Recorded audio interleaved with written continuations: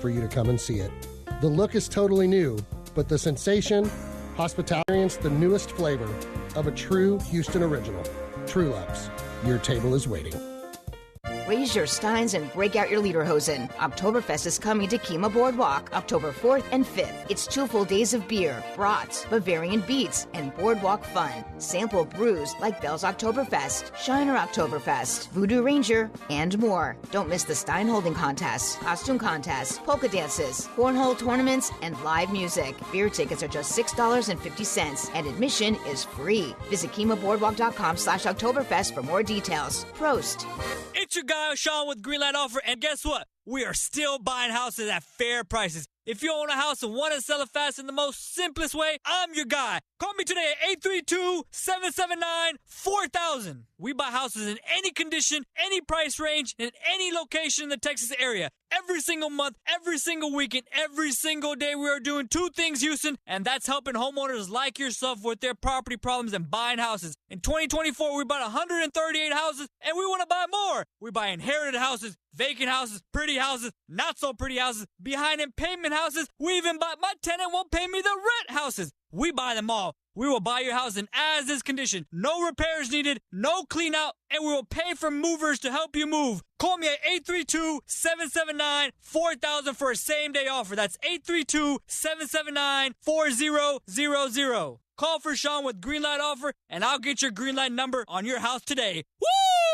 $5,000. That's the average amount of money people in the U.S. are now spending on gas in a year. $5,000. That's crazy. If you drive, you have to download Upside, the free app that gives you cash back every time you get gas. That's right. You can earn real cash back with Upside just by buying the gas you're already buying. You can literally start earning cash back today. I use Upside every time I fill up, and I've already made around $300. You're putting gas in your car anyway. Why not get real cash back? If you like free money, download Upside. I'm saving the cash I earn from using Upside to help pay for a vacation later this year. Download the free Upside app now to earn cash back every time you buy gas. Use promo code COOL to get an extra 25 cents per gallon on your first tank. You can cash out anytime right to your bank, PayPal, or a gift card for Amazon and other brands. Just download the free Upside app and use promo code COOL for a 25 cents per gallon bonus on your first tank. That's code COOL for a 25 cents per gallon bonus.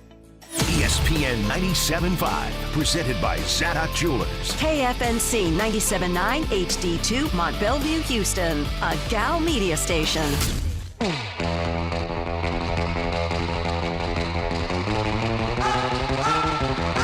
Broadcasting live from the Veritex Community Bank Studios, it's John and Lance. On ESPN 97.5 and 92.5.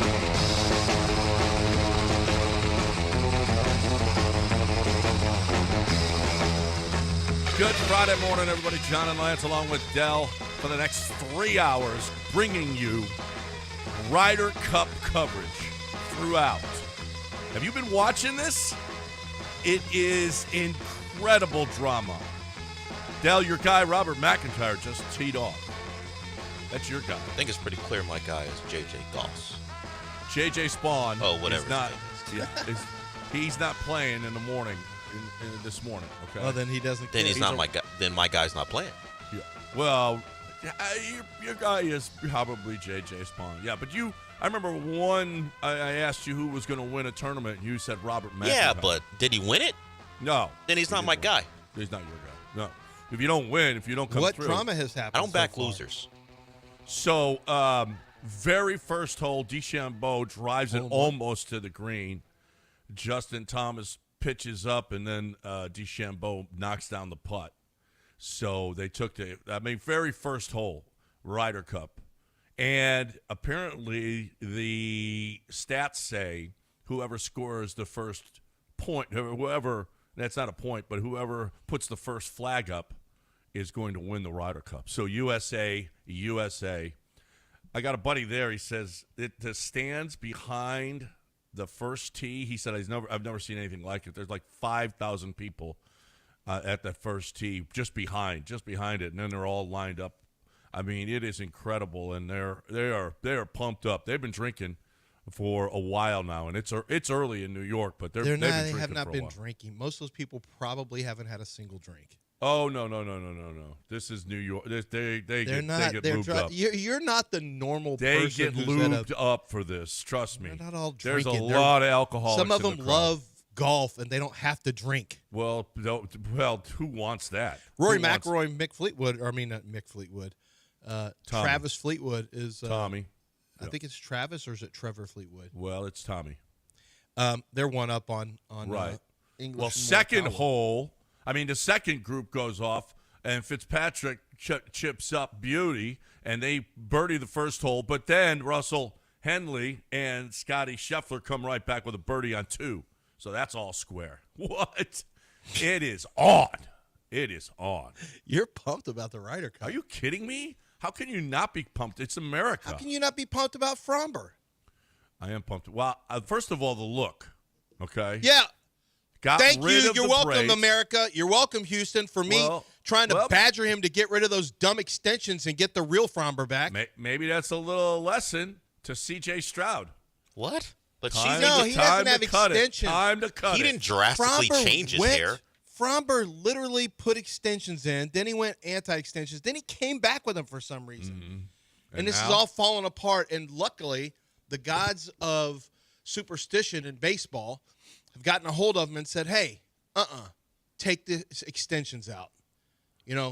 Probably he's just trying to rebrand. Like, no, that was the guy with the extensions was the guy crossing up his catcher and being a bad teammate. This 10 one's a good strikeouts, I throw and the most good of them pitches. were 3-pitch strikeouts. I throw the good pitches.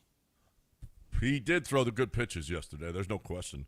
He was awesome. That was Fromber right there. Kept him alive. Now the scenario is, it's bleak, but it's not undoable. Well, it's not great. We really needed one of those teams. We to needed Detroit crater to the other lose team, again. and unfortunately, the Tigers won yesterday. We needed Detroit to lose. If Detroit had lost, we held our own destiny, but we don't. So the Astros, if they go 3-0, and Detroit goes 1-2, Cleveland goes 2-1, or Cleveland goes 1-2, Detroit 2-1, the Astros are in. If the Astros go 3-0, Boston loses all 3, the Astros are in. The Astros have to win all 3, basically. They can get in if Cleveland loses all 3 and they go 2-1. That's what I'm or saying. Detroit goes 0-3. It's unlikely with Cleveland. Detroit is a possibility. But they're playing the Rangers. Yeah. So yeah, Cleveland's playing the Rangers, so that's probably and the Rangers not don't gonna want to help the Astros. That's for sure. And now Detroit's at the Red Sox. Yeah. So but if one team Skubal sweeps, will be pitching one of those games. yes, and if one team sweeps, the Astros can get in if they go 3-0, or they go 2-1 and Detroit. That's what I'm saying. Basically, the Astros have to win out. Yeah, pretty much. Otherwise, one of the other teams has to get swept. Skubal is set to pitch Sunday, September 28th. To get him in. Against Boston, Yeah. That's good. That's a good series. That's a really good series. So they're here in Anaheim. I'm going to have to go tonight. I got to go to support the club. How often do you get to see a superhero like Jason Alexander pitch? Yeah. It's just Hero, and he needs to pitch well because I would love to be able to play the thing, but he didn't pitch well last time. No, he really didn't. He really sucked. We're going to need him to he revert back. Did he last an inning? An inning and a third, I believe, is what he lasted. That was bad. That was awful. That was really, really terrible. Cleveland should wipe out Texas at least 2 out of 3, so they'll win the division. Well, Texas is just going to lay down, so the Astros don't get in. You really need the Red Sox. What it's probably going to boil down to is you want the Red Sox to sweep. Yeah. And Skubal has gotten beat a couple times here down the stretch. So, he's 13-6. Isn't that something? He's one of the front runners. 13 wins now. Congratulations on your Cy Young, sir. You're going to make like 34 starts, and here's your 13, 14 wins. Cy Young. It's not like Hunter Brown has a lot of wins. Crochet's got more wins, I think, than both of them. Yeah, I think Crochet might win it. He could. His numbers aren't as good, but he's got more wins. Well, does he pitch this weekend against Detroit? That would be nice. No, I don't think he does. I didn't think I saw his name there.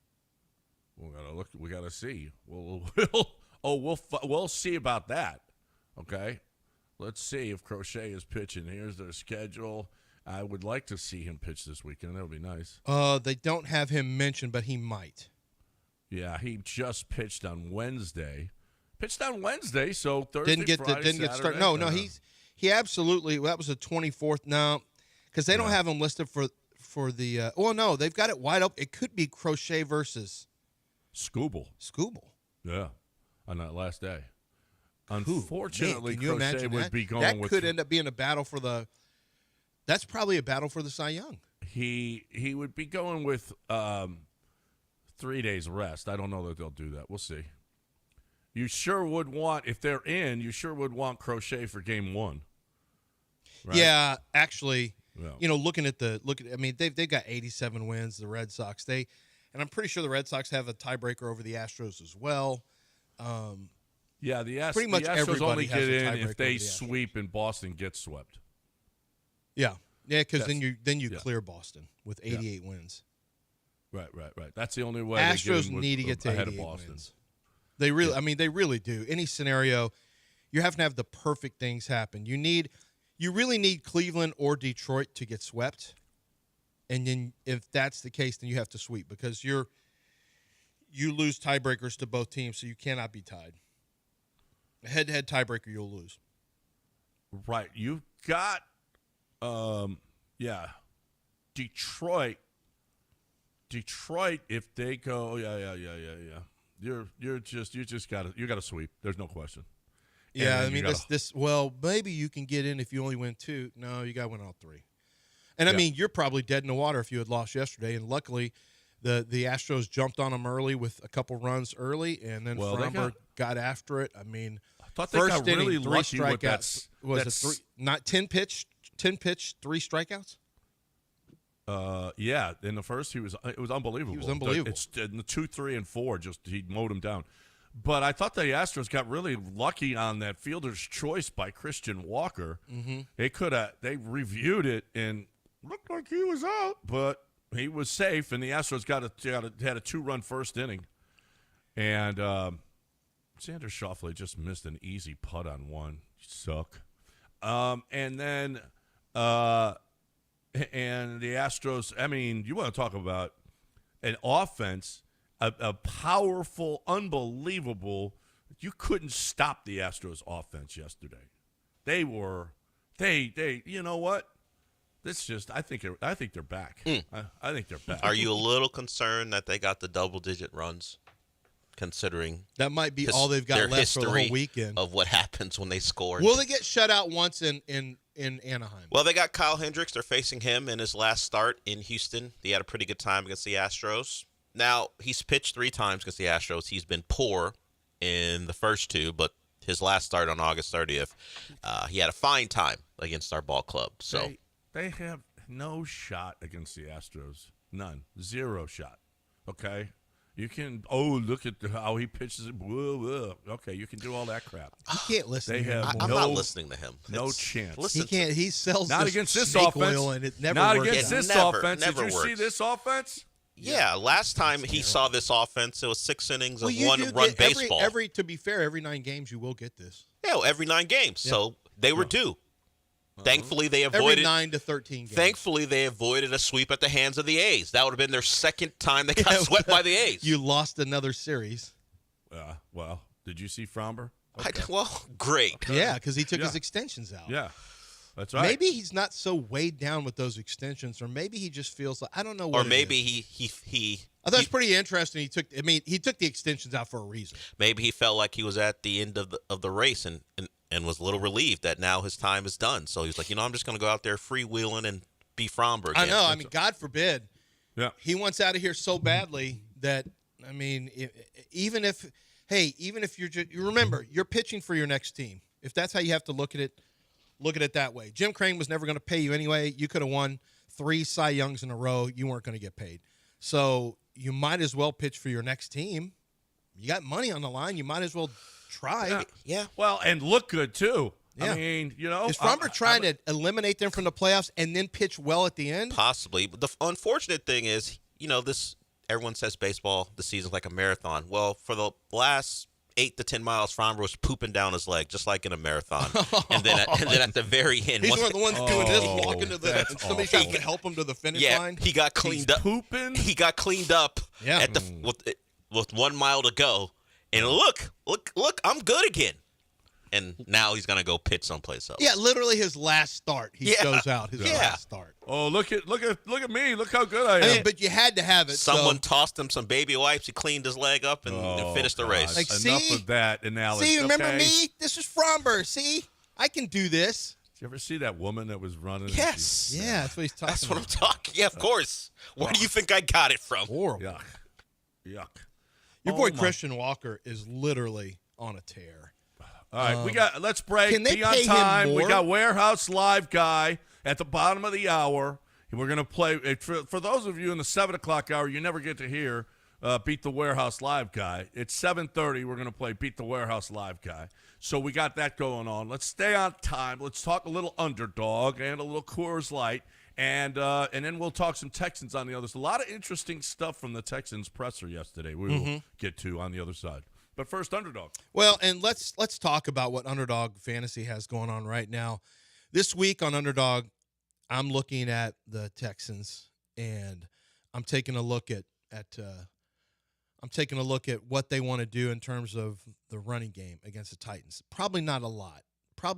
You got Jeffrey Simmons right there in the middle, so we have to really take a look at, what the matchup is going to be that we fear or that we can exploit. That's kind of how you look at that. And so I'm thinking we're probably not going to see a ton of yards from a rushing standpoint. So I click on Nick Chubb, and then I look at his rushing yards, 52.5. Lower. Now, here's the tricky part. If Houston gets up and they get up big, then they're going to run the ball a lot. So you really have to kind of work through the whole scenario of what the game's going to look like. But I just think against that front from they haven't really run it all that well. You've got Jeffrey Simmons in the middle there. I'm just going to say lower. Woody Marks could get some more carries, so I'm going to go lower at Nick Chubb. So I've got one in the books right there. Now it's a matter of finding more players with statistics that I feel like I can exploit with higher or lower. And I could stay in the same game and do that if I like. That's how easy they make it. Cam Ward, for example, passing yards, we'll see what happens with Stingley. But if he doesn't go, we might see higher than 191.5 yards. And you can play with as little as just 2 plays with Underdog Fantasy on your Pick'em Challenge. As little as 2, and you can get 3-1 back. So you're getting, you pick 2 of them, you get 3-1 back. If you add another one, all of a sudden it increases your payout with every single pick you make, higher or lower on statistics. It increases your payout. Get as high as 5 or 6, and your payout really skyrockets. And they've got a flex option, which means you don't have to win every game to win money. Go to Underdog Fantasy. The only way you can play is to download the app, and then I want you to use promo code Lance. On your first deposit, use Lance, and they are going to put $50 of bonus cash into your account. All you have to do is, no, I take it back. We got a new promo. $100 in bonus funds when you play your first $5. We got from 50 to 100. You guys are the first ones to benefit. They've doubled it. That's promo code Lance. Score $100 in bonus funds when you play your first $5. That's all. Underdog. Make picks. Win money. You must be 18 or older and present in Texas. Let's go. Download Underdog. Use promo code Lance. Must be 18 plus and present in Texas. Terms apply. See assets.underdogfantasy.com/web/playing. Get terms _DFS_HTML for details. Concerned with your play? Call 1-800-GAMBLER or visit ncpgambling.org. Houston's independent voice for sports. ESPN 97.5 and 92.5. Feel the beauty, feel the peace at twocreekscrossingresort.com. Attention taxpayers. If you owe $5,000 or more and have missed another tax deadline, you're officially on the IRS's radar. The IRS has resumed aggressive collections. That means wage garnishments, bank levies, even seizures of your home, car, or retirement accounts. If you owe $5,000 or more and missed the deadline, you're stacking new debt on top of what you already owe. Call Priority Tax Relief now. Their experts fight back fast and are saving their clients millions in tax debt every month. I owed over $50,000. and they settled it for pennies on the dollar. These guys are as legit as they come. After speaking on my behalf with the IRS, my entire debt of $25,000 will be eliminated. Whether you've received collection letters or you're already facing liens and garnishments, call for your free consultation. There are no upfront fees. Priority tax relief. Let's make your taxes our priority. Call 800-860-6195. 800-860-6195. 800-860-6195. Priority tax relief. From kickoff to cash out, ESPN Bet has the tools you need to score more on game days. Bet smarter with stats at your fingertips. Get personalized parlays built just for you. And with your fantasy team synced right in the app, you can back your squad. Right now, new customers get $100 in bonus bets when you bet $10. Sign up with promo code USL to get started. Must be 21 plus. Gambling problem? Call 1-800-GAMBLER. Terms and conditions apply. See app for details. Offer not available in New York. New Beyond Raw Lit V2 pre-workout. GNC's #1 pre-workout. Now with harder hitting energy, an intense mind-body connection, and enhanced endurance support. This isn't just pre-workout, it's precision engineering for your body. Turbocharge your workout with new Beyond Raw Lit V2. Available now at GNC and GNC.com. Is there a better combination than all of these games and Coors Light? I think not. And I want to tell you, okay, Lance has no idea. No idea. He says, they're drinking at the Ryder Cup. Trust me. And I hope they're drinking Coors Light. I hope they're drinking cold, clean, crisp, refreshing Coors Light. I'm not sure that they're selling it at the Ryder Cup. I think another beer company bought it. So I hope that they brought their own. And I hope that they're refreshed. And I hope that they're loving life this weekend. And you should too. What a great college football weekend, pro football weekend, Ryder Cup weekend, all. You can enjoy it all with a cold, clean, crisp, refreshing Coors Light. Why would you not want to be refreshed while you're watching your games? Cold, clean, crisp, refreshing Coors Light. Make sure you load up this weekend with the best beer in the world, Coors Light.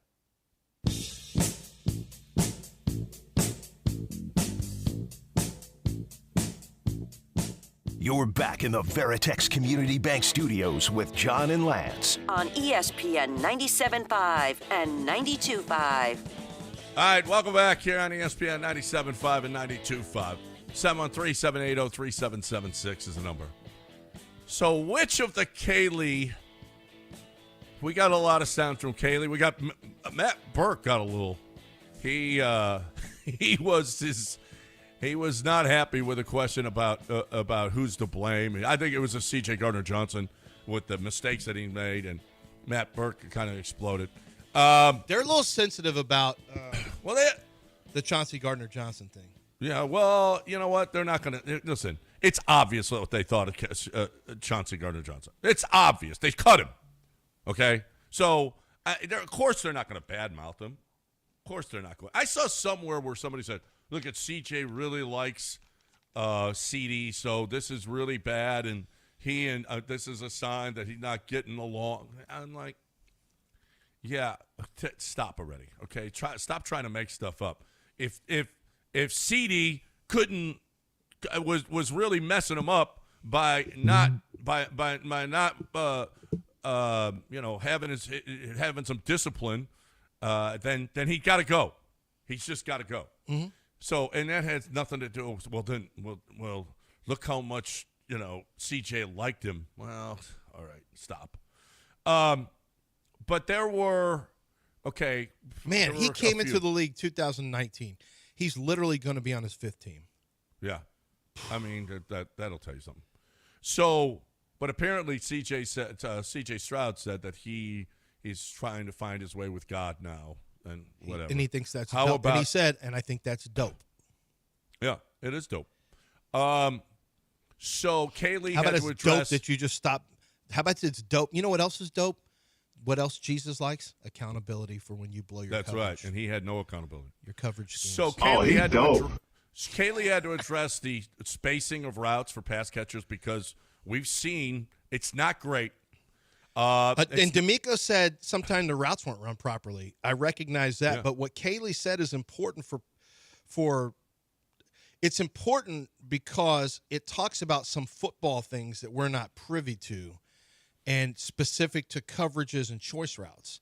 So he's basically telling you, he's not saying they're making mistakes, but he's kind of telling you they're not really designed for them to be that close. Guys are making mistakes on choice routes. Yeah, they're right. reading a coverage and they're taking a route because certain routes are built in, not always, but in some offenses, the New England style offense, they got choice routes built into it where, you and the quarterback have got to read it the same way.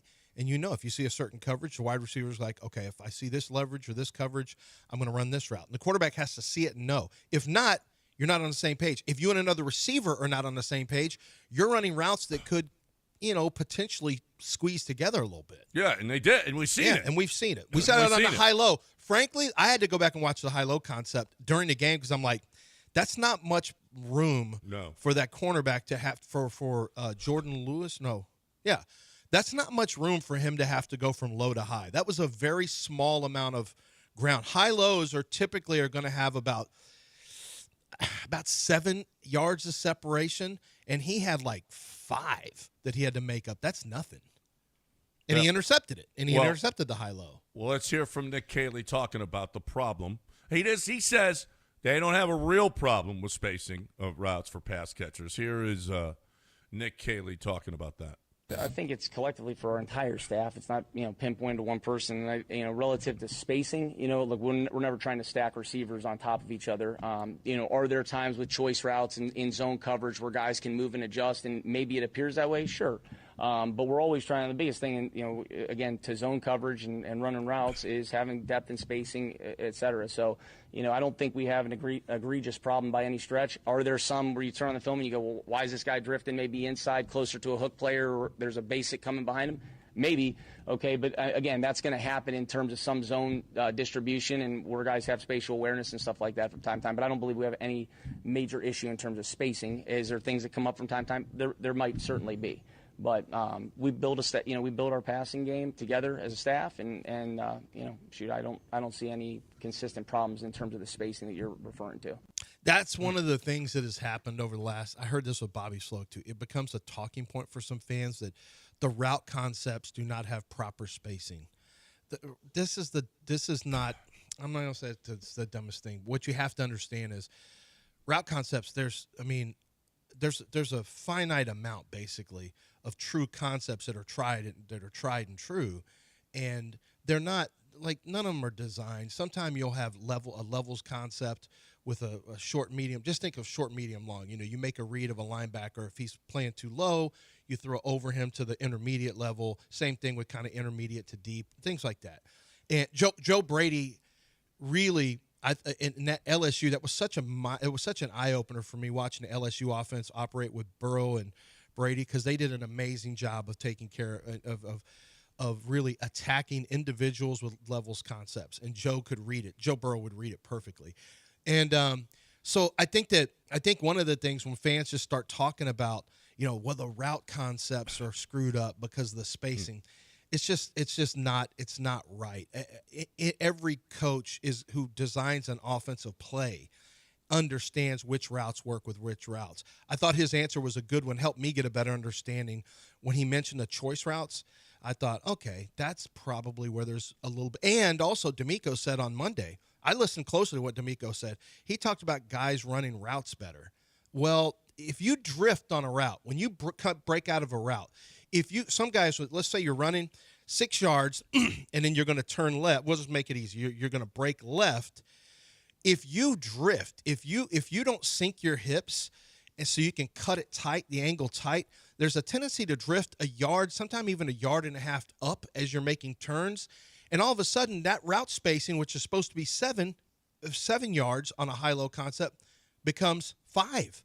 And I think so Dalton Schultz ran the underneath route because I looked at that specifically and I thought, I don't know that Dalton maybe wasn't supposed to break that off a little tighter at a tighter angle. But little things like that can turn into losses. I mean, it turned into an interception. Yeah.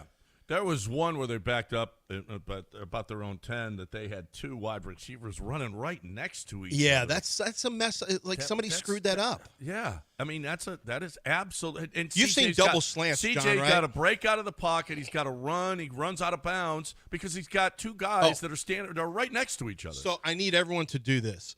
This is the first time I've looked at it. So Prime, if you go to Prime, if you're watching a Thursday game on Prime, Dustin alerted me. I'd heard everyone talking about it last week, and I wasn't sure where to find it. If you go to Prime Sports or Amazon Prime to watch a Thursday game, you'll have on the screen, it'll say Cardinals, Cardinals Seahawks, and you'll click, instead of watch live, you click details, and it will show you, okay, here's the regular, here's the Spanish, and here's the version with next gen stats playing. Click that one the next time you get a chance. It's an all 22. But it's an angle. But usually with all 22s, we get a sideline where you see everything. But it's a wide shot, and then you get the end zone angle where you only get the offensive line basically for the most part. It's a real tight shot. This one has an elevated end zone shot basically, but it's tight because it's a camera that is over the field. Have you seen it, John? Okay. Yeah. No, we got to stop though. Because God! We got to get to break because we got Warehouse Live guy right. Is after he this. Flying somewhere? He's in Missouri, and he's playing in a golf. It's not the Ryder Cup. He's not in the Ryder Cup, but he's in a golf tournament this weekend. So we got to get to him next. Right now, though, you got to talk about Zadig. Yeah, I'll tell you about Zadig Jewelers. They got big Watchtoberfest coming up, and I've talked about this before. The Watchtoberfest is really incredible. They've got so many different new watches to choose from, and it's your opportunity to see the best of what's available and the best of what's to come. And I'll give you an example right now. This weekend, you can kick off your Saturday with coffee, cars, collectors, and canines. Here's what they're doing. Lamborghinis, McLarens, rare exotics that are curated by Indigo Auto Group. Plus, you can meet adoptable dogs from Katie's foster fam, and find your forever companion. You can raise a glass with Parish Brewing while DJ Anarchy spins live as you explore the latest timepiece debuts from over 25 luxury brands. You got cars, you got canines, you've got your DJ spinning. You're going to have everything there that you can really kick off your Saturday with, but you've got to get over to now.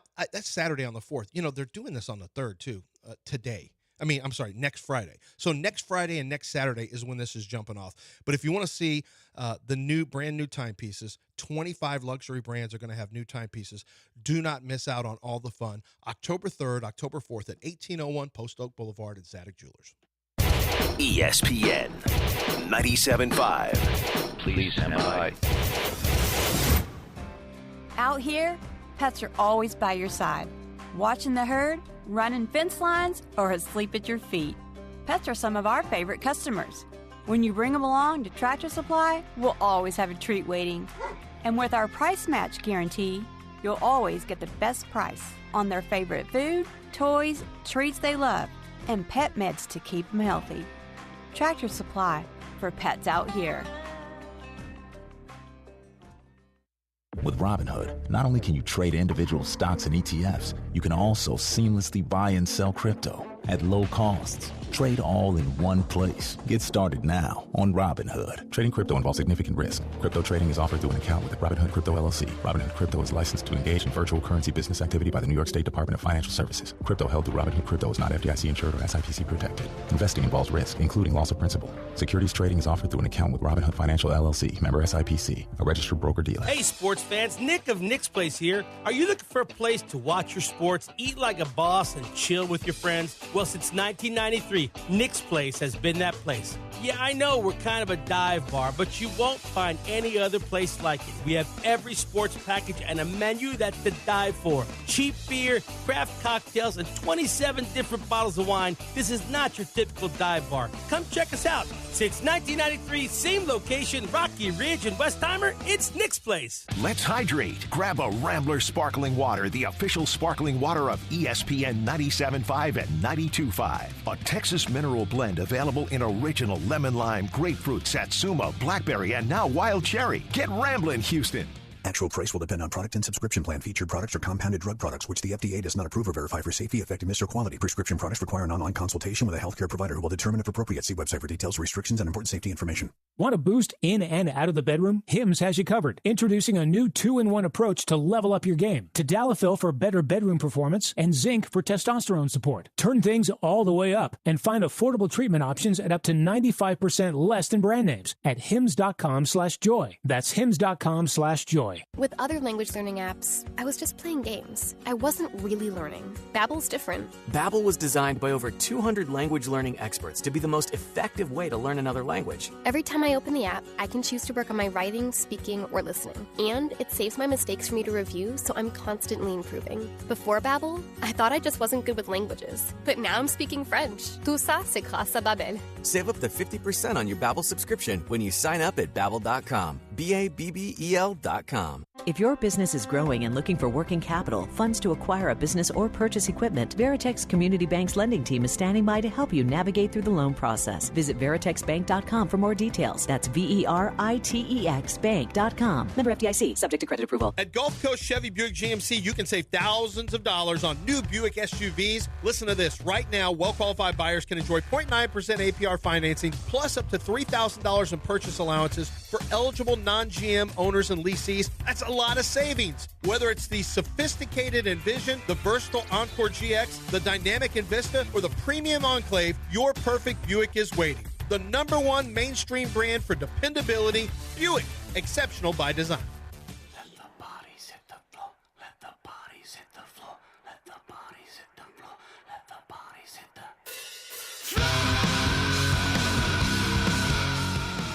You're back in the Veritex Community Bank Studios with John and Lance. On ESPN 97.5 and 92.5. All right, this is usually 9:30, but a couple hours early because Justin, I'm not sure. I don't think I know he's playing golf this weekend. I don't think he's in the Ryder Cup, though. I'm pretty sure he's not in the Ryder Cup because I see the teams, unless he's sitting in the morning session here.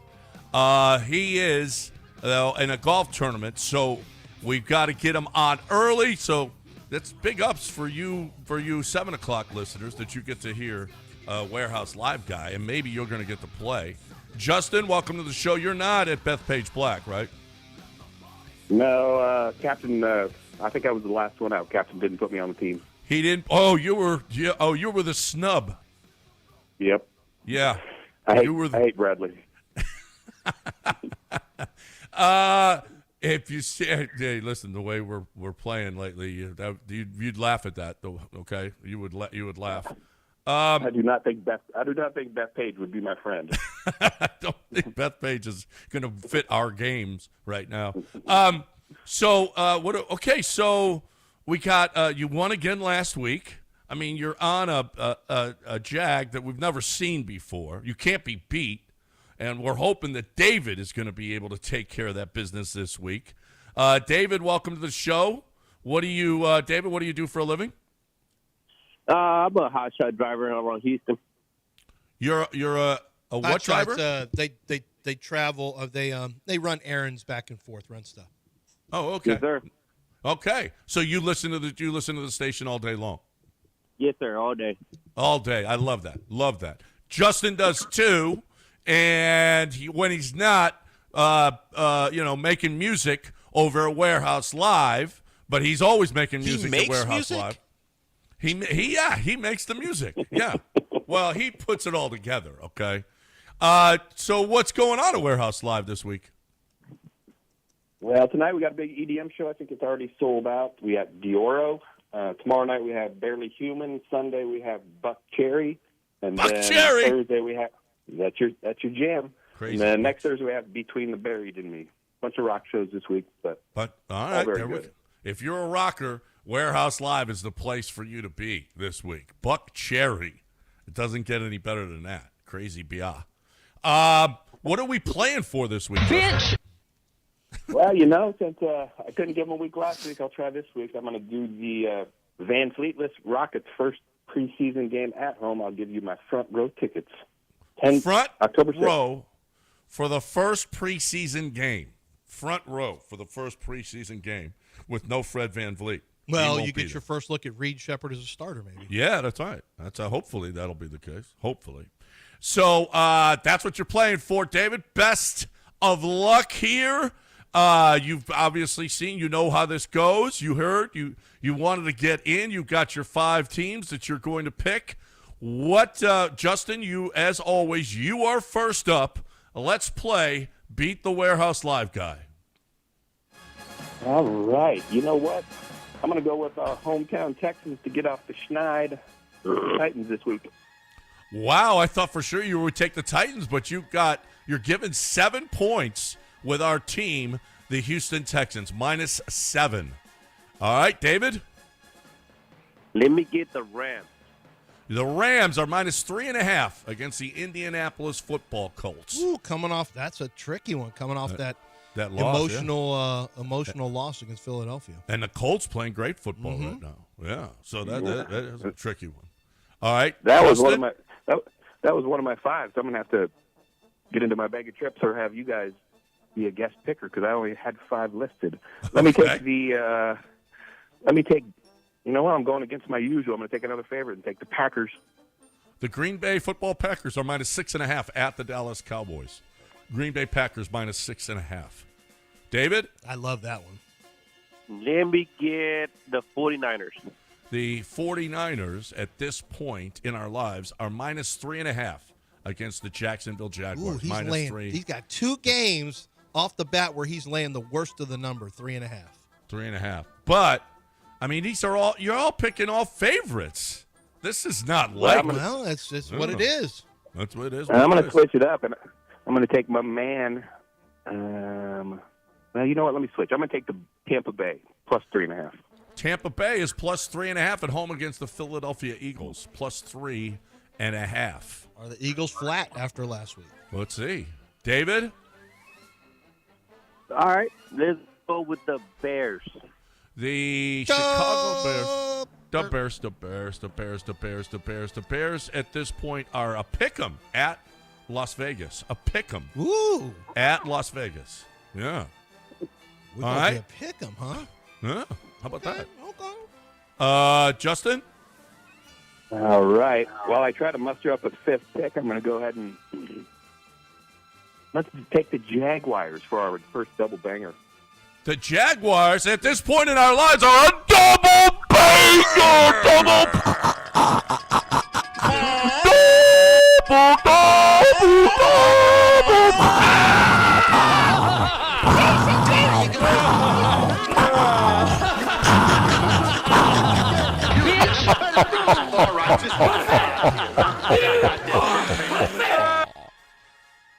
+3.5 against San Francisco. +3.5. Double bang. All right. David? All right. Let's go with Philadelphia. Philadelphia is another a double banger! Double banger!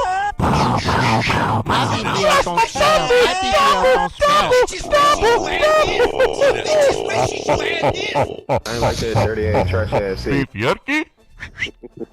Okay. Justin, you got one more? Let's go with, you know what? Let's go with the Atlanta Falcons. The Atlanta Falcons are +1 at home against the After Washington that Commanders. beating at the hands of the Carolina Panthers, 30-0. Penix looked terrible. So Smells like a good spot. Mm-hmm. Yeah. Feels like All it. right. Who, and your last one now. What is it, David? With the last one. All right, let's go with Pittsburgh. The Pittsburgh football Steelers, at this point in our lives, the Pittsburgh Steelers are +2.5 at home against the Minnesota Vikings. +2.5. How is Minnesota with Carson Wentz laying that to the Pittsburgh Steelers? Right. That number seems weird to me. At Pittsburgh. You think that's a queer line? Yeah, I do. I'm like, what? How are they the favorite here? No. That might be. That seems like Feels more like a pick 'em at worst. Yeah. All right, Dell, who we got? Justin goes with the hometown Texans -7, Packers -6.5, Bucks +3.5, Jags +3.5, and the Falcons +1. David has Rams -3.5, 49ers -3.5, Bears with the pick'em, Eagles -3.5, and Steelers +2.5. Oh yeah. Yeah. Good luck to everyone involved. There it is. Yep. There it is. Be good. David, keep on listening. We appreciate you, man. We're rooting for you. We got to get those. We want those tickets in your hands. And we that want the limo packages to get where they're supposed to go. Ride. Yeah. Okay. That limo ride and the tickets. There and back. How about that? We're rooting for you, buddy. Thank you, David. Thanks for listening. And, Justin, as always, thank you. Go to warehouselive.com and see all the shows. Warehouselive.com is where you can get it. Your rock on this week. It is the place. Get your to rock out. on, Dell. Get your rock on. on. As in your rock. Come on, Dell. Oh, got it. Yeah. Yeah. Dell thought it was just came off odd. He said, Warehouse Live, where you can get it, and your rock on. You Okay. can get your rock on. Okay. Not rocks off. He said get your rock I said on. not off. Okay. Yeah. Just I didn't know Justin ran that type of club. That's all. You can get your rock on. Okay. Not plural, off. Justin, man, we appreciate it. And have a great weekend. And kill the course. Just destroy it this week. I appreciate it, guys. Have a good weekend. All right. There's Justin live from Missouri, I believe. Missouri. That's right. That Steelers game is in Dublin, Ireland. So that's right. And so is the Tampa game. Yeah. It's double bubbles, right? No. Tampa's at home. You sure Tampa's at home? Yeah. Tampa's not in Dublin. Okay, because I was looking online at something. No, that would make more. Yeah, the Vikings. Man, would and they Steelers. be a 9.5-point favorite at home against Tampa? Who, the Eagles? Yeah. Does that seem a little high? If it was a home game for the Eagles? Yeah. Yeah, you're right. It is at Tampa. Yeah, it's at home. Yeah. It is at Tampa. Yeah, I just saw something online where it made it look like there were 2 games in Dublin. That's right. That's why the game's There's 2.5. 2 Monday night games. Okay, so that's why the game's 2.5, because it would be about a pick 'em. And the if it were in Vikings are Pittsburgh. staying there, right? Because they have another Europe game next week, right? What? Wow, curious schedule making there. Because this one is considered a Steelers home game. This is only a matter of time before every NFL team is going to be faced with the 2 straight games in Europe thing. And how about that? I mean, usually it's for the Jaguars or the Panthers, teams that have a problem filling up their home stadium. Yeah. The Steelers have no problem with that. So the Vikings are playing 2 straight road games, Steelers and Browns, in Yeah, but London, it's in probably- Europe. It's probably a pretty fun trip for Steelers fans to make, right? I would imagine that's a destination for a lot. I know when the Texans went to London, a lot of people circled that as, okay, that's a trip I'm making this year. So I'd imagine you have some of that going too. Yeah. Because Steelers haven't been. I don't know that I remember. Well- I'm sure the Steelers have been to Europe at some point. I'm just off the top of my head. Now with the extra game, the Steelers probably had an extra home game, so they probably still have 8 home games. Yeah, I don't think they would take one away. They wouldn't take. They certainly wouldn't go when they had. Yeah, I mean, just 7 home games. I'm sure. Yeah, that they wouldn't take one away. They probably had 9 home games this year, and so one of them is in Dublin. All right, that is, if you have never heard it before. By the way, the limo ride there and back, plus the tickets to the game. So that's what Justin does for our listeners. Only he hasn't been doing it lately because he wins every week, which is terrible. So good luck to David. Right now, though, good luck to you if you got into an accident. John Daspit, you don't need luck. I think your luck has just turned the right direction if you sign up with John Daspit, the Daspit Law Firm. Listen, they need to make sure you have a case. I know one of our listeners went there, and John went through the entire caseload. The guy had the guy reached out in direct message, and I'm glad he did. He said, hey, they're saying that I don't have a case, and he laid out the elements, and it really sounded unfortunate because I think his daughter got screwed. But John looked at the case himself. He goes, unfortunately, I'm not going to go too far into it. He goes, unfortunately, this is the situation, and it's going to be really hard for him to win. Really, really hard for him to win. And they'll be honest like that with you. You can start the process online at daspitlaw.com. The bottom right-hand side, it says, click here to chat live, and you can start that process. But they'll get on the phone with you, and they will review your case. You can come into the office, and they will review your case and see if you have a case. Of course, they are bilingual, so that's not a problem if you know someone who is only Spanish speaking, for example. But they look at the entire case, and they say, okay, if you've been hurt because of someone else's negligence, if you have lost, and they also handle negligence of security and property, that's another one where you're not physically hurt, but you've lost monetary value. That's something that they look at as well for people. So many different types of accidents because they want to make sure that all of your medical bills are covered. They want to make sure you get to the hospital and get looked at. It wasn't your fault. You need to make sure everything is looked at, everything is fixed, all the physical therapy or surgeries are taken care of. Your time missed from work is going to be compensated, and then your pain and suffering is going to be compensated for as well. And you're not squeezed on that when you are given a fair or an aggressive settlement because John Daspit is fighting for you. 713-CALL-NOW is the phone number, 713-CALL-NOW, or go to daspitlaw.com. Listen to ESPN 97.5 and HD, 97.9 HD2. Trulux, Ocean's finest seafood and crab. A Houston original, proudly serving our great city for over 30 years. We have recently updated our restaurant with a modern sensibility and sophisticated finishes. We can't wait for you to come and see it. The look is totally new, but the sensation, hospitality, and quality remain unmistakably Trulux.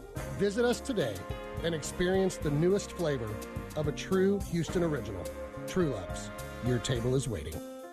Attention taxpayers, if you owe $5,000 or more and have missed another tax deadline, you're officially on the IRS's radar. The IRS has resumed aggressive collections. That means wage garnishments, bank levies, even seizures of your home, car, or retirement accounts. If you owe $5,000 or more and missed the deadline, you're stacking new debt on top of what you already owe. Call Priority Tax Relief now. Their experts fight back fast and are saving their clients millions in tax debt every month. I owed over $50,000.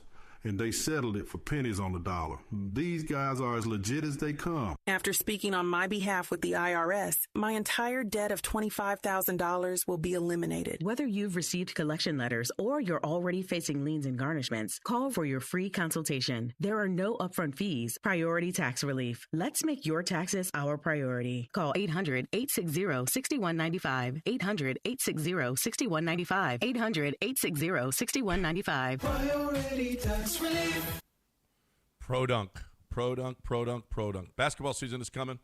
Your kids are going to watch we have two of the best teams in their respective divisions, right? NBA and in college basketball, two of the best teams in the country. And they're going to want to play. They're going to want to be out there in the driveway. You're going to want them out there in the driveway instead of playing, your video games. Get them out there, exercising, having fun, okay? But the only way to do it, especially if they're small, if you got younger kids, you got to get a Pro Dunk goal. You got to raise and lower the goal with the push of a button. Back in the day, we had a crank, and we had to crank it, and that was easy, but this is a lot easier, okay? Just the push of a button raises and lowers the goal. Kids will love it. Unbreakable rim, beautiful, beautiful goal. Doesn't get any better. The installation is second to none. You're looking for the best goal, it's not even arguable. And the kids will be out there playing. Your wife will love it because it looks great. You'll love it because they're actually using it. It is the way to go. You need a goal, there's only one place to go. Produnk.com, Produnk.com. McGrath Pest Control kills bugs so you don't have to. McGrathPestControl.com.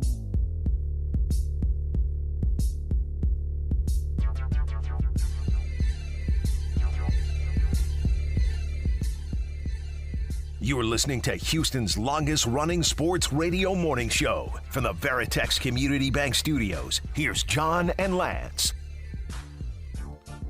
My granddaughter, Charlie, is listening, watching. She loves the double banger. Thinks Papa's silly. Double banger. How old is she now? Is she talking yet? Oh, yeah. She is? A bunch. Yeah, she's 2.5. Does she say banger?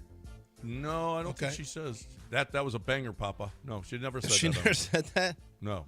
She doesn't call it bubble banger? Because little kids have a charge. Well, she might. I don't know. She might. We'll have to see. I'll have to get Steffi to record her saying double banger. Yeah. Right. I don't know if I want her saying that, but per se. Well, but, yeah. I mean, if she listens to do you want her listening to the show then? Right. Do you want her saying things that Papa says on the show? No, Okay. that's not something. What would what's her name again? I just forgot. You just said Charlie. Charlie.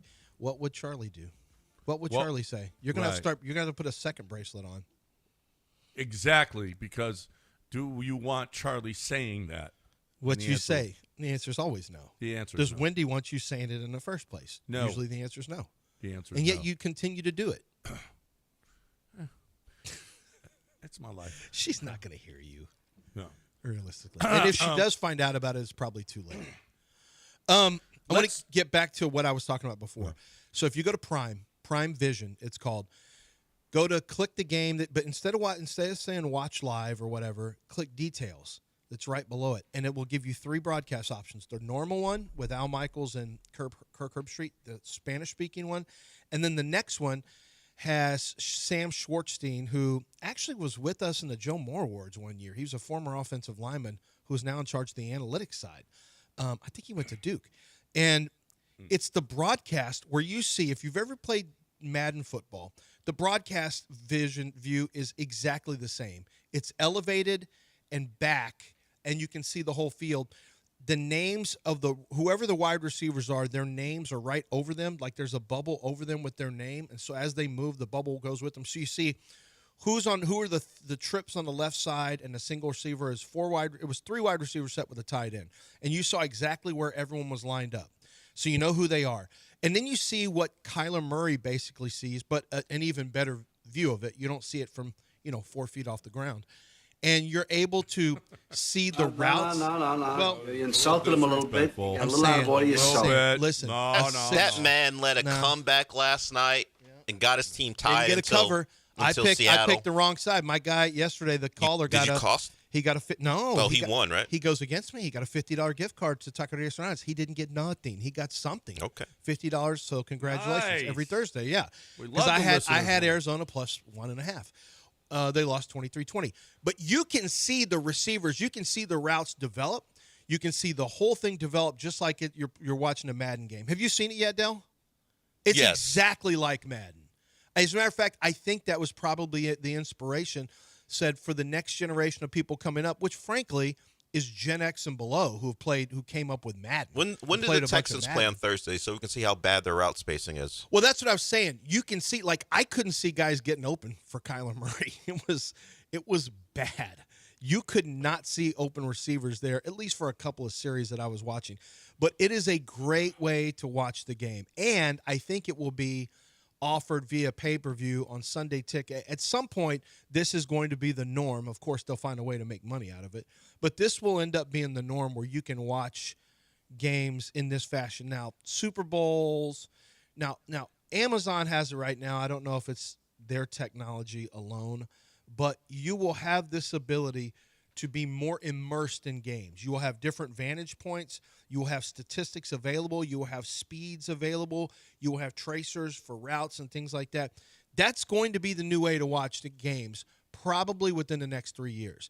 My guess is that, they'll find ESPN's going to get the technology or NBC or whoever, and they're going to offer that for Super Bowls. You know how we have, I don't know if you ever, I know you've done this, John, where you watch the coaches' version of the national championship game where they have a Pat McAfee broadcast. Yeah, right. They had, at one point, they had Kevin Sumlin and 4 other coaches, which I thought was incredible insight. Yeah, I don't know about the whole game like that. Gary Patterson wouldn't shut up. That was yeah, that's right. But I don't know if the whole game I'd want to watch the coaches talking, but listening to the coaches break down what's going on was awesome. Yeah. The McAfee thing I could do without, but other McAfee lovers, if they get to watch the whole game, like with Pat, you and I should have a channel. I mean, if they're smart, they would put us on a channel and let us do a broadcast. No question. I'm disgusted right now. We're down 4 holes in one match and 3 holes in the other. And Scotty Scheffler is down 3 holes in his match. Are you kidding me? The greatest player in the world is down 3 already? And the other match down 4? Mm-hmm. We suck at Ryder Cup lately. Suck. We were big favorites, too, and I Your excitement level just plummeted. Well, Who wasn't? It was going to be too close. Who didn't? They weren't big favorites. They were like 150. 150. That's a big favorite, bro. That's not huge. No, listen, we shouldn't be a favorite against this team. We I shouldn't. know. That's why the smart people are taking, but you don't want to take Europe. You want to No, be able I to got to cheer root for Europe? Yeah, you got to cheer for your For teams. those people? Right. You seen Europe lately? You got to cheer for your teams. Yeah. I saw Europe year before last. I'm disgusted with Europe. I wanted to go watch an Everton match this year, but I don't think Alec can get out of his he's got finals. Oh, he has to go to. he's got to go to school. He's got to go to school, go to class. Well, he doesn't play for Alabama. He works for the team. So, yes, he probably does have to go to school. He does have to. He doesn't play receiver. I said, Alec, we can go to the Nottingham Forest match. We'll just go here. You get this on the 6th. He's ugly. like, man, you can't go Nottingham. Nottingham. It's Nottingham. You don't say Nottingham. Nottingham is what we call it in the States. Nottingham. You ain't real. Well, Yeah. I was going to be able to get tickets for that one because it's He's Nottingham. an American. What We're is it going again? to Nottingham. Nottingham? Nottingham. Nottingham. Yeah. So For we the say derby. things the way we don't. As a You sign call of it a derby. As a sign of disrespect, I call it Nottingham. That I'm intentionally mispronouncing. No, now you know. to disrespect You're just it. being an American. To That's disrespect all. You don't know it. nothing. And like, well, I've got a test on the 9th. I'm like, Bring your trailer. So? We come back on the 7th. We get back on the 8th. You'll be ready. Just study on the flight back. He brought it. He took a. It's 9.5 hours. He's asking everybody when he's walking in, "Where's the grill? You think you can tailgate it at the Nottingham match?" Yeah. Do you know that I did not know this until I went there when we were in Spain about 3 years ago to visit McCool and Kelly. McCool and I went to a match there, and he's in Sevilla. We went to a Sevilla versus Getafe. However, I'm mispronouncing that on purpose. Yeah, of course. Sure you are. And did you know, this is not going to make you happy, John, in La Liga, no alcohol sold at all in the stadium. Zero. Yeah, well, there was None. plenty before. There was plenty before the match. He knows. He went to a Real Madrid match. Oh, that's right. Real Oh, Madrid. yeah, that's right. And you saw that there was no beer. Now, yeah, No. they will outside They the don't stadium. have they you don't gotta have get it in. concession stands in the stadium. No, well, they don't have any concessions. Actually, you're right. Not at the Real Madrid. They didn't have any. No, Now, they you're had right. They had a little that's- a little cart. that you could buy sandwiches that Yeah, they had. right. And people were Everybody wolfing down brought their own sandwiches. sandwiches. I was like, hey, how come you all are eating and I'm not? And I asked McCool, I said, is this like this everywhere? He goes, oh, yeah, it's like this everywhere in La Liga. And I said, why? He goes, well, they had issues back in the day, and they said we're getting rid of alcohol. But they couldn't do that in England. They Alcohol could gets not do blamed that for in England. everything. That's the worst. Germany, England, they're not doing that. Right on, baby. Let's go. Sometimes alcohol can be a problem. Woo! Sometimes for really? some people. How much has he won since he's been sober?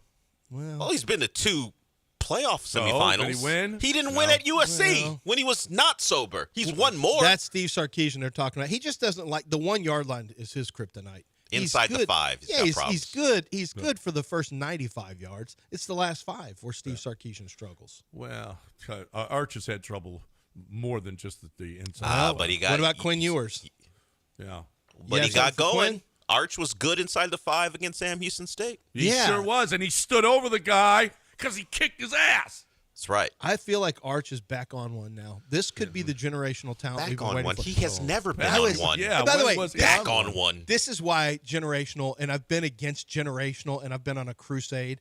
How about you losers who called Marvin Harrison Jr. a generational He made talent? plays late. He made did. a couple catches, and everyone in Arizona freaked out because But this he guy's was dropping everything. crying after he made the touchdown He catch. couldn't believe it. I made I a know. play. I made a play. I made a Marvin Harrison Jr., generational talent. He was behind Malik Neighbors for me. Caleb Williams, generational talent. He was behind Malik Caleb's Neighbors. playing pretty well. Yeah, not generational. He's Oh, really? He's Oh, finally really? completing passes. It's only I'm his pretty second sure, year, Lance. Wait a minute. I'm Generational. pretty sure you've got Arch Malik Manning, Neighbors on your generational. fantasy team, I and do. he got you 3 points this week. I know. What does Yeah. that have to do with anything? Well, Well, I because can't he do anything sucks. about because Russell Wilson's not generational. It was So Russell it's not Malik Wilson's Neighbors' problem? fault. Okay. Well, yeah. Now they double teamed him too, but Russell was bad. And Jackson Dart is I don't know what's going to happen with Jackson Dart. You got to stop saying generational talent. Travis Hunter's not generational. I never believed that. Travis Hunter's not. Now what he does is unique, but you got in there people are already reacting to Travis Hunter. Oh, Deion's like, they got to play him more. He needs more snaps on both sides of the ball. And Jacksonville's like, no, he probably needs to live on one He needs side a and rest. learn the position like everyone thought. There's nobody who thought it was a good idea other than Mike Vrabel said, hey, if we draft him and he can handle it, we're going to give him as much as he can. But it's too hard as a rookie to learn your position if you're not taking all the reps and all the meetings. No real football people thought it was a good idea. No but real football the thought it general NFL media I've seen or him. I saw him do it against Iowa State. Wanted to see it. Oh, you saw him. You saw him wear out Iowa State. Congratulations. Couldn't even wear out BYU. I'm seeing Brinkman quality. I'm seeing the best roofer. What about your solar? What about your solar shingles? I didn't even know that until yesterday's spot that you had. Yeah, I didn't even know they had those. Solar shingles. It's not. Yeah, I mean, they look like they're just shingles, but they're solar. I mean, because when you see solar in the glass, it's like that's not a great look for the house, especially maybe a classic house. That's not a great look. And the shingles, though, are you kidding me? So you can get solar-powered shingles, all right? And you talk to Jason. Jason will tell you, man, it's the best way to go. It's not even arguable. They'll pay for themselves. So if you need a new roof, well, do you even know if you need a new roof? How about getting a free consultation? If you haven't looked at your roof in 5, 10, 15, 20 years, you need to. Because if anything happens and your roof doesn't hold up, then guess what? The insurance company ain't paying you. Well, what have you done? Have you checked your roof in 20 years? No? All right, call 844-215-2876. 844-215-2876. Have Jason come out, and his guys will give you a free consultation on what's going on. And he's got all the different roofs. He's got siding. He's got everything. 844-215-2876 or BrinkmanQuality.com. Listen to ESPN 97.5 and HD, 97.9 HD2. Are you ready to unleash the beast? Monster Energy is here to give you the edge this college tailgate season.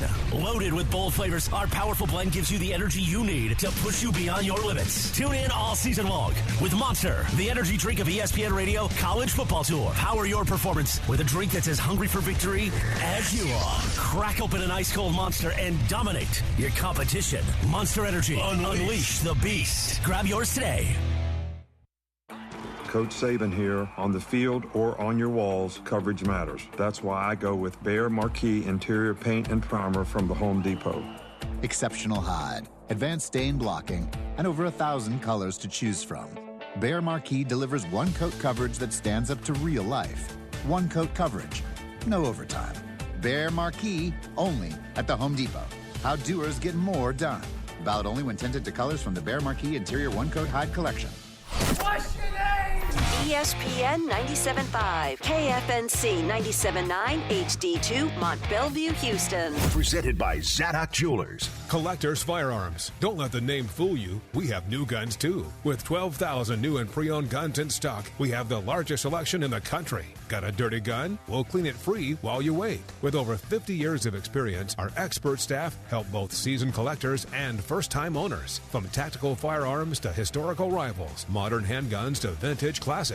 Visit us at Westheimer and Voss or online at collectorsfirearms.com. Collectors Firearms, the best damn gun shop in the world. Dream Rate Mortgage, the ultimate mortgage hookup. Visit 975loans.com. NMLS number 2482473, Equal Housing Lender. This is Lisa Zadok from Zadok Jewelers. Have a watch that needs a battery change or just plain doesn't work anymore? Maintaining a luxury timepiece requires exacting attention, and we service over 30 of the world's favorite brands, in addition to being the largest authorized dealer in the region. If something's just not right, allow our 7 on-site watchmakers to handle your watch with the care and attention it deserves. Bring your watch in for an estimate today. Zadok Jewelers. Make the moment. It's John and Lance. Is there any intelligence out there at all? Live from the Veritex Community Bank Studios, here's John Granado and Lance Zerline. As a people, we suck. I mean, Justin Thomas can't hit a green or make a putt. I mean, Harris English just had an 80-footer. I mean, can we hit a shot? No, not until you get J.J. Spahn is the one who drains 80-footers. I know. J.J., nice job, Keegan Bradley, putting this together. Way to go, Keegan. Off to another slow start at the Ryder Cup. Congratulations. Down in 3 matches, up 1 hole in the other. It would suck. I mean, as a people, we're just not good. What do you mean? As a golf people or just? Yeah. Oh. As a golf people. I'll get over it. Somehow I'll get over it. If America doesn't come through and win, I'll find a way to. Rom just missed the putt. Power Thank through. God. All right. Are you going to be doing this throughout your It weekend? appears as though. I know he'll do it on this show. I've accepted my fate. But are you just going to be locked in shot for shot with all the college football going on in the NFL? Both, all of it. You're going to be I locked got my in on TV Ryder set up, Cup? brother. I got my TV set up, brother. Don't worry. What are you? Hulk what are you, Hogan? Hulk Hogan? Yeah, brother. I got it. I'm I ready. got my TV set up, brother.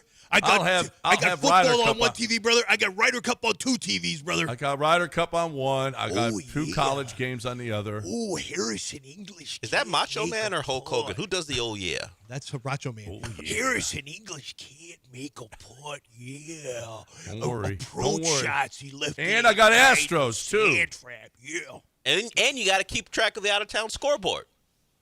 I do. You got to look at what's going on in Boston, right? That series in Boston? Yeah. No.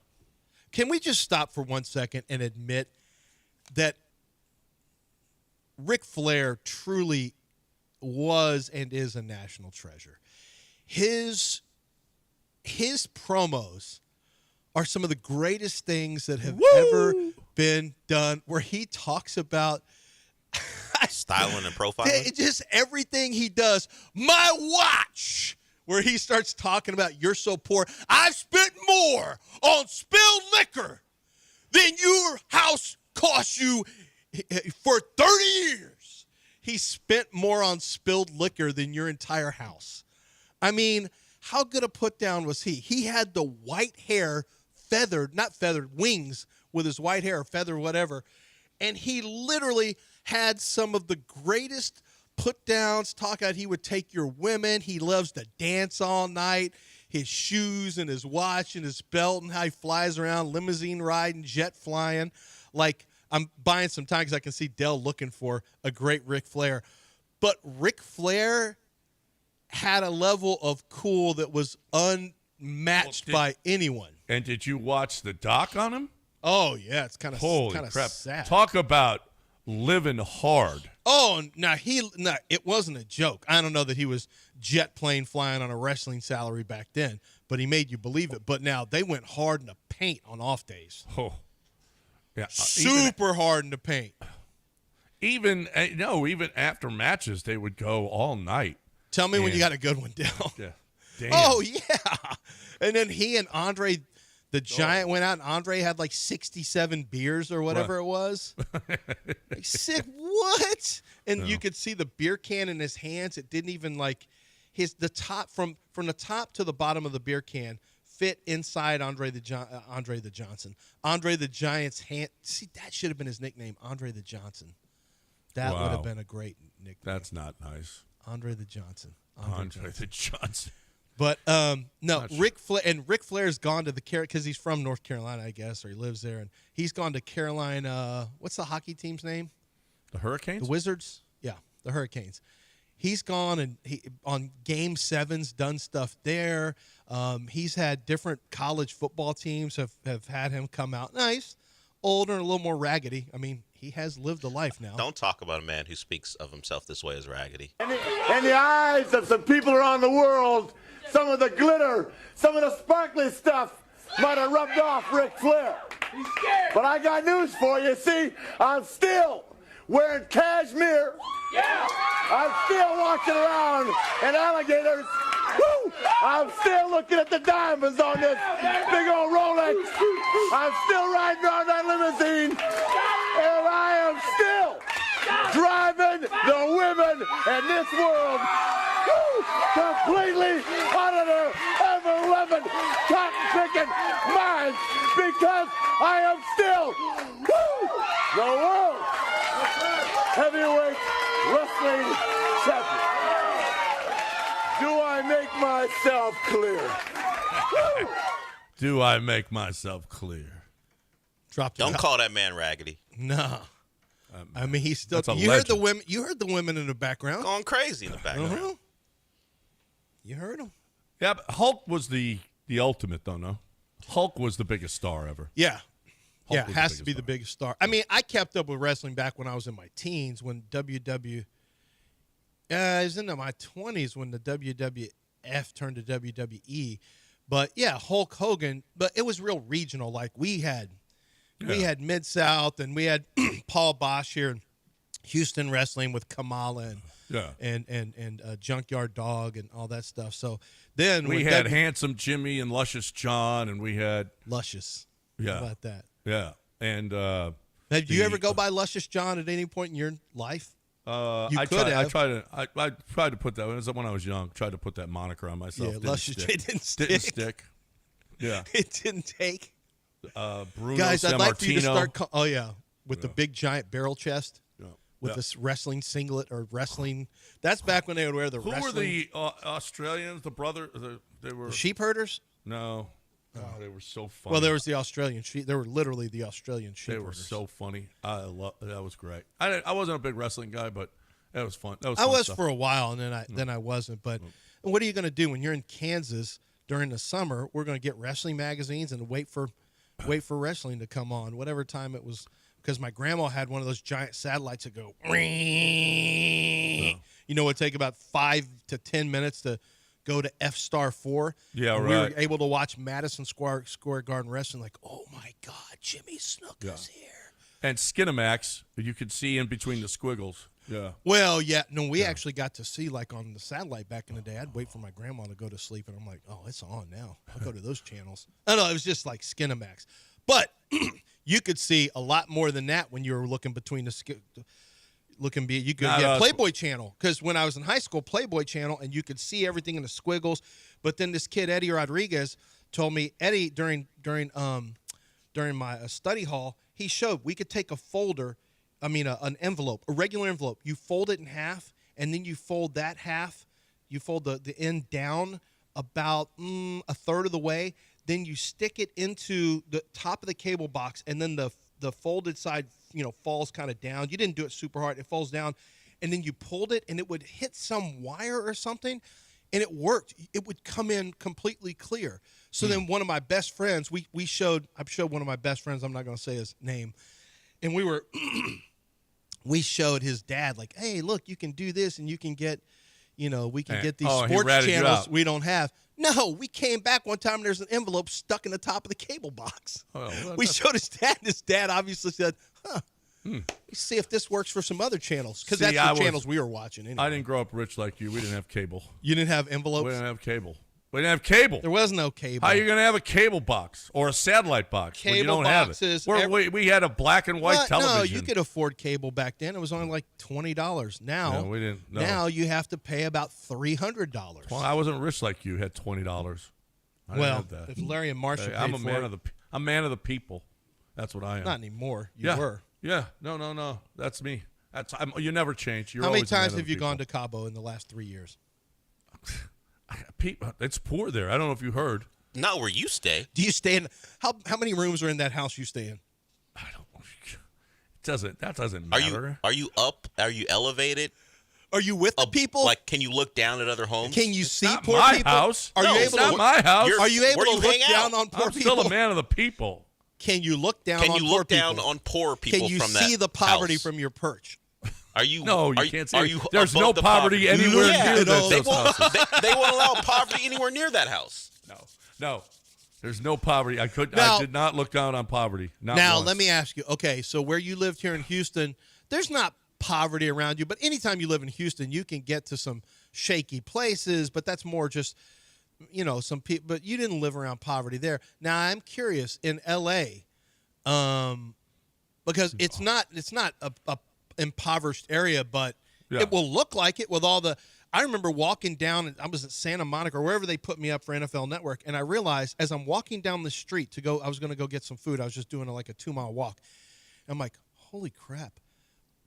Probably about 70% of the places of the vehicles parked on the street were like mystery vans from Scooby-Doo, where people were you saw there were blankets that were covering the windows, and I realized, oh, these are just everyone's living in these places. And this is a good area of Los Angeles, and the whole street was lined with cars that people were and vans and things like that people were living in. I'm like, oh, this is this is what LA is. Forget about that. I'm not far from the Poors, actually, not far at all. We can see the Poors from here. Yeah, we can see them. We can see them out and about. Hey, get out of here, Poor! Poor! There's a Poor! And the Gestapo comes, beats up the Poor. No. Get him out of this neighborhood. Are the Poors escort? Can they look at you in the eye, or is that a fireable offense? No. Are you allowed to call out the Poors for looking you in the eye? We help the poor, okay? Mind your betters. Do you get to say that to people? Mind your betters. Mind your betters. What show is that from? It's every UK show, upstairs, downstairs. I've never heard that. Do you get to say mind your betters to the Poors around you? No. When they deign or dare to look at you? That's not how it is. You two are you're just bad people. Talking down to the No, Poors. we think that's what you do, not what we do. I don't do that. You two. I'm sure you two would do it here. No, Lance. But that's not how we go about it. The definition is mind your betters is a command or suggestion to behave properly and politely towards people of higher rank, social position, or greater importance. That's why I just assume John says that to people. No, that's not what I say. Here's what I say. I say if you're looking for that vehicle, you're looking for the best vehicle you can possibly get at the best price you can get it, you're looking for that Ford car, that truck rather, or SUV, there's one place to get it, and that is at Chastain Ford. I've talked about this plenty. If businesses say, this is where I'm going to Chastain Ford because I get it customized the way I want it. I get the price that I need it at. I get the service that I need. Okay, why not retail as well? So I bought 4 vehicles from the Chastains because I just believe in them. I just believe that I'm going to get the best deal I can possibly get from them, and you are too. Because the Chastains have been doing this. They've been doing it for 80-plus years in the city of Houston. Nobody does it better than the Chastains. Total transparency. You're going to get that truck or SUV exactly how you want it, and they're not going to add on. They're not going to mark up. Chastain Ford on 610 at Homestead, not Hempstead, just 5 minutes from downtown. This weekend, get to Chastain Ford. This is ESPN 97.5.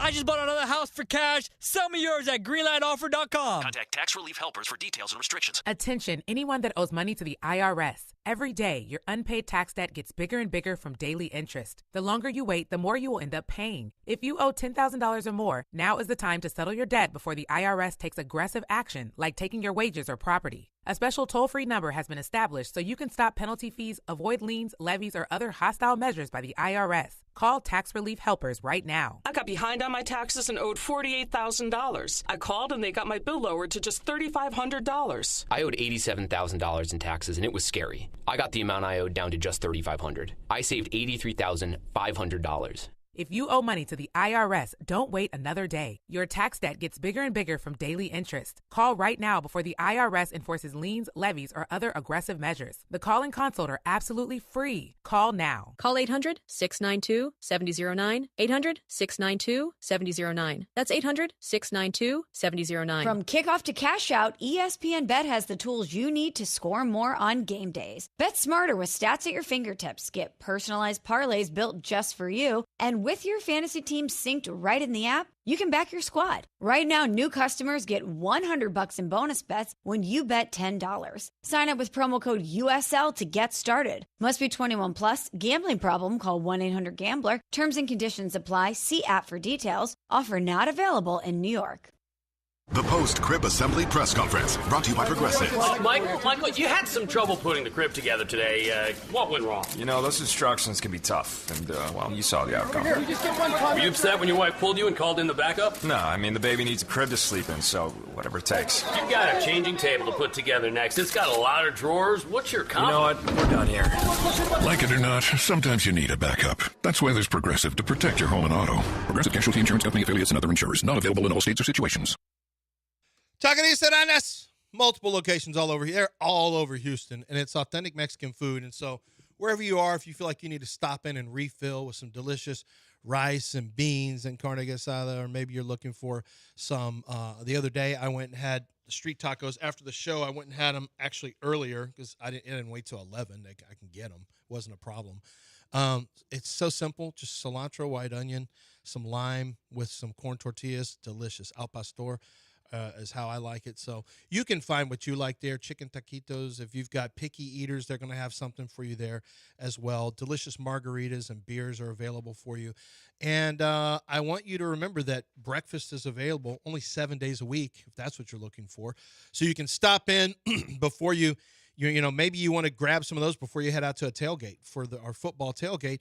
Grab, a bunch of breakfast tacos and bring them out. And that's something you can have before you get it really cranked up, something to get your morning started off while you're throwing your meat on the grills.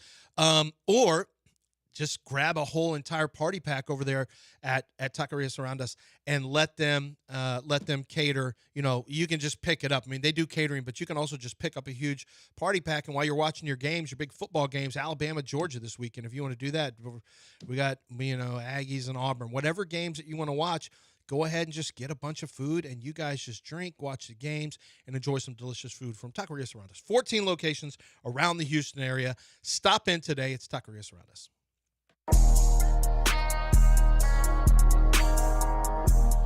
You're back in the Veritex Community Bank Studios with John and Lance on ESPN 97.5 and 92.5. All right, so the big story yesterday was Fromber and the offense. Great job. 10 strikeouts for Fromber. A lot of them just 3. He's second in the league in 3-pitch strikeouts, behind only Garrett Crochet. I don't know what that means, but I do know that he was really good yesterday. And the offense was good finally, scored some runs. They had scored 1 run in the previous 2 games, and that was just awful, just pitiful. They had not had a lead in a baseball game in 6 games. What? They had not had a lead. I'd forgotten that they, by the way, got shut out 3 games in a row.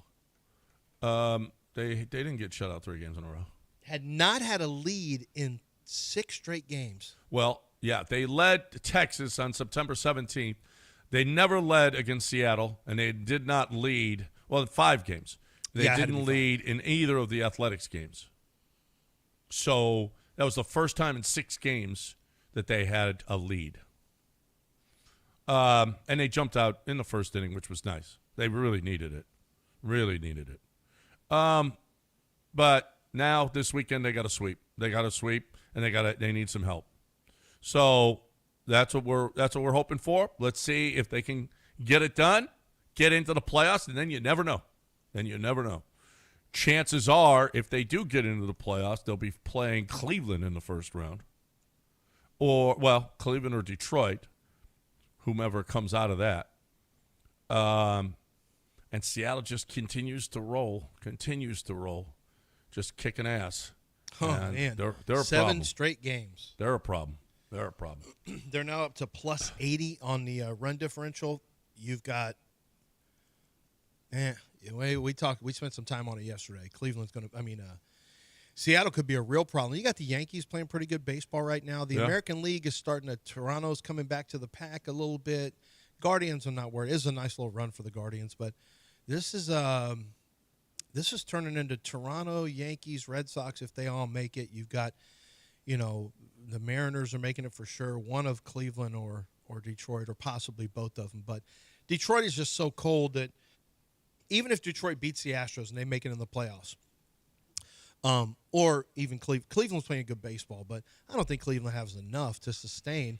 And then Detroit has been so bad for such a long stretch. I feel like they're not even. Let's see how Skubal does after hitting that guy in the face. It really was true. He really did fall apart after hitting a player in the face. He really did. I mean, that has to be a 99-mile-an-hour fastball to the face.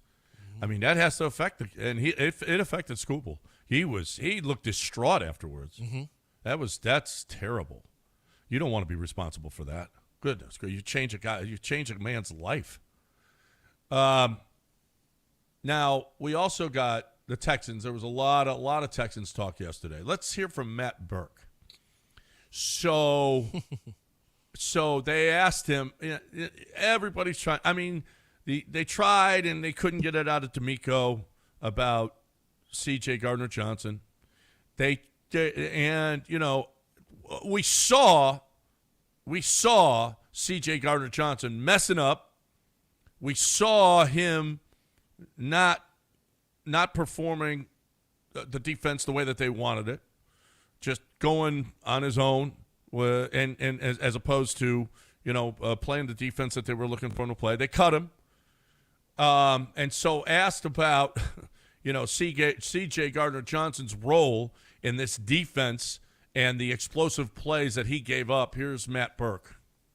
Football's the ultimate team sport, right? And there's a reason that we say that. And so regardless of what's happening, if someone's off or not off or on, then yeah, it's obviously going to throw your defense off. But it's never one person's fault. It never is, guys. There's plays that happen, and you guys see, a DB beat down the field, and oh my God, that guy got beat. And it's well, you know what? We called the pressure, and the pressure didn't get home, and that guy didn't blitz hard enough. So you guys see that thing happen, but that happened. That's it's as much that guy's fault as somebody else's, and or hey, we can't bring a pressure. We have to just rush forward, and guess what, DNs, you're going to get chipped this game or this play because we have to dedicate more to coverage. And you guys see someone getting blocked and he doesn't get a pressure. And I get a question asked about why isn't he pressured more?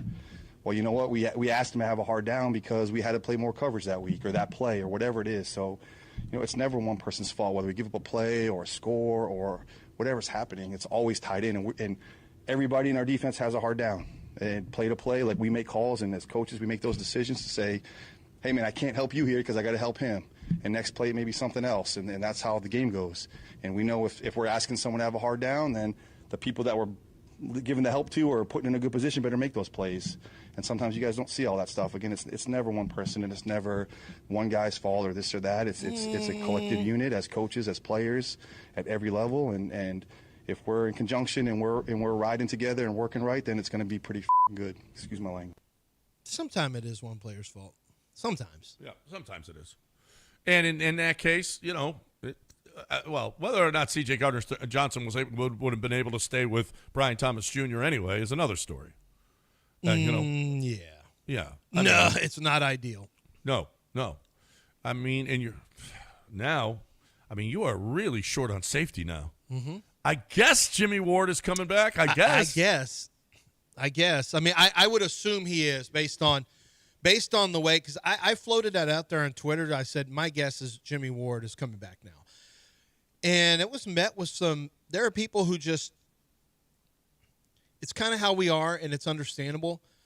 But when you read what he was accused of doing, there are people who are just, he's a piece of crap. I don't want anything to do with him.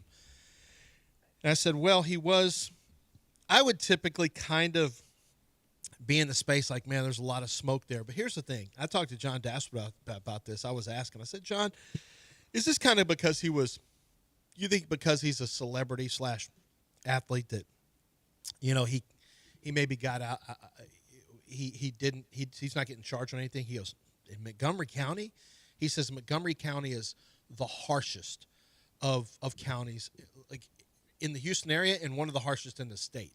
He goes, it's easy enough to indict a ham sandwich.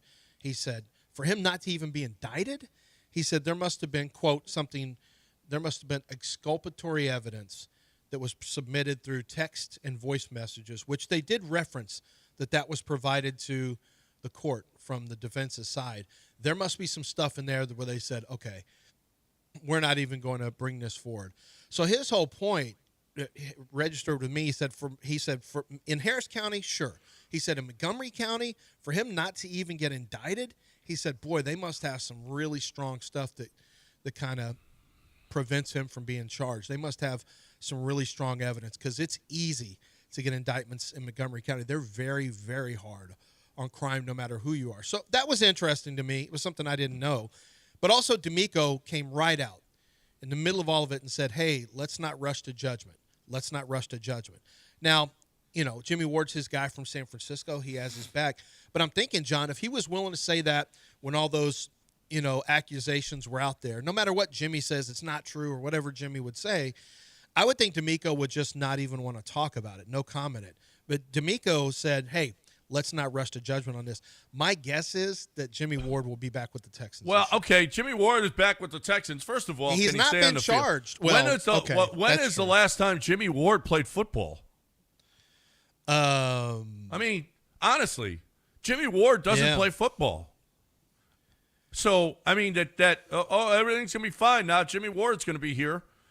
All the other problems, everything else is swirling around him. How about the fact that he doesn't play football? Yes, that's the problem. He's not healthy.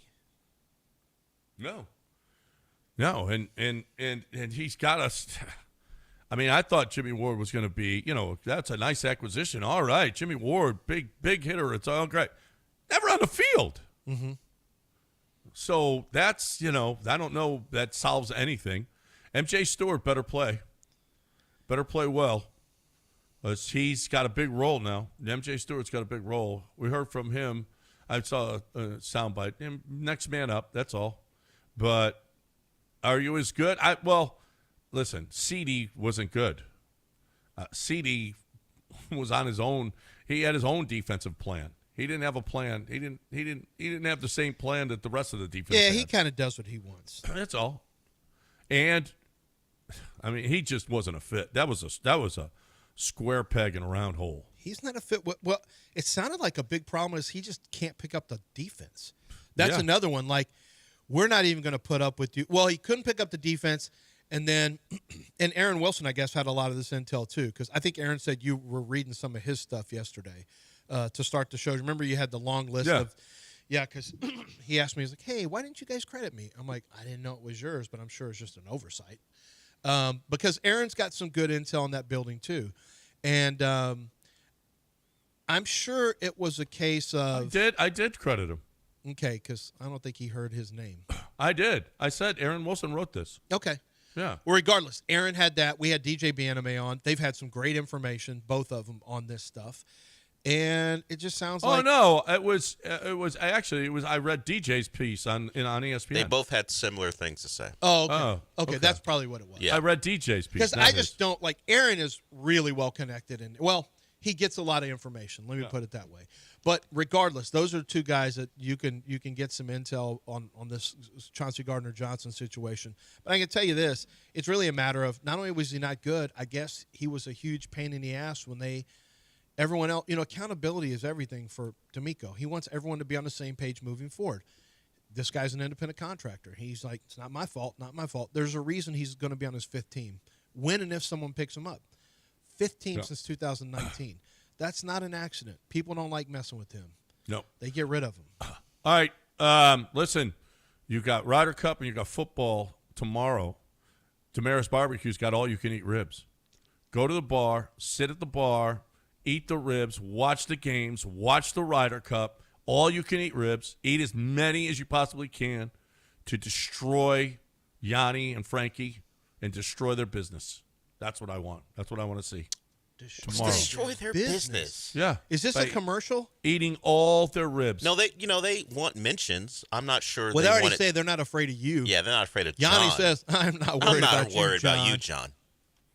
Yeah, I'm not. Well, I can't, but I'm sure we got some big people.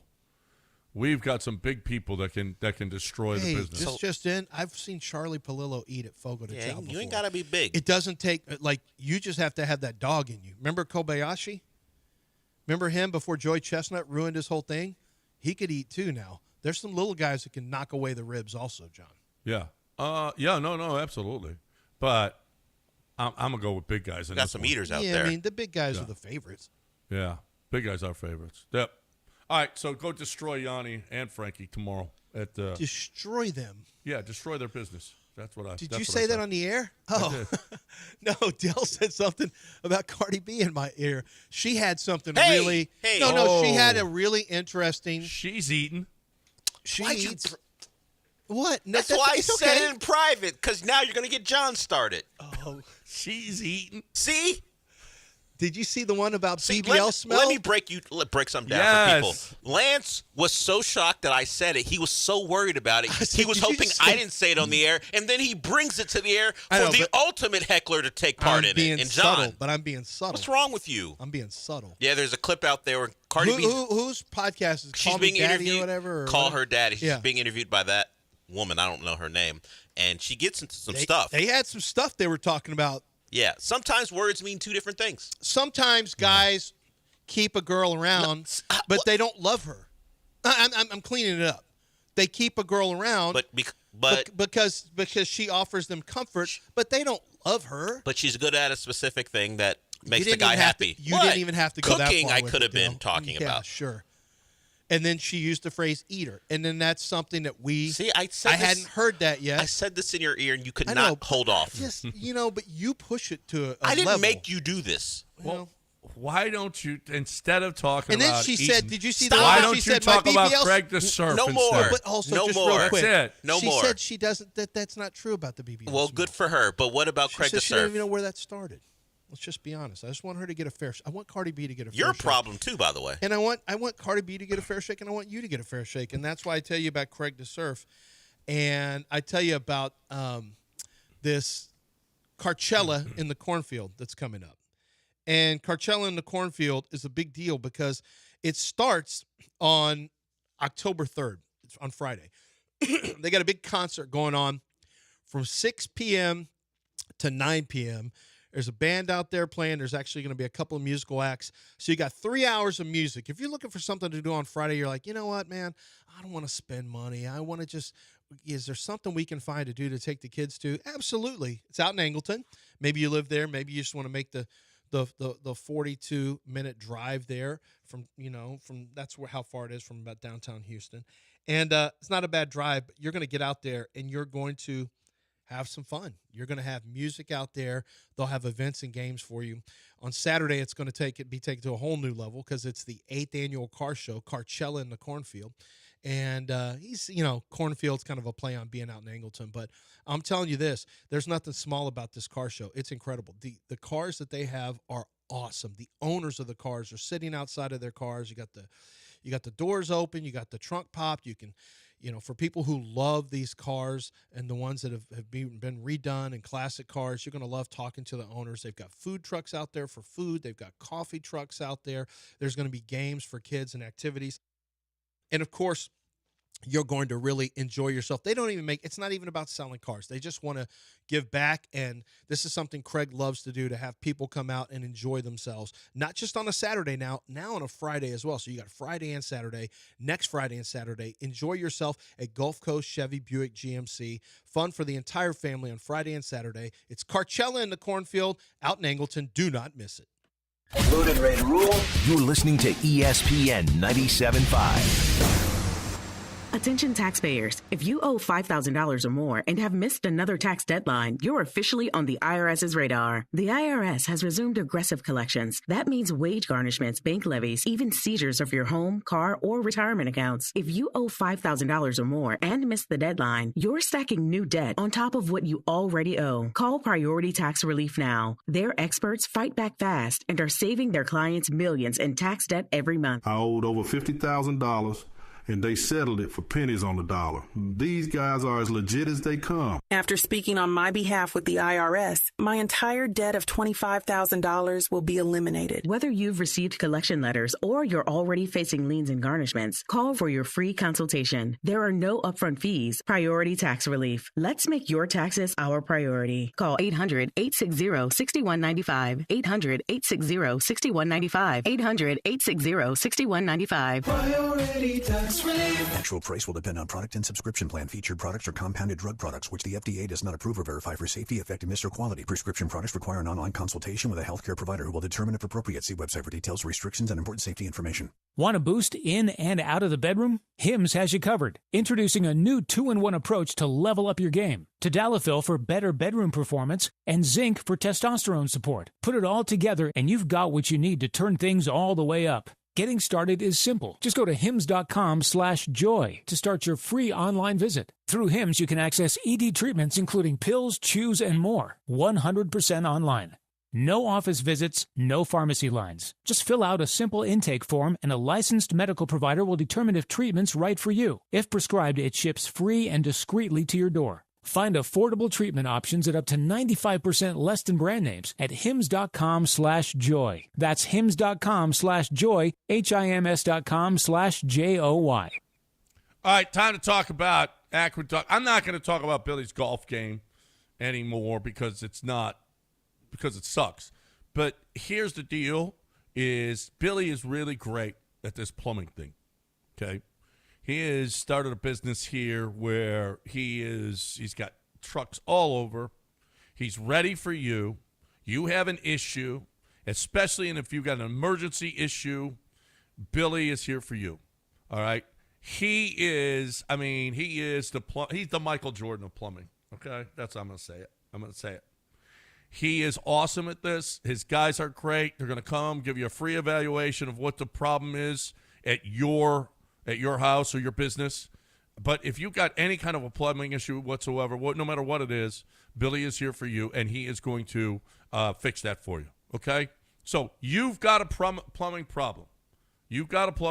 Billy is the guy that you got to call. AqueductPlumbingCompany.com. AqueductPlumbingCompany.com. Tell him he loves the 97.5 listeners, and he's going to be there. He's going to be Johnny on the spot. He's going to take care of you. He is going to take care of you. Make sure you tell him you heard it right here. AqueductPlumbingCompany.com.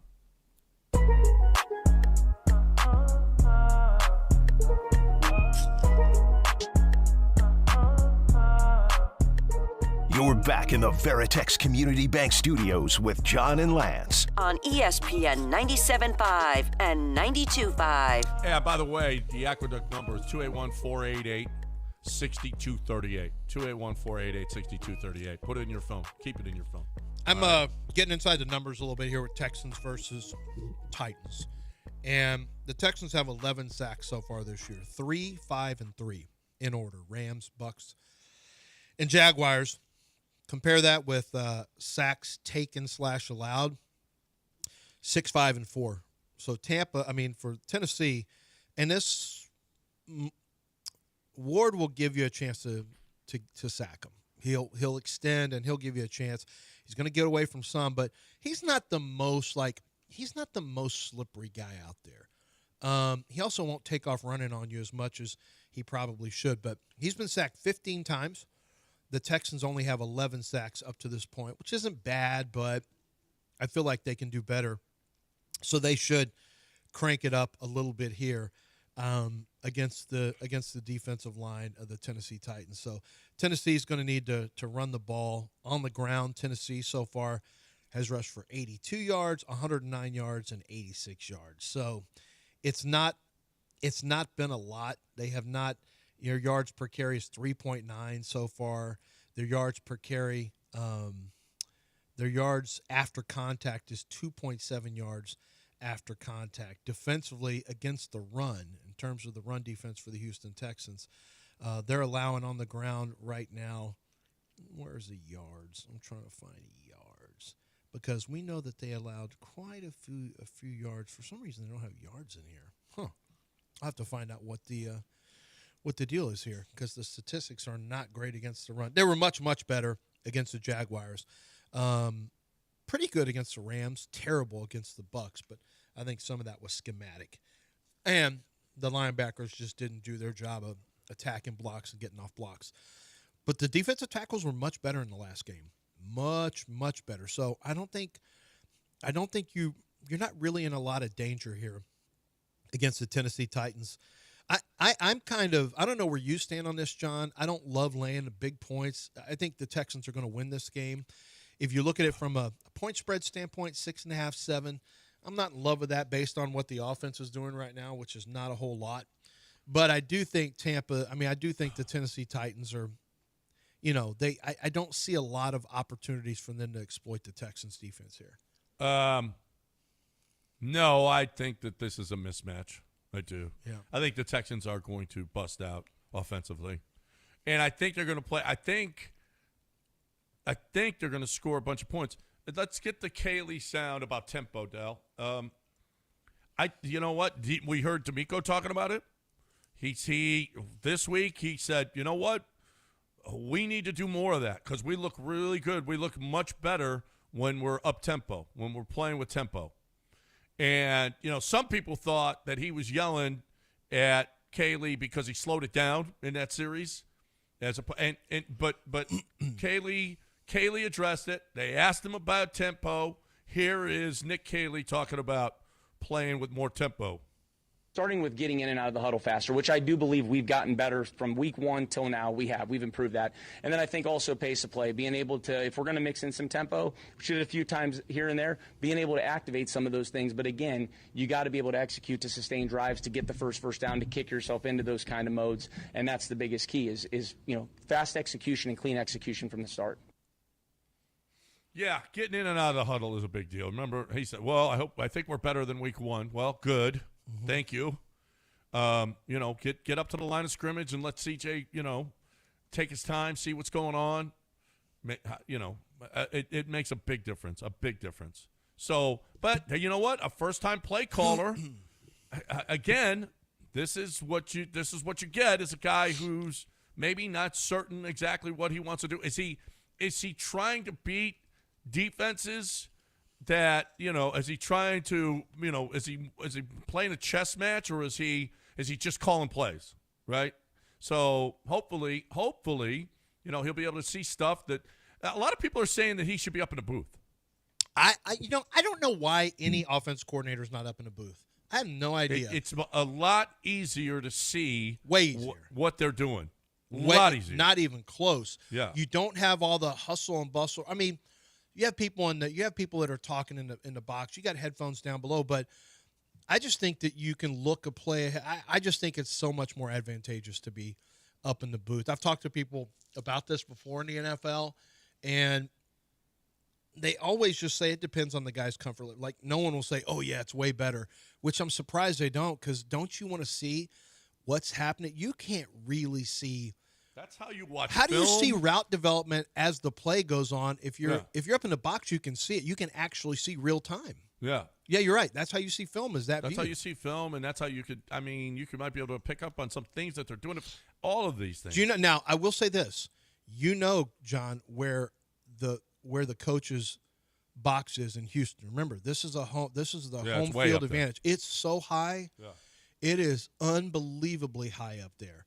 So it's not the greatest vantage point. If you drop down a level or two, that'd be great. But it's the same as the press box, and we're way up there. Yeah, yeah. I don't even go anymore. I'm like, no, man, I've never watched the game from up there. Never. I forget. It's terrible. You're watching at the top of their heads. That's it. Mm-hmm. It's a terrible vantage point. So maybe that has something to do with it, but. Down on the field, it happens so fast. You can't see everything. The higher you go, the slower it is. Mm-hmm. The slower it is. So, I don't know. I'm not going to tell Nick Kaylee, but Nick Kaylee has got to be better. And maybe if he was up in the booth, Nick Kaylee would be better. Do we have it, Del, where he talks about somebody asked him a question about his offense, and he got a little. He's heard it. He knows that this is maybe a question about New England. Yeah, it is a and question. The New England style. And here's Nick Kaylee. He was asked a question about his offense, and here's his answer. Well, again, this is our system. This is not a copy and paste New England Patriots system. Okay, if that's what you're alluding to, I'm asking. But relative to the system, I think everything we've done has been very intentional to be able to cater it around our players, to simplify make the verbiage very. And we stripped everything down to the studs in the spring. So I think the thing that this system does is allow our guys to be able to have enough bandwidth and flexibility to alter schemes to fit the guys that we have from week to week, and that's what it does. Whether it's again in the run game, gap schemes, perimeter plays, zone, mid zone, wide zone, like we can activate those based on who we're facing and who we have available. And I think from a language standpoint, we've cleaned that up and from the time we got here. Well, he may not think it's copy and paste, but from people on the outside who were trying to figure out what this offense would it be more Rams or more Patriots? Like Nate Tice, he's the son of Mike Tice, the former O-line coach and head coach. He works for Yahoo, and he broke down some of the struggling teams in the NFL, and he talked about the Texans, and he thought it would be more Rams. What he sees is a whole lot of Patriots, and one of his prime examples is Jacob Johnson, the fullback, has played one less snap than Jalen Noel. The Texans are bad. What does that mean, though? Well, part of it is that's now they're playing a lot of fullback. That's right less now. Rams. The Rams, when do they have a fullback on the field? They don't. The Patriots during some of their years had plenty of fullback stuff. And the Texans bad in tight formations. They're one of the worst teams in football offensively when they have tight formations. They're not great when they spread it out a little bit, but they're better. Some of their stats rise to the 20 range. But when we're talking about tight formations, big bodies on the field, they're terrible. And Jalen Noel, one of those guys who would add some speed to the offense, is right there with the big fullback as far as snaps. I'm looking at separation numbers on Next Gen Stats on NFL. Next Gen Stats are terrific. And it's based on actual numbers because you wear those wearables. You've seen them. They look like sports bras. They're catapult systems. And the catapult system is actually, they don't use catapult. They use Zebra technology, which is a chip that's in the shoulder pads. And it's the same thing. Zebra's wearable technologies. It's got the accelerometer on it, so it tells you how fast they're going. It's legitimate information, and they track the GPS. It tracks where the person is. So what they can do is I consulted a little bit with Zebra a couple years ago, back in 2018, for a couple months. They measure, how far you are from one player is from another. They do it manually. How much separation there is when the ball is released. Or maybe right before the ball is released, and when it's thrown to you. Nico Collins is at 2.7 yards of average separation. That's down the charts. That's down the charts a little low, and that's one of the concerns. There's only two receivers for Houston that show up on this, and it's Dalton Schultz, and so I can't even look at all the teams, but it's Dalton Schultz and it's Nico Collins.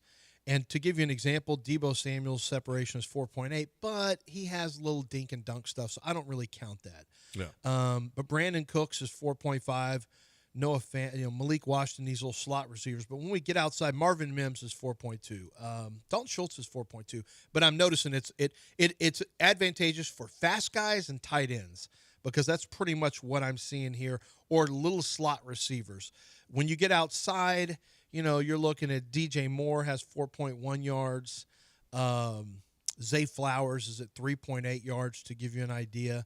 Ladd McConkey's at 3.6. Garrett Wilson's at 3.6. Troy Franklin, 3.5. Calvin Ridley, 3.5. You go down, Tyreek Hill, 3.4. 2.7 is not good. And that's what Nico is. And that also kind of speaks to what I'm seeing on tape. And some of that is, frankly, there's certain routes that Nico needs to run to give him the best chance to win and separate. But those routes take a little longer. Even the touchdown in the first drive, he was covered. It was just a perfect ball. Perfect ball and a great catch. Yep. But all right, we got a break. Yeah. We are behind 713-780-3776. You want to get in, talk about this Ryder Cup, how bad we are. We suck.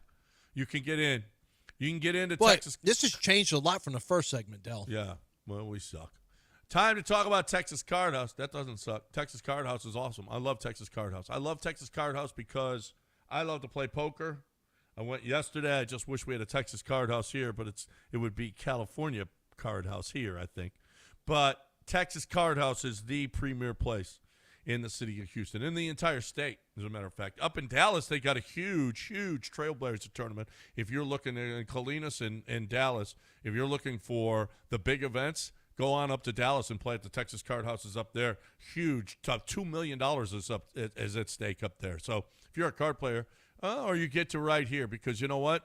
Texas Card House has cash games going on. They got tournaments every day. Today at noon is the senior tournament at Green Ridge and Westheimer. I love that tournament. It's so much fun. So get on over there and play. If you're over 50, that is just so much fun to play. But all weekend long, Saturdays, Sundays, they've got tournaments and you can get in, or you can always play in the cash game as well. You're looking for the best way to play poker. Beautiful facilities, clean, bar open until 2 a.m., 24 hours, 7 days a week. It's the best. If you're looking for poker in the city of Houston, there's one place to go, TexasCardHouse.com. ESPN 97.5. The 12th man lives here. Feels nice. Winning in this conference feels nice. Though you got to earn them. This is who we are. Go, baby! Touchdown, Aggies! Battling that they're getting better, and they got another big game next week. Join us Saturday. The Aggies host the Auburn Tigers. Our coverage begins at 1:30 on your home for Aggie football. Texas A&M versus Auburn, Saturday at 1:30 on ESPN 97.5 and 92.5.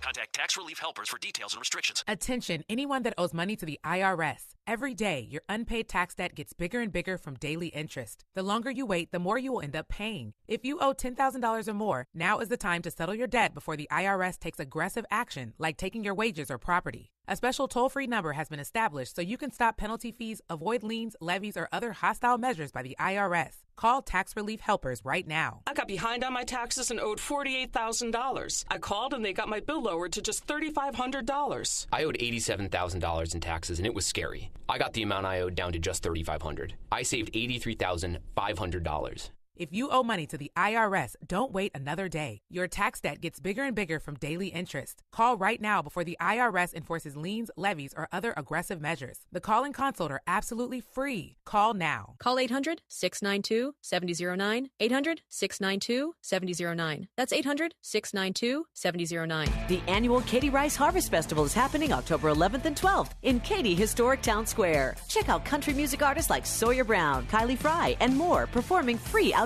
concerts. Plus, the carnival is back. Get all day or weekend unlimited ride carnival passes now. For the adults, visit the Sports Zone and enjoy adult bevs while you watch the big rivalry game between Texas and Oklahoma on Saturday. Get advance tickets and carnival passes now at KatieRiceHarvestFestival.com. That's KatieRiceHarvestFestival.com. Give you an example of some of the events that are being booked at St. Arnold. We had our listener appreciation there. I don't know if you'll have a listener appreciation event you want to book necessarily, but you may have a customer appreciation where you want to, you've got 150 customers, all of the people who work at your business. It'd be a great place to have it in the same place we had it, which is the beer hall at St. Arnold. That's for larger events, larger parties, 100 to 300, for example. The Investors Pub is for smaller, anywhere from 20 to 100. And that would be great for a friends and family celebration. A lot of times it's really good for trade shows. Well, trade shows are going to be a little bigger. So that one's, I don't know. Corporate meetings. That's a great one for corporate meetings. They have audio-visual capabilities. So you have a microphone. They'll have it set up for you. They'll have your video capability where you can use whatever's on your computer and show and run your deck on there, whether it's for fun or for meetings, as I mentioned before. But trade shows, weddings, whether it's receptions or rehearsal dinners, company happy hours, holiday gatherings, Christmas parties are big there. Get yours locked in today. Maybe you want to do a Friendsgiving, but with a huge amount of, your entire office. Maybe you want to have that early, the Tuesday on Thanksgiving weekend, or Thanksgiving week. Why don't you do that? But you have to go to StArnold.com, click private events, and from there, you can start the process of booking your special event in your space right there. They've got food, they've got drink, they've got everything. All you do is show up, and they're going to make it a lot of fun for you. As I mentioned, in-house catering makes it so easy for you. Check them out for yourself at StArnold.com. Click on private events and get your party started today. From kickoff to cash out, ESPN Bet has the tools you need to score more on game days. Bet smarter with stats at your fingertips. Get personalized parlays built just for you. And with your fantasy team synced right in the app, you can back your squad. Right now, new customers get $100 in bonus bets when you bet $10. Sign up with promo code USL to get started. Must be 21 plus. Gambling problem? Call 1-800-GAMBLER. Terms and conditions apply. See app for details. Offer not available in New York. A SoFi personal loan is here to help you achieve something once thought impossible, overcoming high-interest credit card debt. Walk the tightrope of your finances with one low, fixed-rate monthly payment, no fees required, and as soon as the same-day funding. That's right. Pull off your own debt-defying stunt with a SoFi personal loan. Visit SoFi.com/trick to learn more. Loans originated by SoFi Bank, N.A., member FDIC. Terms and conditions apply. NMLS 696891. Hey, Houston, Lance Zerline here. Listen, if you're craving authentic Mexican flavor, head to Taqueria Sarandas. Since 1981, they've been serving up mouth-watering tacos, sizzling fajitas, and fresh tortas that hit the right spots. Family-friendly vibes, bold flavors, and prices that will not break the bank. Whether it's breakfast, lunch, or dinner, Taqueria Sarandas has you covered. Find a location nearest you and taste the tradition. Taqueria Sarandas, Houston's go-to for real Mexican food. Vamos, let's eat. Every 65 seconds, someone in the United States develops Alzheimer's disease. Many don't even know it. I just knew that I wasn't the high-performing person I used to be. Pieces of my past are being erased. I was lucky we caught this at the very earliest stages. I hope that my story can give other people hope. There is life to be lived. Increasingly, there will be treatments. We need to invest even more in research and finding treatments and cures. Bright Focus Foundation's Alzheimer's Disease Research Program has invested more than $175 million in breakthrough research. If your loved one or you yourself are sitting there thinking, something is wrong, I'm not who I used to be, you can get some answers and you can get them for free. Call us at 1-855-345-6237 or visit us online at brightfocus.org/brainhealth to learn more. Listen up! ESPN 97.5, presented by Zadok Jewelers. KFNC 97.9 HD2 Mont Bellevue, Houston, a Gal media station.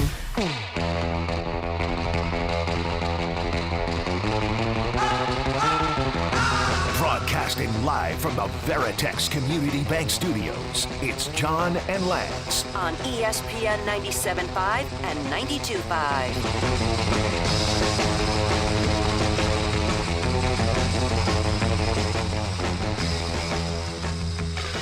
Justin Thomas sucks, okay? I mean, if I'm DeChambeau right now, I can't be more pissed. Dude can't hit a putt, can't hit a green. They're down 2 now to Rahm and Hatton. Down 4 in 4 in one match, 4 in another match, 2 in that match when they were up. This is just the worst. I'm just disgusted. Can't be more disgusted with these people.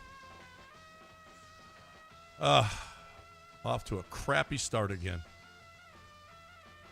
I mean, it doesn't get any bigger than this, and you two, you don't even care. I follow winners. I back winners. Did you watch the Astros yesterday? Yeah, winners. Oh. Okay.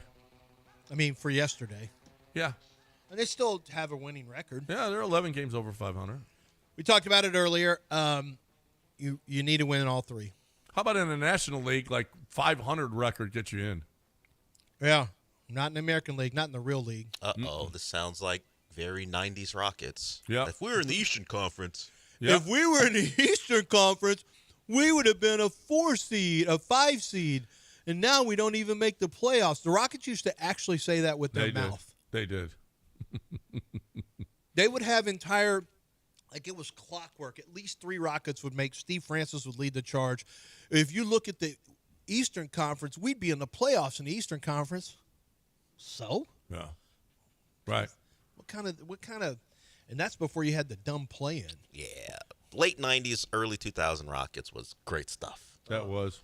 God, it was terrible. Man, I like Greg's setup here. The beer man Greg. He's got us on one on his computer screen. He's got a TV set up with the Ryder Cup. I mean, that's how I got it going on. That's awesome.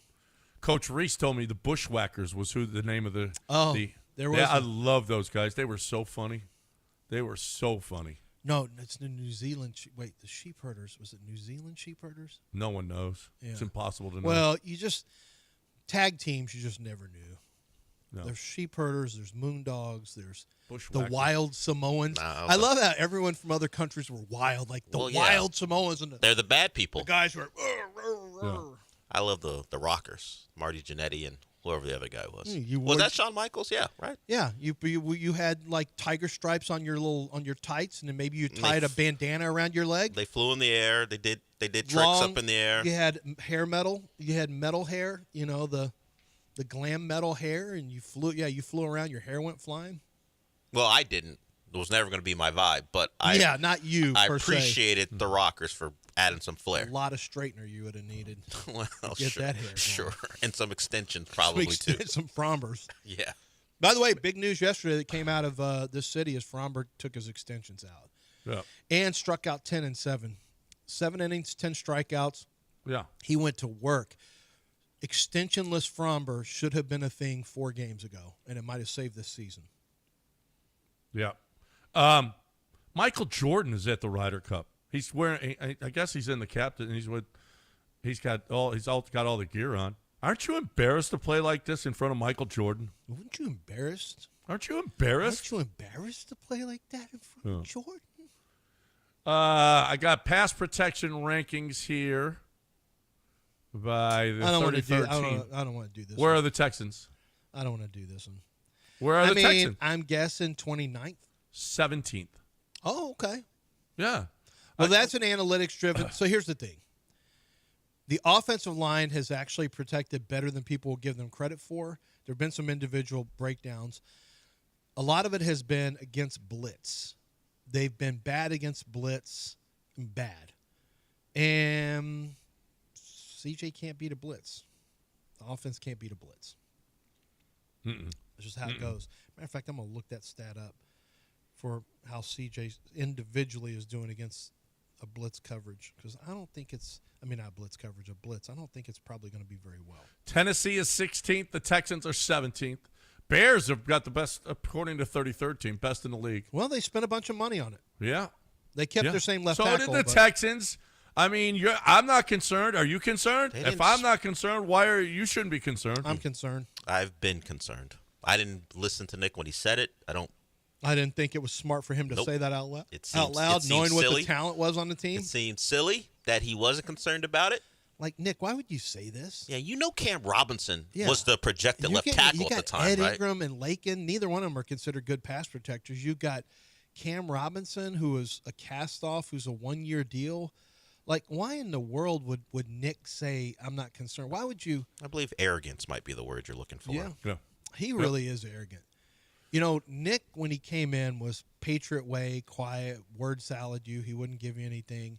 And now he won a couple divisions, and he's just like, I don't know. I don't like the way he talks to people sometimes. I'm just being honest. I think you can give answers. I see other general managers give answers. Nick doesn't like giving answers. When he does, he's become very condescending. He's, how dare you ask if we're concerned about the offensive line? You can big up your offensive line and have their back without. I just think that wasn't a smart thing to say. Like, we're not concerned, so you shouldn't be concerned. What? Who are you to tell anyone if they should be concerned or not? Doesn't matter, Brian. But AFC South champions 2 years in a row, Brian. Yeah, but you guys are back in the. Doesn't matter what it looks like. Back in the playoffs. Doesn't matter. Looking forward Lance. to the playoffs. Exactly. Go ahead. Doesn't Sorry, matter. didn't mean to interrupt. Sorry, didn't mean to. You 100% meant to interrupt there, Bill.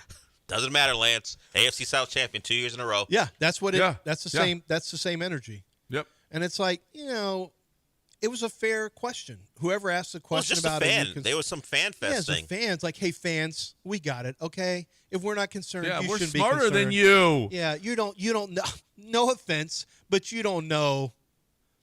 You don't know what we know about offensive line play. Okay, so if we're not concerned, you shouldn't be concerned. Okay, so you're poor.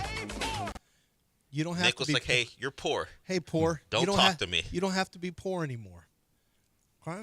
Yeah. Just listen to what we're saying. Don't be concerned. We know what we're doing here. Oh, my God. You guys Don't are call so it scared. a comeback. I'm surprised John. You know what John was like? Oh, my God. Get a dog if you're scared. Nick should have hit him with that. If you're so scared, get a dog. Get a pit bull to protect you if you're so scared. He led with, hey, me and D'Amico, big-time experts here. Yeah. Since we aren't concerned, sure, coming off what was before you guys, preceding you, yes, you and D'Amico look like geniuses. And you subtracted your best offensive player, your offensive line. But if I comp you to the rest of the league, you can't be graded just because Cully and Lovey came before you. But if I comp you to the rest of the league, I don't look at you two as geniuses. But we know more. But I know more than you, so trust me. Is this okay? They're going to be 1-4, or they're going to be 1-4. It could be 1-5. Got the Seahawks after that. Yeah, it could be 1-5. At what time? At what point are we on Nick watch? Do you? He got an extension, right? He's like 4 years left. 4 years left. So what? They paid Cully 5 years. Nah, you ain't on Nick watch for a minimum of 2 more years. When is Nick going to be accountable for this crappy offensive line? By the fans / media or by ownership? When is he going to be accountable? I mean, that's what we got. We got accountability. We don't have a CD here anymore because he wasn't accountable. When is he going to be accountable for the crappy offensive line? Well, when is he going to take accountability? He's not getting fired. They're not paying for another. They paid for multiple. They're still paying the other offensive coordinator. They're paying for 2 offensive coordinators right now. I think they're only paying 1 head coach by now. I would think they're done with. Lovey? Is it still getting paid? Exactly. I don't know. Lovey could still be getting paid. He may be out. They could be paying for 2 offensive coordinators, 2 head coaches, and they're not paying for 2 general managers too. You know, they're going to have to build their own stadium or their own practice facility now. You're not going to be able to get it from the. But if they have a panel of fans, and the fans say that Nick's got to go, then what are you going to do? The panel probably isn't going to be great. I'm looking at pass rushers, 5 rushers or more. 5 rushers or more for C.J. Stroud. Whenever he's faced with 5 rushers or more, and it is not that great. They are 13. He's 13 of 23. For 138 yards, no touchdowns, 1 interception. His completion percentage is 56.5%. Adjusted after drops, they've had there's been no drops. So average depth of target is 10.5 yards, short of the sticks 34.8. So it's not been when you want what you want when you've been blitzed. And I think that's the big problem is teams have figured out. On third downs, you just blitz the Texans. They're not going to do well on. I'll even look at the situation down if I do it on third down. Sorry. What? Someone tweeted us an AI version of CJ wearing a Titans hat. Oh my God. That's good. They also sent us a little person, Kyler Murray. Yes, Kyler's not seeing anything. Any open receivers either. 4 feet. Lance said he was 4 feet tall. Yeah, he started it. I'm just going by. I'm just eyeballing it. CJ is 1 of 4 for 6 yards when he's rushed by 5 or more on third down. Mr. Irrigation sent that. Love the new hat. All right, let's break it and get to our next segment because we got to start looking at some of the other NFL games and college games. Just by the way, Lovey's contract was 4 years. He signed it in 2022. Do they treat it like college coaches where they pay it out? They pay it out. They don't lump sum it. Usually. They don't lump sum it. So it's not like a buyout where they can pay like a bulk paid. of it. You got to give all your money up front. Who wants to do that? So 22, 23, 24, this was the last year. So they're paying for 2 offensive coordinators, 2 head coaches. I assume all the other, maybe, no, probably just 1 line coach. My guess is he had a 2-year contract. I don't know. Did Strausser just not get picked up or did he get let go? Don't know. I think he didn't get re-picked up, but they may be paying for 2 offensive line coaches right now too, actually. All right, we got a break. When we come back, let's look at the other games. Yeah, absolutely. Right now, though, we're talking about HR&P. I'm talking about, and I found this out. What did you learn this week? I learned how inexpensive it is, what a great deal it is to be a client of HR&P. I mean, I was floored at what they do for you, what they do for your business, and the price that they charge. The technology is second to none. The service is second to none. Their HR expertise, their tax expertise, the knowledge that they have in the insurance game, in the 401k game, the benefits packages. They have all that knowledge, but they impart it so that you win. They use that to help you win. They don't make money off of the 401ks or the insurance packages. They just place or help you place the best one for you. Okay? That's what HRP is, and I am telling you, it is something that you have to look into. If you're doing your own payroll or you're not completely satisfied with your admin company, I'm telling you, HRP it's unbelievable. It is unbelievable how good they are at what they do. HRP.net, 281-880-6525 or HRP.net. ESPN 97.5. Contact Tax Relief Helpers for details and restrictions. Attention, anyone that owes money to the IRS. Every day, your unpaid tax debt gets bigger and bigger from daily interest. The longer you wait, the more you will end up paying. If you owe $10,000 or more, now is the time to settle your debt before the IRS takes aggressive action, like taking your wages or property. A special toll-free number has been established so you can stop penalty fees, avoid liens, levies, or other hostile measures by the IRS. Call Tax Relief Helpers right now. I got behind on my taxes and owed $48,000. I called and they got my bill lowered to just $3,500. I owed $87,000 in taxes, and it was scary. I got the amount I owed down to just $3,500. I saved $83,500. If you owe money to the IRS, don't wait another day. Your tax debt gets bigger and bigger from daily interest. Call right now before the IRS enforces liens, levies, or other aggressive measures. The call and consult are absolutely free. Call now. Call 800-692-7009. 800-692-7009. That's 800-692-7009.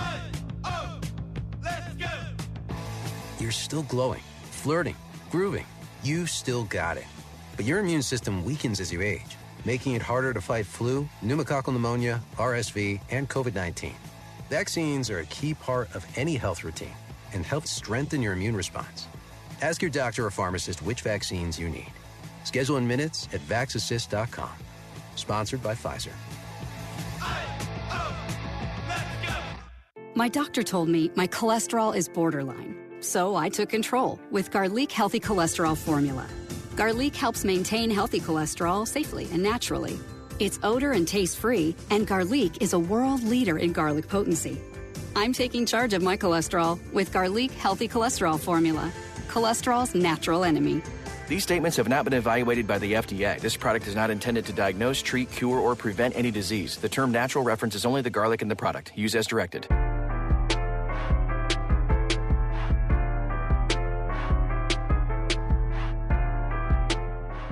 You're back in the Veritex Community Bank Studios with John and Lance on ESPN 97.5 and 92.5.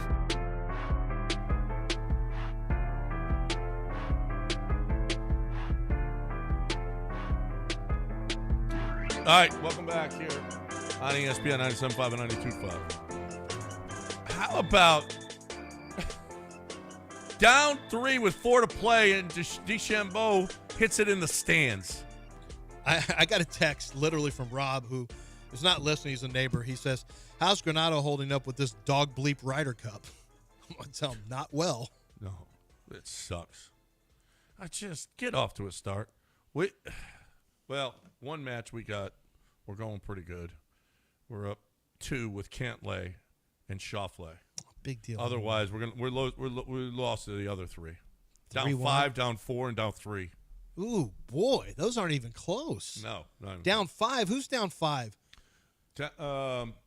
Morikawa and Harris English. I knew it. I knew we shouldn't have had those 2 guys on. No, those were the last on my rankings, too.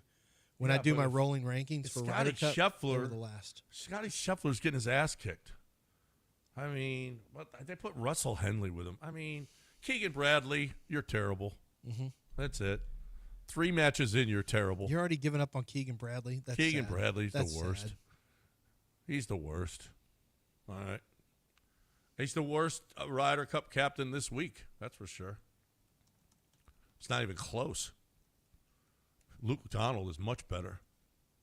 I wish Luke Donald was American. Isn't he American? No. That name sounds fairly American. He's English. Luke Donald sounds like he could have been a 2/3. He played for Oregon, left-hand shooter. Oregon basketball team. No, he's not. Luke Donald is not a Where's he from? Scotland or something? England. Oh. That was my 2 choices, either from the Pacific Northwest or English. I mean, can we stop putting CJ in Titans gear? Are people still doing this? Yeah. It was so funny. Now there's a jersey. Dustin put a jersey on him. All right, I'm going to have to go to Twitter for Is the first anything time today. out of bounds now with him, with his Yankees and Mariners stuff? Hey, I just like the fit. What if he just likes a tight fit? I think he needs to cut his hair like Fromber. Where's my? I don't see any. You're on the CJ stuff. Mr. Irrigation sent this to you. Maybe have you muted some people? You can't see it that well. No, is that this the reason? just happens sometimes. Well, you're on it. I can see your name right there, CJ, in a really nice Titans hat. Did you block him? No, he might have. I don't block. I don't usually block people. He might have said something about your brisket. If somebody's like super, possibly. If somebody is just a super a-hole or super political or whatever, and I just don't feel like I'm not following them. It's just I don't want them ever to even pop up on my timeline. I just block them. But as far as listeners or stuff, I've muted people before. Yeah, you might have muted them. But if you act like an a-hole, I'll typically mute you. I do. I just mute you. But I don't think that guy acts like an a-hole, Mr. Irrigation. I don't think he does either. Well, he might have said something about your brisket. Something you didn't like. I have muted people before about brisket. I think I may have blocked. That was at 19. That was 6 years ago, you losers. What? Oh, it's the brisket thing. Okay. Yeah. But 6 what years about ago. all your? That's all you want is views. I know.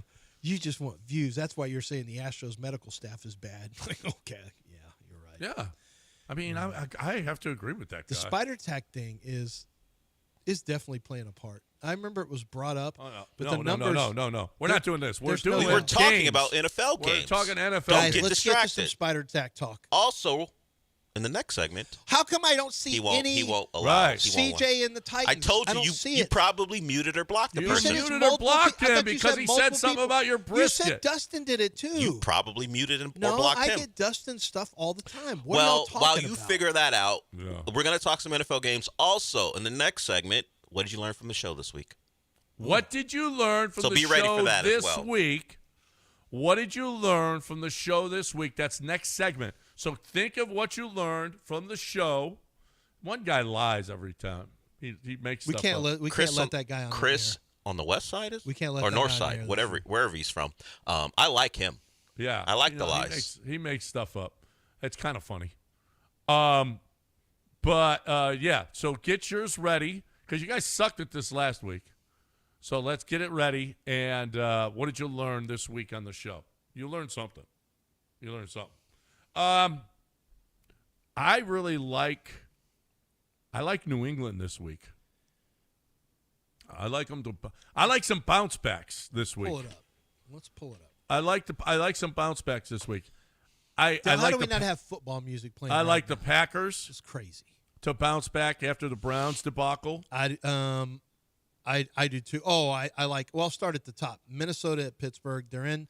You know what? I don't think Carson Wentz beats Aaron Rodgers. Sorry, I'm going to take the Steelers plus the points in that one. Plus 2.5 in Dublin. But it's going to be a low-scoring game. It's not 41. Carson Wentz. Is Aaron Rodgers going to beat Isaiah Rodgers?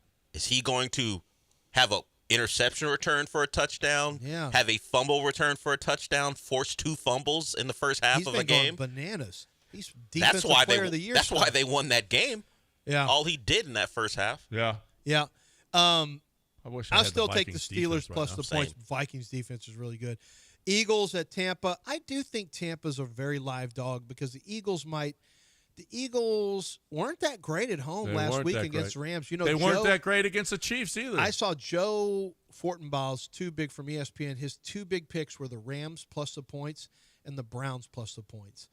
And he got there with the Browns plus the points, and the Rams should have been a winner, and he took one of the worst beats in history that I've ever seen.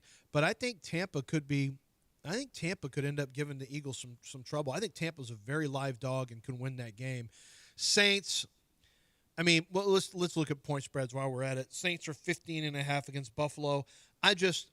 I can't get to a point where any number is too scary for me to lay against the Saints. There's a bet out there that's going to be the biggest point spread of the season. That's an explosive offense with the Saints are not a bad defense. They're just a bad team. They can't score. That might be. I bet it gets to 16.5 by game time. I think the public will be on it. So you like the Patriots over the Panthers? I do. What if I told you minus 5.5? I don't like that. I still like it. I'll take the point. You like them winning by 6 or more? Yeah, I do. Panthers have been a little frisky. Yeah, no, I like the Patriots in that one. I like them at home. I don't know what to think of the Falcons or the Commanders, if you want to know the truth. I like the Falcons on a bounce back here. Well, I don't know. Is Jaden Daniels playing this week? No, we have not seen Jaden Daniels this week. You know, we did not have what's his name did not practice yesterday. Stingley. Stingley was not a practicer. No, there's been a lot of non-practicers this week. DeAndre Swift for the Bears hasn't practiced this week. He's got a knee. Status is up to the doctors, according to. He's limited in practice. So who? This is Jaden Daniels. And McLaurin's uncertain for the game as well. Yeah, I don't think McLaurin's Yeah, McLaurin is. Yeah, I don't think he's. So it playing happens either. when you hold out. You get hurt. You get quad injuries easily. Well, I don't know. I do like Jamar the Chase held out last year, and he was pretty good. He sucked it the first 3 weeks. That's a Bengals thing.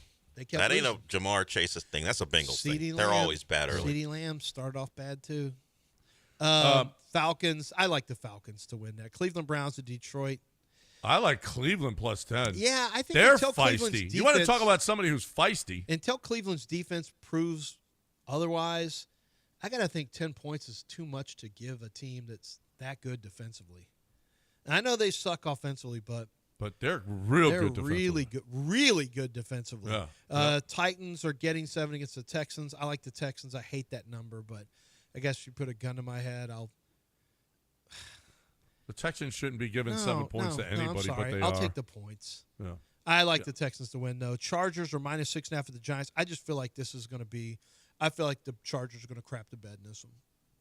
I think the Giants, even with Jackson Dart, cover the – I think the Chargers probably win somewhere between 1 and 3 points, but I think this is too many points. This is just strikes me as a game where Chargers have had some they had a tough one last week that they had to come from behind on. You had 2 games in a row where you had one overseas game, then you had to fly back a long flight to get to Las Vegas. Then you played at home, and you're losing a lot of that game to the Broncos. Honestly, the Broncos have taken 2 losses that they got to want to vomit. They should have beat the Chargers and the Colts, and here they are sitting at 1 and 2. Jacksonville plus 3.5 at the Niners. I'll lay the points with the Niners. Yeah, I like the Niners too. I don't love 3.5, obviously, but I'd buy it down to 3. They're rough offensively too. Really rough. Who's that? The Niners? Is Purdy playing? Yeah, I think Brock Purdy is playing. How about the Colts at the Rams? That's a hard one. That is a really tough one. Yeah, Brock Purdy is set to come back in this one, so I like that. I like that one, even with the points. The Colts and Rams is really hard right now. That's a really tough one because I feel like the Rams are due. The Rams should have won. But, They should have won at like Philly last week. Games like last week can really take it out of teams. At what point does this catch up to the Colts? Does what catch up with them? You mean the Daniel Jones of it? What do you mean? Yeah, the catch whole up to thing. him? I mean, honestly, they're not this good. They played 2 teams that don't have wins. They beat Miami and they beat Tennessee. Yeah. Those 2 teams don't have wins. Then they beat them. They needed now they offensively now they beat the them. crap out of them. They beat the crap out of them, and their offense was moving the ball against Denver as against well. Denver. They had no problem. Their defense just wasn't stopping them. This strikes me as one of those games that's going to be close for the whole game. If the Rams cover, it's going to be because they're up 1 or up 3, and they get a late field goal and push it to beyond 3. I don't know. Is Daniel Jones, can this continue? You know, it's not all Daniel Jones. Jonathan Taylor has been on fire for like the last 16 games. Have you seen his stats over the last 16 or 17 games dating back to last year? He's averaging over 100 yards a game. He's been really good. Yeah. I hate that. And that Rams defensive front, though, we know it's really, really fast and explosive, but the Colts are built for power. So speed and disruptiveness sometimes can be countered if you've got true power. So that'll be – and the Rams are really going to be challenged by the amount of weapons the Colts have. That's a good one, man. I think I like the points, plus 3.5 there. Are we – Raiders – I love the Raiders against the Bears. I love the Raiders. Raiders at 1 and 2. I just think this is a get-well game for them. Even though the Bears are a better team. The Raiders haven't looked good, though, bro. Raiders haven't looked good. Geno's looked bad. Yeah. Last game, he threw some touchdowns, but they haven't been able to get Ashton Genty going. Is this the game? Can somebody please explain why the Ravens are 2.5-point favorites at the Chiefs? Because people know the Chiefs are over. I don't know. The Chiefs are over. The Ravens are going to stop. The Ravens' defense They sucks. can't stop. They've given up the most points in football this year. Yeah. I like the Chiefs here. Getting 2.5 at home? Yeah. I like the Chiefs kidding me? here. Yep. And they don't have a lot of weapons offensively. I don't think it really matters. Tyquan Thornton can do a number on the Ravens secondary. I just think you're giving on principle alone, you have to take the points at home with Kansas City. Yeah. One of these teams starts 1-3. They're both going to be desperate. Can you imagine if Lamar and Baltimore starts off 1-3, the meltdown on sports on ESPN? So the think pieces that are going to have to be done there. Yeah, a correction. Pat Mahomes goes 1-3. It's the same kind of. Is Pat Mahomes even a top? Is he even generational anymore?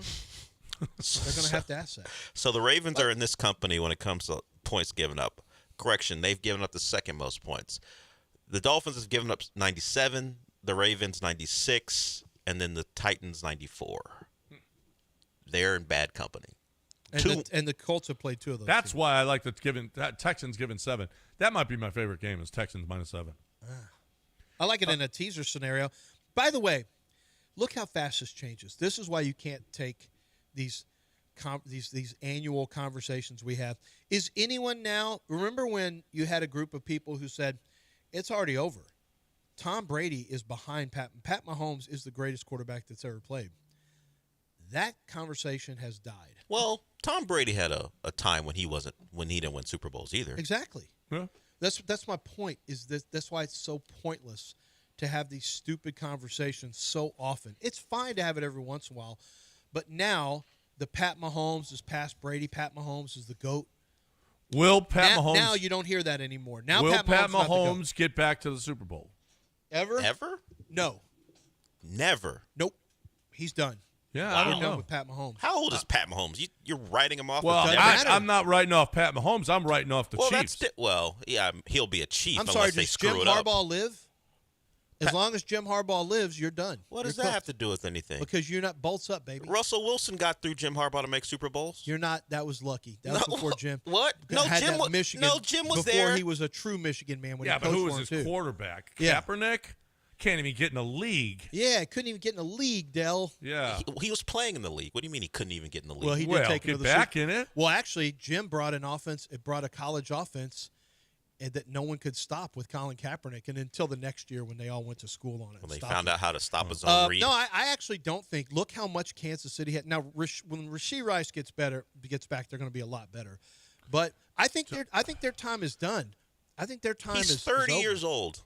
You think he's well, never that's- making another Super Bowl? Well, okay, so Josh Allen is what of younger. Josh Allen? Who cares? Josh Allen, Lamar is younger. C.J. Stroud, another elite quarterback. He beats is younger. stop. He beats all He those doesn't guys. beat C.J. Stroud. Yes, he does.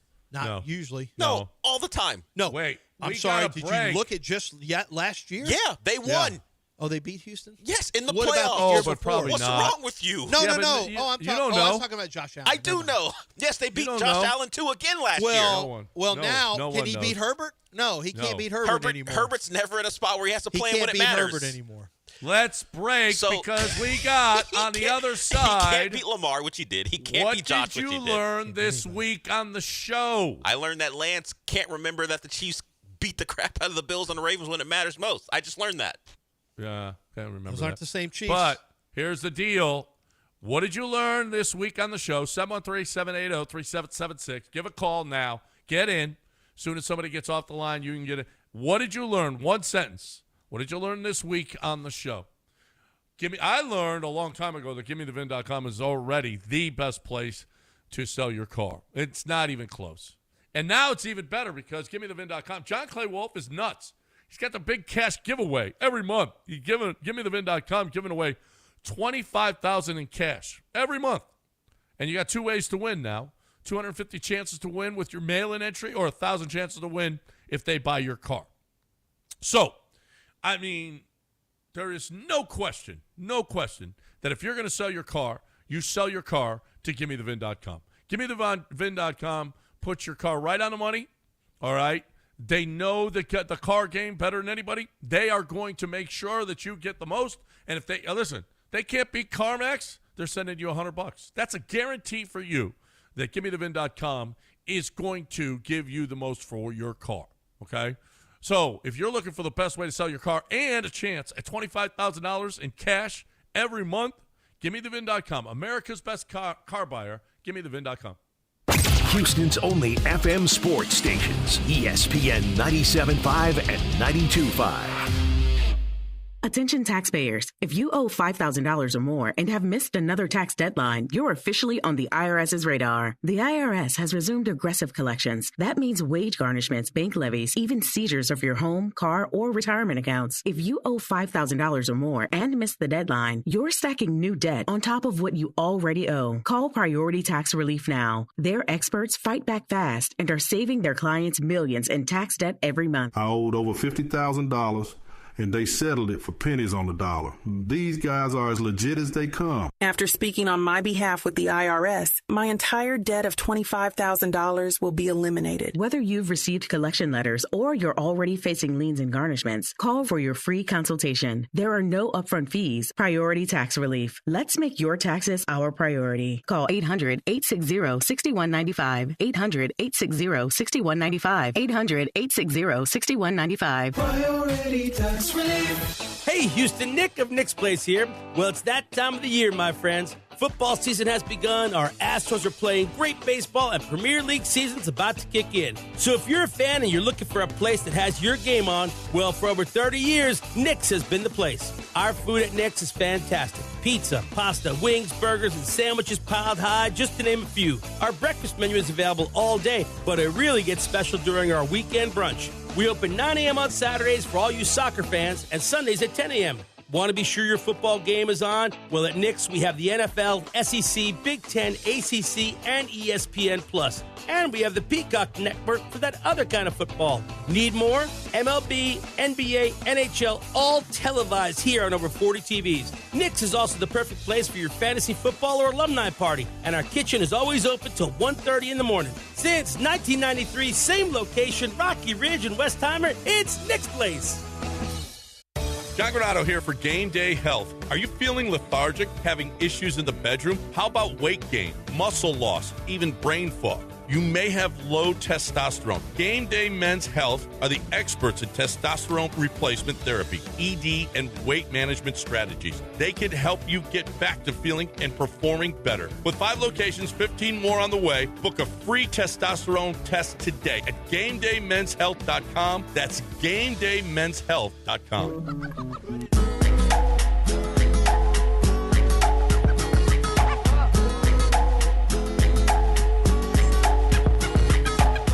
You're back in the Veritex Community Bank Studios with John and Lance on ESPN 97.5 and 92.5. All right, welcome back. Time to play. What did you learn this week on the show in one sentence? What did you learn this week on the show in one sentence? 713-780-3776. I learned that America sucks at golf. That's what I learned. 713-780-3776. Jimmy is first up. Jimmy, what did you learn on the show this week? I learned every time Casario addresses the offensive line, he uses the word anyway, and we should not be worried about it. Yeah. Who used the word? Big deal anyway. Big deal anyway. 713-780-3776. What did you learn this week on the show? Chris, what'd you learn this week on the show, Chris? Hey, good morning, guys. So this week on the show, I learned that Dale once hooked up with and then ghosted a waitress named Cindy from Tight Ends in Webster, and so he now ignores her calls when she calls into That's the true, station. Dale? That is true. Well, it is Chris from the north side. Oh, that's the guy that makes the stuff up. Yes. What was her name, though? Cindy? Well, I believe Cindy did call in. Oh, yeah. But it wasn't really about me, but it was about me and her, but she did mention me at Tight Ends or something. I don't know. Yeah. I've never been to that establishment. I'm sure it's a great place. I'm sure you have. I just told you. Well, you don't know if you have. No, I know. In this case, I do know. I've never been. Okay. You don't know. I'm not down with the the entertainment plus sports bar food type places. Like, hey, you wanna come to Bombshells or Tight Ends or Hooters? It's not my thing. Yeah. Well, sometimes the food is good. Hooters wings. I'm not knocking the food. That's not my thing. I learned that our listeners can make CJ look like a Titans player. Okay, that's what I learned this week on the show. I wish they'd stop sending us CJ in Titans gear. That's Why are y'all doing that? There's another one. It's funny. It is funny. You have to laugh. It's not You do have to laugh. Sometimes you have to laugh. You just have to laugh at it. Well, CJ hates all our teams. I mean, he wears the opposition. He wears all the hated teams in the city. Just to be ironic. I give him not on purpose. Well, he does it because he says he just likes to fit. I will give him credit for not being Bryce Harper. Bryce Harper will just adopt whoever. Hey, I don't care about the Sixers so much, but I'll put on a Sixers jersey to make the fans like me. CJ's his own guy. I would give the advice to perhaps wear a hat that has nothing to do with a rival. That's all. Find a different fit. You're wearing it because of the fit. Pick a different fit and pick a different hat. Yeah, you gotta be smarter than that. I'm not saying you I gotta mean, wear especially rocket when you're playing crappy. If you were playing great, I'd be like, look at CJ. Yeah, throw all the touchdowns you want, wear all the hats you want. I think is the vibe. But you gotta lead with the touchdowns. Yeah. We do have another Chris. He wants to tell us what he learned. Hey, what's up, guys? What's up? Hey, I learned that if you want to win your $50 gift card for Taqueria Aranda, to let Dale make your pick. Yeah, good job, Del. I didn't make the pick. Yeah, I just said go against Lance. Well, he did. Just go against whatever Lance said. Now he's going to get chicken Let Lance make the pick. Or tacos or carne asada. Now he's about to eat. He's about Chris, to eat good. Your information's already been sent to the right people, so you're in line to get your $50 gift card. He learned that. Go he against learned that Lance. on the show this week. He did learn Lance that. is a mush. Go against him. He learned that on the show. He did learn that on the show. Congratulations. Congratulations. I don't know that I really truly learned anything from the show this week. I did learn some stuff from D'Amico Ryans. I guess that's true. I did learn that CJ doesn't mean it to offend when he wears, Yankees and Mariners hats. It just so happens that he wears the clothing of your biggest rivals. And he says he'll wear what he wants. Question. I brought this up on Twitter when Dustin was asking this. Do you think if you ask CJ, let me ask you something. You love L.A. and you're an L.A. guy. I assume he's a Dodgers fan, right? And a Lakers fan. I would assume he's a Dodger and Laker fan. Probably. Yeah, I think he said he's a Dodgers fan. Okay. So if you're a Dodgers fan, how would you like it if you're sitting there in L.A. and a football or a player from the Lakers, no team you love, a player from the Lakers was wearing a San Francisco Giants hat in his press conference while he's talking, and he's got a Giants hat in the middle of a Lakers post-game presser or Monday or a Sunday, whatever the case may be. I won't do football team because you don't have the same emotional attachment, but I bet you do to the Lakers. If a Lakers wearing a San Francisco Giant hat and you're a Dodger fan, wouldn't you say, hey, you got to know better than that. You can't be doing that. Because it's not like you're picking Rams or Clippers or Lakers in the same city. No, that's San Francisco. That's way north, and that's a totally different thing. And there's a big rivalry between the Dodgers and Giants. I'll bet CJ would get it if he saw somebody from the Lakers wearing a Giants hat in the middle of L.A., near playoff time. I'll bet you he'd say, hey, what's the you rest gotta of the know better than Hold that. on. Going by what he says, what's the rest of the guy's fit look like? If his fit looks good with the hat, then CJ would be fine with it, right? That's what he said. That's what he's saying, but I bet he wouldn't, because it would hit home. It would hit home if it's Dodgers Giants. Yeah, or Padres, either way. If it's Lakers, I don't know who the Lakers' #1 rivalry is. Like, do they still have a thing with the? Is that still a thing? I don't know. Sure. Okay, if somebody's wearing a Celtics, if a baseball player for the Dodgers was wearing a Celtics hat, it'd be a problem. I'll bet you it'd be a problem. Yeah, it would be a problem. For CJ to act like he doesn't know that, it's because he's not thinking. He doesn't know what our rivalries are then. Or he doesn't care. Or even care. It's more likely he doesn't care. You can wear A's stuff. Ain't nobody caring about that. And it's really, I don't know. It's really dumb. It's really dumb. It doesn't really matter to me. It's just a lack of. It's a lack of self-awareness. And honestly, if he had worn the Mariners hat in a different year where the Astros were running away with it, wouldn't bother people too much.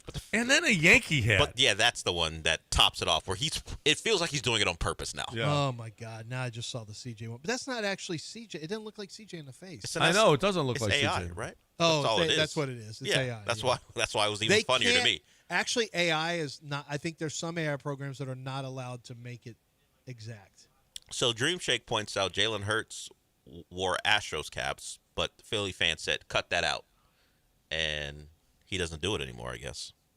What happened? Because remember, Jalen Hurts, he did this where he wore. Yeah. Was it right around the World Series? Yeah, they weren't. Yes. Yes, and then they weren't having it. And they gave it to him, and he goes, "Okay, you know what? I got it. I'm not doing that anymore."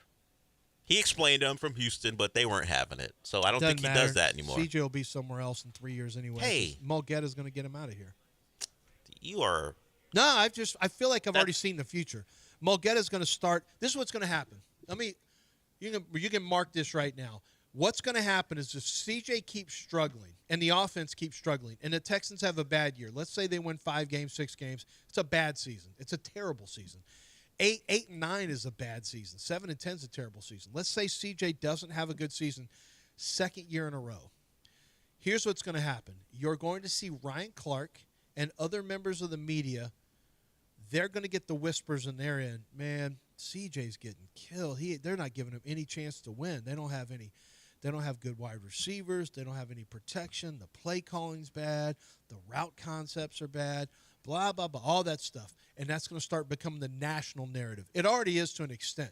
But you're going to start seeing – Ryan Clark will be the first up. He's going to tell you, CJ, man, I don't know what's going on with the Texans. They're not giving him any chance. He's doomed for failure as long as they keep doing this.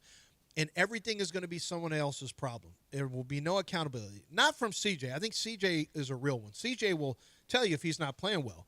But I think Mulgeta, the agent, is going to start making sure that the media starts putting it out there, hey, CJ doesn't have any chance with this team.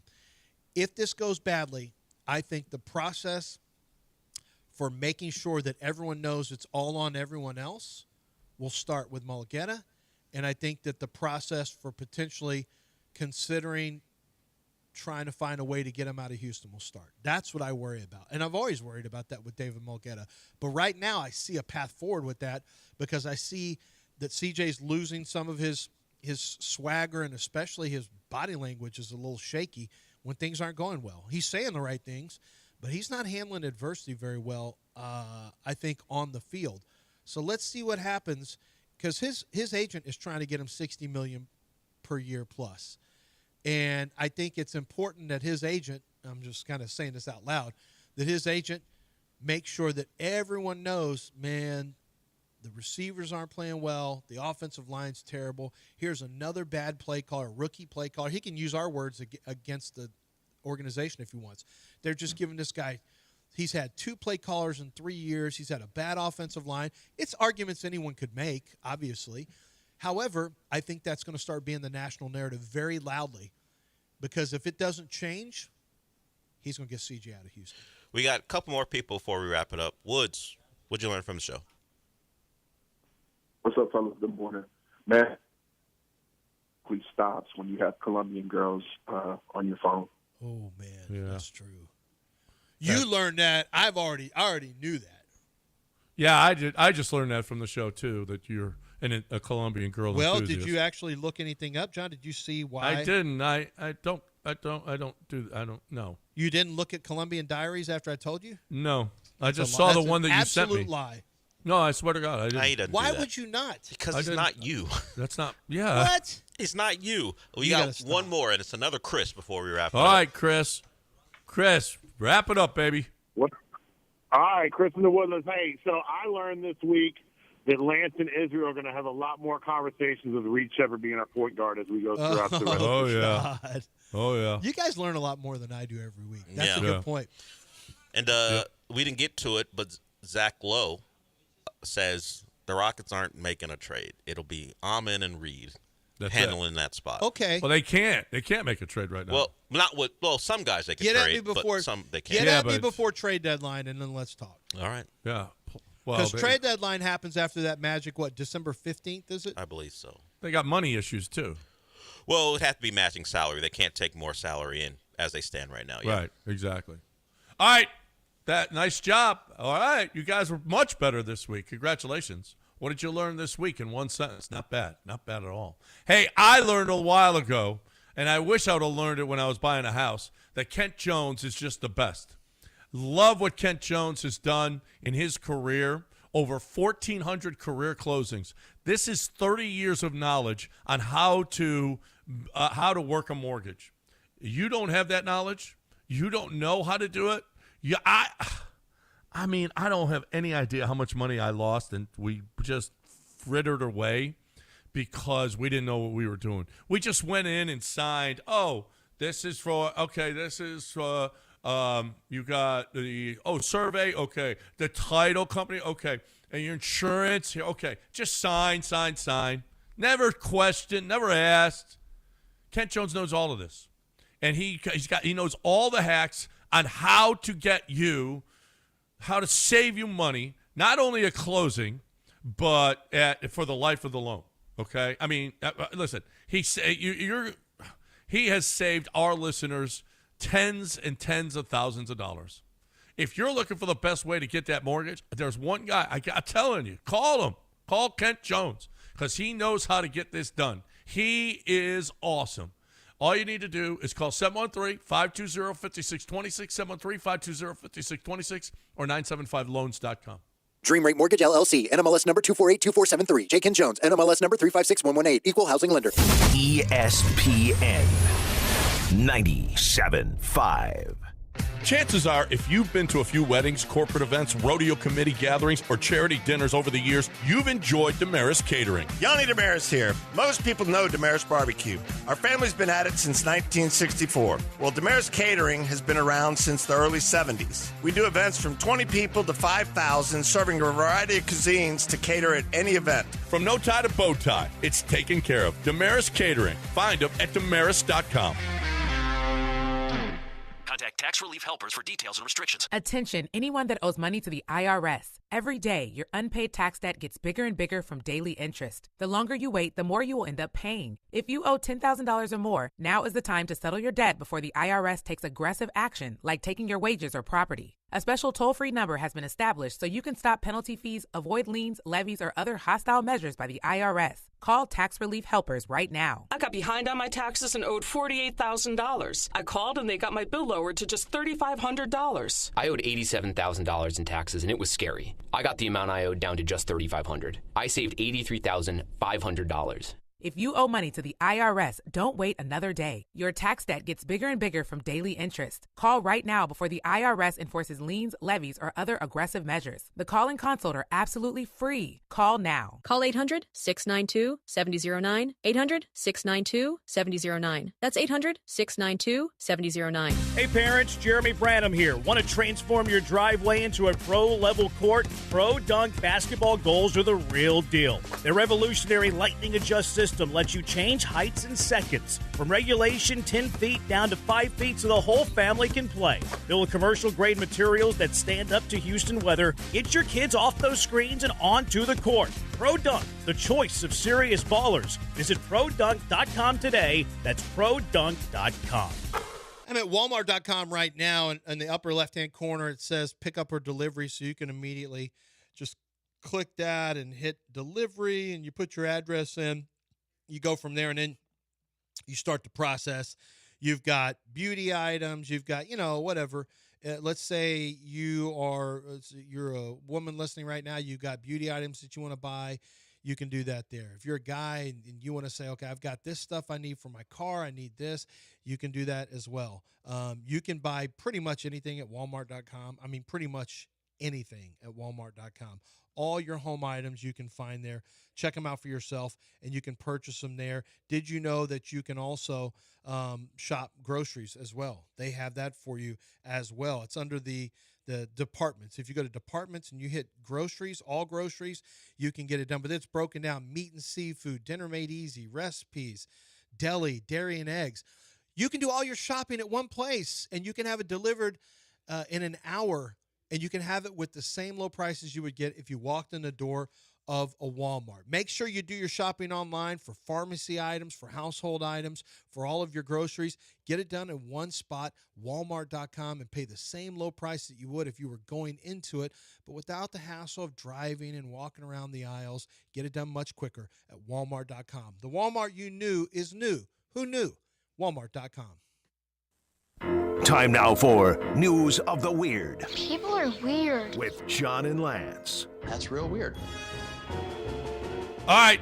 Samsung says it has $1,800 plus refrigerators that are going to start showing you ads. Do you want a Samsung refrigerator show? You know, you go to a gas station, you see these. They got videos on the gas pumps. That's what's going to be on your refrigerator now, showing you ads. Do you want ads on your refrigerator? No. Well, I could give you some kind of a tip of something good. Shouldn't I get a less expensive fridge if you're running ads? Like, yes. You should. Yeah, like you on should Hulu, save money. On Hulu, commercial free means I have to pay more. It's finance. Now, if it's financed from an advertiser, we should pay less. If you're running ads and getting commercials out of it, I should get this fridge for less, not $1,800. Right. Well, no. I mean, that's high tech, brother. And you get Hogan again. Look, it's Hogan. giving you information. Look, Hulk Hogan, I don't want a high-tech fridge if I have to watch commercials. Climb on, brother. A man who died. Okay, is this a freak accident? Because this is what the headline says. Man who died in freak MRI accident was jammed in the machine for almost an hour. And he was never told, listen to this, he was never told to remove a 20-pound chain. He had a chain that was 20 pounds. No one noticed this before he went, because you can't wear any metal in there. Was his name Rampage Jackson? But honestly, was his name? Did this happen when it was a Junkyard Dog? Who's wearing those giant 20-pound chains? 20-pound chain. You're not allowed to take those in. And they didn't notice it? Are you kidding me? I mean, you got to be really distracted, or you don't give a crap about your job if you let a dude get into an MRI machine with a 20-pound chain. Maybe he was disrespectful to the nurses, and they say, you know what? Watch this. We're going to teach you a lesson. Watch this. Yeah. I mean, that just seems to me like you're not very good at your job. If you are an MRI technician and you let a dude get in there with a 20-pound chain, you're distracted. You don't care. You're working on your fantasy team. That's exactly right. Maybe you got a hot assistant.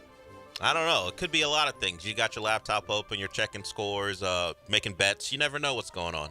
Maybe you're watching the Ryder Cup and while you're watching the U.S. get its ass kicked. Well, was it worth it? You killed a man. Congratulations. You killed a man in an MRI because you had to watch Harrison English and Colin Morikawa get their asses kicked. Well, nice you watched job. the first three all get their asses kicked. Nice and now job. you were 2 up in the last match, but you're only 1 up now, facing a birdie putt that could tie the match. Nice job. On the 14th. This is the worst day of my life. Well, you must have a pretty blessed life. If the Ryder Cup is what you got a problem with. Oh, and he missed it. Thank God. Ooh, and he shot it way past it. All right. My life is better right now than it was. Why don't we put John get him a YouTube channel and just do reaction video to golf? Yeah, why don't you put do you know leave how your much laptop money you on could make? and react to Ryder Cup stuff? Reaction videos to Ryder Cup as it plays out. This is how Aiden Ross got started, and he's making millions and millions. You could be too. Yeah, I don't really want to make millions and millions. Why not? Are you drinking and saying crazy stuff? Yeah, don't you have your eyes on a super yacht or something? Yeah. I just want to get a mobile home. $750,000 RV. $750,000 Not a mobile home. You're talking about you want an RV. RV. An RV. A tricked out RV. You're not looking for a mobile home. Yeah. we can do John Reacts, like Flight Reacts. We can do John Reacts, and he just reacts to things and goes, what? Instead of I show speed, I show drunk. Yeah. We could have that. Yeah.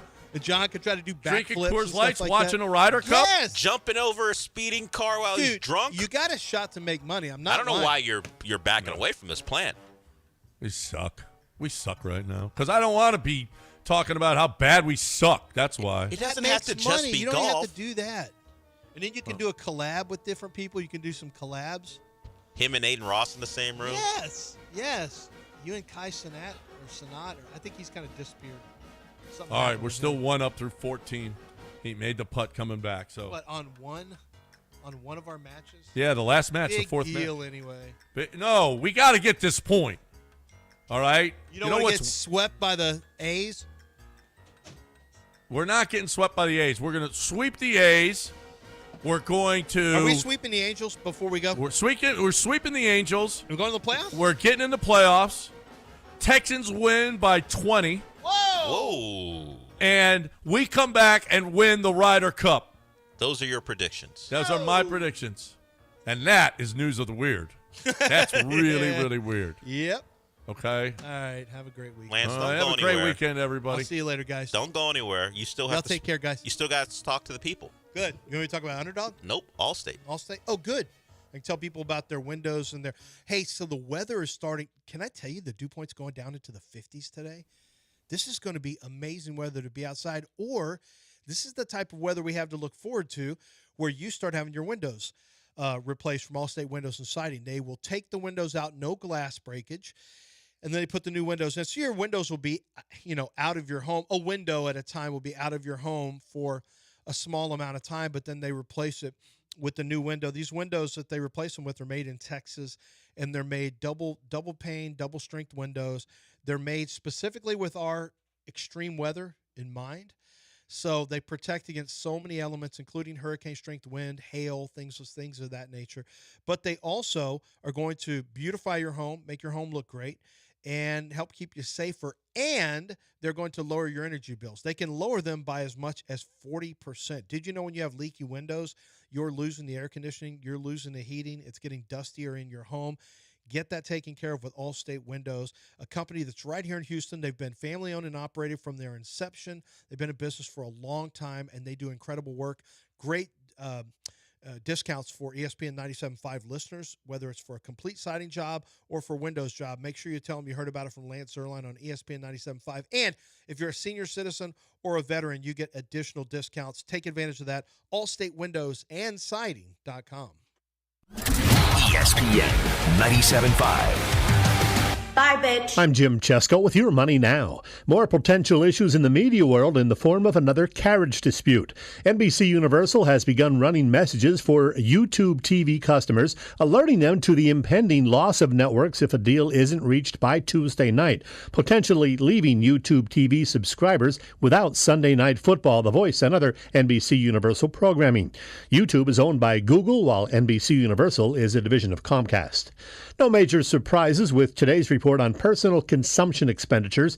It showed that core inflation in August edged up 0.2% from July, but held steady at 2.9% on an annual basis.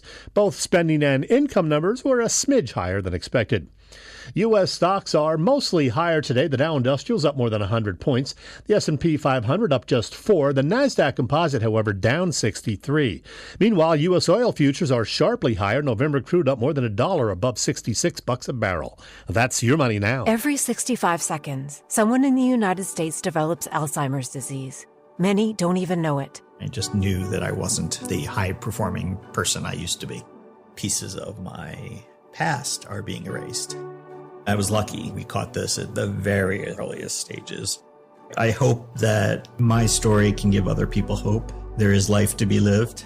Increasingly, there will be treatments. We need to invest even more in research and finding treatments and cures. Bright Focus Foundation's Alzheimer's Disease Research Program has invested more than $175 million in breakthrough research. If your loved one or you yourself are sitting there thinking, something is wrong, I'm not who I used to be, you can get some answers and you can get them for free. Call us at 1-855-345-6237 or visit us online at brightfocus.org/brainhealth to learn more. ESPN 97.5, presented by Zadok Jewelers. KFNC 97.9 HD2 Mont Bellevue, Houston, a Gal media station. Attention taxpayers. If you owe $5,000 or more and have missed another tax deadline, you're officially on the IRS's radar. The IRS has resumed aggressive collections. That means wage garnishments, bank levies, even seizures of your home, car, or retirement accounts. If you owe $5,000 or more and missed the deadline, you're stacking new debt on top of what you already owe. Call Priority Tax Relief now. Their experts fight back fast and are saving their clients millions in tax debt every month. I owed over $50,000. And they settled it for pennies on the dollar. These guys are as legit as they come. After speaking on my behalf with the IRS, my entire debt of $25,000 will be eliminated. Whether you've received collection letters or you're already facing liens and garnishments, call for your free consultation. There are no upfront fees. Priority Tax Relief. Let's make your taxes our priority. Call 800-860-6195. 800-860-6195. 800-860-6195. Priority Tax Relief. Sell your house in the most simplest way. Greenlightoffer.com. You wanted to be cool, which led you to smoking, which led to a pack a day. Then you met that special someone, which led to starting a life with them, which led to wanting to live longer, which led to quitting. Then you heard you may be at risk for lung cancer, which led you to getting a low-dose CT scan. If you smoked, get scanned. Talk to your doctor and learn more at savedbythescan.org. Brought to you by the American Lung Association and the Ad Council. It's time for the Del Olalea Show on ESPN 97.5 and 92.5. Now broadcasting live from the Veritex Community Bank Studios, here's Del Olalea. When the world was a sign of this and that, I was young, didn't know to hold it back. Now we here in the world, something else. We could leave any day and call for help. We were gods, nobody was above me. The A on my chest like a Dolce. The A on my chest, put your fist up. The A on my chest like a chipmunk. Alvin, Theodore, breathe in, breathe out. Me and more, breathe in, breathe out. Never mind, it was time. Number 9, lies, feline with a death wish. Eat right didn't help. No name on the guest list. Hold on, we're destined.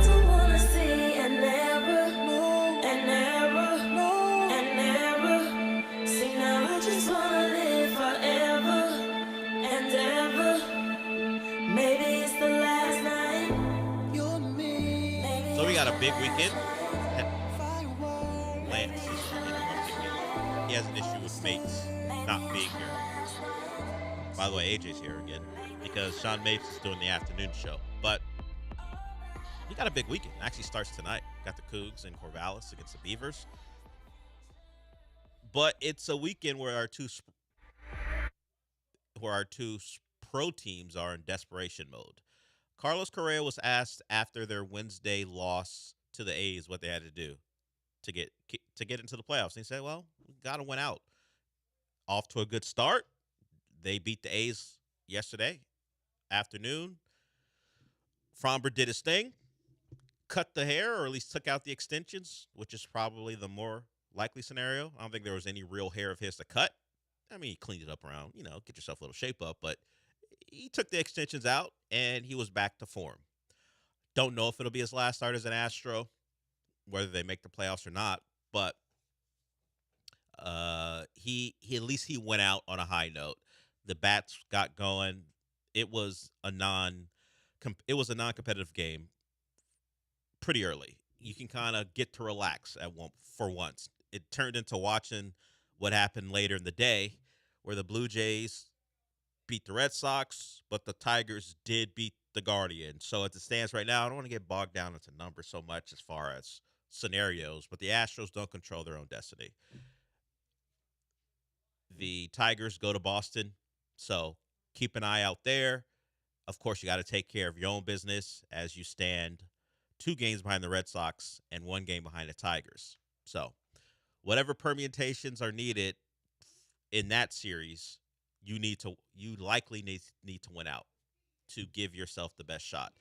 And you go with what we like to call as our hero, Jason Alexander, who wasn't great in his last start, but he goes today against Hendricks in in Anaheim. So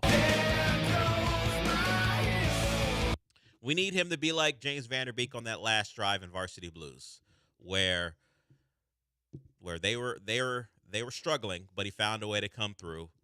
We need Jason Alexander to show up and get it done. And then we hope things go the way they need to go. Like tonight, of course you would like the Tigers to lose, but if the Red Sox lose, fine. You just need them to keep losing the rest of the series while you keep winning. So don't control your destiny, but you got to win ball games. You got off to a good start as you took apart the A's.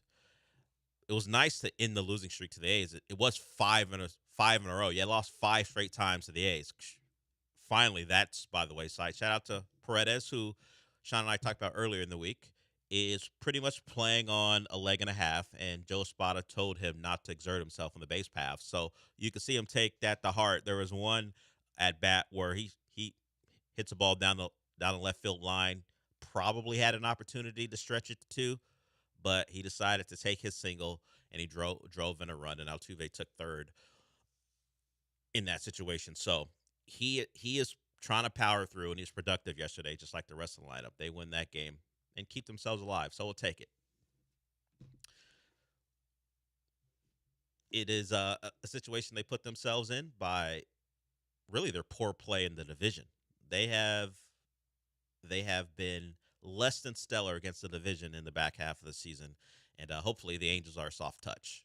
The Angels have been dependable, and hey, we can beat this team, right?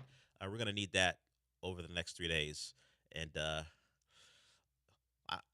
it's not insurmountable, the deficit, as far as what needs to happen, all the scenarios, but it's tougher than you would like. It would have really helped if the Guardians had swept the Tigers, but the Tigers avoided that scenario, and the Guardians are not free and clear either. They hold the tiebreaker over the Tigers as it stands now, but they're a team to take a look at too, as far as maybe if they stop playing good baseball, which they have clearly done, and that's why they have come back from the large deficit that they were facing earlier in the season.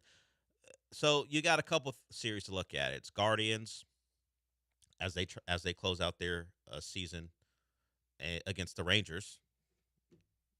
Can the Rangers do you a favor? It's probably too much to ask. And then, of course, as I said, Red Sox and Tigers.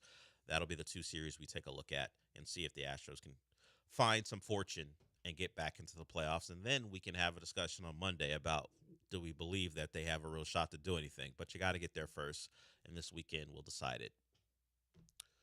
We got Texans to certainly talk about. Their coordinators were at the podium yesterday, so we'll hear from them. There's some numbers regarding the Texans that would suggest, if they are good at self-scouting, that they should use faster, smaller people on the field as opposed to some of their tight formations and having bigger people on the field, including a fullback. They have not been good with Jacob Johnson on the field and those tight formations that they seem to love.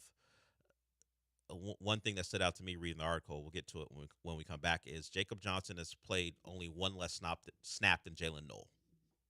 Now, it doesn't have to be Jalen Noel per se. It could be another wide receiver in that spot. Of course, Christian Kirk has been out, so you think the like-for-like replacement would be Jalen Noel for those first 2 games, and he has had limited snaps while they have leaned into Jacob Johnson a little bit more than you would suspect. Sounds a lot like New England. New England love to have a fullback at times, unlike the Rams, where Nick Caley was last year. The Rams don't deploy a fullback.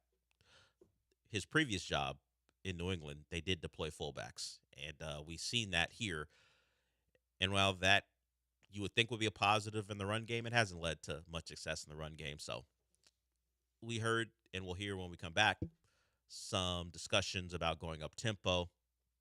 Didn't hear that much about personnel, and I'll get into some of the numbers and why maybe a personnel change as far as usage should be in the cards. And maybe that doesn't happen to the bye, where they can actually dig deep into the numbers and see what they're good at and what they're bad at.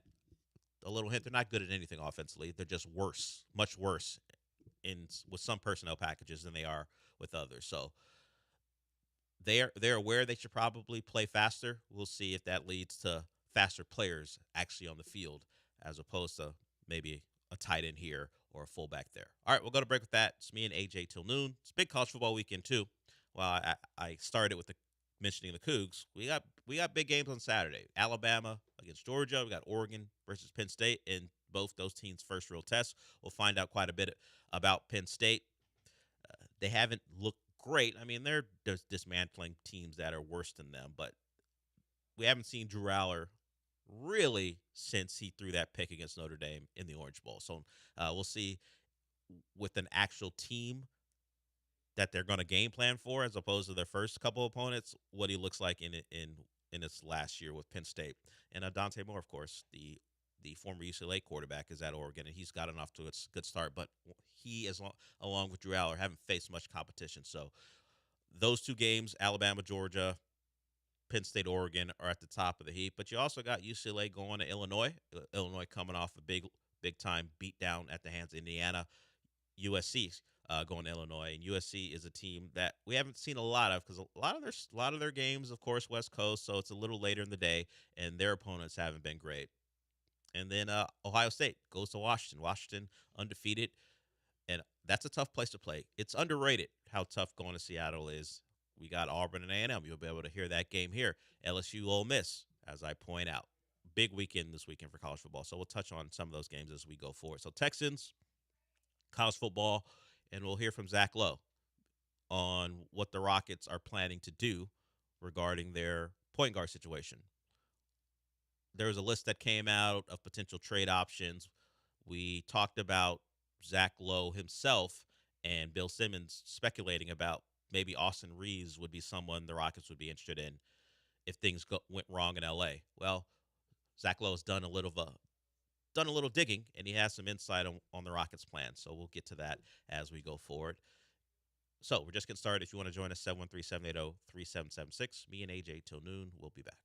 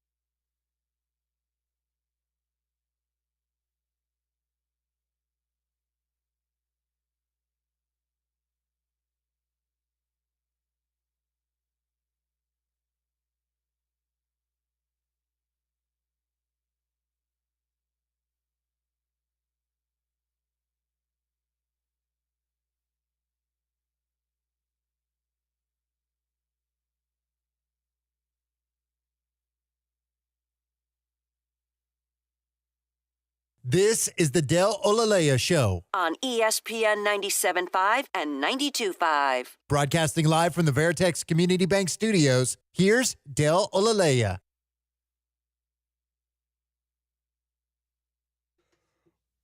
Something interesting that popped up from Robert Saleh regarding the Texans' most recent opponent, and the 49ers have to face the Jags this week. Apparently, the Jags are great at sign stealing.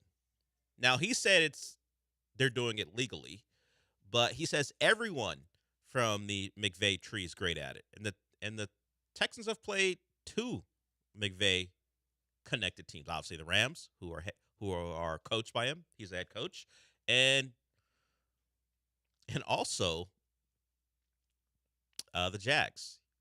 Liam Cohen is their head coach. He was an assistant under Sean McVay. So the Texans may have been at a distinct disadvantage before they even started playing, because apparently the McVay tree, great at sign stealing. The Texans have a McVay guy here.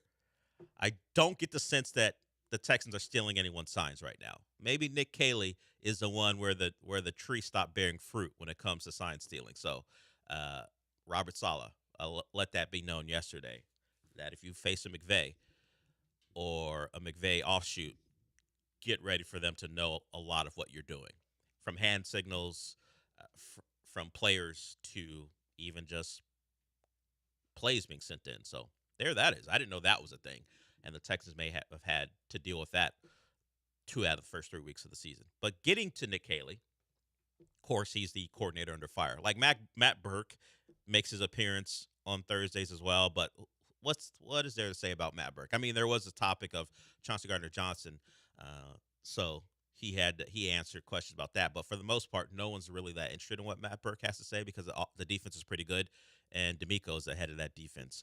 But Nick Caley's the guy who we want to have answers from, and he took a bit of offense at the assertion or the assumption that the Texans are maybe more like the Patriots than we'd like offensively.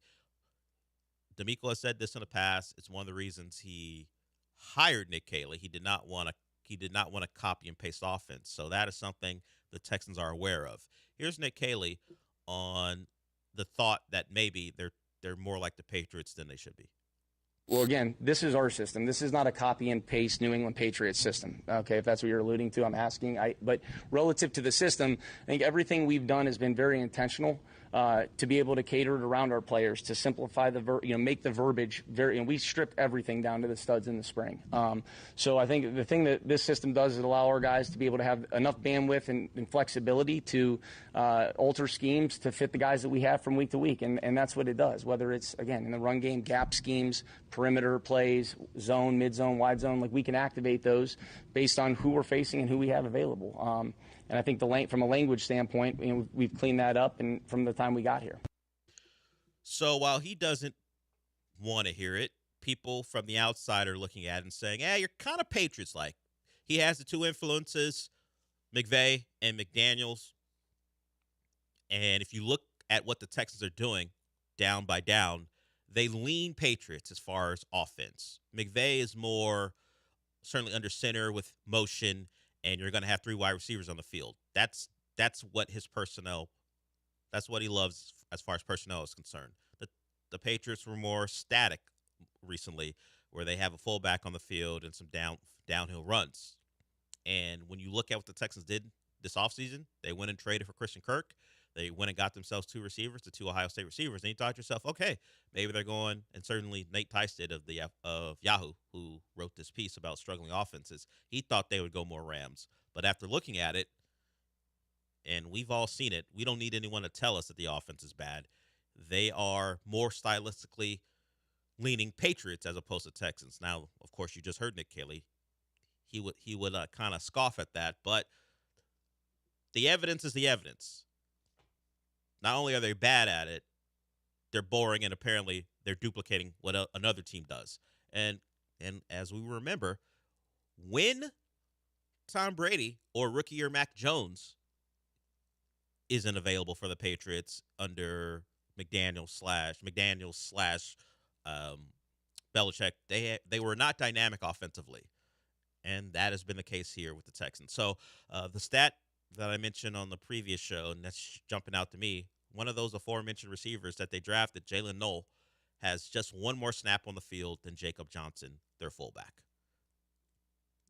And it's not like Jacob Johnson and that power offense personnel is leading the Texans to good things. So when they're in tight formations, when you see Nico almost attached to the tight end, or now it's Christian Kirk, or maybe it was Justin Watson or Higgins, when those guys are close to the formation, the Texans, as far as early downs, well, downs overall, really poor. Their success rate when they run with big people out there in tight formations, one of the worst in the league. Like, they are 31st in the league with that personnel grouping. They're a little better when they have more receivers on the field. In other words, when they got fast people on the field and they're not in those tight formations, they get into like the 20th range. So, as I said, it's not great either way, but it's much better when smaller, faster guys are on the field. And that might lead to some people's thoughts when it comes to how C.J. Stroud operates best, because there were a lot of smaller, faster players when he was dealing at Ohio State. Now we're referencing something that's 3 seasons ago now. Actually, 3+ seasons ago now. But he does appear to be more comfortable when he can just catch it from the shotgun, find an open receiver, and just deal. As far as getting away from center and having those condensed formations, the Texans have been plodding and ineffective. We will see if after looking at what they do, they decide to make some changes. I don't think it'll be so drastically different on Sunday, but maybe as they continue to move forward, we'll get to that.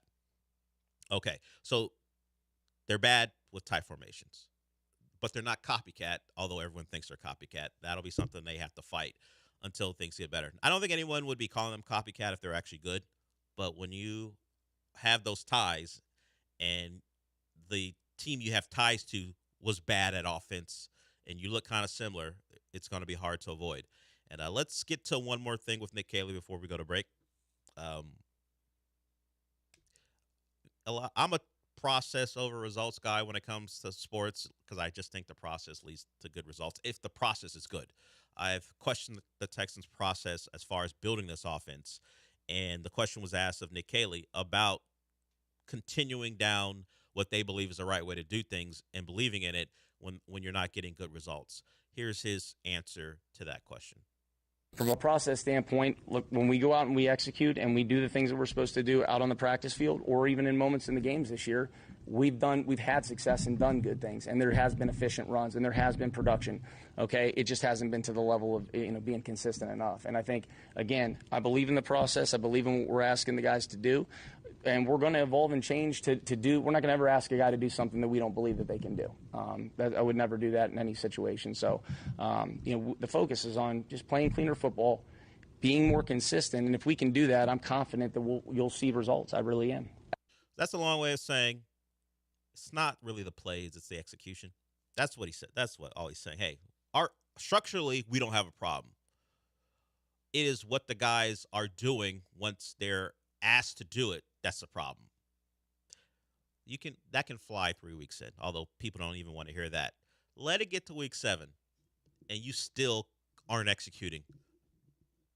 I mean, we'll probably still hear it. Notably, when Jimbo Fisher was a coach of A&M, years into his tenure, he would say on ESPN 97.5, when asked about his offense, the plays are there. He talks really fast. He would talk about how it ain't the play calls, it's the execution. Sometimes he would dance around a little bit more instead of being so direct. Other times he would just say, these plays work. The guys running them aren't executing them, which still falls on the coach. When it comes down to it, if you can't instruct the players to execute them in the way they should be executed, then it's still your fault. But a coach, particularly early, will lean into, hey, I'm not wrong. He won't say the players are wrong. He'll just say, hey, we got to figure it out. Execution is always the big thing you lean into. Okay, I'll give it to week 7. if I still see what I'm seeing in week 4 or week 3 and into week 4, you got to cut it out with it's all about execution, because you've proven you can't teach it the right way, at least in a way that the guys can understand. So Texans, Titans on Sunday. I can't imagine this game's going to be entertaining. Like, I think the Texans will win. I just don't think it'll be fun. I mean, the Titans are bad, but you're bad too. But you're a different level of bad. I think I talked about it. Like, the Titans are like the Texans are BO stinky. Like, the Titans are. They're just bad. We got a septic tank issue with the Titans. That's what we got with them. That's how bad they are. But hey, 0-3 is 0-3, and they both have that record. And the Titans have played the Colts and the Ravens, so it's not like the Titans have played the Colts and the Rams. It's not like their schedule has been soft, and the Texans have played, if you combine record-wise, they played the Rams, who are 2-1, the Bucks, who are 2-1. Bucks are undefeated. Bucks are undefeated. Mm-hmm. They came back and beat the Jets. That's right. And also, you've got now I'm blanking on the team. Jags. The Jags, who are 2-1. That's the 2-1 team I'm thinking of. The Jags are a soft 2-1, partly because they played the Texans. But the Jags are 2-1 too. So if you're talking about strength of schedule, the Texans have played a pretty tough one on record alone, and the same can be said for the Titans. We'll see. What if they tie on Sunday? It would just speak to how unentertaining the game is, and I think it can be pretty unentertaining. Look, the Titans and Texans have had certainly a long history, and it's generally, Derrick Henry's running for 200 yards. And the Titans haven't been good the last couple of years, even in the final stretches of Derrick Henry's career with them. He would still go for 200+. They don't have that type of threat anymore. That's good, but somehow Will Levis won a game in Houston last year, so nothing can be counted on as far as Texans and Titans are concerned. I do think the Texans will win, but that's mostly because of what I believe them to be before the year started. Do I think they can go out there and just throw up a stinker offensively again and win with defense?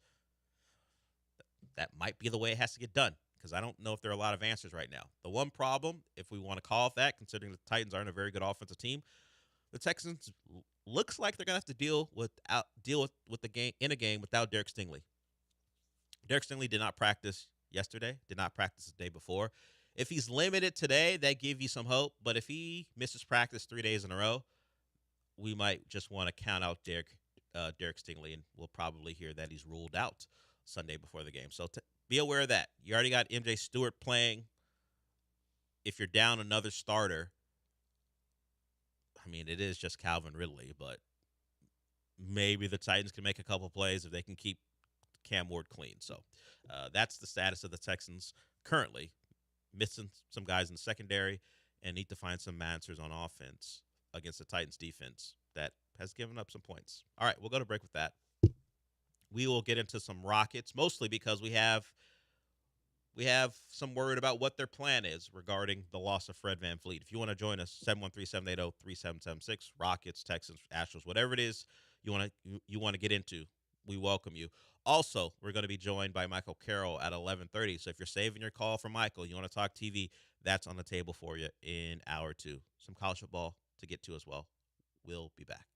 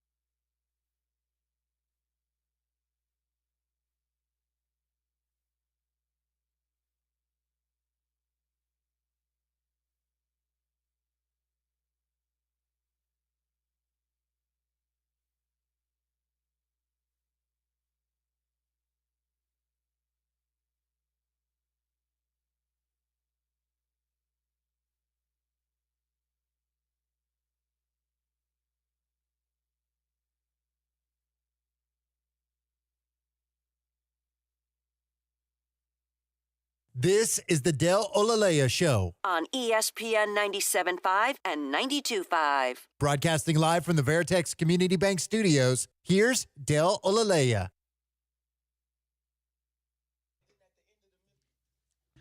So, AJ, we played a game of what type of person are we yesterday. It was regarding the fan who got Cal Raleigh's 60th home run ball and then gave it to a kid, went viral. And we got a call from Julian who said FTK. My good friend KJ said the same thing, which just means, I'm going to clean it up a little bit. Forget that kid when it comes to the chance to make some money. Well, Cal Raleigh got to meet the fan who gave up the ball. I'm sure the Mariners are going to give him some stuff. As I said before, that I knew that was going to happen. It ain't enough. Yeah. So we do have a result from that. He got to meet the great Cal Raleigh. Wow, that kid gets the 60th home run ball. Nah, forget it. I don't care what you offer, Mariners. Now, of course, you got to take into account I'm not a Mariners fan. I don't care about Cal Raleigh. But for whatever reason, if I was there, spending the week there, because I was excited to go see the Huskies versus Ohio State on Saturday. But, I'm going to go to a Mariners game while I'm here just to see what it's like to be here. If I caught that ball, Mariner tickets, a Cal Raleigh signed batter glove, beat it. But that's what the guy got. So, of course, that was to be expected. I wonder if he'll get tickets to future Mariners games. I'm sure that'll be part of the equation as well. But, yeah, if Cal Raleigh doesn't hit another home run this year, what are we talking about? How much is that ball going to be worth? And the Hall of Fame's not getting it either, unless they want to come out and give me a bag. I don't think the Hall of Fame pays for memorabilia, but that's the only way they're getting it from me. But that was a predictable end to that story. A couple pictures, a photo op. Hey, look how great this guy is. Great for humanity. I'm telling you right now, I'm not great for humanity. No chance. And then when that kid's older, he could potentially end up selling them all. Older? You mean like 4 days older when he sells it? When he sells it by Monday? Right. Yeah, we'll see. We'll see how much that ball is worth if Raleigh doesn't hit another home run between now and the end of the season. Well, he doesn't have to. The Mariners have won the division, so he probably will be getting some rest going forward. So maybe he won't have the opportunity, although they may want to give him a chance to break the record for home runs in the AL, which I think is 62 with Judge. All right, we got a couple callers we'll get to. We'll get to the Rocket stuff, but people want to talk about the other teams in town. So let's get to Jeff. He wants to talk about the Texans. What's up? Hey, what's going on, Dale? Hope you're well. Hey, I got a question for you. I'm taking the Texans with the points, but for some reason I'm wrong again, and they're 0-4. Is CJ getting benched, which I'm going to say yes, and or is anyone going to lose their jobs? I would tell you that CJ won't get benched because it would set off a chain of events that the Texans may not recover from. If you bench CJ Stroud, even as, let's say, he is awful on Sunday. In fact, you could point to him directly as the reason they lost. Let's say that happens, because that has not been the case through 3 weeks. He hasn't been great. You could even say he hasn't been good. But you can't say they're losing these games because C.J. Stroud is playing so poorly, even with the 2-turnover performance against the Jags. Let's say he has his worst game of his career. He's taken sacks where he shouldn't. He's turned the ball over. He throws 3 picks, whatever it is, whatever disaster scenario you can put in your head. You bench C.J. Stroud, considering all the other issues on this team offensively, you may never get him back as far as a guy who wants to be here. And it's not like you have a promising young player behind him. Like, even at 0-4 in this scenario, you would still believe you have a shot. Maybe not the division, because the Colts may very well be 4-0. They do have to play the Rams, so we'll see. But at 0-4, it's not happening. It's not happening. There's just a lot of factors that play. If he was Davis Mills, yes. But he is now, it's seasons ago now. We consistently have to reference back to that rookie year. He was the offensive rookie of the year. He was the bright shining star of a team that was on the rise. Look, one of the biggest surprises in football, if not the biggest surprise in football in 2023, the Texans, who people were talking about picking in the top 5 the next year in 2024, and that's why trading a pick to get Will Anderson was such a big deal That was all the talk after they made the trade. How could the Texans do that and trade up when their pick could be very valuable? Turned out it wasn't that valuable because of CJ. So, no, he's not getting benched. I couldn't foresee it happening. Not after week 4. I mean, if it's like week 9 and he's awful. By the way, once again, he has to be awful. He can't be someone who's just performing under expectations and the team is losing. You're setting yourself up for a real problem if he is average and you're benching him for what reason? There's no reason to. As long as he's not taking a lot of hits and he's relatively healthy, you keep playing him. But like you, I don't think it'll come to that. I think they're winning on Sunday. You're taking the points. I see that. Titans aren't good. But I could see a game where the offense gets booed. We're at that stage. If they come out and look as bad as they've looked throughout the first 3 weeks of the year, they could get booed. You got booed last time against the Bucs. That's what I'm saying. I mean, we're at the point. People are frustrated. They didn't expect to be on 3. The team did. The fans didn't. So I could see boos happening. But as far as calling for Mills, imagine chance of Davis Mills. The fans are going to do it, and the team isn't going to take part in it. So I appreciate the call, Jeff. What you were setting up is a disaster scenario where the franchise is on tilt at that point, where you got questions everywhere. As far as who could pay, you just made the Haley hire. He's not going anywhere. You just elevated Popovich. They're not going anywhere. Is there a wide receiver coach they can fire like the Falcons did because the young receivers aren't living up to expectations? It would be like that, like what happens in baseball where a pitching coach gets fired because you got to fire someone, or a bench coach gets fired, something like that, third base coach, whatever it is. It could be that, but even still, not after week 4. I think the Texans aren't as reactionary as that from the top down. I mean, I don't even want to really talk about it, but it would have to be like week 8, week 9, and you got one win or something, but I don't see that happening. Let's get to Willie P. He wants to talk Astros, and then we'll go to break, and then we'll do the Rocket stuff. What's up, Willie? Willie P or T? I think it's Willie P. T. Or it's Willie T. That's what I'm being told. What's up? Oh, hey, how's it going? Good morning. Yeah, your intern hung up on me the first time. It was funny. He's like, yeah, let me put you on hold. And I just heard it click. But now, real quick, you were talking about the guy who gave the ball back. Baseball fans would have hated me because I would have been out there trying to get, as much as I could. I would have been out there like Kawhi Leonard's Uncle Dennis or whatever his name is. I was asking for the moon. What'd you say? I said a part of the team for the 60th home run ball. Yeah, man. Look, give me a little bit of stake or something. Give me some kind of title. You got to make something shake, baby. But real quick, with the Astros, it sucks that they lost. I hate that they lost. I mean, granted, they won last night, but I hate that, the first 2 games of the series went the way they went. And, I know what you were saying, if I could – what I meant the other day was, hopefully them missing the playoffs, Jim Crane wakes up and all right, something's got to change. I'm sure he was getting ready to make plans for October, and now his assistant was like, you're free, dude. You can do whatever you want. Hopefully he changes that. But one other thing, shout out to Houston Dynamo. They're only 1 game out of the playoff spot. I mentioned that there's 3 games left in the season. They're fighting Dallas for that last wild card position. So, we're on playoff watch if you guys want to come over to this side. And shout out Carly Ursay Gordon. You guys have a wonderful afternoon. AJ the Bruce, what it do, baby? These fellas. Carly Ursay Gordon. She is the CEO. The you would say, while the 3 sisters are all involved, she is the head of the Colts right now. And she was at practice yesterday. She does that. She'll have a headset during the games. She's very into it. Did Willie P just reveal something about himself? I don't feel like that was just strictly football related.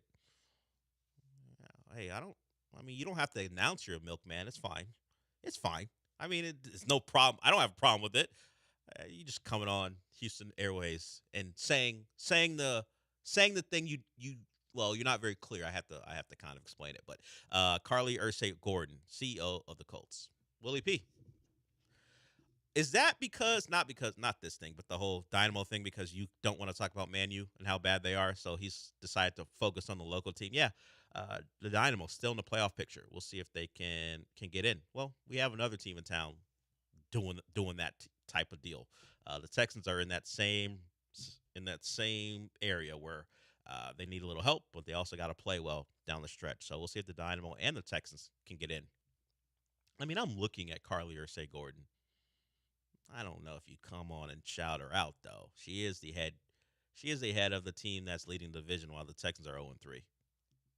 But she's going to be a prominent face for the Colts. She's going to make sure she's on the sideline and at practice going forward. And at least so far, it's working out for them, thanks to Daniel Jones and also Jonathan Taylor, who's kind of getting overlooked. He's been really good this year.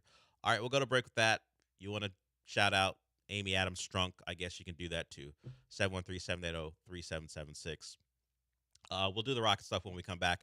Tim Legler talked about what the plan should be for the Rockets. Zach Lowe told us what they're going to do as far as personnel at their point guard spot. So we'll have some sound from a couple of ESPN guys on the Rockets and how they will plan around the absence of Fred VanVleet. We'll do that when we get back.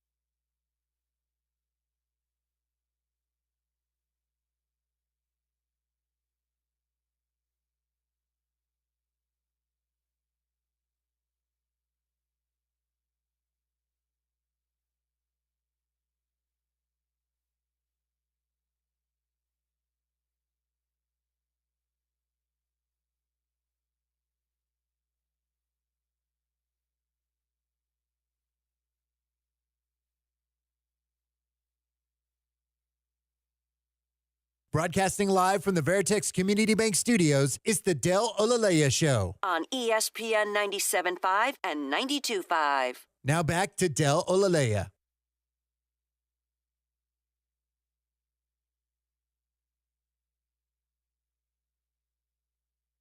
I think I said that the Texans and the Dynamo are in the same spot. I meant the Astros. The Dynamo have 3 games to go in their season to see if they can qualify. Like 9 teams per conference make it in the MLS playoffs. 18 teams overall make the playoffs. I get it. You need an inventory, but if I'm looking at it, like the league has expanded quite a bit. If you had stopped paying attention a while ago, maybe since the Dynamo have had a bit of a downturn since clearly their initial start here when they were really, really good. But 18 teams, and right now as it stands, the Dynamo are 10th, a point out of the last playoff spot. Dallas has a game at hand, so if Dallas wins out, they'll make it. The Dynamo need a little help, and they certainly have to do well in their final 3 games. All right, let's get to the Rockets before we wrap up hour 1. So, the big news earlier this week, Fred VanVleet out for the season. And there was an article that came out that we were going to get to yesterday. It was talking about a couple guys that the Rockets could look at to see if that could bolster their lineup, maybe get a frontline point guard like Derek White was mentioned. That was a guy that there were some conversations about, not from the Rockets' perspective, but just people, NBA people, talking about who could be on the move because the Celtics were cutting salary, and was Derek White someone they would be willing to move? And it was kind of put out there that it would cost quite a bit to get Derek White. Of course, we know the Rockets made the big move for Kevin Durant. They added others like Finney-Smith and Clint Capella. So Derek White was at the top of that list, and you threw in like Kobe White, who's another guy people thought about as far as a guy on the move, and I'm sure the Bulls would take a couple assets to make that move. Well, Zach Lowe did some digging regarding a potential Rockets trade, and this is what he had to say. From what I've heard, the Rockets are going to do nothing, and they're going to do nothing for a couple of reasons. Number one, they can't really do anything until December 15th when all the free agents that signed in the summer can be traded, including like half of their roster. And they're not going to do anything because they're going to give the ball to Amen Thompson and Reed Shepherd. They might even start Reed Shepherd, I don't know, and just see what they have in those guys. So they're going to stand pat. They're going to lean into their recent draft picks and let those guys be ball handlers. So no Kobe White, no Derek White. It'll be some combo of Reed Shepherd and Amen Thompson. Well, Tim Legler had that thought in mind as well. So he put some thought into what we could see from one of those guys at that position, because depending on what type of offense you run and the personnel you have, some point guards are initiators. Some point guards are spacers, where all they really are responsible for is spacing the floor. If they're good defensively, point of attack defense, and allow the others on your roster to create and knock down open shots. They have Kevin Durant. They have Alperen Sengun. Those guys can be hubs of an offense. They can be distributors. Certainly they can be scorers as well. So maybe whoever does become the point guard is just more a guy who has that designation but isn't doing traditional point guard stuff. So here's Tim Legler on what you might see from the Rockets with the absence of Fred VanVleet. I look at a team like Boston, and Drew Holiday and Derek White, like neither one of those guys is really a traditional lead guard. They're just they're good players. Most of their offense initiation, even whether it's ISO or ball screen, came from Jaylen Brown and Jason Tatum. They're forwards. And then the 2 guards could handle the ball, both excellent defenders, which made them more valuable for them. But then they were more like Drew was more of a weak side cutter type, post up guard, and Derek White became really an excellent spot up shooter or a shooter shooting a 3 off ball screen. But the offense was run through the other 2 guys, Tatum and Brown. So maybe Houston, with Şengün's ability to initiate, with Kevin Durant's ability to initiate, we talked about Amen Thompson and like his ability to initiate in a different way than those guys. Maybe that's enough. And you rely more on this guard spot now as a guy that can spot up, space the floor, and knock down shots at a high rate, in which case Reed Shepard and Holiday can both maybe be answers for that, and you run your offense a little bit differently with the other guys being the primary ball handlers and decision makers than, a guy like Van Vliet who would have had the ball a lot. Yeah, we saw Amen Thompson in stretches where they would just spread the floor, let him attack one-on-one, and try to get to the cup. He won a game against Boston, who he was just talking about that way. He also was a guy in the Warriors series where they thought he had an advantage. Get out of the way. Let Amen Thompson go create for himself. So that could be something they lean into, certainly. And, of course, Aaron Holiday, in limited opportunities as far as shots, he was good from three in his 2 years with the Rockets in that 38 to 39% range. Reed Shepard's reputation is one where he should be a guy who could knock down open shots. So if you go, he mentioned more recent examples, but the one that keeps popping into my head, considering all the initiators the Heatles had, maybe you're looking at more of a Mario Chalmers type, as a guy who you want on the floor to play defense, but also just knock down open shots. You want to bring the ball up a couple times? Sure, we'll give you that. But really, your reason for being out there is to eat on open looks, and certainly Reed Shepard, you think, would fill into that role pretty well. Now, can he hold up defensively? He has the instincts, quick hands and all that stuff, but size, his lack thereof, probably will be an issue. But that's what you have. You can throw Amen Thompson on a backcourt guy who's going off if you need to. Maybe hide Reed Shepard on someone. So there are always ways to get around it. And certainly Jabari Smith can be a guy who can defend pretty much every position. So you got guys if Reed Shepard becomes a liability. And, of course, you have the Aaron Holiday factor of it as well. Because of Reed Shepard's draft status, it's always he goes to the forefront, and Aaron Holiday is someone everyone's like, okay, whatever, Aaron Holiday. Ime proved last year that he'll play Aaron Holiday. So I don't believe it'll just be handed to Reed Shepard. The question will be if it's swayed in his favor 70-30, where he has to be really awful for Aaron Holiday to get that job, or will they enter training camp if the Rockets decide the fifth starter will be one of those guys? Will they enter training camp on an even playing field, and the best guy wins? For Rocket fans, and I imagine the organization, if they do set it up that way, they want Reed Shepard to win it. But will they even set it up that way? Because Udoka's gonna make him earn it for sure. That's what I think. Yeah, it would have to come from on high. Yeah, like the guys who are in the scouting department and Rafael Stone, who drafted him, says give him first opportunity. Right. I think it's going to be, hey, if we come out of training camp and Aaron Holiday is your starting point guard, if they decide to go with what you might consider a traditional guard for that fifth spot, if they don't just go really big and throw a Dorian Finney-Smith or Tari Eason in that role, I would not be surprised if Aaron Holiday wins that job. Yeah. Just because of how Ime decides how he wants to run his team.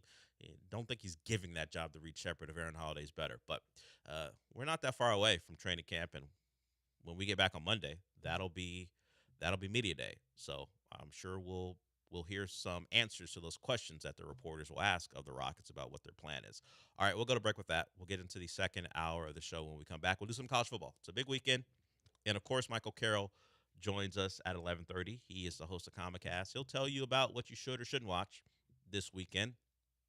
We'll see what he has in store. I didn't see that he went to a screening this week, so maybe it'll be for everyone to stay home and watch things. Or maybe there's a good movie that he'll recommend as well to go to theaters for, if you can pull yourself away from all the sports this weekend. So we'll do that at 11:30. We'll get to more before that. We'll be back.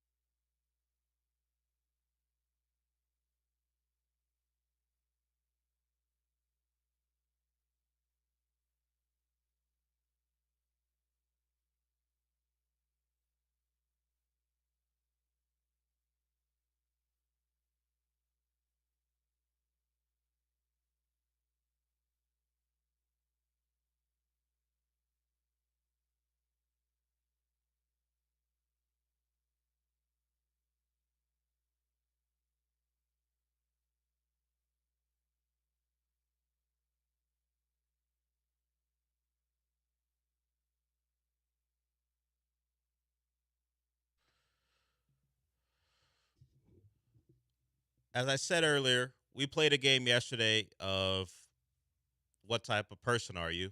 Well, AJ, because we're going to start talking college football here, I'm going to put a clip on the rundown. It's from last night's ECU Army game. And when you have it ready, you let me know. I just threw it under the audio. We're going to play a game of, is this disrespectful or not?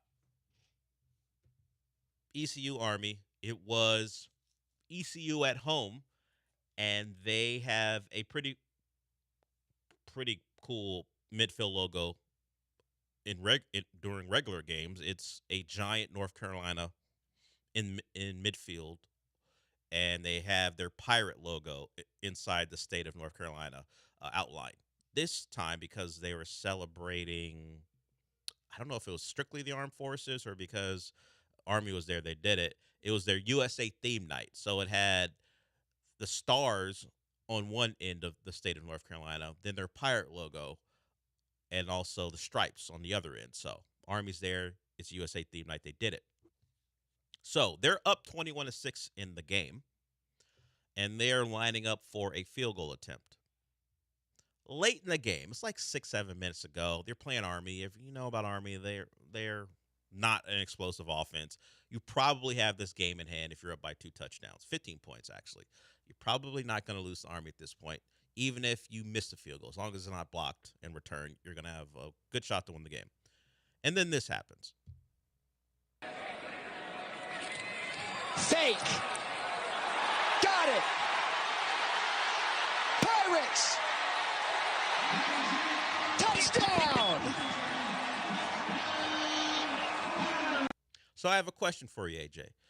I think it was a walk-on that made it more special, walk-on holder. The fake was a snap to the holder or a walk-on that they snuck in faster than, I guess, the normal holder would be. He runs pretty much right up the middle. Army's not expecting it, and rightfully so. About 8 minutes ago, you're just expecting the 50-yard field goal attempt. Right. Is it disrespectful on USA theme night to do that to the armed services? You're up by 15. That's true. Against Army. They're not coming back in this game.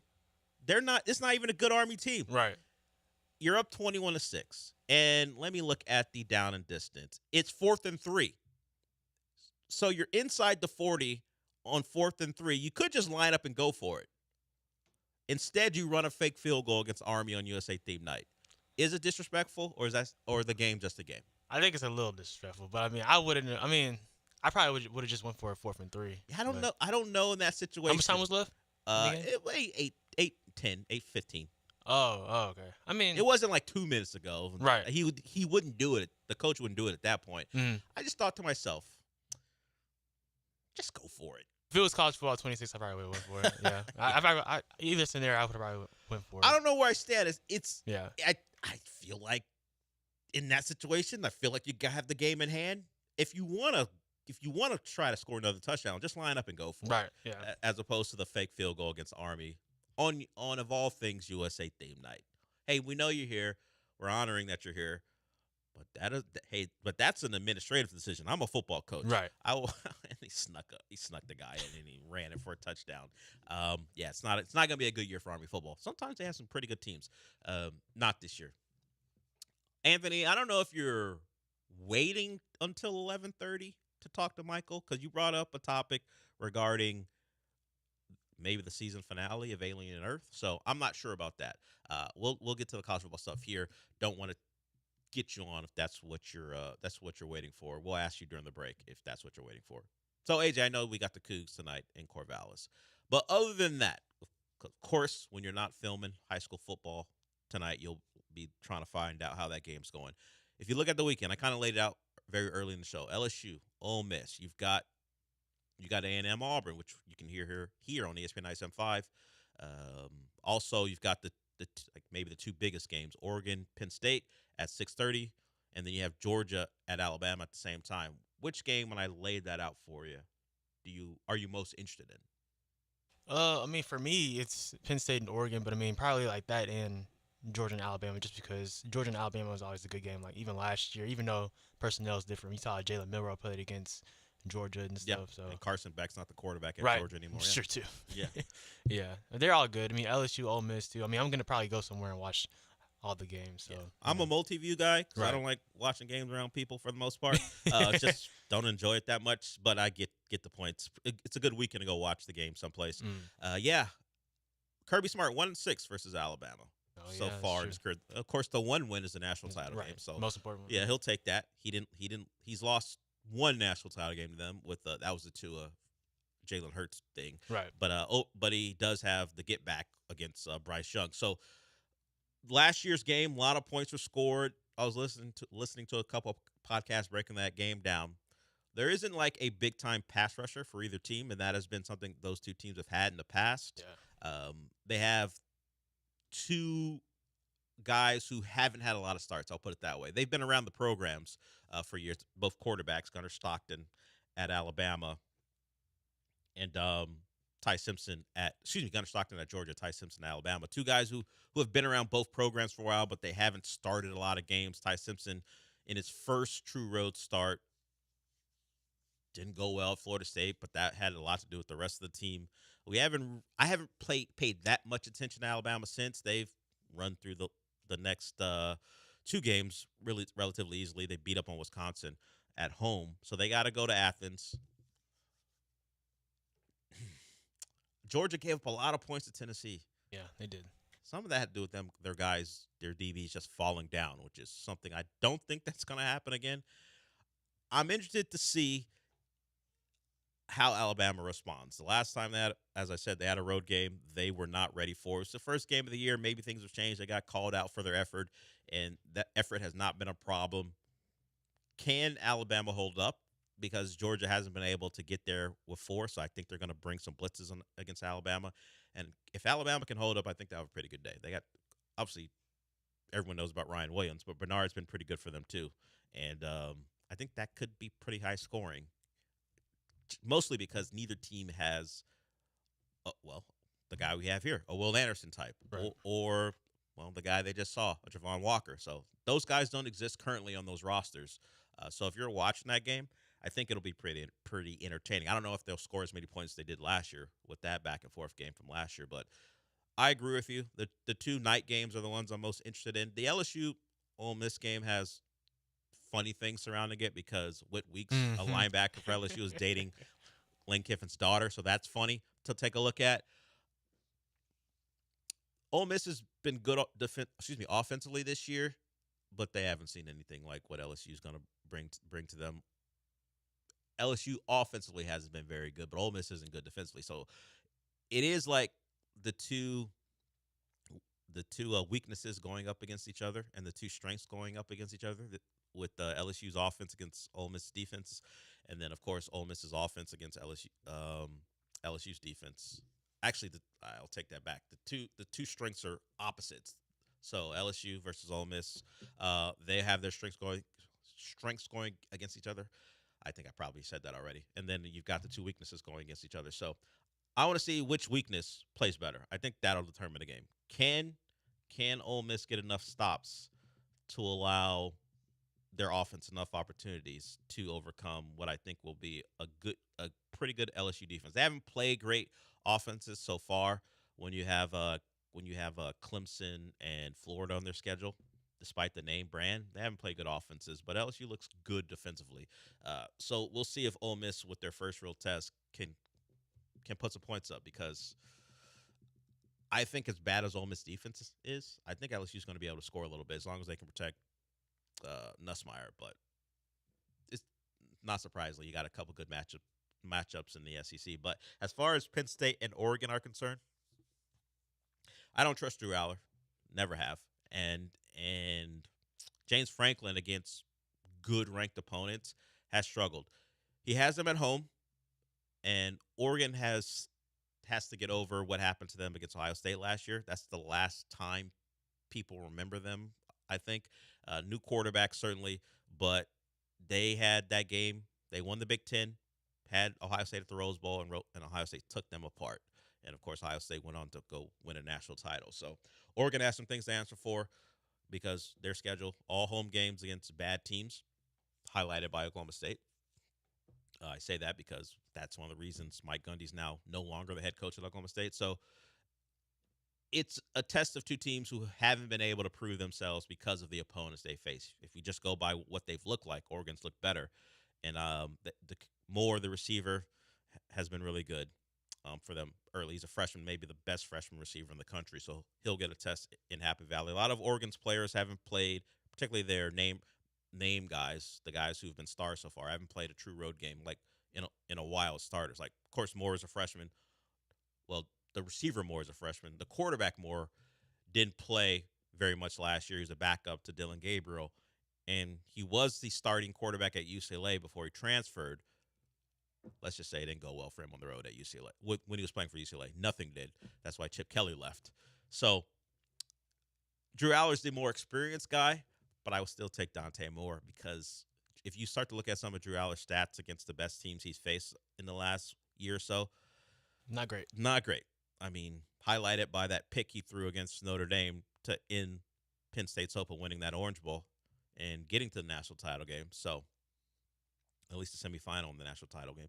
So, he has something to prove. James Franklin does as well. The thing about James Franklin is, if you put him up against a team who recruits better or similar to him, he's had real problems. Like Penn State, you run him out against the mid-tier Big Ten teams and maybe a mid-tier SEC team or an SMU from last year, they're fine. They're going to have better talent. But when you start to look at the talent and see that it's even, or maybe even the other team has slightly more talent, he has not done very well. So this is an opportunity for him to kind of shut some people up. It'll be a whiteout game. So it'll be Penn State's biggest home game of the year, welcoming Oregon to Happy Valley, excuse me. So we got a big weekend. Even tonight, if you want to see FSU before they see Miami next week, I mean, they beat Alabama. Then they play like East Texas A&M. If you weren't aware that that was a thing, me and you are the same, because I did not know that East Texas A&M played football until I saw them on the Florida State schedule, and then they beat up on Kent State. So they haven't played anyone since Alabama. It's a tricky game against UVA. UVA can put up some points, but that's a game that they have to just get through, because it looks like game day is going to Tallahassee. So it'll be if Florida State can win, it'll be the biggest Miami-Florida State game in like, when was the last time each team was both in the top 10? Maybe 2013.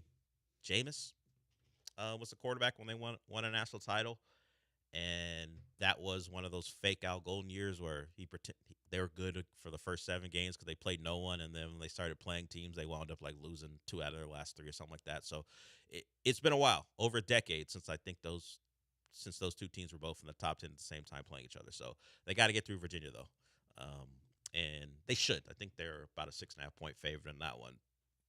It'll be Castellanos and Gus Malzahn. Now that offense is tricky. They will get on the perimeter with their speed, and I'm not sure Virginia can hold up. Just dealing with all the motions and formations that Florida State will run and the pace they'll play out.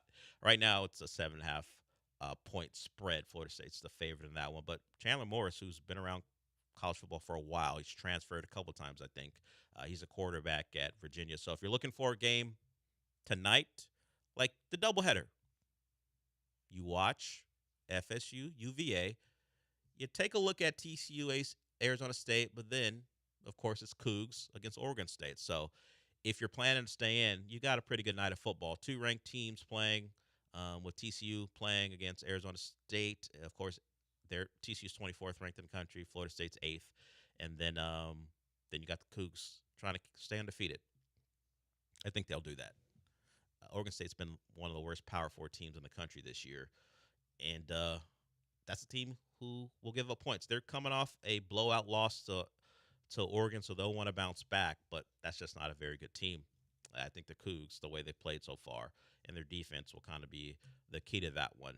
And in the Pacific Northwest. So it's a little scary that Oregon State hasn't won a game, or it just means they're flat out awful and nothing they're going to be able to do tonight can stop the Cougs from winning that game. So we'll talk to Willie Fritz on the John Lance Show next week on Tuesday. So we'll get a recap of what hopefully is a win and a 4-0 start for the Cougs as they get deeper after this one into Big 12 play. All right, Anthony, we'll find out if you want to talk to Michael.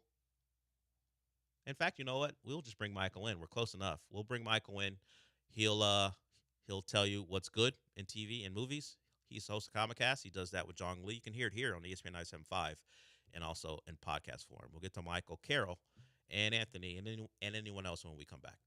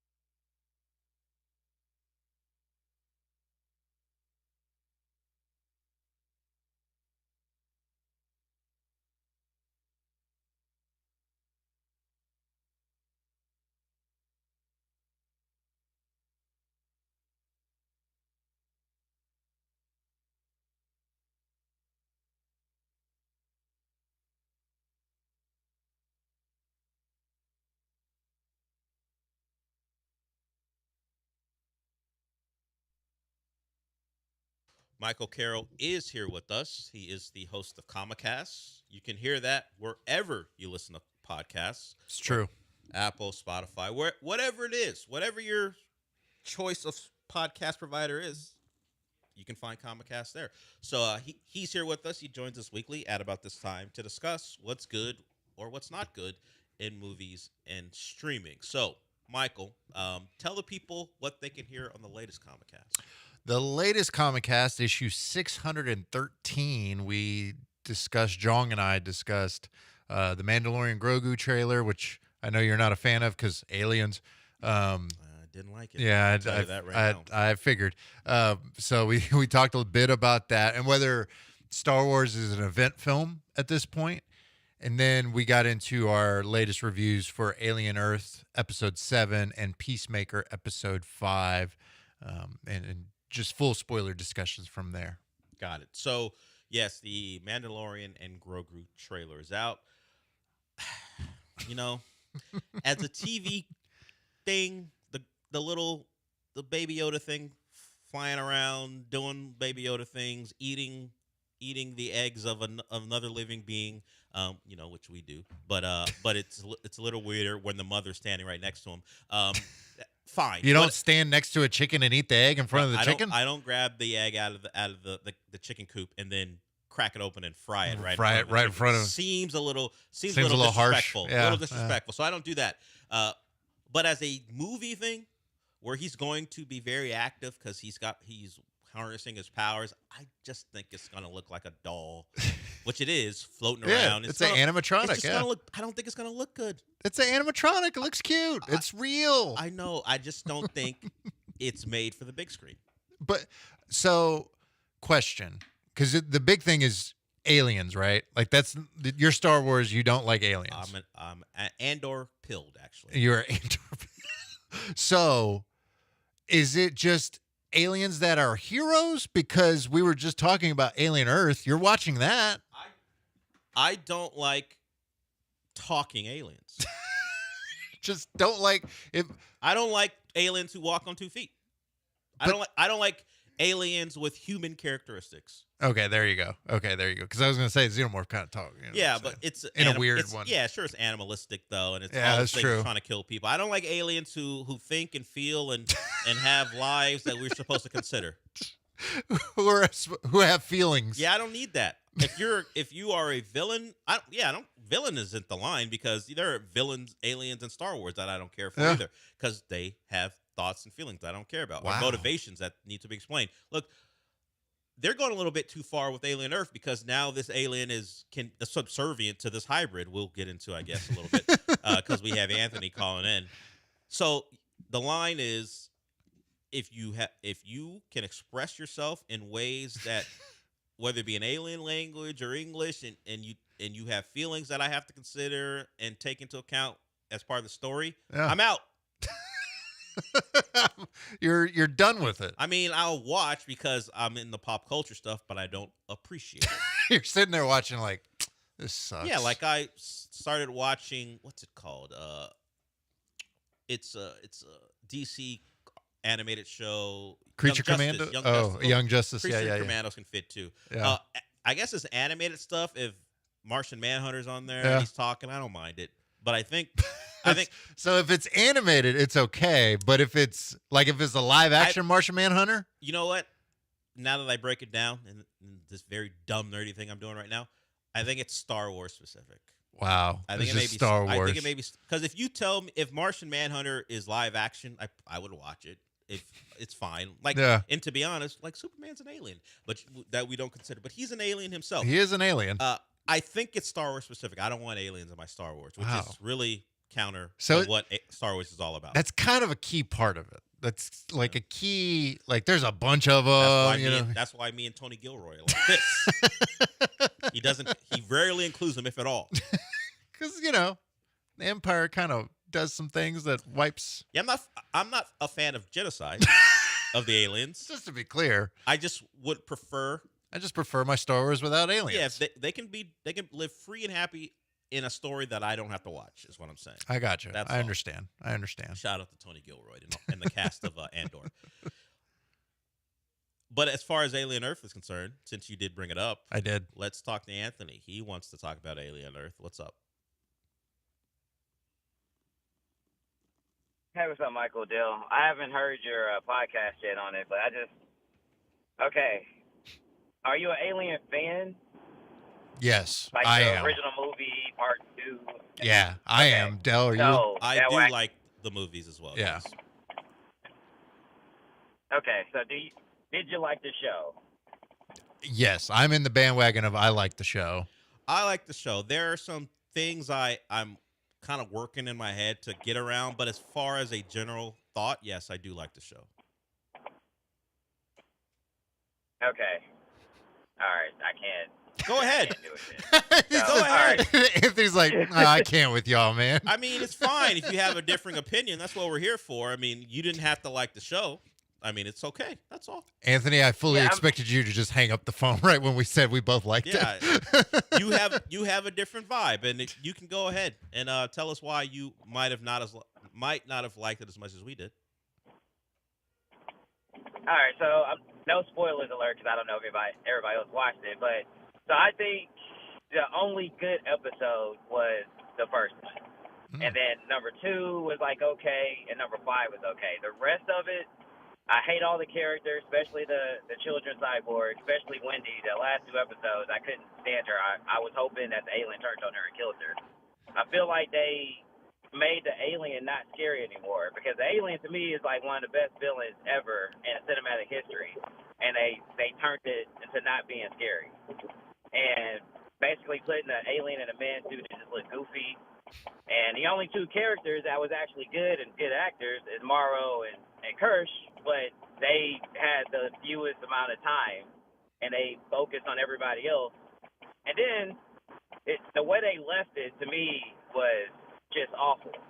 And then the whole monologue speech that she had at the end, to me, was cringy. 7, when she screamed, "What would you do?" like 17,000 times, was cringy.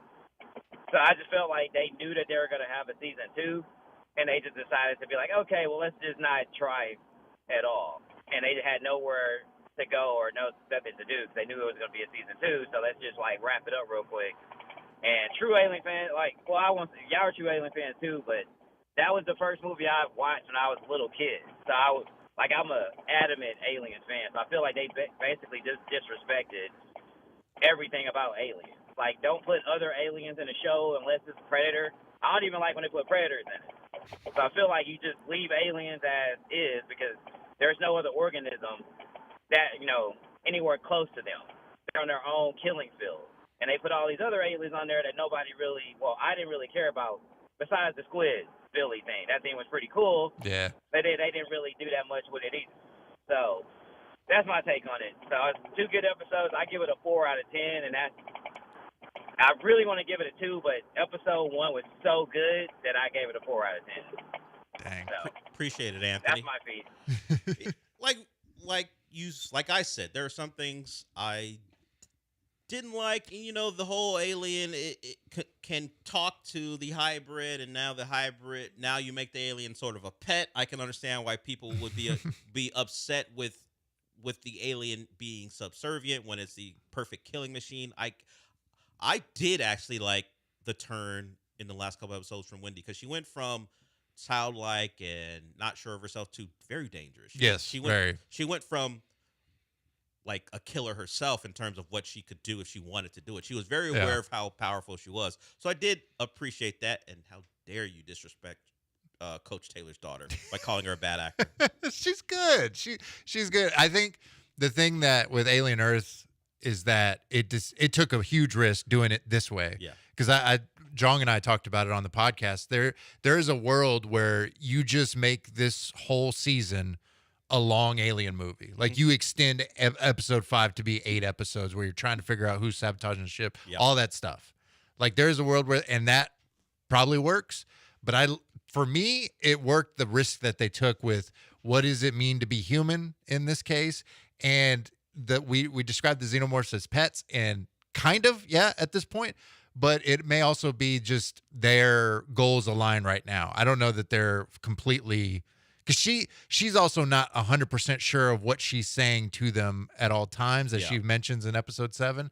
So goals may align right now because they relate in a lot of ways, but that may not be the case in the second one. Now, the other thing is we don't know if there's a season 2 as of yet. It has not been greenlit. So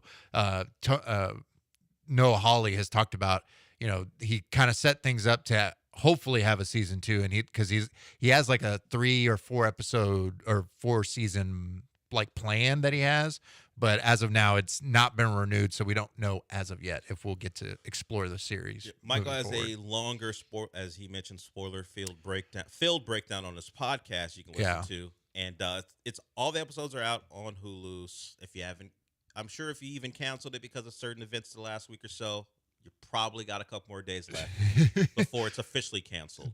Right. Hopefully not. But shameless plug is that next week we're going to do a full season review / season finale review with the host of the official Alien Earth podcast, Adam Rogers. He's going to be on Comic Cast next week. So tune in for that. So tune in for that. And as I said, you can hear Comic Cast wherever you listen to podcasts, but also you can listen to it on ESPN 97.5. The times change from next week. It's back to 7 to 8 on Wednesdays. I can't guarantee you exactly. I try to tell you on Friday for the upcoming Wednesday, but it may not be from 7 to 8 on Wednesday, October 8th. Crossing fingers, but hopefully, and seems like Wednesdays at 7.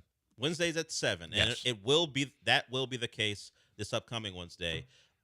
Unless we don't get a season 2 and then we get cut or something like that. You never know. But right now, Comicast scheduled from 7 to 8 on ESPN 97.5 on Wednesdays. And, of course, as I said, wherever you listen to podcasts. Let's get to a movie that's gotten a lot of hype. People think it's going to be great. People have seen it, believe in it. Let's talk to Eric. He wants to talk about Leonardo DiCaprio's latest movie. Hey, Mike. Hey, Dale. How y'all doing? Yeah, I was wondering, one battle after another is getting good reviews. It's directed by Paul S. Anderson, the one that did Boogie Nights as well. I'm excited to see it. Have you heard good things about it? And also, Colin Farrell said the other day, earlier this month, he said the script for Batman 2 is amazing and it's electrifying. I want your thoughts on that. I'll hang up and listen. So one battle after another is a movie with Leo. 98% on Rotten Tomatoes. That means something to people. It has Tiana Taylor in it, Benicio del Toro, Sean Penn, Chase Infinity, who is a young actress. You probably, if you saw Presumed Innocent on Apple TV, she played the daughter in it, and if you know how that played out, she played a more important role than you would have thought at the very end. So she's in it as well. Regina Hall's in it. So you got names all over the place. One of the Haim sisters is in it as well. I always say that because I don't know how to describe them other than she's one of the Haim sisters. So she's in it. So plenty of people you're going to recognize, including the great Wood Harris. He's in it as well. Yeah. Oh yeah, Wood Harris is in it. I think you mentioned it earlier about not being tagged on anything because there was a screening for it. I didn't get invited. I'm not cool enough just yet. I'm working my way up. But everyone that went to that screening, everyone that I know of that has seen it has praised it for the most part. There's a couple of people I follow that are journalists. We're not as big fans on it. But for the most part, it's getting rave reviews everywhere. Film of the year has been thrown out there. Classic has been thrown out there. I don't know about all that, but if you want to go see seemingly a good movie this weekend, one battle after another starring Leo DiCaprio is available for you this weekend in theaters. Just be aware. I think a lot of people, I was talking to Charlotte and Brenda about this, are in our sales and traffic side of things. It's 2 hours and 41 minutes. So just be prepared if you want to go see this movie. It's not a 2-hour movie. It's 2 hours and 41 minutes. So be ready. Be ready to sit. And then the script for Batman 2, I saw what Colin Farrell had to say. I'm excited for it. You could tell me just that they did a scene and I'll be I'm happy for it. I can't wait for that because I did really enjoy Matt Reeves' The Batman from, what was that, 2022? Yeah. So it's going to be worth the wait. Yeah, it's going to be worth the wait. I agree. So yeah, I'm interested in that, and it's one of those movies where I don't need. Well, of course, you have the Penguin, so there's already a world being built, but I don't need the greater DC to be in DCU to be involved in it. Yeah. If that becomes the case. I don't think you'll have to worry about any of that. I think it'll be more so I feel like we talked about it maybe last week or something, where it's like it's going to be more just like a serial killer or something like that, like a Victor Zsasz, Calendar Man, some more realistic ones, less a Killer Croc, Clayface, Mr. Freeze, characters like that. Things that Bat don't feel like they fit into the world that Matt Reeves has built. Yeah, so I'm excited for it. Yeah. Michael, the other one on hold. We'll get to you when we come back. You want to talk Marvel Zombies. Hold through the break. I see you. We'll get to you. Let's go to break here. We got Michael Carroll, the host of Comicast. If you want to call in about something, as you can tell, it can kind of pretty much be anything that's involved with TVs and movies. We'll talk about it. Yeah, we'll talk about it. 713-780-3776. We'll get to Michael, once again, the other one, when we come back, and then Michael will give his you should watch or shouldn't watch. We'll do all that on the other side. But first, I want to tell you about Monument Chevrolet. Simply put, if you're looking for a great car, go to Monument Chevrolet and check out the inventory at monumentchevrolet.com. They got great deals. Look, truck month is just about over, but it's still going on. And if you want a great truck, Monument Chevrolet is the place you go to. They have a deal going on with their Chevy Silverado 1500 LT Crew Cab, 2.9% APR for 72 months. So if you need a truck, if you just want one because you love what Chevy produces, Monument Chevrolet has them for you right now. And if maybe an EV is what you're looking for, they've got that $7,500 federal EV tax credit, or at least up to that you can try to find out if you qualify for. That also ends at the end of the month. So you've got truck month going on, a couple days left. You also have that tax credit that ends September 30th. So take advantage of the great deals. And then when you head on out there in Pasadena off of Bellway 8 and 225, you meet the great people. So you combine the great deals with the great people, and you get yourself in a great car that you're going to love. Monument has been in business for over 50 years. That means they've made sure to treat people the right way for a very long time. Take advantage of their service. They're great, from the salespeople to the finance people.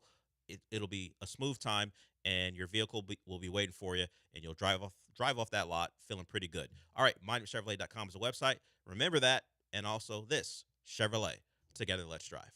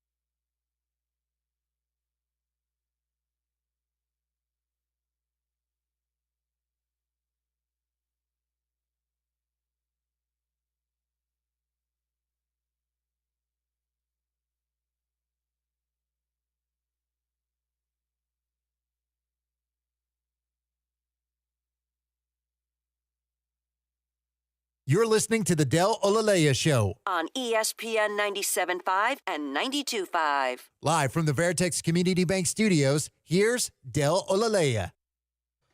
Let's get to Michael, who wants to talk some Marvel Zombies, and then we'll get some recommendations from Michael Carroll.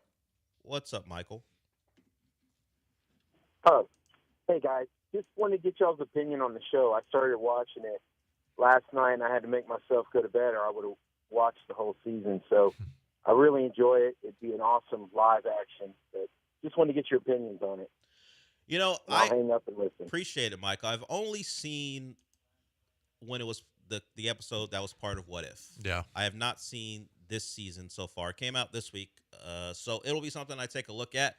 I love the alternate versions of things. Yeah. I've always liked that kind of trope, no matter what it was. So I will take a look at Marvel Zombies. Yeah, I haven't had a chance to watch it. I've been watching Peacemaker and then, of course, Alien Earth, but I'm going to catch it this weekend. It's only 4 episodes, so it's a quick binge. I wasn't the biggest fan of the What If story, which is where this is all starting from, but everyone, again, a lot of people that I follow have really enjoyed Marvel Zombies so far. It is TVMA because of all the zombie attacks and whatnot, and it's a cool concept that is really cool in comics if you ever read those.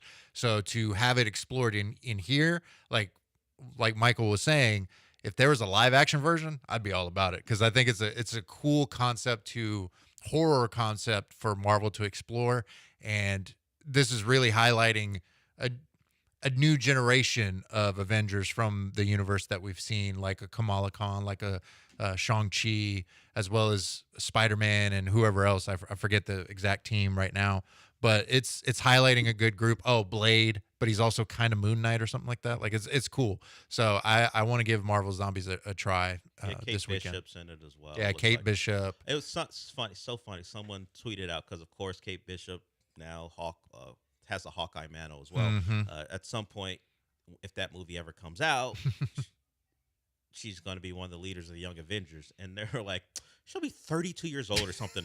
The actress, Haley Steinfeld. At this by point, the time Young Avengers comes out, she's 28 right now. Yeah, no, she'll be in her 30s. Yeah, she'll be in her 30s. I don't know how will she be older than, was Scarlett Johansson younger than her when she first became an Avenger? Probably probably at this point. I know, like, Chris Hemsworth and them were like 33, 34 or something like that. Scarlett Johansson is now 40 years old. The Avengers came out 13 years ago.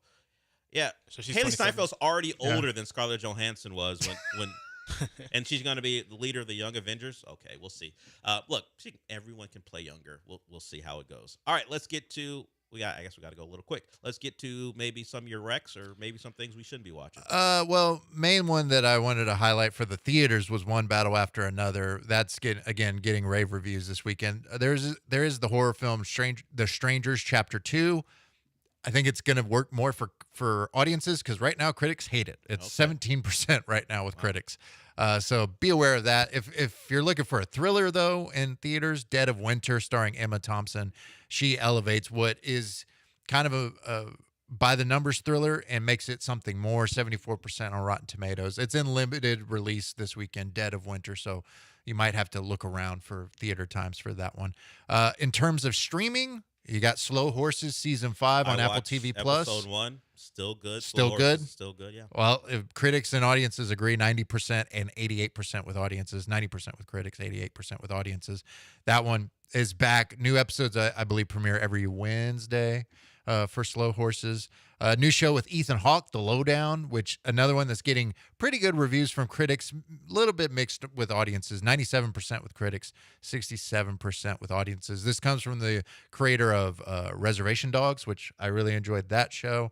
But it stars Ethan Hawke in Tulsa it's like a noir type setting for that one. So it seems interesting. The first 2 episodes are out now on Hulu. Is any of the 3 of us beer drinkers at all? I am not. I am not. None of us are. Okay. So this is maybe going to land with somebody else. House of Guinness, apparently. I'm watching that show. Is it? It's an odd experience because, of course, it's set in a certain it's a time period piece, but there's also modern music being played. Shows weird. have done that in the past. Yeah. But this one in particular, it's of course Guinness, an Irish beer. So it's set in Ireland. It's about the Guinness family, and they're already in power. The patriarch is dead, so now the now the kids are taking over, and it's all the battles internally and also externally as people are trying to kind of ruin the family because they feel some of their practices are unfair. It's from the creator of Peaky Blinders, so Yeah. folks that like that show maybe will get a joy out of this one. And it's been described to me as a little bit Succession vibes. Yeah, it's kind of that. Kind of that. So. I will also tell you, if you were wondering what the actor who played Joffrey was up to, he's in it. Oh, there you go. Jack Gleason is in it. And since he's now doing promo for it, he's come out and said, Game of Thrones wasn't the reason I stopped acting. He has talked about that. But Jack Gleason is in it. And oddly enough, he's playing a little smarmy character. So he's What pretty, a shock. Yeah, he's pretty good at that. Joffrey back at it. You got anything else for us? I'll just quickly mention Alice in Borderland on Netflix. Season 3 is out. Really good show from Japan. I think I've watched season 1 and half of season 2. It is pretty good, yeah. Yeah, for sure. I want to say this before we go. Yes. Keep the Duffer Brothers away from TV. Why? They are the creators of Stranger Things, and they've been called out because of the gaps between seasons. Yeah. And they're like, hey, you know what? Gaps are good for TV because they were like, it's diminishing returns if you don't take a long time. So I don't want them to make anything else I like because it'll be a decades-long wait for them to complete their story. If I got to wait 10 years Yeah. for season 3, it's insane. Hey, we're going to keep doing it because we think it's better for the process, as I say. No. Keep the Duffer Brothers away. At least from things I like. I don't need them making any more things that I like because I don't want to wait a decade. Jong would yell right now. He can't stand that wait. That quote came out a couple hours ago now. Ugh. All right, we're done for the day. He mentioned Jong. He is the co-host of Comicast. You can hear that everywhere you listen to podcasts. And also, for the time being, Wednesdays, right here on ESPN 97.5 from 7 to 8. Yeah. AJ, we're done for the day, so what does that mean? I'm going to do my own thing. Oh, nice. There you go. Nice. Crash Out Spider-Man. I respect it. Yeah. Well done. Miles Morales himself. All right, we're done. Rich Eisen's up next. I'll talk to you on Monday.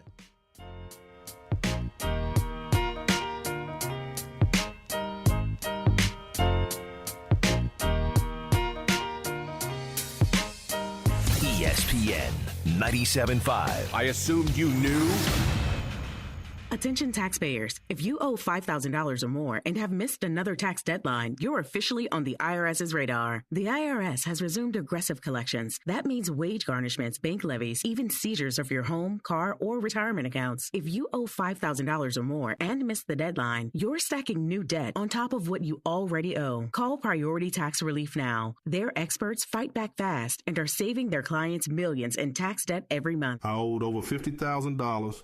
And they settled it for pennies on the dollar. These guys are as legit as they come. After speaking on my behalf with the IRS, my entire debt of $25,000 will be eliminated. Whether you've received collection letters or you're already facing liens and garnishments, call for your free consultation. There are no upfront fees. Priority Tax Relief. Let's make your taxes our priority. Call 800-860-6195. 800-860-6195. 800-860-6195. Priority Tax Relief. Collectors Firearms. Don't let the name fool you. We have new guns too. With 12,000 new and pre-owned guns in stock, we have the largest selection in the country. Got a dirty gun? We'll clean it free while you wait. With over 50 years of experience, our expert staff help both seasoned collectors and first-time owners. From tactical firearms to historical rifles, modern handguns to vintage classics. Visit us in Westheimer and Voss or online at collectorsfirearms.com. Collectors Firearms, the best damn gun shop in the world.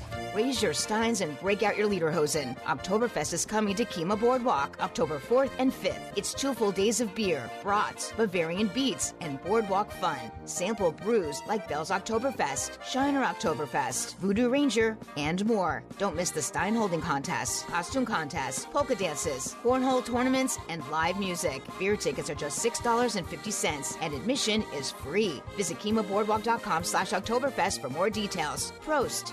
It's your guy, Sean, with Greenlight Offer, and guess what? We are still buying houses at fair prices. If you own a house and want to sell it fast in the most simplest way, I'm your guy. Call me today at 832-779-4000. We buy houses in any condition, any price range, in any location in the Texas area. Every single month, every single weekend, every single day, we are doing two things, Houston, and that's helping homeowners like yourself with their property problems and buying houses. In 2024, we bought 138 houses, and we want to buy more. We buy inherited houses, vacant houses, pretty houses, not so pretty houses, behind in payment houses. We even bought my tenant won't pay me the rent houses. We buy them all. We will buy your house in as-is condition. No repairs needed, no clean out, and we will pay for movers to help you move. Call me at 832-779-4000 for a same-day offer. That's 832-779-4000. Call for Sean with Greenlight offer, and I'll get your Greenlight number on your house today. Woo! Guess who? ESPN 97.5. Brought to you by Zata Jewelers. KFNC 97.9 HD2 Mont Bellevue, Houston. This is the Rich Eisen Show. Hey, everybody. Can't get enough of the Rich Eisen Show? You're in luck. You can find us everywhere. Watch us weekdays on Disney Plus from noon to 3 Eastern. Miss the show? We've got a podcast so you can listen anytime. But here's the best part. Our YouTube channel. Subscribe at youtube.com/Rich Eisen Show and you'll never miss a moment. Now, on with the show. This is the Rich Eisen Show. And the kick is good! The Seahawks win the game! Live from the Rich Eisen Show studio in Los Angeles. Do you think we've seen the last of Russell Wilson? Honestly, I hope we have. I'm not done. Today's guests, NFL Network insider Tom Pelissero, Pro Football Hall of Famer Steve Young, actor and comedian Kevin Pollak, and now it's Rich Eisen.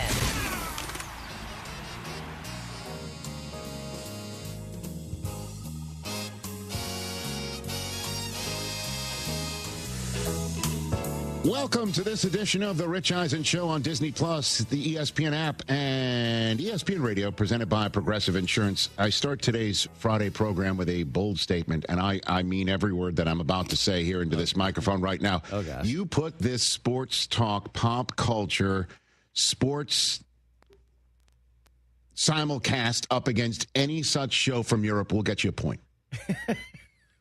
And, you know, even if it's just me individually talking, or I make a take, and then you, Chris, make a take, and then we go back and forth. Back and forth. We're going to get you a point. Alternate shot. And I think, you know, I feel that way. And somebody can come take it away from me from Glasgow, go for it. I'm coming to the UK shortly, and I know Glasgow's not British. Hey. Welcome to this edition of the Rich Eisen Show. 844-204-RICH is the number to dial. I'm making bold statements to kick things off. Good to see you over there, Christopher Brockman. How are you? I'm great. I'm doing better than Team USA at the moment, but I'm doing well. How are you, Jason Feller? Good to see you. I'm doing great. It's such a pleasure to see somebody sitting in that seat wearing a Dodger hat, and it doesn't offend me. I was sweating yesterday watching that. I was like, oh, boy. TJ Jefferson, candles lit. Boy in. Hey, Mets are still in a playoff spot right now with 3 to play. Good for you. You think we wouldn't be? Oh, yes, very much so. Come on now. Think we won't make it when we will? Very much so. But come on now. Good to see you over there, How you sir. doing, bro? I'm better for seeing the candle lit. Thank you so much. We had a great pre-show talk about, you know, babies and stuff like that. Yeah, we did. You guys did? Sorry? Yeah. What? We did. What did I miss? We found out that the Alexander family is going to have 7-on-7s at one point in the backyard for Thanksgiving. That's what we were talking about. Oh, yeah, I saw that yesterday. 844-204-RICH is the number to dial for having more germane conversation. Tom Pelissero is first up with all the information. Jaden Daniels not seen at the media portion of Commanders practice. Terry McLaurin is out of practice again, it appears. So he's going to give us the latest on that, all the information around the NFL to get you set for such things. And Kevin Pollak is joining us in hour number 3 in studio. He is truly one of our favorite storytellers. Always fun when he stops by. He is coming in support of Tulsa King's latest season. Fantastic. That you could check out. And it's a good time in our neighborhood. 844-204-RICH. It's a What's More Likely Friday. I've got my top 5 other games that I'm looking forward to seeing here on our program. Hey, everybody, the Seattle Seahawks have entered the chat.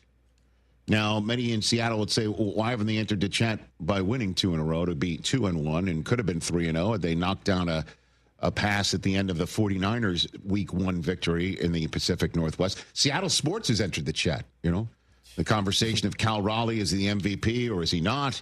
The Seattle Mariners, with 3 games to go, have a chance to be the number 1 seed in the American League playoffs. Wow. Might have to go through the folks up there in T-Mobile Park to get to the World Series, potentially. So Seattle sports is crushing it right now because the Seahawks have now won 3 in a row. And they've now won a division game on the road. They've won an East Coast game in an early window. They keep winning on the road. 9 straight road wins now for the Seattle Seahawks as Mike McDonald has joined has joined Paul Brown, Sean McVay, and Don McCafferty in being behind just George Seifert for the most road wins in the first 10 career games as a coach on the road. Seifert won his first 10 road games when he started off for San Francisco. And Mike McDonald, as we all know, was not taking over a Bill Walsh Super Bowl-worthy roster and team. And so what the Seahawks have now done is won 3 in a row with a team that, dare I say, looks better than last year's team with Geno and others, DK. Jackson Smith and Jigba last night with some big catches in this contest. He now has had his 4th consecutive game with at least 75 yards receiving to start the season. The only ones who have had longer such streaks, 4 weeks in a row, in the history of the Seahawks at the position is the aforementioned DK Metcalf and a guy named Steve Largent. Sam Darnold now with a passer rating of 111.4. That's not even an easy listening right there. That's above your radio dial on the FM side of things. 242 pass yards and a score. 15th start with a passer rating of 100 or better since the beginning of 2024. Only Lamar has more. Sam's slinging it. And it looks like this is a perfect spot for him. He's up there in Seattle. And Minnesota, we were all focused on what he was doing because nobody expected it. And they were having a terrific season. And was it really all fugazi? Now it's just like, okay, Sam's just kind of toiling in Northwest anonymity, getting better every week. 5 career game-winning drives in his first 6 seasons in the NFL prior to 2024. Now he's had 7 since he started with the Vikings last year. Only Mahomes has had as many in that span.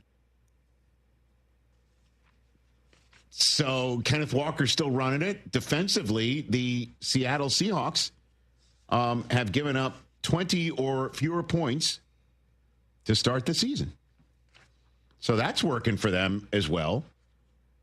First time Seattle's held an opponent to 20 or fewer points in each of their first 4 games to start a season. 2016 was the last time they did it. They finished 10-5-1, won the division, and lost the NFC Championship game at the Falcons with Russell Wilson, who, according to the Prime Video individuals, has played himself, or at least half the panel, has played himself out of the Hall of Fame. Might discuss that later on the program. Some interesting comments from the Prime Video studio set inside of State Farm last night. So, how good are the Seahawks? And you know what? While we're talking about the Eagles and we're talking about the Bucks because they're undefeated, the 49ers are undefeated. Folks are surprised about that. The Rams are taking on the Colts. And here are the Niners in the NFC West. The Seahawks in the NFC West at 3-1. And next week is when we're really going to start maybe talking about them in a more significant way nationally, I'd imagine, because the Bucks are coming into town. And if the Bucks beat the Eagles, and it's Mayfield for first overall in the 2018 draft against Sam Darnold, third overall in the 2018 draft, in the battle for supremacy of former Carolina Panther quarterbacks who bounced around the league to find their current spots. Then they're at Jacksonville, home for Houston on a Monday night before a bye. The Seahawks could keep stacking wins here, people. And then make the playoffs, which is something they need to do to avoid some particular numbers they don't want to hear, because they've started 3 in a row, 3-1 for the 3rd straight season. And each of the 2 previous seasons, they finished above 500 but didn't make the playoffs. The last team to start 3-1 in 3 or more seasons in a row without making the playoffs was Washington in 1977 to 79. We're talking Jimmy Carter as the president. That's been a while. I'll say this. I think they're real.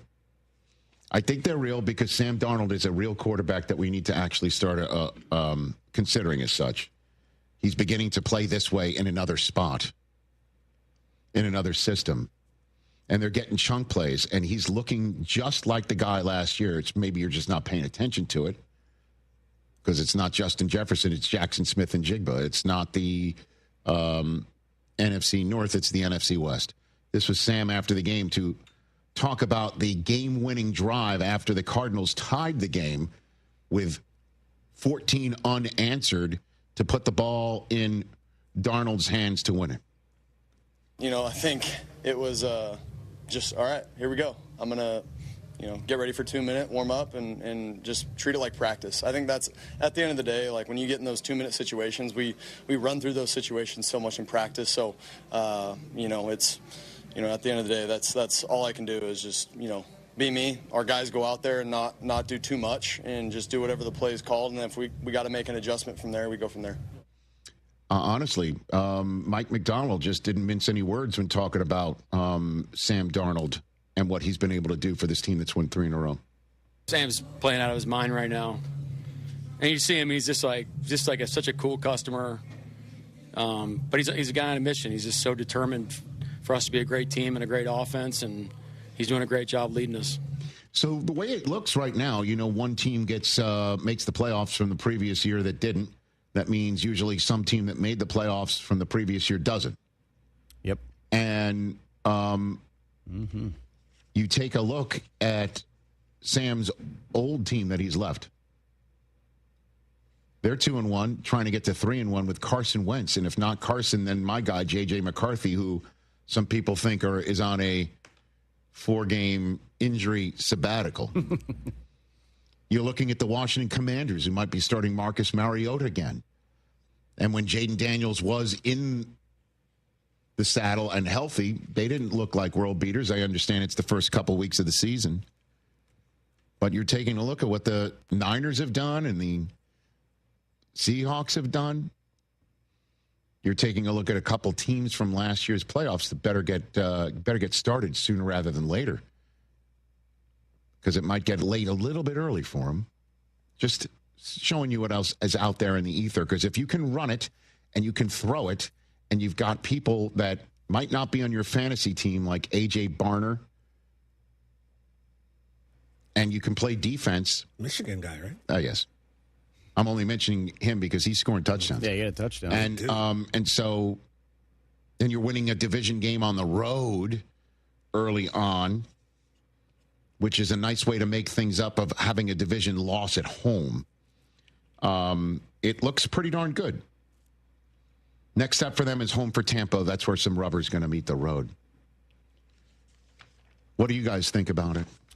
Yeah, I sent this stat to you guys last night. Shil Kapadia from The Ringer posted it. Through 4 games, 21% of the Seattle's pass plays have produced an explosive completion. That's the highest rate in the NFL, and that's better than what Sam Darnold was doing last year with Minnesota. He is really balling right now. He is indeed. And would you take it, yes or no? Seattle makes the playoffs, yay or nay? Right now, I would say yes. I would agree, too. Yeah. Defense, Sam Darnold. Ken Walker stays healthy. He is one of the most explosive backs in the league, and I think that's really huge. You've seen Torrey Horton kind of come on as a third wide receiver. Cooper Kupp looks good so far. And obviously, JSN is balling. That touchdown he had, like the little cuts. Oh, which was kind of a BS holding call on JSN, which he had the funny moment with the ref last night.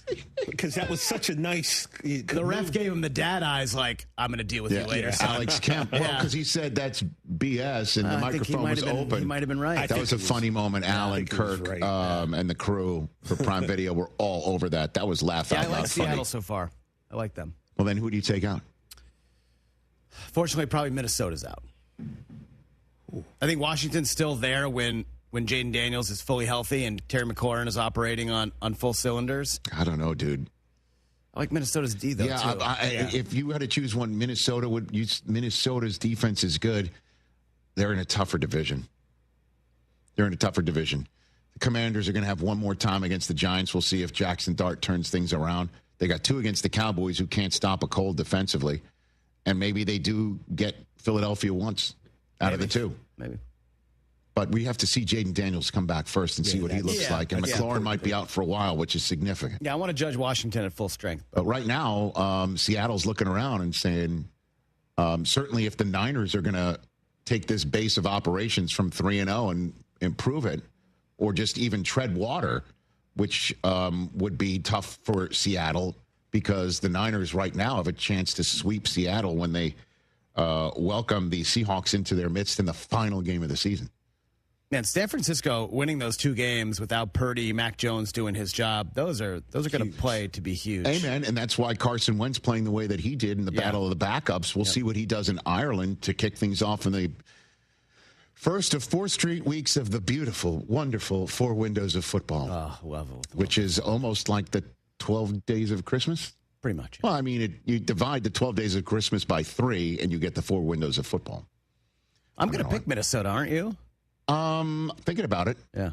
But I'm also thinking Pittsburgh in Ireland. I know they beat New England last week, but they looked terrible. They were badly outplayed. They won the turnover battle. I'm imagining, the Vikings fans will travel.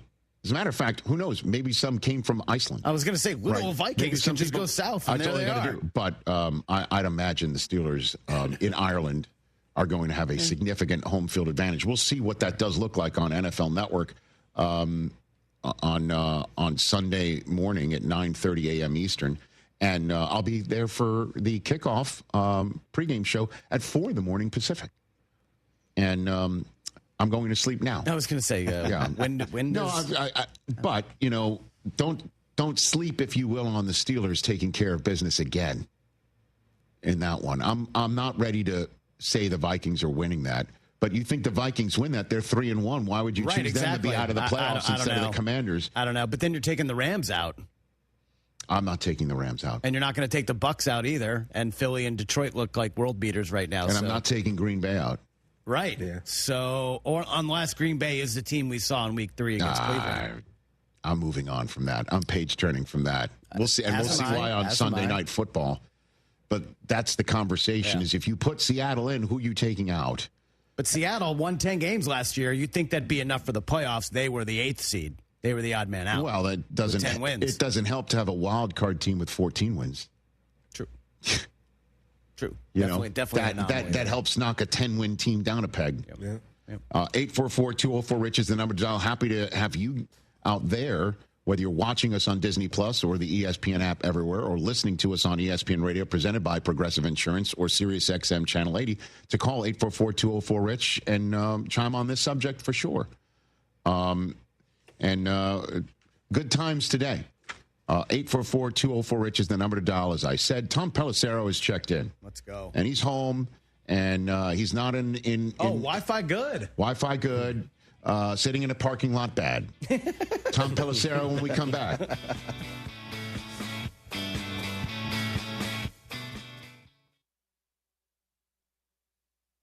Are you ready to make a difference for the environment while helping the visually impaired at the same time? Then donate your vehicle to Heritage for the Blind today by calling 1-800-983-6530. Every donated vehicle will either be properly recycled in an eco-friendly manner or given a new life through reuse. Donating your vehicle is easy. Simply call 1-800-983-6530 and Heritage for the Blind will do the rest. They'll even arrange for your vehicle to be picked up at no cost to you. And for a limited time, when you donate your car, you'll receive a $200 restaurant voucher and a 2-night, 3-day hotel stay at one of 50 locations. Call 1-800-983-6530 right now to schedule your vehicle donation and make a positive impact on the environment while helping others. Heritage for the Blind, where every car donation counts and every person makes a difference. Call 1-800-983-6530 now. This advertisement is paid for by Heritage for the Blind. Contact Tax Relief Helpers for details and restrictions. Attention, anyone that owes money to the IRS.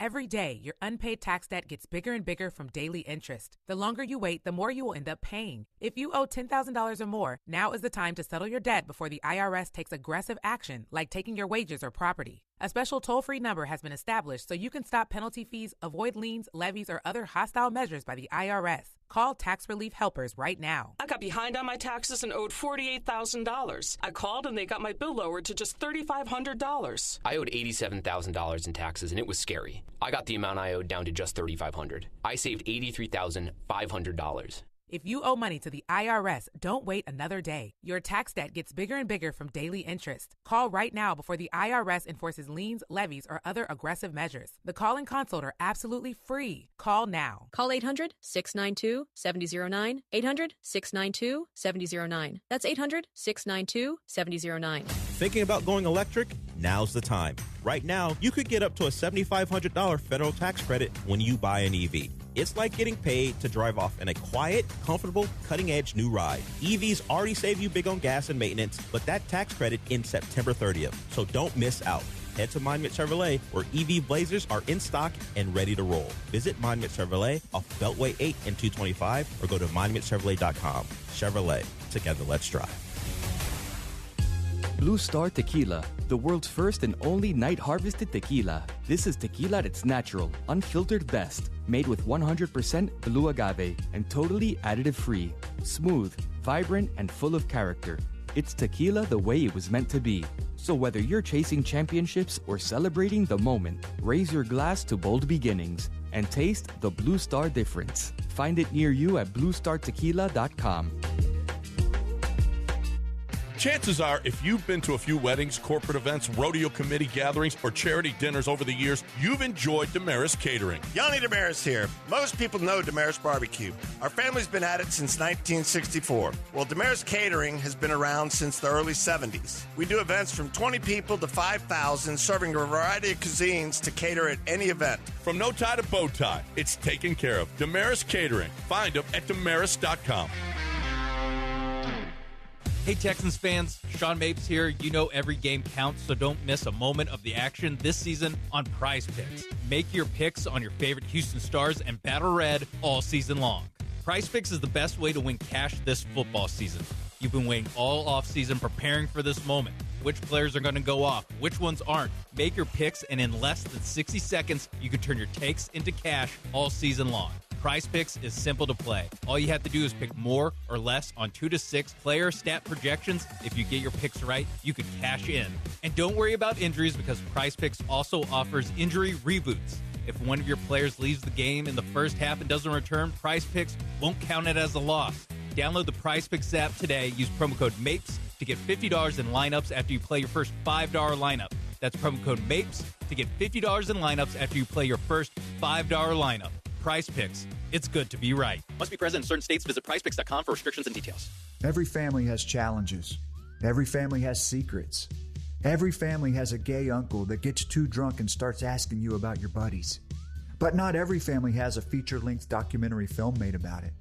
But yours could. Go to yourheritagefilm.com and reach out. We sit down with your loved ones, visit about their upbringing, career, history, kids, school, everything. And we make a movie. They have a blast, and you have something truly special for generations. yourheritagefilm.com. John Granado here. You know what the bosses here did? They bought an unlimited corporate membership at East River 9. You know what that means? More golf for me. East River 9 is offering annual memberships for individuals, families, and your business. Unlimited golf, exclusive promos at the River House Restaurant, and much more. Spots are filling up fast. Reach out today to secure your spot. Sign up online at eastriver9.com or call the Pro Shop at 713-913-7033. I'll see you on the links, baby, at East River 9 with our unlimited membership. Get in on exciting gaming action at La Berge Casino Resort Lake Charles. Introducing our new exclusive statewide table progressives. We've linked our table game progressives between 4 pen play destinations in Louisiana. That means our big payouts just got bigger. No matter which location you choose, you have a shot at these combined jackpots. Get to La Berge Lake Charles or Baton Rouge, Boomtown, New Orleans, or Margaritaville, Bossier City, and get ready for big payouts. Must be 21 or older. Gambling problem? Call 1-800-522-4700.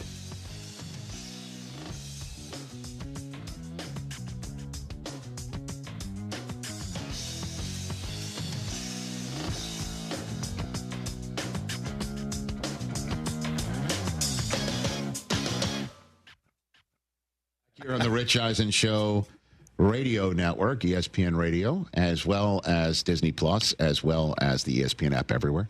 Tom Pelissero joining us here as in usual Friday spot. Good to see you, Tom. How are you, sir? Doing great, Rich. What's up to you and my boys in studio there?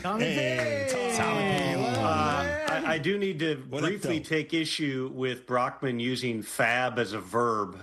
That means, that's the acronym, Rich, for free agent acquisition budget. It's never occurred to me to sound it out.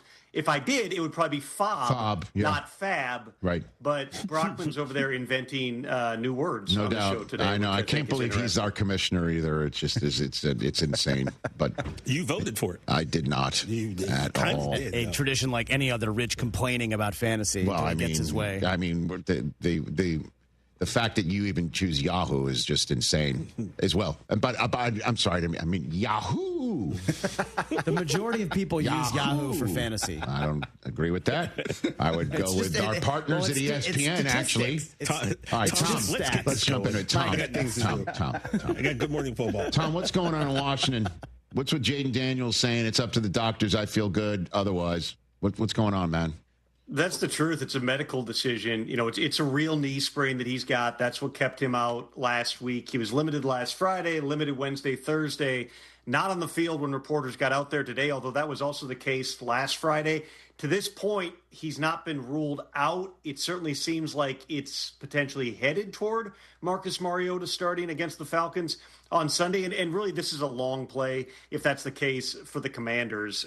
Saying nothing ill about the Falcons, although certainly they were a team that, has struggled to this point in the season. They were terrible on offense last week, and we get into more of that a little bit later. But if you're thinking about the big picture goals of this team, the last thing you want to do is roll Jaden Daniels out there at 95% in week 4 against the Falcons and potentially jeopardize something. Dan Quinn's been very direct throughout the process that he's not going to be out there. Jaden's not going to play unless he can do everything. And to this point, Jaden Daniels has not registered one full practice since he suffered the injury 12 or whatever that was, 2 weeks ago. And so this is a situation where, again, he's not been ruled out, but certainly seems like it's trending toward him not playing this week. And that means Marcus Mariota is going to be out there throwing to people not named Terry McLaurin because he registered a third straight, did not participate in practice today. It's hard to imagine he's going to be out there this week. No surgery, not long-term that we know of at this point for Terry McLaurin, but it does not sound like he's going to be able to go this week. Yeah, I was going to ask, why does one see a core specialist for a second opinion on something that could be a quad? They're trying to figure out if it's something up here that refers to a quad muscle. I mean, not to turn you into a doctor here, but there's a lot of – I'm trying to wonder what's up with that. I would put my internet doctor degree, my insider doctor degree on the line here and say, Rich, that the quad, the hip flexor, the core muscles, the groin, they're all interconnected. And so if you're having some type of pain in that general area, you want to get things checked out. The fact that he saw Dr. William Myers and did not have surgery, that's a pretty good sign that this is not a major long-term injury, because generally when people go see Dr. Myers, I'd say a high percentage of them end up having surgery while they're on that appointment. That's usually how things go, just because if you've got a core muscle injury, you want to get the surgery done as quickly as possible because it's not a fast type of a recovery. Dan Quinn's going to speak to the media shortly here. I would imagine he's going to address this as week to week for Terry McLaurin. But again, barring a real shock, I don't expect him out there on Sunday. Okay, before we get to I guess we've done the knees. We don't have much of a head and shoulder. Let's do the toe. What's up with Brock Purdy? Does he start? Sounds like it's headed that direction based on what the 49ers have said publicly and privately. Kyle Shanahan said on the radio yesterday that as long as he keeps feeling better every day, he should be good to go on Sunday. Brock Purdy has sounded the same tone. This was always, 2 weeks was kind of the baseline. It'll be 3 weeks on the nose come Sunday. A week ago, he potentially could have suited up. They just decided it wasn't really worth it at that time. Obviously this is not nearly as significant as the Joe Burrow toe injury. It's a different type of injury. It's on the bottom of the toe, the bottom of the foot for Brock Purdy. He also banged up his non-throwing shoulder in that same game. Mac Jones went out there and did a good job. Mac Jones also got so banged up in that game that he was limping around just trying to hand off the football to Christian McCaffrey by the end of it. So they gave all three quarterbacks, Adrian Martinez too, some first-team reps through the course of this week. But barring a setback, it does sound like we're trending toward Brock Purdy being out there as opposed to a Mac Jones revenge game against the Jaguars on Sunday. And then, while we're on the injury front, who else is in your purview there that you think we should know about going into the weekend? Tom. Well, Justin Fields is another one that seems like he's trending to be out there for Monday night against the Dolphins. He was full participant in practice yesterday. The way that the concussion protocol is set up is it's 5 steps, 5 phases as they call it. Phase 4 is non-contact practice. He was able to do that and fully participate in everything yesterday. So that means the final step here is just clearance from an independent neurologist.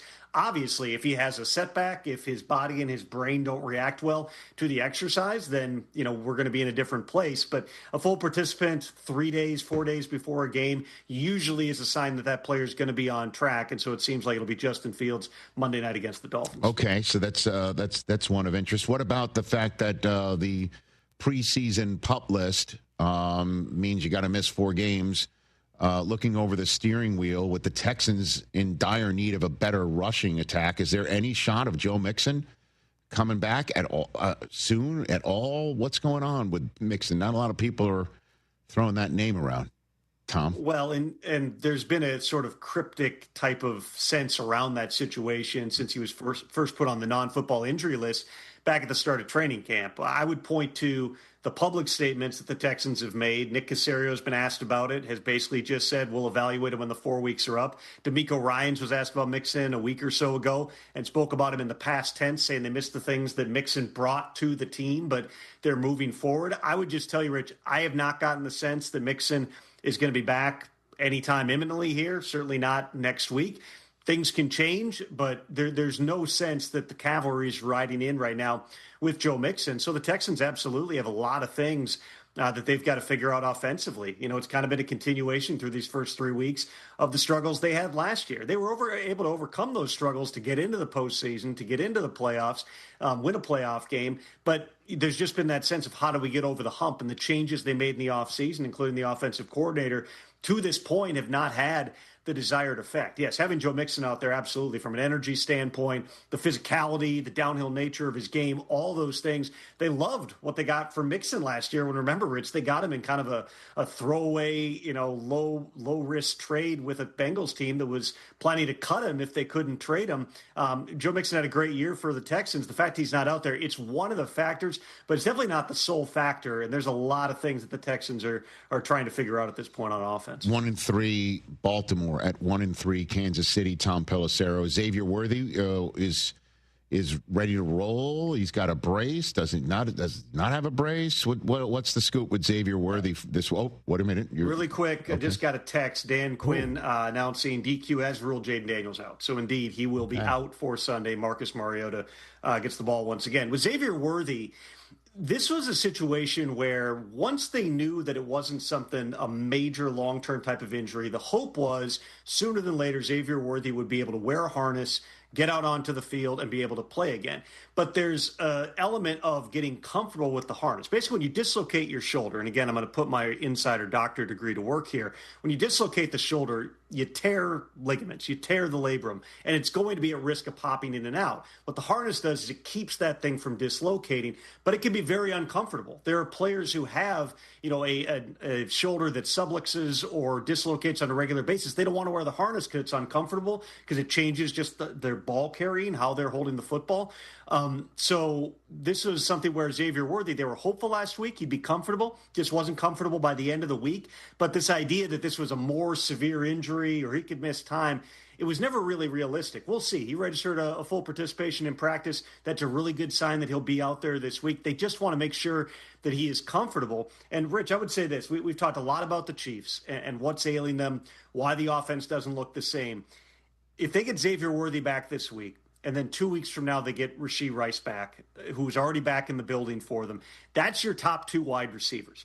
Take any team in the NFL, take away their top 2 receivers. It's going to be a challenge to be effective offensively. There's certainly other issues that they have to smooth out. Is Travis Kelce going to be able to find it here? Are they going to be able to run the football effectively at some point? But getting those top 2 wide receivers back by midseason, if they can just kind of surf through these next 3 games, win 1 or 2 of them, and be in position, there's no reason to think that the Chiefs can't put this thing together offensively once they're back to full strength. Tom Pelissero here on the Rich Eisen Show. Breaking news, looking at his phone, focusing on the task at hand. It's incredible. He's just spinning plates right here. You got what else you got now? Terry McLaurin is also being evaluated week to week. Doctors did not clear Jaden Daniels. So it's effectively exactly what I just said. So just go use AI and just have me say it firmly as opposed to it appears that. Never. To show that I nailed it Never. on the first time before Dan Quinn stepped All right. aside. Look at you, Tom. The natural intelligence of Tom Pelissero here on the Rich Eisen Show. Walk me through your reporting on why Jackson Dart now for the Giants, Tom. It was time. There was just no way that Brian Daboll was going to be able to walk into that locker room, go to the coaches, go in front of the fans again because they got another home game at MetLife Stadium against the Chargers on Sunday and say, this guy gives us the best chance to win. That red zone sequence, Rich, if that's the last time that we see Russell Wilson as QB1 anywhere in the NFL, it's really unfortunate because Russell Wilson, I've seen debates. Is he a Hall of Famer? You can argue that. I don't know how many times in his career Russell Wilson was, one of the absolute best at his position, but he's been a really good quarterback for a really long time, and he's won a ton of games. That was really hard to watch. It's been hard to watch Russ, frankly, for 5 years now. His last year in Seattle and then going one and done with 4 consecutive coaching staffs, lasting only 3 games with the Giants. There's just an element of his game, which was his ability to extend plays, to create things off schedule, to make things happen down the field that seemed to have left him. And I know the week before, we can be very, recent. You have a lot of recency bias. The week before in Dallas, those moon balls were hitting.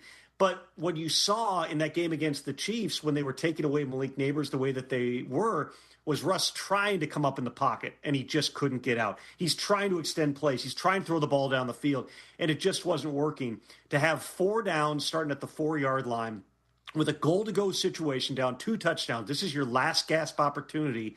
He throws the ball away on first down, gets a grounding penalty. Second down, calls his own number and runs. Third and fourth down, throws the ball away.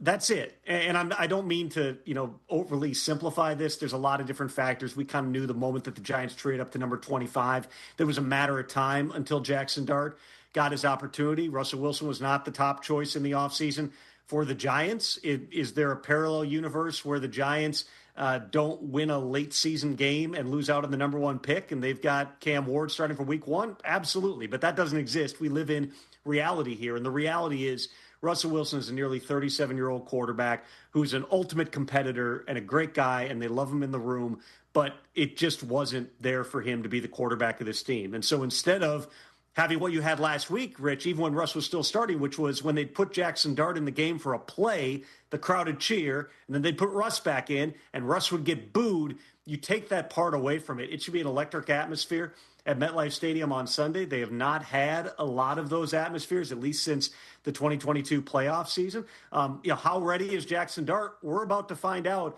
on Sunday. But, to be just completely honest, it can't be worse than what we saw from Russ and that entire offense last Sunday night.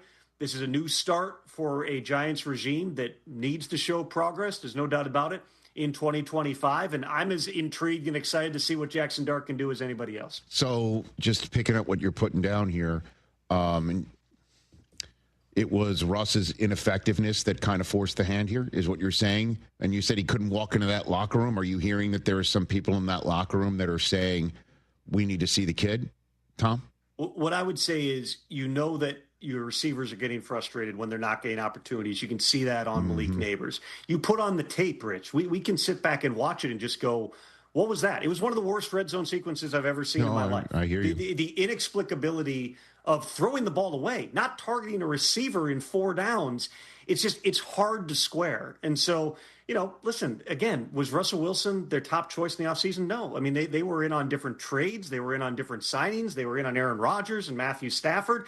And again, if they had the number 1 pick, they're probably drafting Cam Ward. We're not talking about any of this. But they really, really like Jackson Dart. And one other point I would make, Rich, something the Giants liked about Dart in the pre-draft process was the layers to his game. The fact that they saw a guy who, based upon the size and the athletic ability, you can run pass options, you can run read options with Dart, you can get him out on the move.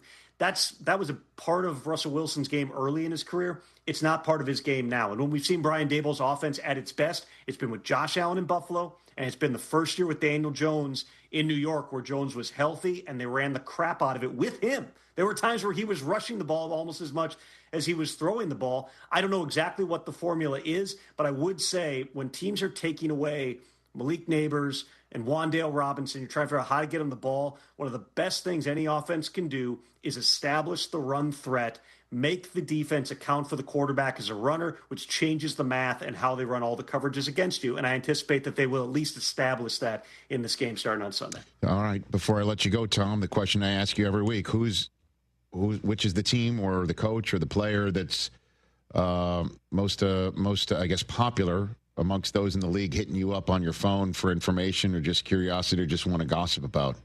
Tom?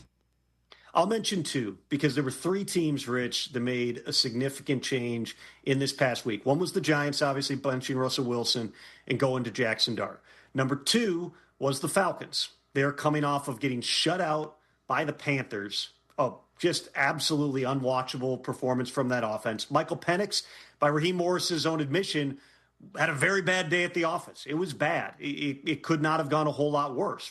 Michael Penix Jr., since he took over last year as the starter, if you look over his 6 games or you look at the 3 games this year, statistically, he's one of the worst quarterbacks in the NFL. It's a very small sample size with a young-ish quarterback. I won't call him young because I think he's 25. He played 6 years of college football. But he's certainly young within the NFL, and so you're trying to go through a growth process, and that's where Raheem Morris has shot down the idea of benching Michael Penix and going to Kirk Cousins, who's making $27.5 million as the backup. He said, I will let you know. Michael Penix is the quarterback until I tell you otherwise. Well, at what point might he tell us otherwise? They fire their wide receivers coach, Ike Hilliard. They move Zach Robinson from the booth down to the sideline. They have TJ Yates take over coaching the wide receivers. Those are substantial types of moves to try to get this offense going. It's not, I won't say it's a panic move, but it's certainly establishing, hey, this isn't going well. But they're not putting the blame right now on Michael Penix Jr. If after these changes, things don't get better, and 2-3 weeks from now, the offense is still struggling, the pressure is going to ramp up. And so I've gotten plenty of people asking what exactly is happening right now in Atlanta. The other one is the Tennessee Titans, who made a substantial move by having Brian Callahan hand over play calling duties to the quarterback's coach, Bo Callahan, bypassing the offensive coordinator, Nick Foles. That's a product of a couple of things. You know, it's in part because Bo Callahan, that's a good one, though. Bo Hardegree has called plays before with the Raiders as the interim head coach, but also interim offensive coordinator, but also because he's around Cam Ward on a daily basis. Those two have a natural rapport. This allows Brian Callahan now to try to zoom out, take a broader picture of the entire team, the defense, the special teams. When things happen on Sundays, Rich, like taking a delay of game before a field goal, that reflects on many people, but specifically on the head coach. So this is Callahan saying, I'm going to try to take a more global view of this team. There's plenty of times where people give up play calling, and it's a prelude to not a pretty ending. There's other times, like when Nick Sirianni gave up in Philadelphia, that end up being a turning point because you focus on building culture and you focus on coaching the whole team as opposed to having your head down and calling plays in the offense. Brian Callahan is plenty smart for the job. There's a reason that they hired him as the head coach like 20 months ago. He has not been there that long. There's a lot of stuff that Mike Borgonzi and that front office staff that's almost entirely new have to get done on the roster. You know, they trade away Jarvis Brownlee, one of their starting corners, to the Jets just because he wasn't a fit for what they're building right now. But this certainly amps up a level of pressure on Tennessee. They're going into Houston. Both teams 0-3. Of course, the Titans used to be the Oilers. Amy Adams Strunk, the owner, is from Houston. There's a lot of dynamics here in terms of let's watch and see how both these teams do on Sunday, because one of those teams, Rich, is falling to 0-4, and that is not going to be a fun building to wake up to on Monday morning. Tom, thanks for the time. Greatly appreciate it. As for Bo Callahan, you should look into why people didn't go to his birthday party. That's a red Brian flag. Callahan and Bo Hardigree. And I combined them completely That makes off sense. the cuff. It makes sense. And look into Vontae Mack, because somebody's going to take him no matter what. There, ladies and gentlemen, that's Tom Pelissero right here on the Rich Eisen Show. Good to see you, Tommy P. Okay. It's all good. See you, buddy. These things happen. That's right. They happen, And case in point, famous Syracuse quarterback Kirk Herbstreit. 844-204-RICH is the number to dial right here on the program. It's been a fun week. Wow. We're back. Steve Young's going to join us an hour or two. How about them apples?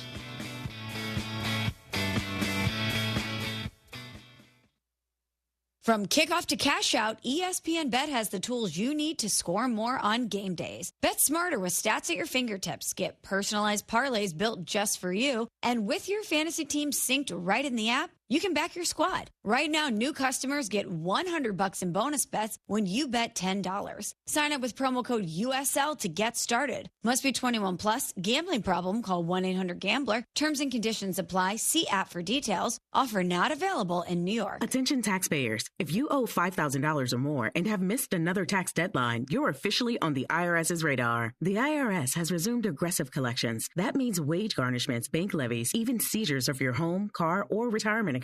If you owe $5,000 or more and miss the deadline, you're stacking new debt on top of what you already owe. Call Priority Tax Relief now. Their experts fight back fast and are saving their clients millions in tax debt every month. I owed over $50,000. And they settled it for pennies on the dollar. These guys are as legit as they come. After speaking on my behalf with the IRS, my entire debt of $25,000 will be eliminated. Whether you've received collection letters or you're already facing liens and garnishments, call for your free consultation. There are no upfront fees. Priority Tax Relief. Let's make your taxes our priority. Call 800-860-6195. 800-860-6195. 800-860-6195. Priority Tax Relief. What are you doing every day to support your liver? If you enjoy sweets, fast food, alcohol, or take any medications, that's a vital question to ask. Hi, I'm Sherry Torkas, pharmacist and health author. For over 30 years, I've helped people make informed decisions about their health, especially concerning prevention and long-term wellness. Supporting your liver isn't just a wellness trend, it's a daily essential. That's why I recommend Active Liver by New Nordic. It's made with plant-based ingredients like milk thistle, turmeric, and globe artichoke, herbs clinically studied for their protective and restorative effects on the liver. Active Liver blends traditional herbal wisdom with modern scientific research. Not all supplements are created equal. I trust Active Liver because it's backed by science, meets strict quality standards, and delivers true daily liver support. Protect your liver and give it the support that it deserves by making Active Liver from New Nordic part of your daily wellness routine. Find Active Liver in stores at your local CVS, Meijer Grocery, or online at Amazon or NewNordicUSA.com. Come experience the all-new vibe at Trulux. Beautifully renovated and better than ever. Don't miss Stone Crab Mondays. Sweet, succulent, and sustainable. Our medium claws are buy one, get one half price all day. Unwind in our newly renovated bar for our half-off happy hour and try our bold $59 three-course menu with seasonal favorites. Power lunching? We've got you. 2 courses for only $36. Fast, fresh, and unforgettable. Come see and taste what's new at Trulux, Ocean's finest seafood and crab. Your table is waiting. You've heard me talking about Two Creeks Crossing Resort. What a beautiful, relaxing place. We took the family when school got out, and we had a fantastic time. We stayed in the treehouse. You know the kids love that. I drove up after I got off work and was there in 90 minutes, which is pretty close to my normal commute. The family took it all in, from exploring their 92-acre property to fishing in the creeks and their catch-and-release pond, which the kids loved. Everybody had a great time, and we can't wait to go back. Book now at twocreekscrossingresort.com. Raise your steins and break out your lederhosen. Oktoberfest is coming to Kima Boardwalk, October 4th and 5th. It's 2 full days of beer, brats, Bavarian beats, and boardwalk fun. Sample brews like Bell's Oktoberfest, Shiner Oktoberfest, Voodoo Ranger, and more. Don't miss the stein holding contests, costume contests, polka dances, cornhole tournaments, and live music. Beer tickets are just $6.50, and admission is free. Visit KimaBoardwalk.com/Oktoberfest for more details. Prost. Whether you're buying a home or you're refinancing, Kent Jones at Dream Rate Mortgage is the guy for you. He's done over 1,400 closings. He's been in it for 30 years. He knows all the hacks. He can save you thousands and thousands of dollars. He does it all the time. Dream Rate Mortgage is the way to go. Shop your loan. Kent Jones loves that. Dream Rate Mortgage, 975loans.com. That's 975loans.com. Dream Rate Mortgage, LLC. NMLS number 2482473. J. Ken Jones. NMLS number 356118. Equal housing lender.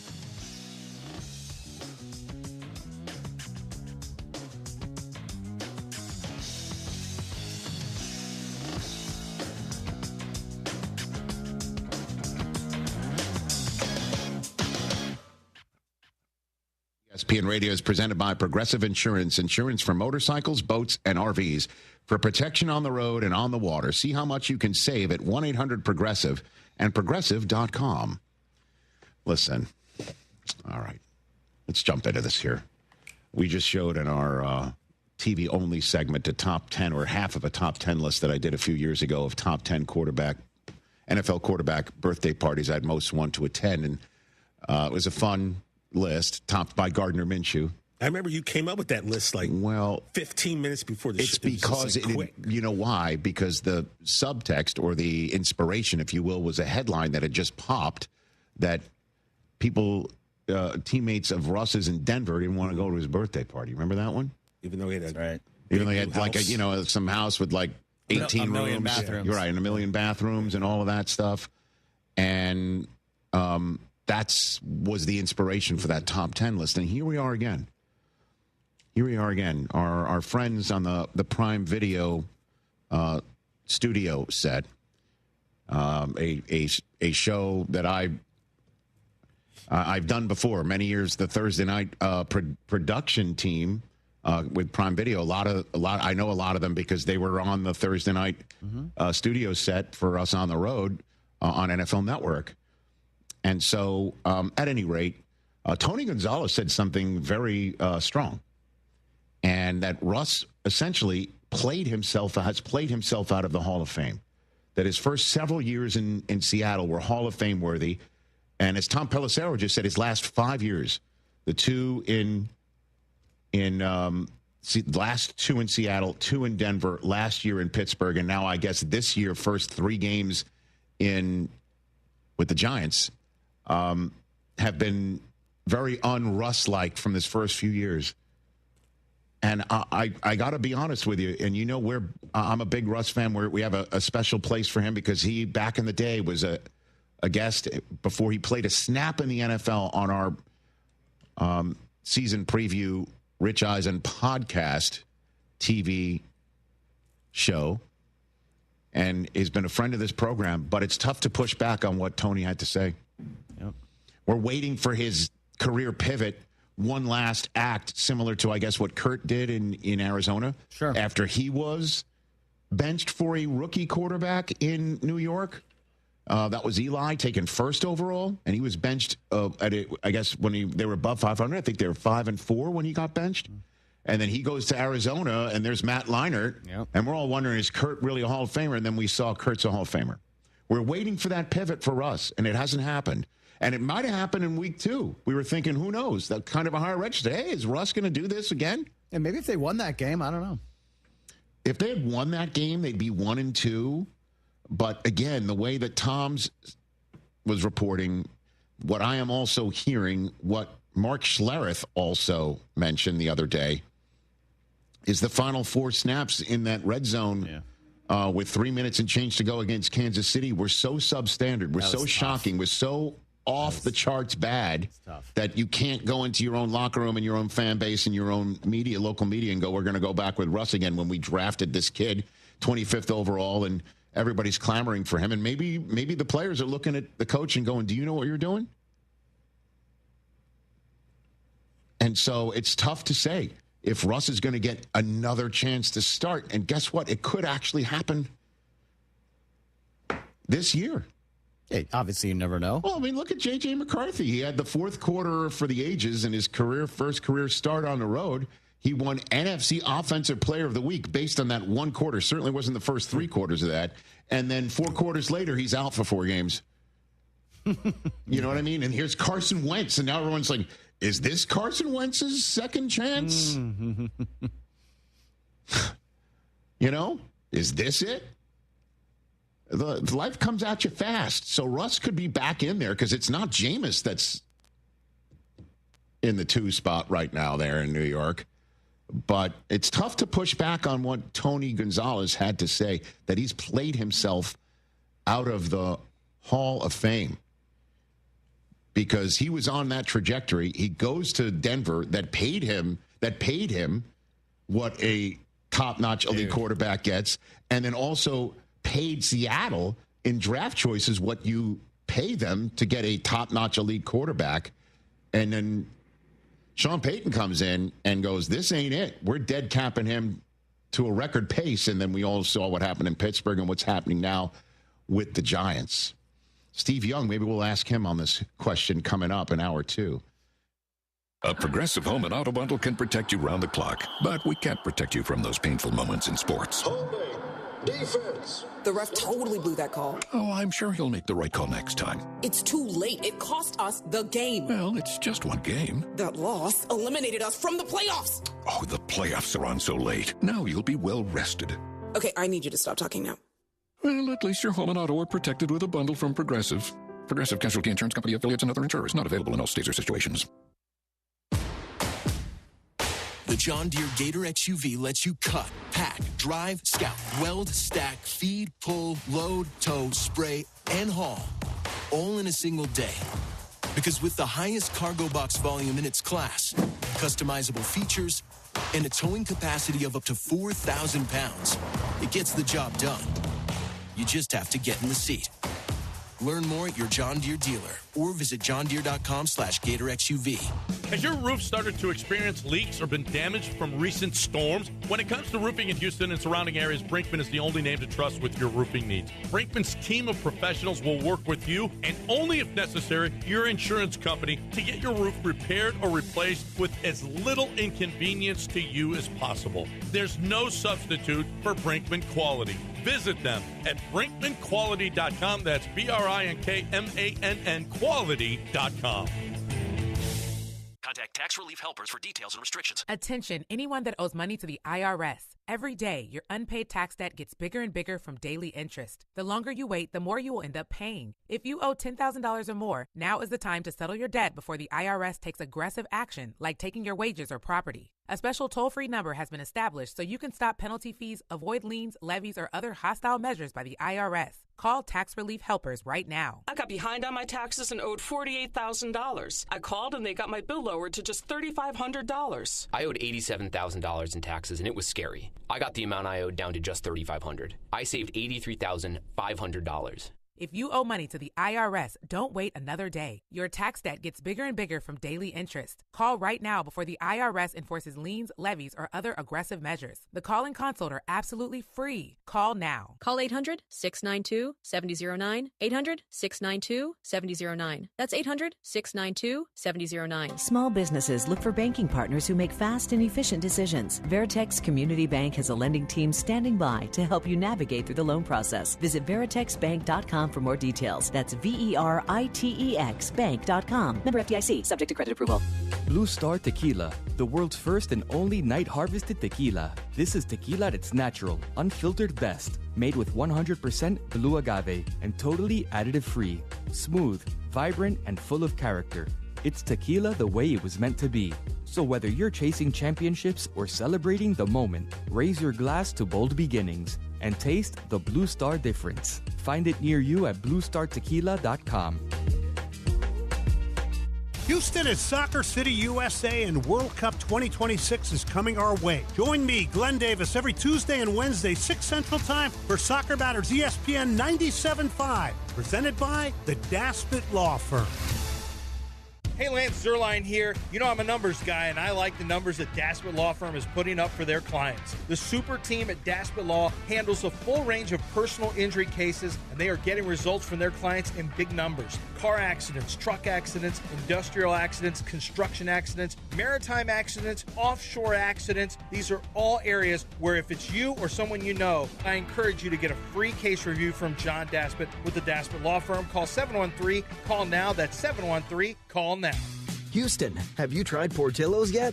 Portillo's brings authentic Chicago-style flavor with their slow-roasted Italian beef, Chicago-style hot dogs, char-broiled burgers, and crinkle-cut fries with cheese sauce. Save room for their famous chocolate cake and cake shake. Eat in, drive-thru, or order online. Now with 5 Houston locations. Find yours at Portillos.com. That's Portillos.com.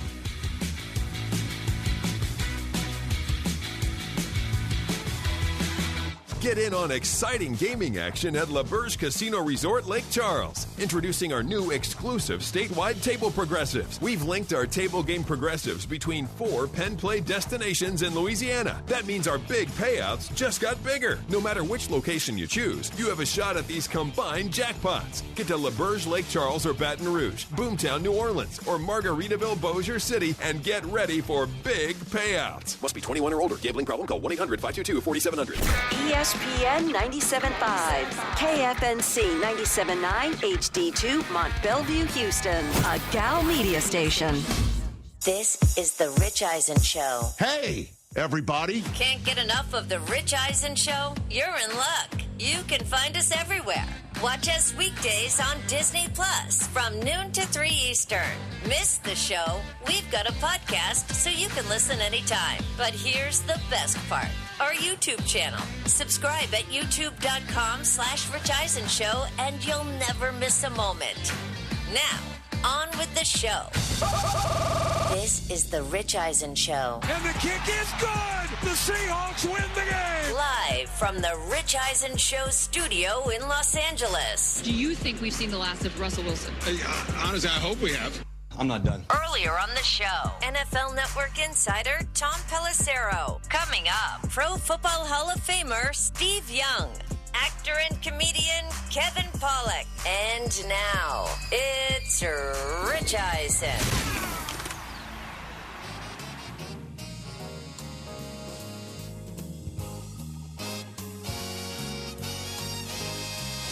Hour number 2 of the Rich Eisen Show is on the air. Tom Pelissero, we just said goodbye to him, and now Steve Young's going to be joining us shortly. What's more likely in a moment? Kevin Pollak in Studio R3.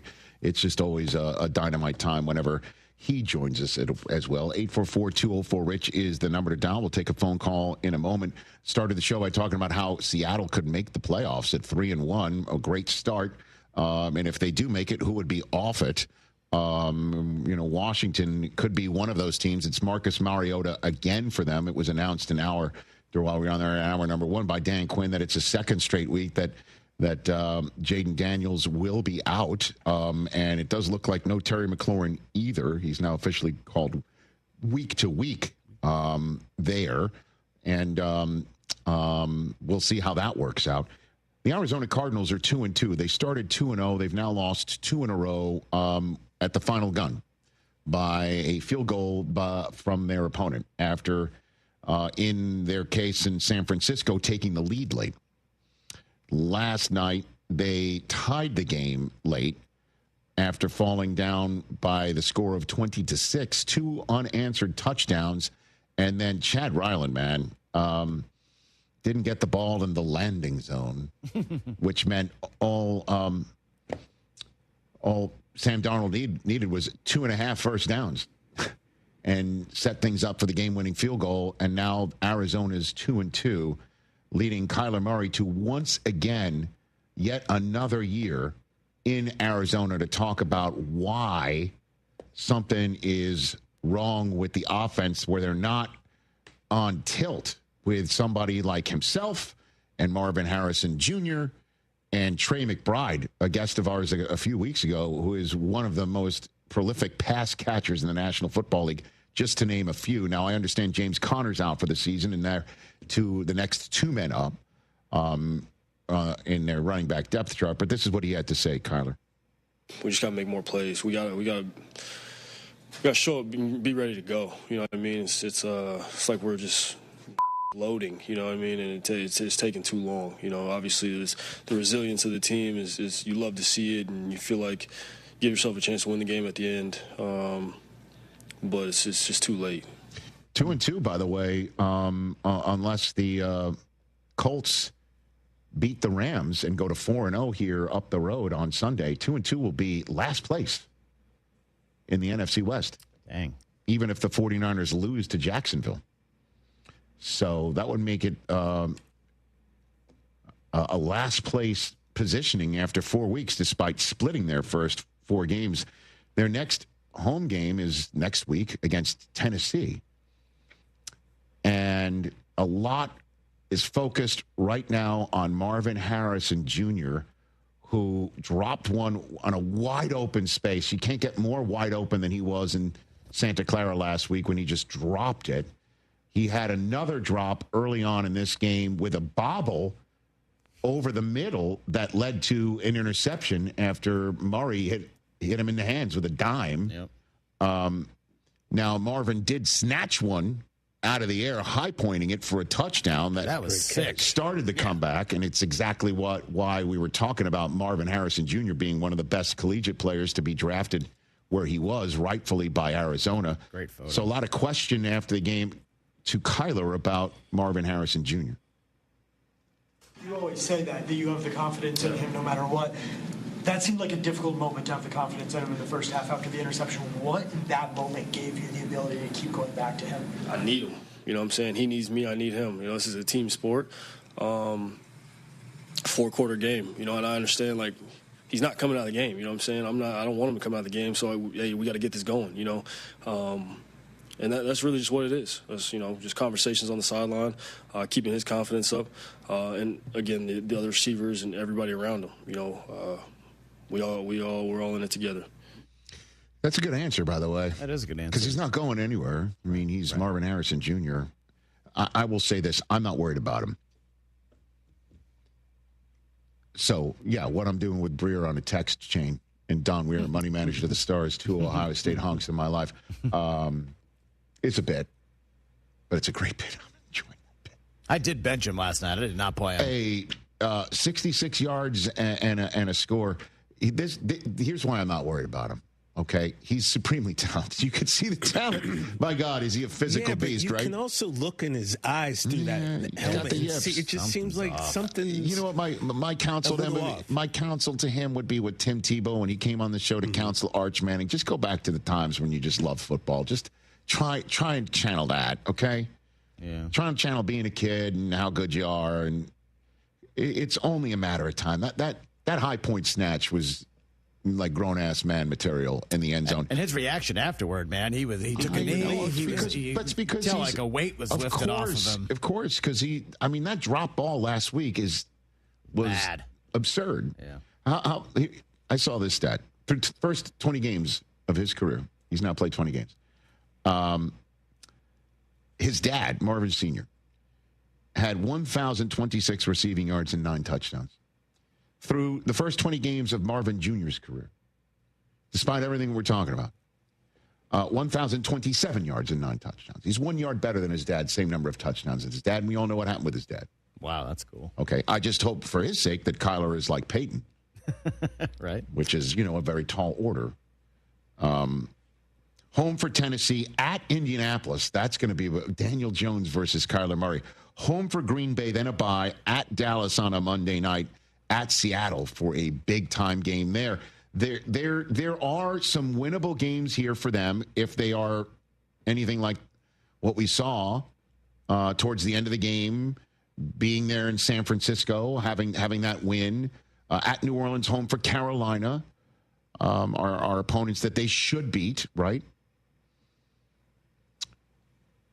We'll see what happens with Arizona. They're talented enough to put together for Jonathan Gannon a winning season and then make some hay. But the mistakes that you make, the drops, the not putting the ball in the landing zone, simple having stuff. Mac Jones march down the field on you at the end of a game, it'll cost you. Do you guys ever see those two talk? Who?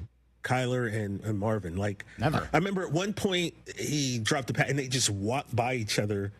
Like normally you would see a QB and a wide receiver kind of engage. I didn't, unless I missed this, I didn't see any of that. Yeah, and that's been a knock on Kyler. Leadership, body language, all those type of things. I don't know. I don't know, man. Marvin, I don't know. As you know, I was ready to put him in the Hall of Fame as a sophomore. Something just seems off. Dude, everyone was saying, he was the top pick in the draft when he was a sophomore. Yeah. but I'm not concerned about him at all.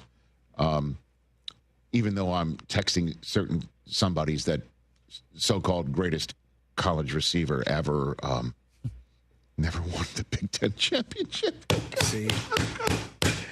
Fetty in Italy, you're here on the Rich Eisen Show. Let's take his phone call. Fetty. Good to chat with you again, Fetty. What's going on in Italy? Hi, everything is fine. I just read that you are going to be the voice of the Broncos and Jets game. That's true. And I'm going to be there. Hey. And I was wondering if you all are going to be in London. We are going to send the show there. There's plans to do it, but not for Jets Broncos, sir. Maybe the following week. Oh. Yeah. So. Well, I'm going to be there on the Monday too. So. Okay. And I'd love to meet you at the game, but. Okay, I'll be the guy in the suit on the field. Just make your way. You make your way as close as you can there, and I'll come find you. You find me, I'll find you. How does that sound? I'll be the guy in the Broncos shirt with the Italian flag. Ah, yes. Can't imagine there's going to be too many of those. Yeah, Fetty. That would be a name What's to the remember, Broncos too. jersey you're going to be wearing? Mine is going to be Peter Manning. My girlfriend has a Bo Nix. Ah, oh, nice. Okay, I will look for the handsome couple wearing 18 and 10 with the Italian flag. Very good with the Italian flag. Love it. That's what's so. Thank you, sir, Fetty in Italy. Fetty. That's what's so great about the international That series, is cool. man. That is cool. Did you hear that the NFL has announced a 5-game over a 3-game stretch, a 5-game over a 3-year stretch in Rio? That's cool. So going back to Brazil, but a little north of Sao Paulo, Rio de Janeiro. Blame it on Rio. Let's go. Maybe we'll get the invite this year. That's a good movie.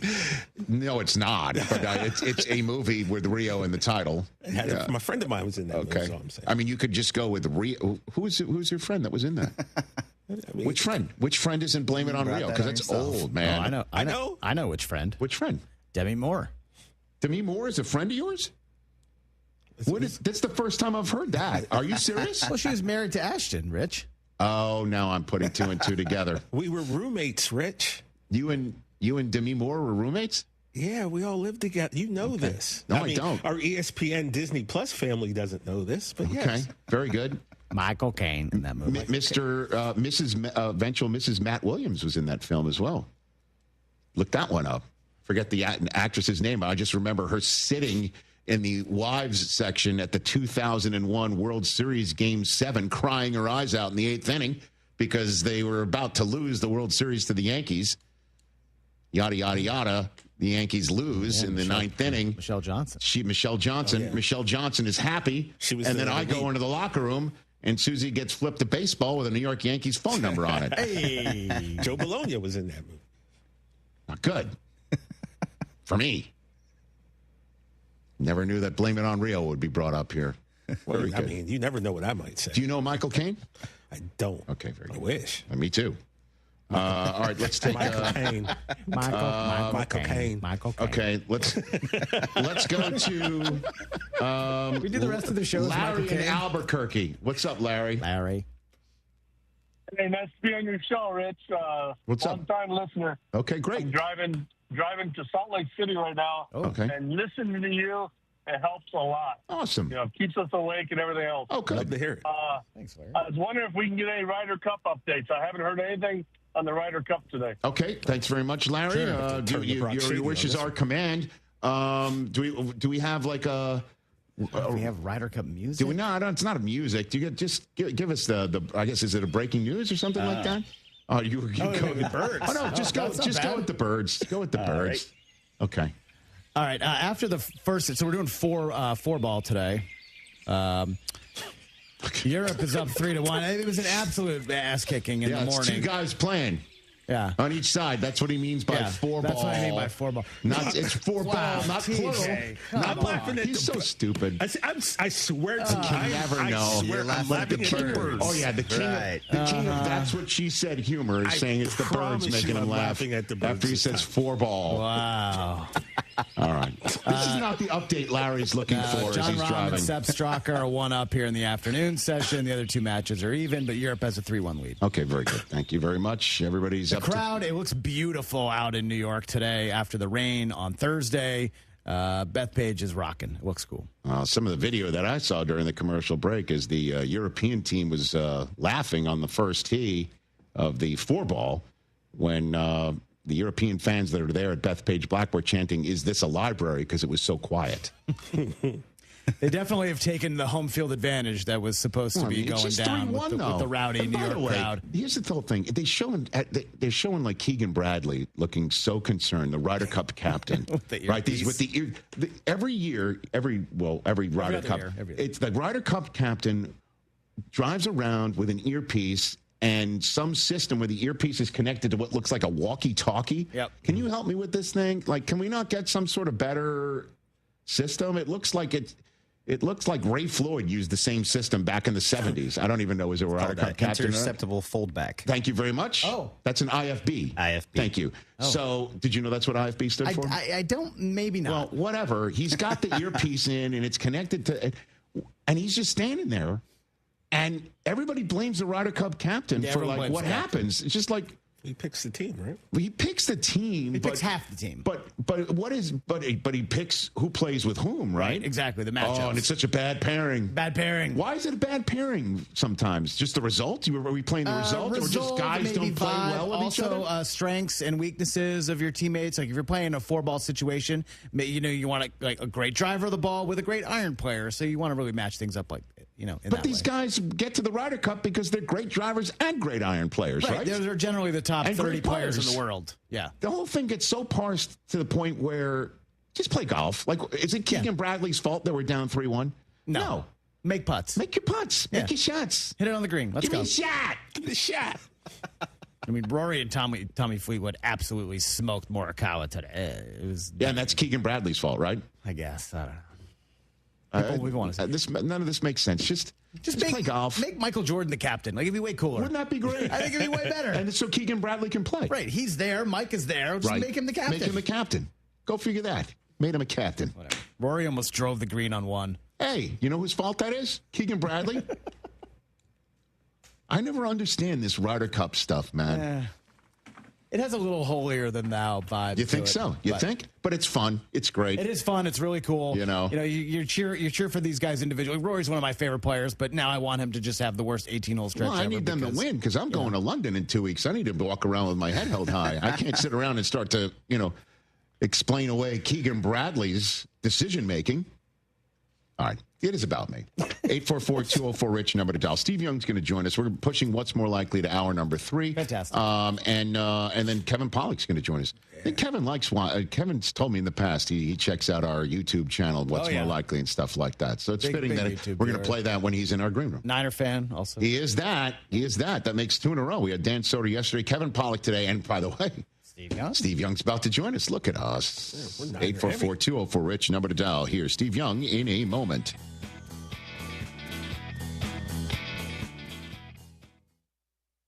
A SoFi personal loan is here to help you achieve something once thought impossible, overcoming high-interest credit card debt. Walk the tightrope of your finances with one low, fixed-rate monthly payment, no fees required, and as soon as the same-day funding. That's right. Pull off your own debt-defying stunt with a SoFi personal loan. Visit SoFi.com/trick to learn more. Loans originated by SoFi Bank, N.A., member FDIC. Terms and conditions apply. NMLS 696891.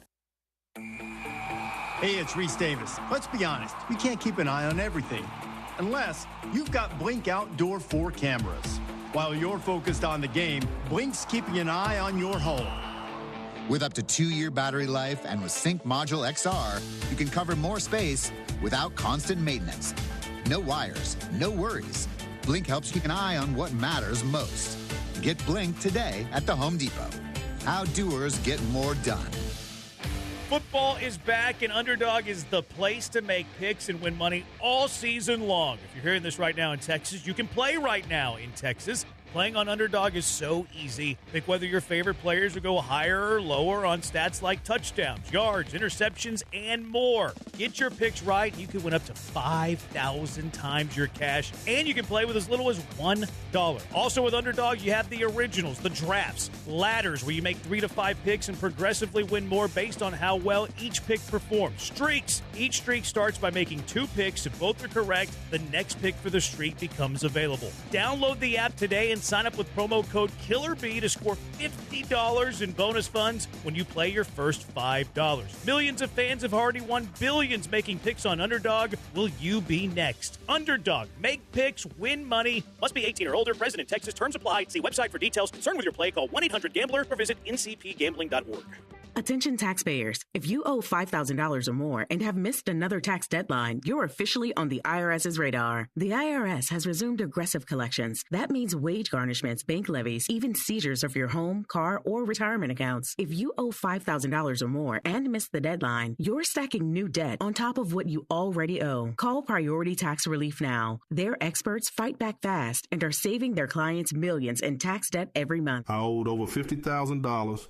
And they settled it for pennies on the dollar. These guys are as legit as they come. After speaking on my behalf with the IRS, my entire debt of $25,000 will be eliminated. Whether you've received collection letters or you're already facing liens and garnishments, call for your free consultation. There are no upfront fees. Priority Tax Relief. Let's make your taxes our priority. Call 800-860-6195. 800-860-6195. 800-860-6195. Priority Tax Relief. It's your guy, Sean, with Greenlight Offer, and guess what? We are still buying houses at fair prices. If you own a house and want to sell it fast in the most simplest way, I'm your guy. Call me today at 832-779-4000. We buy houses in any condition, any price range, in any location in the Texas area. Every single month, every single weekend, every single day, we are doing 2 things, Houston, and that's helping homeowners like yourself with their property problems and buying houses. In 2024, we bought 138 houses, and we want to buy more. We buy inherited houses, vacant houses, pretty houses, not so pretty houses, behind in payment houses. We even bought my tenant won't pay me the rent houses. We buy them all. We will buy your house in as-is condition. No repairs needed, no clean out, and we will pay for movers to help you move. Call me at 832-779-4000 for a same-day offer. That's 832-779-4000. Call for Sean with Greenlight Offer, and I'll get your Greenlight number on your house today. Woo! When it comes to accidental injury cases in Harris County, there's one law firm that files nearly 3 times as many cases than any other firm, and that's Daspit Law Firm. Why? Because they're the best at what they do, getting their clients the compensation they deserve for injuries they've wrongfully suffered in an accident. Lance Zerline here, and if you suffered an injury in an accident and you would like a free case review, call John Daspit now, 713-CALL-NOW. That's 713-CALL-NOW, or visit DaspitLaw.com. Trust, price, and ease of transaction. That is GiveMeTheVin.com. We love to buy cars. People don't trust car buyers. People think the price is going to be wrong, and people think it's going to be a hassle. Trust, price, and ease of transaction. That is what we do at GiveMeTheVin.com, and that's what makes us America's best car buyer. Go to GiveMeTheVin.com right now and get a quote on yours. Sell us your car. GiveMeTheVin.com. So easy you can do it in your underwear.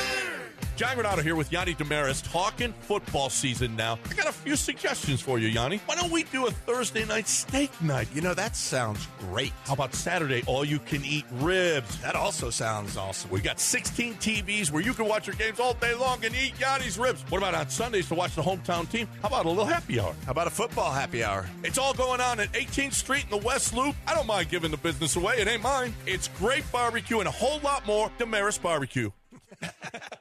John Granado here. You know what the bosses here did? They bought an unlimited corporate membership at East River 9. You know what that means? More golf for me. East River 9 is offering annual memberships for individuals, families, and your business. Unlimited golf, exclusive promos at the River House Restaurant, and much more. Spots are filling up fast. Reach out today to secure your spot. Sign up online at eastriver9.com or call the Pro Shop at 713-913-7033. I'll see you on the links, baby, at East River 9 with our unlimited membership.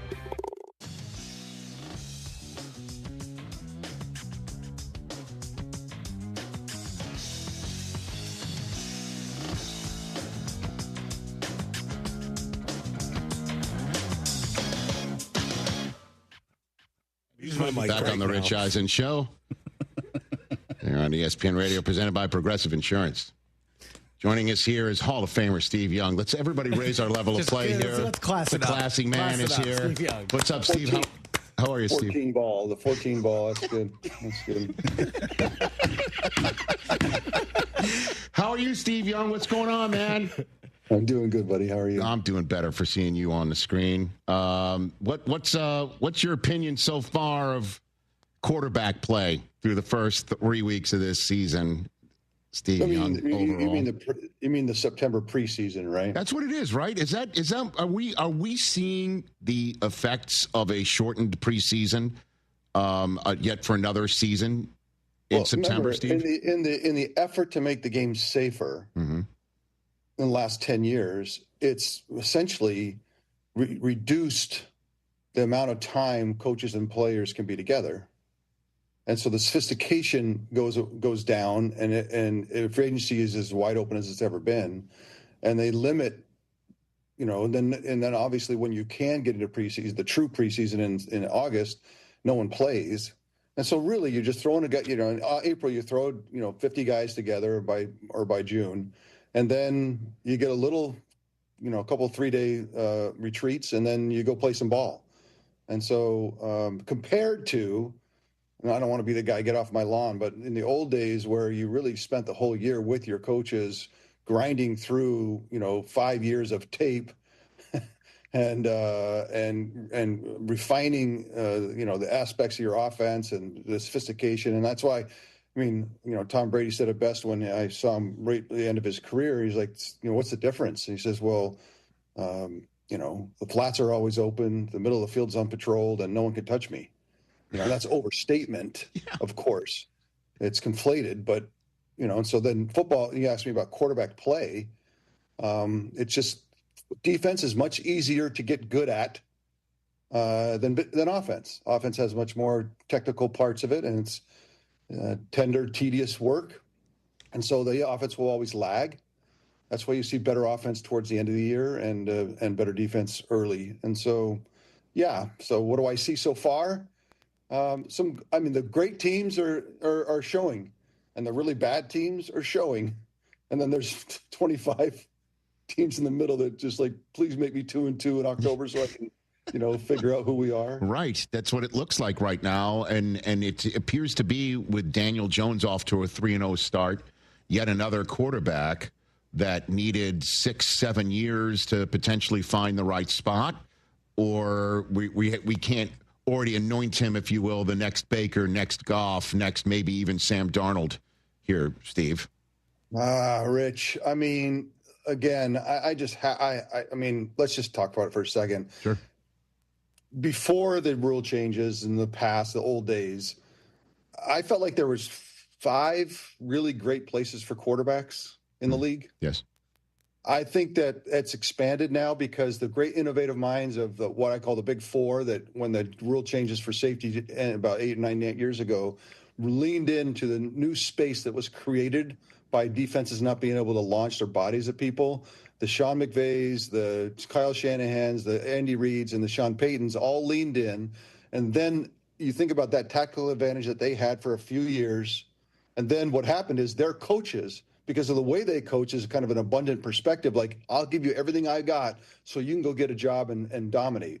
So what happens around the league is all those coaching trees flood the league. And so the tactical advantage goes away because everyone's doing the same thing. But it's still not everybody. I think there's probably 15 places that are awesome for quarterbacks. 5 are super awesome.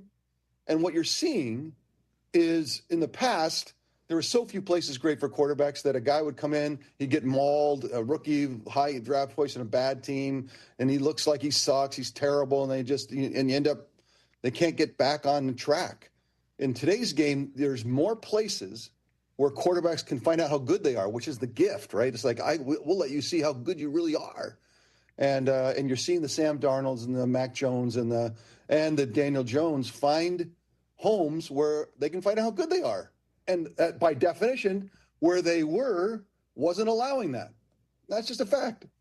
Steve Young here on the Rich Eisen Show. And then there's, I guess, somebody like Russell Wilson, who's now watching Jackson Dart get the start, just 2 starts after throwing for 450 yards. But that was, sandwiched in between 2 losses where things looked brutal. Your fellow Hall of Famer, Tony Gonzalez, last night on Prime Video said Russ has played himself out of the Hall of Fame. Where do you stand on Russ as a quarterback right now and where he stands, Steve? Russ is, I think he was there's different ways to look at Russ, and some of it's how everyone feels about him, and then watching him play football. And is he genuine? Is he disingenuous? Is he, all those kind of? And I'm a believer in Russ. I think he's been an amazing football player, and whether it's going to be Hall of Fame or not, I'll leave that to the voters. But from my perspective, how he plays the game is pretty efficient and pretty smart and pretty effective. Now, can he do it all? No. If you look at what Josh Allen does or Lamar Jackson or, there's like these guys are just fully loaded supermen. And so, like, if you want to compare him, like, he doesn't have that. He's never had that. But what he gets out of what he has, yeah, I got to tip my cap to it. And now, as he kind of, runs around the league, you run into places where it's not that great. And now the coach needs to save his job, so he's going to, bench him, and so, like, it's okay. And Russ, whatever. What Tony said, what baffled me was in Denver. It baffled me that for a full season, Russ sent up no flares, no smoke signals that, hey, look, I'm struggling, but I'm still fine. I'm still me. And I think that's maybe what he's referring to is like, I could not figure out that whole season what happened to Russ Wilson and why would it just devolve, and why couldn't he let me know just kind of between the two of us secretly as I watched him play, hey, it's not all, I got this figured out. And I think that's maybe what Tony's referring to. Steve Young here on the Rich Eisen Show. What do you think about Herbert? Has he entered the chat here? Elite quarterback already there in your minds? Like what he's doing right now, Steve? He was a kept man. He was in a place that wasn't great for quarterbacks. And he was getting in, and because he's so earnest and he wants to be great, that he was doing the Andrew Luck thing, just throwing his body around, trying to get something accomplished, to be good enough. He knew I could be elite. I can be in the Patrick Mahomes, Josh Allen conversation, and I just need some help. And I think Jim Harbaugh's given him some help. I think it's positive, and I think he's unleashed a little bit because you can see that Justin is now recognizing that my talent needs to threaten the line of scrimmage every play. I don't do it very often, but I need to threaten it. And he won games already this year with his legs, and he can do that. And that's the game today. That's the missing piece that he can now unleash. He was threatening the line of scrimmage when he made one of the greatest throws you've ever seen last week. So I'm a huge believer in Justin Herbert. I've said this many times from an artist's perspective, from a throwing motion kind of appreciation.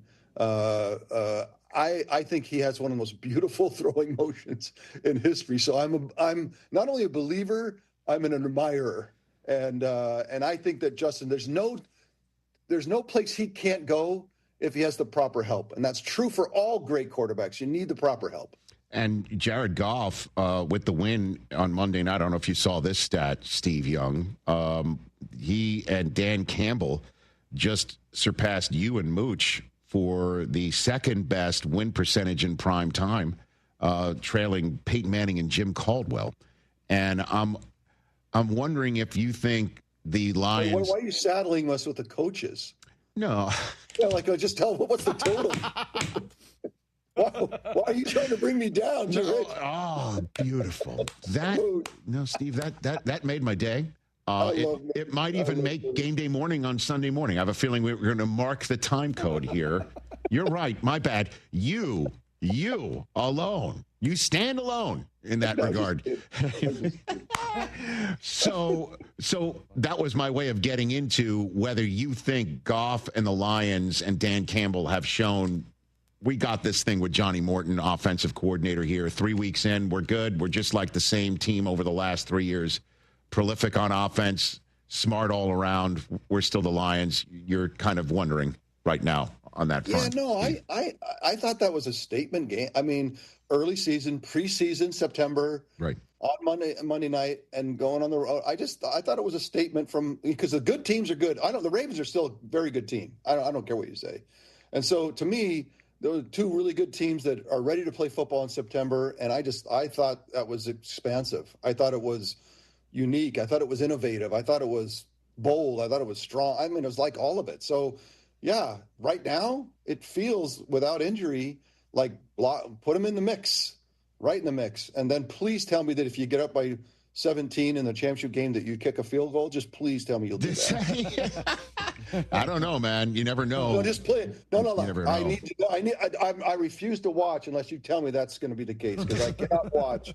I cannot watch self-destruction again. I can't because of hubris. I can't see it happen again. It's too painful. Well, where do you stand on the Chiefs, too, since the Ravens play the Chiefs, Steve? It looks like, I don't know, either they're missing Rice and Xavier Worthy, or the Chiefs are still, once again, fumbling for the light switch on offense, and are still not yet putting it together with their all-world quarterback tight end combination. Steve, where do you stand on that subject? To me, it's all up front. Like if they're going to be at least average up front, if not above average, then all the rest of it is just them working it out. You watch it last year; they won a bunch of games when they could have lost. They could have been, I don't know, who knows what they could have been. As long as they just get in, they just need to get in the tournament and tell me that Patrick can be protected reasonably, because that's kind of what matters. And then people getting healthy, of course, and all the rest of it, and getting the help he needs. But I don't know. For me, until proven otherwise, the Chiefs feel like they figure it out, even when it's not figure-outable. And when it shouldn't be, when it's like the odds against that are really high. And yet, here we go. So, look, they can't get 3-6. I mean, they just can't. That's just too hard. But, get right, win some games, some tight games here, show them who you are, and get into the regular season and be okay. But how would you grade their offensive line, and what would you say? Would you say it was average? Well, what I would say is they have the highest paid center, highest paid right guard. They're hoping they got it right with Josh Simmons at the left tackle spot, the 11th different guy to start there in the Mahomes era. And I think, they need to run it. That's what I think they need. They need to. I know Andy Reid. You can't just win. He can't be Superman all the time. It's like what Josh Allen was trying to do, and now all of a sudden they run the ball, and now Josh Allen looks like amazing. So we've seen that movie from them, Rich. And we saw that in 2021, kind of back 3-4 years ago, where it was like Superman every week, and it's like, no, you grind into the Clark Kent shows up way too much, because you can't do it that often. And so I agree with you, but they're a little desperate right now. So the doing whatever it takes to get some games on some wins under your belt, fine. But in the end, they know very well. I've talked to Andy about it. Like, they know extremely well that they can't ask Patrick to just run around and be Superman and get all the way. They just can't do it. So in the few minutes I have left with you, I'd be remiss if I did not ask you, Steve Young, about the 49ers. 3-0, banged up everywhere. No Kittle, no Purdy, no Bosa now. No Ayuk walking through that door anytime soon, and yet they have yet to lose a football game. They take on the Jaguars this weekend. How real are the 49ers? Or you just don't know? They are. It's impossible to know right now. But are they showing signs of a transitioning team where young players, rookies, are going to contribute, and they're going to, by the end of the year, we're going to have fans wearing four new jerseys that they don't even, they're just learning about now, and somehow they just stay gritty in those tight ball games and get on a roll with the tight ball games and win, instead of last year losing most of them, win most of them, and then get into the tournament and figure out a way to get gritty again. They're not the superpower. They're not the best roster in football like they were a couple of years ago.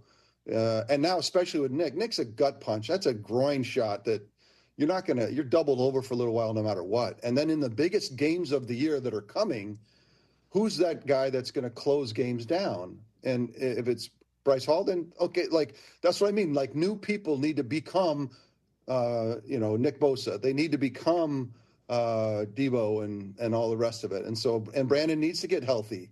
So it's like there's a lot of stuff that's got to happen to get in the mix. But right now with the record, like if you can get into a playoff game and, who knows what it'll look like in December. Like I said, this is preseason, and the NFL is so much faster in development than they've ever been, that you can actually say, we'll throw a team together, we'll see you at Christmas, we'll let you know. And I think right now early returns are 3-0, awesome, because they all could have gone the other direction, and you're in a much worse spot. So right now I'm a believer, yet tentative, because you can't just keep getting hurt. And then last thing for you here, Steve, you know very well what it's like to replace a legend, to also use your legs when you need to and play with heart. Yeah, right?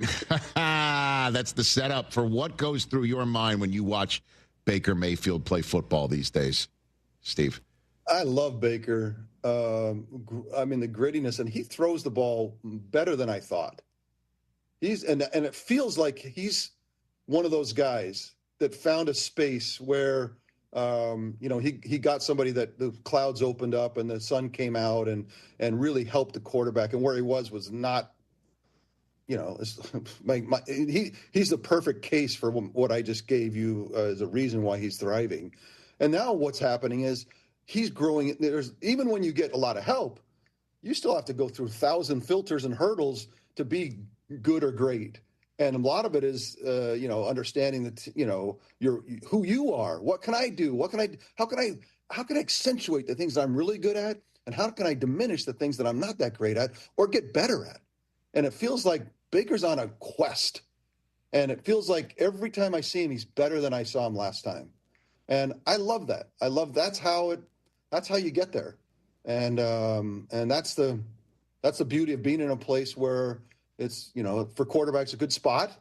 And now let's see how good you can get. And Baker's like, okay, I'm willing to ask the question and go into jump into the void and say, how good am I? And have the humility and the vulnerability to recognize that, maybe I'm not as good as I thought I was, but I'm going to get better. And I love the Baker Mayfield story, and I'm in. Yeah, I'm in. And they're taking on the Eagles in a big game. I guess one last one for you. I lied.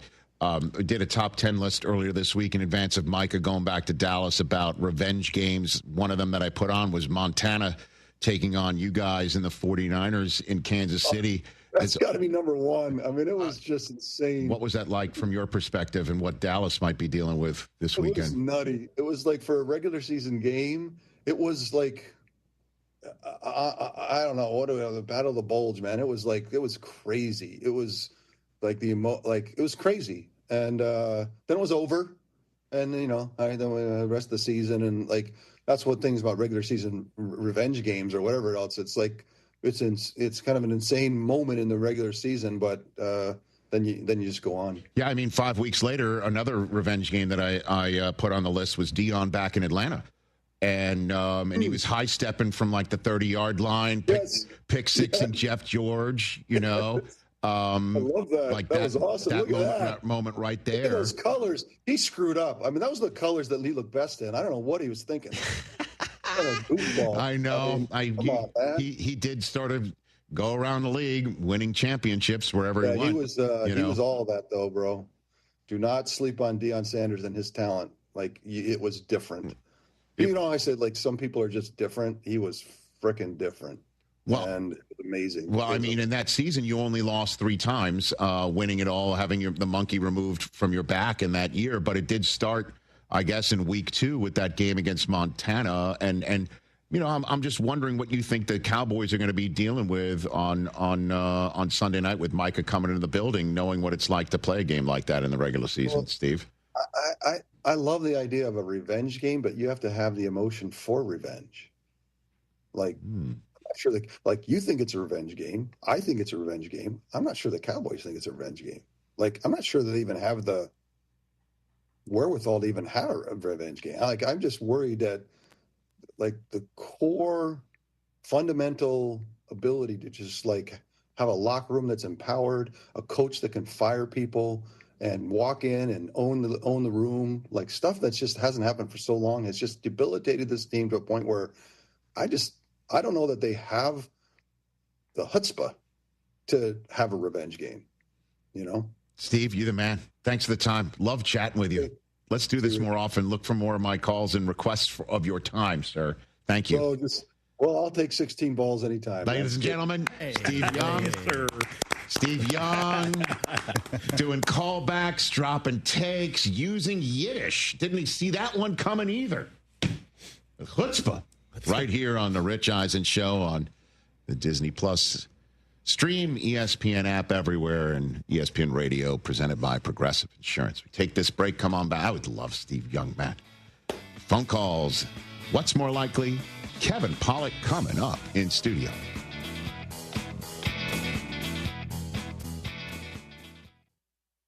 What is it that makes the all-new Hyundai Palisade hybrid an incredible SUV? Is it the spacious interior that's comfy for the whole crew? Or the capability to go off-road? Maybe it's up to 600-plus miles of range. Is it the driver behind the wheel? What if it's all of that and more? What is it then? The all-new Hyundai Palisade Hybrid. So much more than just another SUV. Visit HyundaiUSA.com or call 562-314-4603 for more details. That's 562-314-4603. From kickoff to cash out, ESPN Bet has the tools you need to score more on game days. Bet smarter with stats at your fingertips. Get personalized parlays built just for you. And with your fantasy team synced right in the app, you can back your squad. Right now, new customers get $100 in bonus bets when you bet $10. Sign up with promo code USL to get started. Must be 21 plus. Gambling problem? Call 1-800-GAMBLER. Terms and conditions apply. See app for details. Offer not available in New York. Hey, it's John Granado. If you've been waiting for the right time to buy a truck, this is it. Right now at Chastang Ford, get 0.9% APR financing on select 2025 F-150 XLT models or lease from just $397 a month. No dealer add-ons, just great deals and transparent pricing. How truck buying should be. Visit them on 610 at Homestead, not Hempstead. Chastang Ford, your Ford truck experts. Offers available with approved credit. Terms and conditions apply. See dealer for full details. When you're hiring, have you ever felt like you're missing out on meeting truly great candidates for your roles? It seems impossible to find them, but they have to be out there somewhere, right? Well, they're not hard to find when you know where to go, and that place is ZipRecruiter. And right now, you can try ZipRecruiter for free at ZipRecruiter.com/free. ZipRecruiter helps 10 million people with their job search every day. And because these people are actively looking for jobs just like yours, it's easy to find the right person right away. In fact, 4 out of 5 employers who post on ZipRecruiter get a quality candidate within the first day. But if you're not using ZipRecruiter, you're missing out. So see what it's like when the impossible is easy. When you go to ZipRecruiter.com/free right now to try ZipRecruiter for free. Once again, that's ZipRecruiter.com/free. ZipRecruiter.com/free. Never miss out on great candidates with ZipRecruiter. Collectors Firearms. Don't let the name fool you. We have new guns too. With 12,000 new and pre-owned guns in stock, we have the largest selection in the country. Got a dirty gun? We'll clean it free while you wait. With over 50 years of experience, our expert staff help both seasoned collectors and first-time owners. From tactical firearms to historical rifles, modern handguns to vintage classics. Visit us at Westheimer and Voss or online at collectorsfirearms.com. Collectors Firearms, the best damn gun shop in the world. Let's hydrate. Grab a Rambler Sparkling Water, the official sparkling water of ESPN 97.5 and 92.5. A Texas mineral blend available in original lemon lime, grapefruit, satsuma, blackberry, and now wild cherry. Get Ramblin', Houston.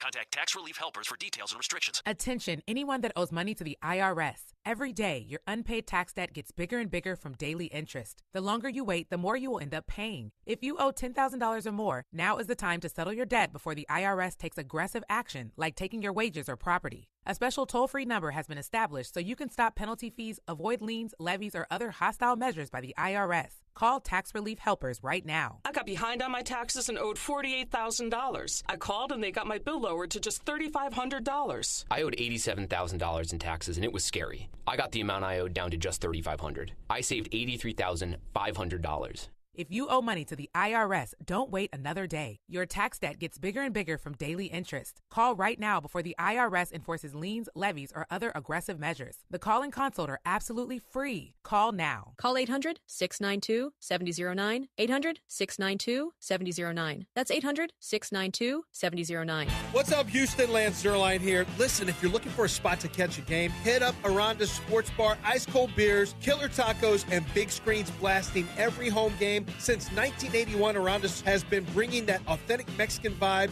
now with the sports twist. Cheer with friends, savor the bites, and feel the energy. Plus, stay late with epic drink specials that keep the party going. Aranda's Sports Bar, your Houston spot for epic sports and bold flavors. Head on over and get loud today. Chill out with Inside the Icebox, your go-to Astros podcast for deep dives, hot takes, and bold predictions. Join Joe George and Sean Mapes Fridays at 6 on ESPN 97.5 or on our YouTube channel, ESPN Houston, powered by Blue Star Tequila. Smooth and always game ready.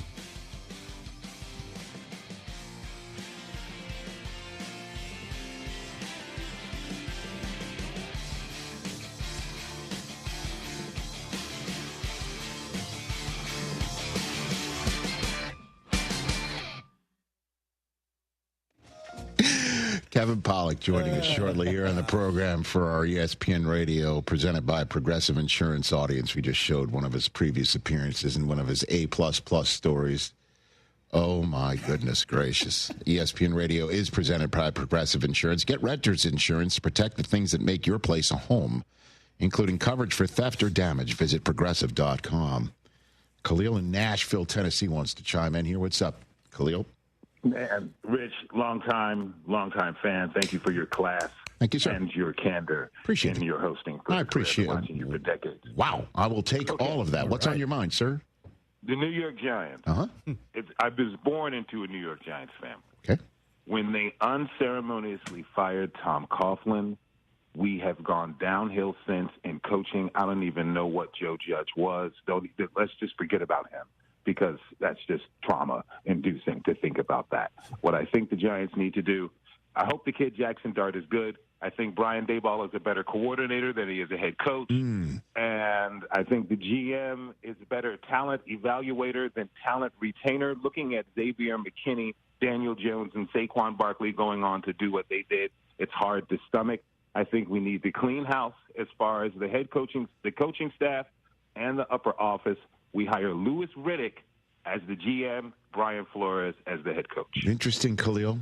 Appreciate the 2 cents, your kind words, and your very eloquent way of putting things as to why this needs to work for Brian Daboll right now and Joe Shane. Like, the rubber is meeting the road, as I mentioned. And Jackson Dart, according to Ian Rappaport, as he reported on the Prime Video broadcast last night, there was a 10-hour meeting on Tuesday with Jackson Dart. 10 hours. Sent out for coffee and donuts, like Midnight Run. You know what I mean? And then this soundbite from today on Jackson Dart and, taking his swagger and how it can translate into performance led to this answer from Brian Daboll. No, he's the same guy every day. He's got a good personality. He's outgoing. He's a good communicator. He's a jokester at times, but when it comes to football, he's all business. In terms of his preparation. Again, he calls me late at night last night, about Red Zone, where they got it, and it's pretty late. I said, get some sleep. We'll hit it in the morning. But he's on, and it's all football for him. Get some sleep. We'll hit it in the morning. I mean, yeah, got to get your rest, because guess who's coming to town? That Charger defense is no joke. And if he performs well here and starts to get things moving in the right direction despite an 0-4 start, then they go to New Orleans. And if he comes home and takes care of business against the Philadelphia Eagles, then now you're starting. Now you're off to a start, okay? Like, again, we're all looking at these are tough games for a rookie, but all he's got to do is win one or two of them, and now you're beginning to feel like this is real. And if Scatterboot can just see what he rams into, that would be fine for me. Just don't lower your head, man. This is not college. I love the way he plays, but he frightens the hell out of me the way he's running right now. And I just want him to do the Cam Scatterbo thing. Jackson Dart, do the Jackson Dart thing. Offensive line, let's blow open some holes for Scatterbo. Let's protect Dart so he can find Malik Neighbors. And this is what we're talking about. And let the defense start to assert itself. The Giants have the formula there. It's there. It's there. Young studs on offense creating excitement and points, and the defense creating pressure on the other offense to try and keep up or come up with a big score because the Giants just did. It's there. It's a winning formula. Can they do it? And starting 0-3 is not helpful. And doing it against the Chargers first, not great. But it's there. I don't think I'm being overly optimistic. It's there. All you got to do is just, if you beat the Eagles in Giants Stadium, or pardon me, MetLife for the Giants fans, yeah. No, that's the good stuff. And that's what they're looking for. That's what they need. Paying extra for tire care is BS. You know, bad service. So at Midas, we're rolling out our BS-free tire guarantee, included with paid installation and tax on every purchase. You'll pay nothing for flat replacements, nada for flat repairs, and zilch for tire rotations every 5,000 miles. That's $0 for all that. So with this limited lifetime tire guarantee, you'll pay a whole lot of nothing compared to what the other guys charge for tire care.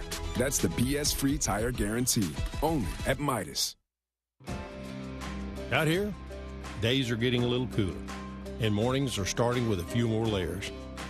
It's the season for more time at the grill, more feed for your animals. Heaters burn late into the night, and the woods start calling your name. We appreciate hard-working hands, shared moments, and love for our land. That's why season after season, we're here for your life out here. Tractor Supply. Attention taxpayers. If you owe $5,000 or more and have missed another tax deadline, you're officially on the IRS's radar. The IRS has resumed aggressive collections. That means wage garnishments, bank levies, even seizures of your home, car, or retirement accounts. If you owe $5,000 or more and missed the deadline, you're stacking new debt on top of what you already owe. Call Priority Tax Relief now. Their experts fight back fast and are saving their clients millions in tax debt every month. I owed over $50,000. And they settled it for pennies on the dollar. These guys are as legit as they come. After speaking on my behalf with the IRS, my entire debt of $25,000 will be eliminated. Whether you've received collection letters or you're already facing liens and garnishments, call for your free consultation. There are no upfront fees. Priority Tax Relief. Let's make your taxes our priority. Call 800-860-6195. 800-860-6195. 800-860-6195. Priority Tax Relief. If your business is growing and looking for working capital, funds to acquire a business or purchase equipment, Veritex Community Bank's lending team is standing by to help you navigate through the loan process. Visit veritexbank.com for more details. That's VERITEX bank.com. Member FDIC, subject to credit approval. Howdy, Ags. Bucky Richardson here from my friends at HR&P, a proud partner of Texas A&M Athletics. Winning 2 Southwest Conference championships required protection up front and a wrecking crew defense. And that's what HR&P provides for Aggie-owned businesses. HR&P protects and defends Aggie businesses from the burdens of HR compliance, benefits administration, and payroll.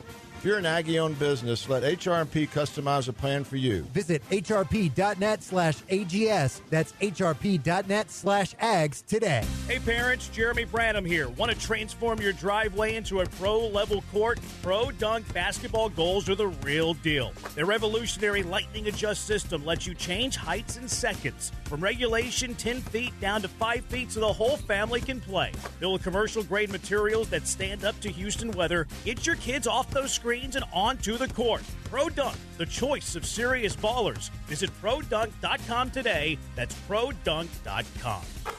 John Granado here with Robin Orlando from Houston Powder Coaters. Robin, it's time. People, you have got to move now. If you want your patio furniture back at a certain time, you need to do it now. Yes, because it is a standard 4 to 5 week turnaround time, but if you need it expedited, we can do that for you as well. And pickup in the Houston area is absolutely free. If you're in the Woodlands to Galveston, Baytown to Fulshear, we have you covered. Hurry, hurry, hurry. Call Robin, 281-676-3888 or HoustonPowderCoaters.com. Houston is Soccer City, USA, and World Cup 2026 is coming our way. Join me, Glenn Davis, every Tuesday and Wednesday, 6 Central Time for Soccer Matters ESPN 97.5, presented by the Daspit Law Firm. Houston, have you tried Portillo's yet? Portillo's brings authentic Chicago-style flavor with their slow-roasted Italian beef, Chicago-style hot dogs, char-broiled burgers, and crinkle-cut fries with cheese sauce. Save room for their famous chocolate cake and cake shake. Eat in, drive-thru, or order online. Now with 5 Houston locations. Find yours at Portillos.com. That's Portillos.com.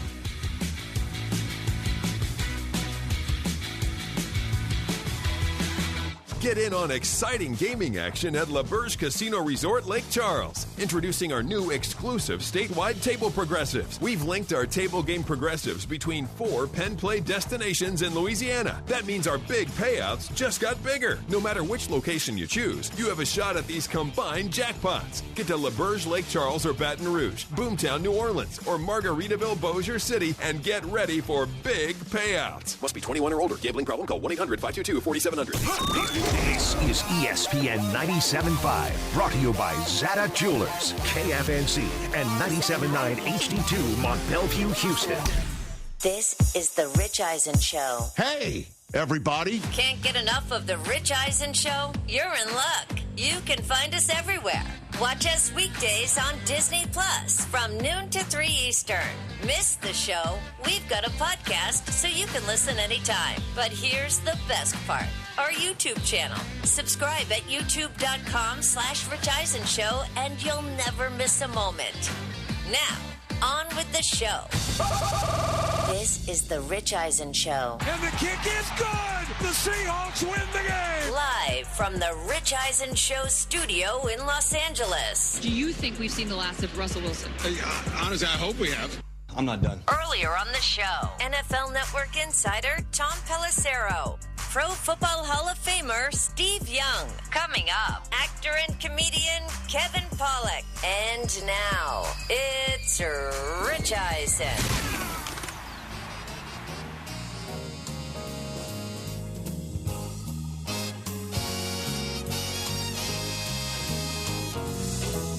Hour number 3 of the Rich Eisen Show is on the air. Quite honestly, almost missed being in this chair for this show open for hour number 3 because I just had a great chat with Kevin Pollak in the back. I haven't seen him in a while. He's the greatest. KP is here for hour number 3. That rhymes. Tulsa King. He's in the newest season of Tulsa King. So is Samuel Jackson Jr., man. Sam Jackson. Feller and I were ready. I was kind of hoping you didn't make it back out because Jay. It's a J&J show. Season 3 of Tulsa King on the air. Sly Stallone, and as we all know, episode 1 plays the really Tulsa good. Kings. Oh, you got? I haven't watched it yet. Oh yeah, it's coming in hot, bro. Can't wait. So, currently on Paramount Plus, as it always is. Anything to do with Taylor Sheridan is on Paramount Plus. 844-204-RICH is the number to dial. We're going to do What's More Likely. Then Kevin Pollak's going to come out. We just hit this with Steve Young about a revenge game coming up on Sunday Night Football. I have my top 5 games that I'm looking forward to seeing in the rest of Week 4 that kicked off with a Seattle Seahawks victory in Arizona on Thursday night. Just talked about the revenge game of Micah Parsons coming back to Dallas. And so we heard from Micah first this week when he chatted with the Associated Press. Then we heard from Jerry in his 105.3 The Fan weekly appearance locally in the Metroplex. Then we heard from Micah again, talk about how he has not spoken with Jerry at all since OTAs, which is, by the way, the spring, which means they didn't even say a word to each other in training camp when he was standing there, various forms of not practicing, all of that. And so there really hasn't been a lot of back and forth that might be a bulletin board thing. And so at least Jerry's done talking for the week, right? Yeah, of course. When you I say got a feeling you're going to tell me he's not. That's correct. Oops. Another 105.3 The Fan appearance. Was Jerry driving around and just called in? Don't know. Jerry from Frisco, you're on. Make no mistake about it, Micah is special, and we all know he is, and he can be disruptive. But we have huge amounts of experience with the anecdotes that we've seen used on us for the last 4 years. Right. And while he does make great plays, there is also a way to approach playing against Micah, as we know, because we didn't exactly win the Super Bowl during those years. So bottom line is, when I look at playing him, I think of trying to have him as an advantage when we were playing other teams over the last 4 years. And some plays it looks beautiful, but then other plays, especially running plays, you can wish you'd have had a different formation. Wow. I love it.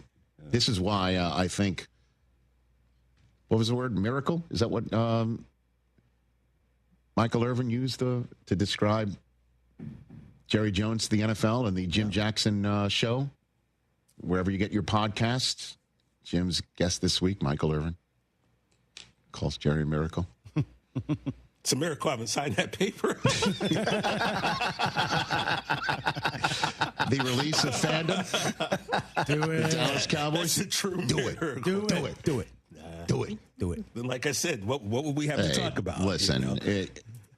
Back when Micah was here, there were times when he sucked, and we just need to take the times when he sucked and replicate them for our advantage. Yeah. When it was used against us, his sucking. Because he's the reason we haven't won the Super Bowl. You know what I mean? Basically there what are he times said. when other teams did well enough against Micah, because we didn't win the Super Bowl when he was here.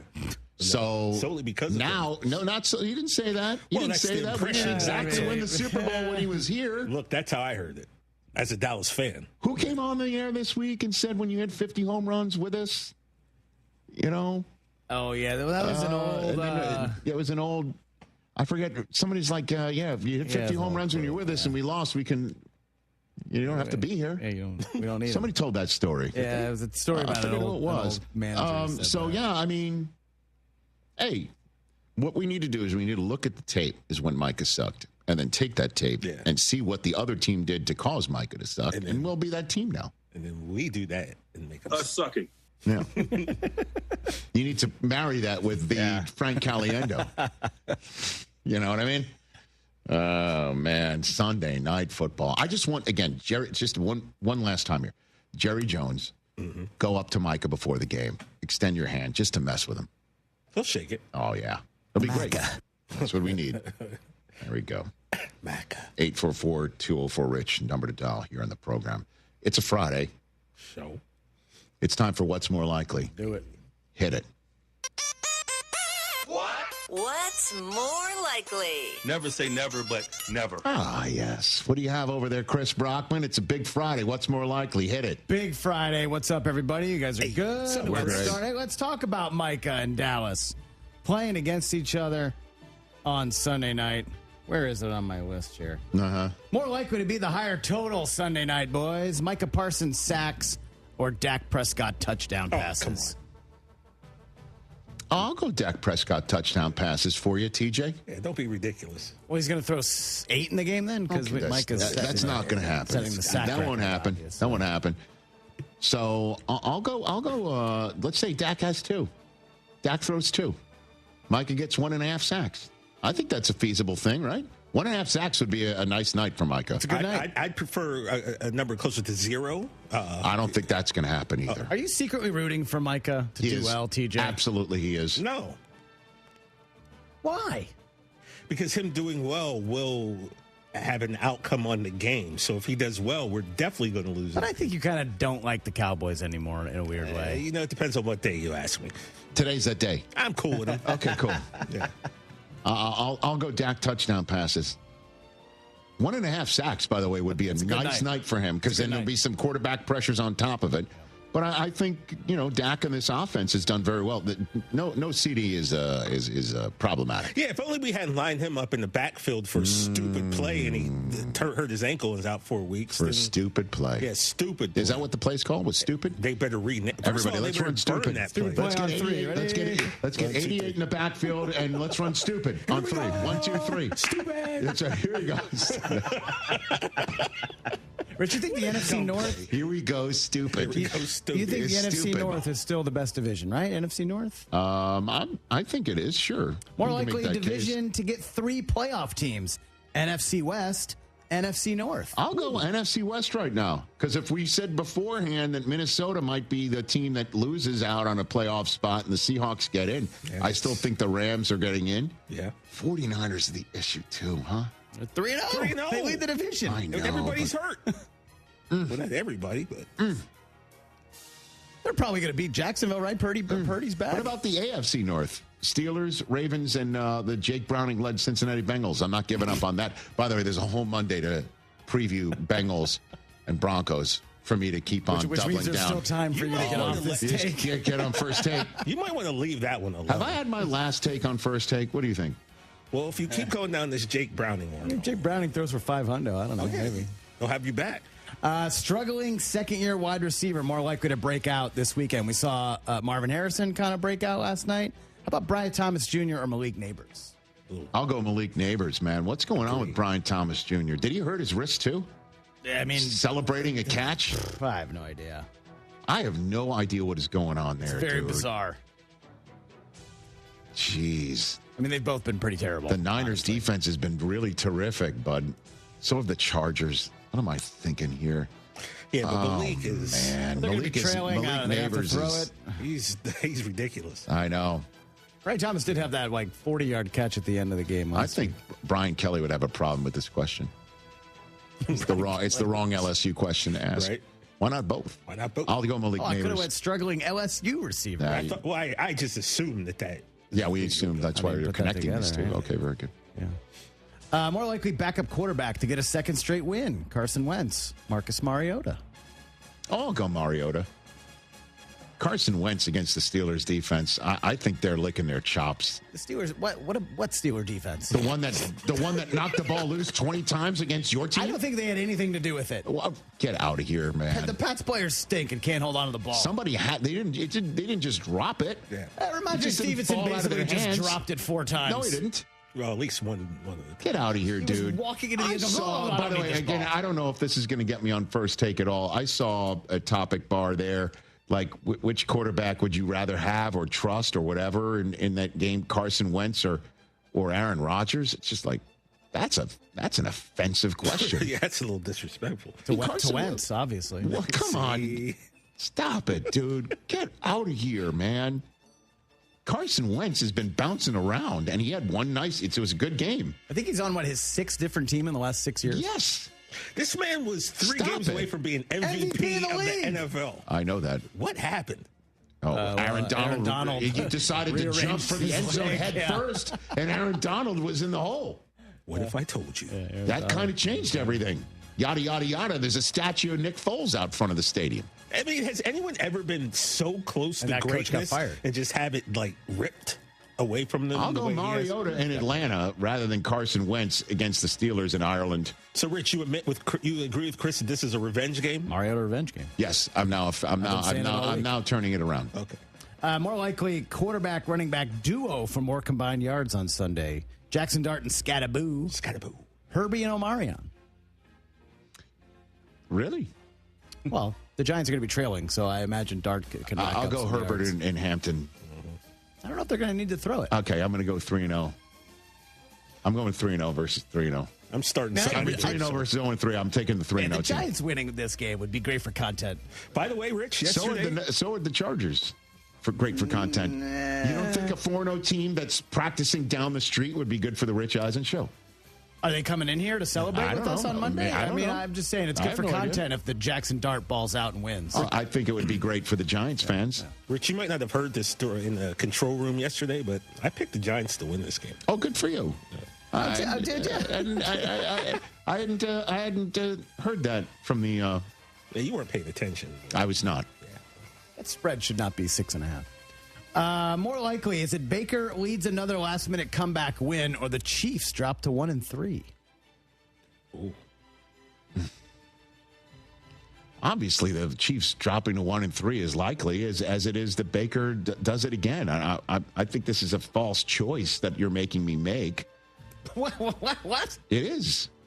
They're both highly likely to happen. What? The Chiefs losing to the Ravens at home is likely, and Baker Mayfield leading another. I'll go. It's more likely that there's that the Chiefs go 1-3, because how likely is it that you do it for a fourth straight time? That was kind of the point of the question. I mean, those are just not that he can't do it, just the fact that it's done 3 times in a row, and would it happen for a fourth? Yeah, they've won on the last play of the game 3 weeks in a row. You want to do it again? 4 in a row? All right, screw it. I'll take Baker. Okay, that was the point of the question. Okay, I'll take Baker. Okay. I'll take Baker. A dog with a bone? I don't know where we went with. What was that all about? I don't know. Did you accidentally hit a Bill Pullman drop? No, he made you do that. Okay, got it. Like a dog. I get it, Jay. They don't always work. No, I get it now. Is it more likely Kerry Williams has another 4-touchdown game, or Ashton Genty gets his first 100-yard game? I'll go Ashton Genty gets his first 100-yard game. We need to speak this into existence. Oh, my gosh. I think we're one poor Ashton Genty performance away from, why did you make him change his stance? Oh, that take. Interesting. Let him loose like it's Boise State. They're 2 games like that away from saying, just paint the turf blue. Why'd you take him 6th overall? I'll go that way. Another 4-touchdown game is a tall order against Max Crosby, dude. So I'll go Ashton Genty. Another 100-yard game. Let's go. Here we go. More likely to be the bigger number. Is a Pirate. More likely to be the bigger number. Cal Raleigh homers this weekend, or 4-0 teams still left on Monday. Okay, well, obviously there's going to be one fewer. There won't be a 4-0. Let's put it this way: there won't be 2 4-0 teams emerging from Tampa, so that's one fewer one. Right. San Francisco could win, so that's a 1 right there. I think Indianapolis loses to the Rams, so that's 2 there. That's gone. Who else? Bills play the Saints, so that's 2. That's 2. I'll go. There'll be a higher number of 4-0 teams left on the weekend. Okay. I don't know is Raleigh going to even play all 3 games. Oh, I don't know. It depends. Why not? He's got a chance to get the AL record. I know. And not just that. They have a chance to be speaking of record in the AL, they could have the best record in the AL. Yeah. I'll just go 4-0 teams on Monday. Just say that. You got one more? Last one. One more. I did not know that. That's my boy. I did not know that. More likely to be larger total here. Bills winning margin against New Orleans. That's like a 15.5 spread. Or the Team USA's final score in the Ryder Cup. Oh, I'll go Bills winning margin. Because the Ryder, you need 14.5 to win the Ryder Cup right now, right? Right. It's not looking good right now. Well, they're doing better in the afternoon 4-ball situation. The Ryder Cup seem better at 4-ball. They're better with 4-ball. Okay. Oh, I like this. By the way, the Ryder Cup team has the same color scheme as the Bills. Hey. Look at that. Hey, now. I'll take the Bills winning margin. You think blowout city? I do. Yeah. A lot of train whistles, man. A lot of train whistles with the Saints coming to town. That's such a high spread, too. 844-204-RICH is the number to dial right here on the show. Phone lines are all lit, which is great. Sit back, enjoy. It's always a lot of fun when Kevin Pollak stops by. He's coming in support of Tulsa King, the latest hit show that features Kevin Pollak, the Niner fan, coming on out in a moment.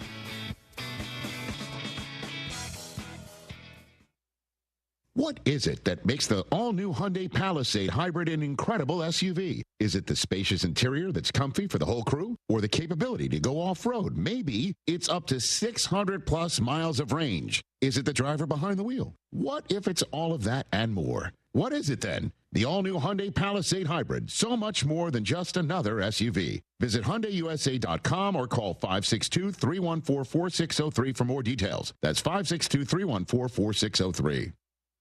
From kickoff to cash out, ESPN Bet has the tools you need to score more on game days. Bet smarter with stats at your fingertips. Get personalized parlays built just for you. And with your fantasy team synced right in the app, you can back your squad. Right now, new customers get $100 in bonus bets when you bet $10. Sign up with promo code USL to get started. Must be 21 plus. Gambling problem? Call 1-800-GAMBLER. Terms and conditions apply. See app for details. Offer not available in New York.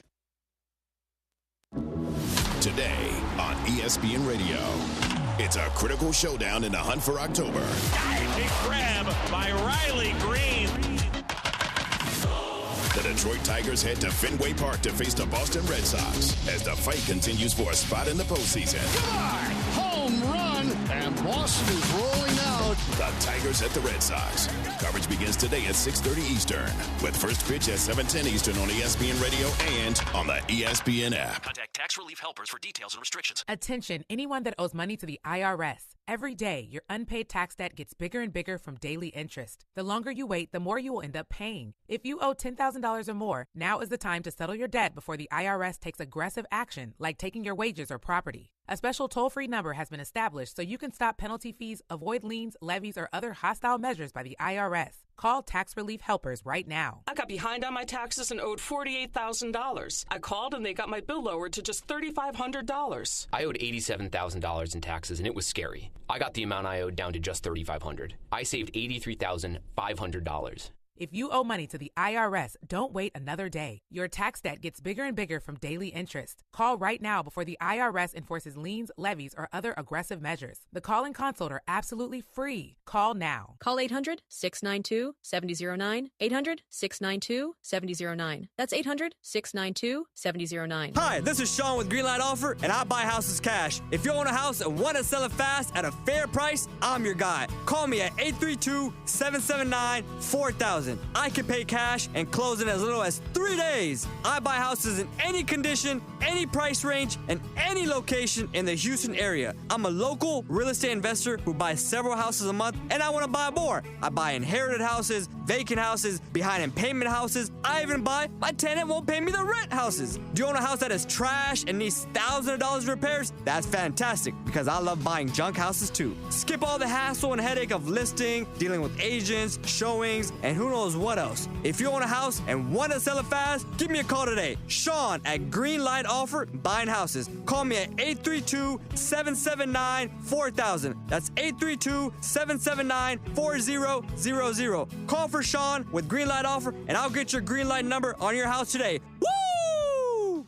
Hey guys, Lance Erline here. Football is so back and Underdog is ready for you. It's the best place to make picks, and of course, it's available for you right here in the state of Texas. Playing on Underdog is easy. Just pick whether your favorite players will go higher or lower on stats like touchdowns, receiving yards, interceptions. Get your picks right, and you can win up to 5,000 times your cash. You can play with as little as $1. This year, there are 2 new opportunities for you, ladders and streaks. Make 3 to 5 picks and progressively win more based on how well each pick performs. Win a little on a different night and a lot on a great night, up to 250 times your money. That's a ladder. For streaks, each streak starts by making 2 picks. If both picks are correct, the next pick for the streak becomes available. Get all 11 correct and the prize is yours. Download the app today and sign up with promo code Lance. You are going to score $50 in bonus funds when you play your first $5. That's promo code Lance. Millions of fans are winning with Underdog Fantasy. Must be 18 plus. Present in Texas. Terms apply. See website for complete details. Concern with your play. Call 1-800-GAMBLER or visit ncbgambling.org. Hey, Texans fans. Sean Mapes here. You know every game counts, so don't miss a moment of the action this season on Prize Picks.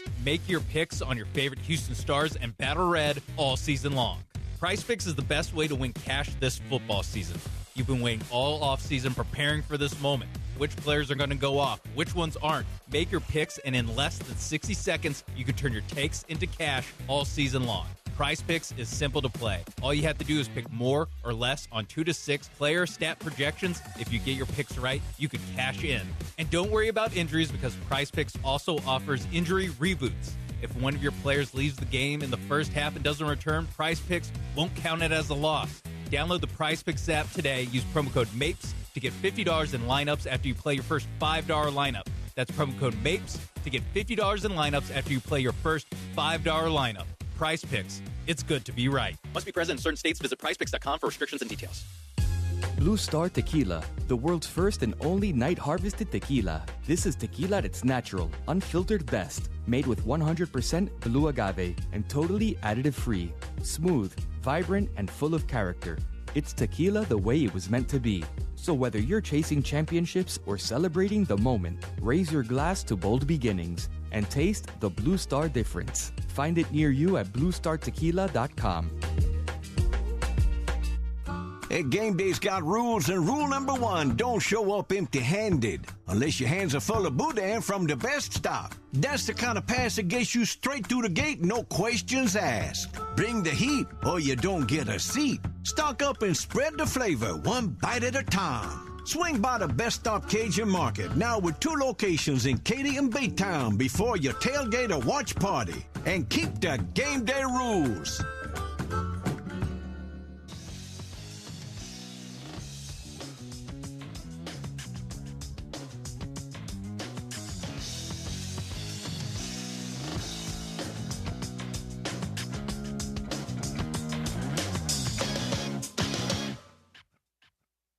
Our radio audience has just returned here on ESPN Radio, presented by Progressive Insurance. We just showed a clip of Paramount Plus's Tulsa King. Check it out every Sunday on Paramount Plus. Season 3, Kevin Pollak has joined the cast and joined the show once again. And so the first time you've met Sylvester Stallone, did you have any moments on the set where you picked his brain about Rocky or about anything from the past, Rambo, any of those moments, or no, you just left them alone on that front? I tend to leave people alone when it comes to what were you thinking when you did this or that, right, or how did that work.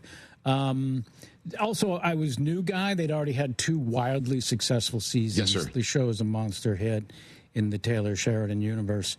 So I kind of wanted to get along and not try to push any buttons. Right. Not nudge around, I guess, in that respect. But yeah, I mean, he's an inspiration and has been for decades upon decades. And just the whole story of how Rocky came to be, and he insisted on starring in it when no one was greenlighting movies with him as the star. Right. But he wrote the script and held out for, no, it's got to be me. And boy, was he right. And so I guess let's talk about underdog stories. A guy named Brock Purdy. For you, for the San Francisco 49ers. Yeah, I enjoyed watching the show from home before I came here. Thank you, sir. In the first hour, as you were insisting how great Seattle was. Listen, we beat them, so let's start there. Brock led us right past him on week 1. Right, he did with that pass for the ages to Jake Tonjes. I mean, I'm sure you were looking up in your flip chart at home about Jake Tonjes and who he was. Big fan. Like we all. From that moment on, he had you at hello, Jake Tonjes. You know what I mean? But Brock Purdy, a dream come true type material so far. You know what I mean? Yeah, he's a great leader, and having Robert Saleh back, oh my, let's face it, our defense has certainly kept us in the games post that week 1, and they're just incredible, even with the loss of one of the greatest pass rushers in the history of the NFL, Nick Bosa. Okay, look at you. Oh, yeah, I'm going all the way there. You're going that big. You're playing it big, huh, Kevin? Well, when you lose one, you got to. Okay, understood. Yeah, right. You got to fill that. But I still believe in what Robert Saleh and Ward are capable of in terms of keeping that team together. So you've been a Niners fan forever Lifetime. and a day. Okay. I'm old, so John Brody. That's the guy. Losing to Dallas in the playoffs, 17-10. That was your guy growing up? At Kezar Stadium. Sure. Yeah. And then we had to suffer through DeBerg, and I think at one point we had Plunkett. I mean, it was a bad time. Towards the end of Plunkett. Yeah. You wanted the Plunkett on the other side of the Bay Area. That's the Plunkett you wanted. Yeah. And then I was there for the arrival of the Messiah and Joe Montana. And we just had Steve Young on in hour number 2 of this program. You know what I mean? And we were talking about revenge games, certainly with Micah going back to Dallas. And how, Montana played Young that one year in 1994. That's one of the top revenge games of the last 40 years or anything like that. Yeah, we were very concerned when the upstart forced out our Joe Montana. Right. And then to come in and break all of his records and pick up some more Super Bowl rings was pretty damn impressive. I love that you're wearing your hat. You're letting your colors fly. Yeah. Lifelong. Yeah, and you got Robert Patrick on the show as well. I know he's an Atlanta fan. He's been on here before. Neil McDonough as well. Frank Grillo is in the cast this year. Is it true Sam Jackson's Sam Jackson? It was announced he's doing a spin-off, Nola King, set in New Orleans. Oh, so it's not on. He's not. So he shows up in our season 3 in order to continue his story. Yeah. Okay. I got to spend some time with Sam, and we're old timers, so we just swapped war stories from the trenches, and he's again iconic in every which way possible. So he told me some actual backstories. You should have him on and ask him about Pulp Fiction, because he was sharing some stuff as a lifelong fan of that movie. Yes. Going on, 31 years now. Do you want to give us a little taste of what he was sharing? Sam's stories? Yeah. What did he tell you? I would rather tell you the time on the set of A Few Good Men when Tom Cruise said, "Hey, do you want to ride to work tomorrow?" Okay. Yeah. All right. Yeah. Color me intrigued, sir. Okay, so what happened? Well, we shot in Culver. We shot a couple weeks in Washington, D.C. to establish the exteriors of Washington. But the interiors were on sound stages in Culver City, where they shot Gone with the Wind and all sorts of incredible movies. It's a Wonderful Life and so on. So shooting over there, we had to shoot one scene, of course, down to visit the Colonel Jessup in Guantanamo Bay. Yes, sir. And they sent the script to the Marines, who read the script and said, "You've got the Colonel being a bit of a lunatic here. You're not shooting here. You'll get no help from us." So we shot in Long Beach. And yada, yada, yada. Shoot in Long Beach. So Tom, the day before we're going to shoot in Long Beach, says, "Oh, well, we're on sound stages of Culver City. Do you want to ride to work tomorrow?" I got a car. I mean, what do you mean? It's 20 minutes down. No. Do you want to ride to work tomorrow? And then I floated a picture to your staff. I don't know if they loaded it up in time. And Tom piloted the helicopter. Oh. To take me down. No kidding. And this was 1991, 92, a little bit before people, I think, were hip to the fact that Tom was a pilot, let alone a helicopter pilot, which is one of the more difficult. So he picked you up in a helicopter? He sent me on the tarmac where the helicopters, and you haven't lived till you've valet parked your car on a tarmac. That's true. Is what I kept saying for about 6 months afterwards. So he flew you to... So he piloted me to Long Beach, which in a car is 30 minutes tops, and in the helicopter was maybe 11. But there we are. Oh, there we are standing outside the... My word. Yeah. And he hops into the driver's seat. Yeah, he hops in the pilot seat there, and we've got the headphones on, and you like the view. And the crane, it's bonkers. It's bonkers. Yeah. And do we tell the insurance company that we're taking a helicopter to... Does he get a per diem for that sort of thing? Well, I think we both does he have to clear that with someone, or he just did it? I think I would have to clear it with someone, and I'm not sure Tom. I'm not sure Tom does that sort of thing. Was it just the two of you? It was just the two of us. Wow. Yeah. Yes, it was, DJ. So when I'm watching back A Few Good Men. Sure. And it's the scene where he's talking to Colonel Jessup at breakfast, right? That sort of thing. Okay. You got to ask me nicely. That's right. Got to ask me nicely for the transfer orders, right? Yeah, the transfer orders. Okay. So, Please. Okay. Please. And so that's Long Beach, California. That shot that in Long Beach. Yeah, there's a base down there. And that you're there. Yep. Fresh off of a helicopter ride from Tom Cruise.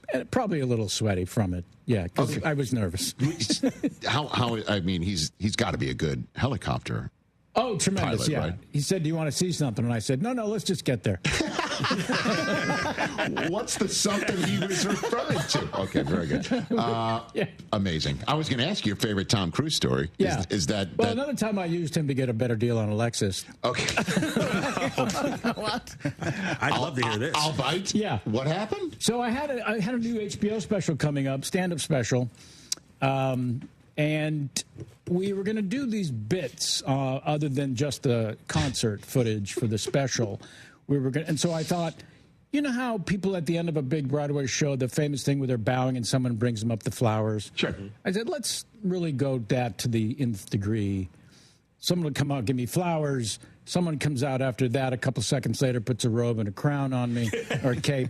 And then someone comes out and gives me a briefcase full of money and then takes off his right arm and hands it to me. And then the back curtains open up and a car rolls out with a supermodel on the hood. And, the voice of God off camera and a brand new car. Yeah. And so we're going through all the machinations, and I realized at the time I wanted the new 1991-92 Lexus Coupe two-door. It had just come out, 90-day waiting. They're selling them over sticker price. And so I'm realizing, well, I've got this opportunity. I'm working on this movie. Let me see if I can get ahead of the 90-day waiting list. So I'm calling around all the dealerships, and I would give them the long spiel. I've done this movie. I died in Denzel Washington's arms, every small Jewish fella's dream. I think it was part of my bar mitzvah in my Haftorah. I said, if I could just. I've done the L.A. Story with Steve Martin, and I get to the end of the phone call, and they would say, wow, yeah. I'm sorry, who are you? And I was just looking to jump ahead the 90 days. I'm not trying to steal the car. Yeah, right. And so every dealership, the GM, I'd get him on the phone, and it would all end with, I'm sorry, who do you think you are?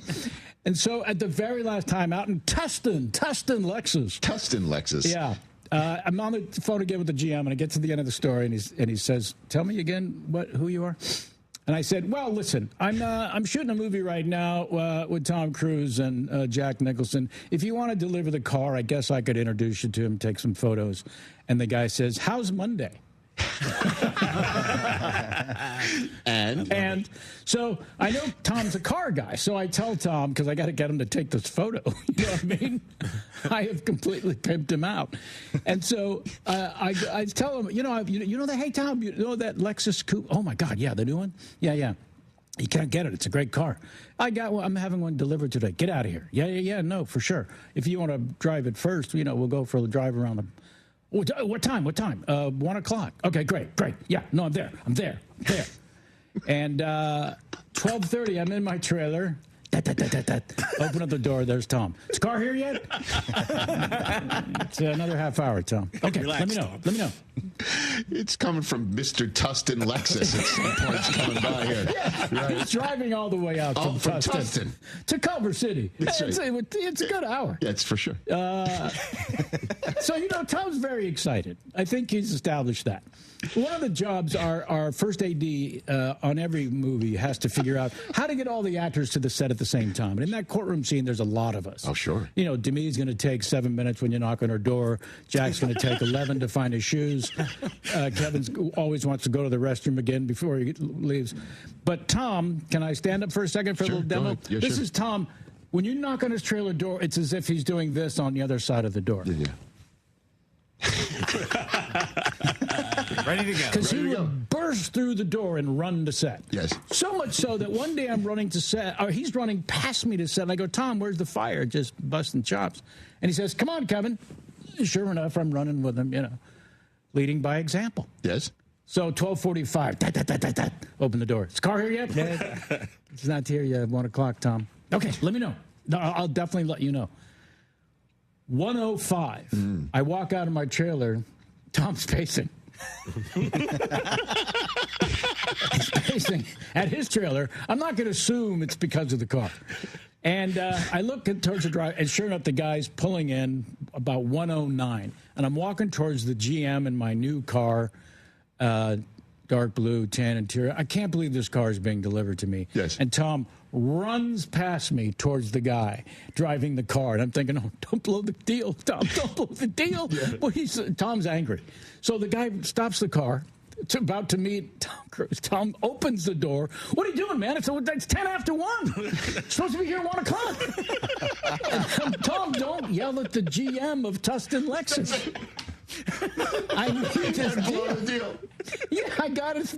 The 90 days waiting list gone. List price, over list price. Nope, I got it for list. Oh, my God. Hey, buddy. And the driver, the GM is like, oh, geez, sorry, there was traffic. You got to allow for traffic. I can't believe he's scolding the GM from Tustin Lexus. But sure enough, the GM tosses me the keys. I say, no, Tom, you drive first. The GM gets in the back seat, And I got to see Tom stunt drive my brand new car. Oh, my God. 90 miles an hour in residential. The guy in the back seat. For sure, A, having the time of his life, and B, wetting himself. Without question. I mean, this guy looked terrified, sliding back and forth in the back seat. Yeah, it was incredible. But you did get the car. And yeah. Okay. And the guy got the picture. The guy got the photo. Oh, my God. Yeah, still, sheet white, the guy. How would it have gone if you had if you'd offered Nicholson instead? You said it was you'd made a movie with both of them. If you had asked Nicholson, he would say, "You, Lieutenant Weinberg." Yeah, Jack, do you mind taking a photo with the GM from Lexus in Tustin? I'm sorry, what, kid? From where now? Jesus. So I don't know if I ever asked you. Was that line you, Lieutenant Weinberg, that he threw? Was that ad-libbed? Who's going to do it? You? Yeah, you, the Jew? You mean that line? Yeah. It was in context what it sounded like. We don't speak to each other. We're introduced in his office briefly. There are no words exchanged. He has no reason to, A, remember my name, right, and B, point me out in the courtroom unless he is, in fact, saying, who's going to do it? You, the Jew? That's Aaron Sorkin wanting everyone to know he's not just misogynistic and racist. He's also anti-Semitic. So it was scripted. Absolutely. He didn't just throw that one off. No. Okay. No. I told you this, the rehearsal scene. You have before, but I mean, we've got a new audience because he did everything letter perfect in that scene. I know we've discussed this before. We rehearsed for a couple of weeks, Tom, Demi, Rob Reiner, the director, and myself. Right. And during those couple of weeks, on a soundstage, tape on the ground like if you were doing a Broadway play. Yeah. Which I'd never done before or since. And after a couple of weeks, we realized that Rob, who you've had on the show, is very demonstrative, right? And he'll to give you a direction, he'll end up kind of acting it out a little bit. Now, to actors, sometimes you're offended by a director giving line readings because it suggests, don't do it that way, do it this way. Right. So Rob never did that. He just got so excited telling you remember the thing in the moment of the scene, and he ends up acting it out of excitement. So we learned, he's not being, giving us line readings. Then Jack arrives, and now it's Jack's turn to rehearse with Rob. Jack sits in the chair, and he does the soliloquy on the stand for the first time in front of anyone. And it's conservatively 97% of what we see in the movie. It's so perfect already. Right. And Rob's standing over him, 6'2", 3. And Jack finishes and looks up and Rob says, incredible, astonishing. That's Jack, I can't believe we're already there. You mean it's just ridiculous. You know that moment when you say, and if you had an overhead camera looking down of Tom, Demi, and I in a line, you would see us from overhead stepping 1 foot back at this moment as Rob is basically giving Jack Nicholson a line reading. And Rob finishes, and Jack just looked up to him and said, yes, well, I guess I'm not there yet, am I? Yowza. Wow. Yes. I guess I'm not there yet. But he was. And it was letter perfect. I mean, So none of it was ad-libbed. It was literally letter perfect. Not a syllable. Yeah, and because it was a Broadway play that already had 500-plus performances, Rob wanted very much to stick to the letter, Well, it certainly worked out, Matt. Oh, my gosh. Yeah. Whew. So, okay, a helicopter ride in a Lexus. So that's a car. Yeah. And we're almost at a train situation here which I guess happens in a Mission Impossible. Tulsa King, available Sundays on Paramount Plus, currently in season 3, premiered this past Sunday. Can't wait to see where everything goes. You got one more picture? Yeah, we dug this up today, Kevin. Is it an anniversary or something of this? Or is this like your headshot thing that we found? Oh, the composite. Yeah, what is this? You first get to L.A. and they say you got to get a composite photo. Walk us through? Yes, I can. What this is? Upper left corner, that would be the tennis game. If you're able to zoom in at all, for some bizarre reason, I'm in corduroy shorts. Repeat corduroy shorts. Okay. And an amazing Jew fro. Had lots of hair back then. Okay. Upper right-hand corner, just taking a biz call. Phone booth. A lot of kids don't know what that means. This is 40 years ago. 1985. You're wearing a pinky ring in that hey, phone you know call. what? Stay out of it already. We're making pizzas lower left. Throwing a pie. Okay. That's not superimposed. That's an actual thrown pie. And then we're fishing on the right. And then very sad that the fish is so tiny that I caught. Yeah, I had to direct all these. Those are all shot on location, by the way. This is not CGI. This is not sound stages. Look at you. 40 years ago. And you're trying to start the career. And we were channeling on the left. You just lost a point in your corduroy shorts? Is that what we're doing right here? I was channeling McEnroe. Okay, probably so. Yeah, are you serious? And look at you on the right. That was an are you serious? You're booking something. I'm booking. You're booking something. You're booking something. I'm definitely not saying buy, sell. Well, what's the... I think I had a date planner in my left hand in that phone booth. What is the oldest residual check you get? Oh, golly. Of anything. What did we get, like $1.93? Of what? From what? Like, what is when you open it up and you're like... Probably Barry Levinson's masterpiece, Avalon. Yeah, I enjoyed him on the show recently, by the way. Thank you. That was great to have him here. Yeah, that's 1989. But maybe Willow from the 88. Okay. No TV show that you did is... You know what? You are correct. Who's the Boss? Who's the Boss with Tony Danza? Who are you and who's the... Look it up, Chris. Who are you and who's the boss? I was the manager of a submarine sandwich shop where his daughter got a job, and then... Okay. 1987. 1987. Wow. She asked me to hire him. We do, and then he's not working out at all because it's Tony Danza. Mm-hmm. And I asked her to fire her dad. And so she wound up being the boss. Yes. So I thought it was a rhetorical question as to who the boss was. Now we know. Oh, my God. It's so complicated now. I'm so glad I could come on just in time to solve that mystery. Solve the mystery. Just like the episode is Yellow Submarine. Hey. Shaboom. Kevin, Kevin, you were in an episode of Amen. Yes, I was. Oh, with Sherman Hemsley. Sherman Hemsley.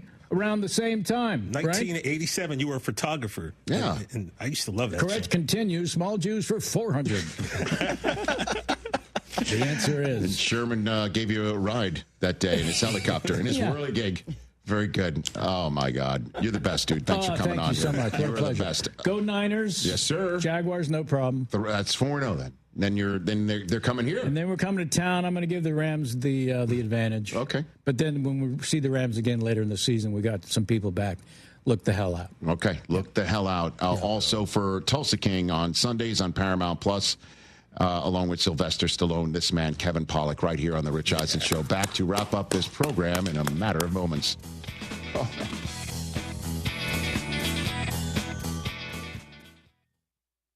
Individuals and businesses with tax problems, listen carefully. Do you feel like you're losing control of your finances? If you owe over $10,000 in back taxes or have unfiled tax returns, we can help you take back control. The IRS is the largest and most aggressive collection agency in the world, and they can seize your bank accounts, garnish your paycheck, close your business, and file criminal charges. Take control of your tax problem now by calling the experts at U.S. Tax Shield and take advantage of the Fresh Start program and new laws that may allow us to negotiate a settlement for the lowest amount possible. Our team of tax attorneys and enrolled agents can stop collections and get you protected so you can take control of your financial future. U.S. Tax Shield offers a price protection guaranteed quote to get you protected today. U.S. Tax Shield is A+ rated with the Better Business Bureau, so call now. 800-687-5192. That's 800-687-5192. U.S. Tax Shield. 800-687-5192. Hey, Lance Zerline here. You know I'm a numbers guy, and I like the numbers that Daspit Law Firm is putting up for their clients. The super team at Daspit Law handles a full range of personal injury cases, and they are getting results from their clients in big numbers.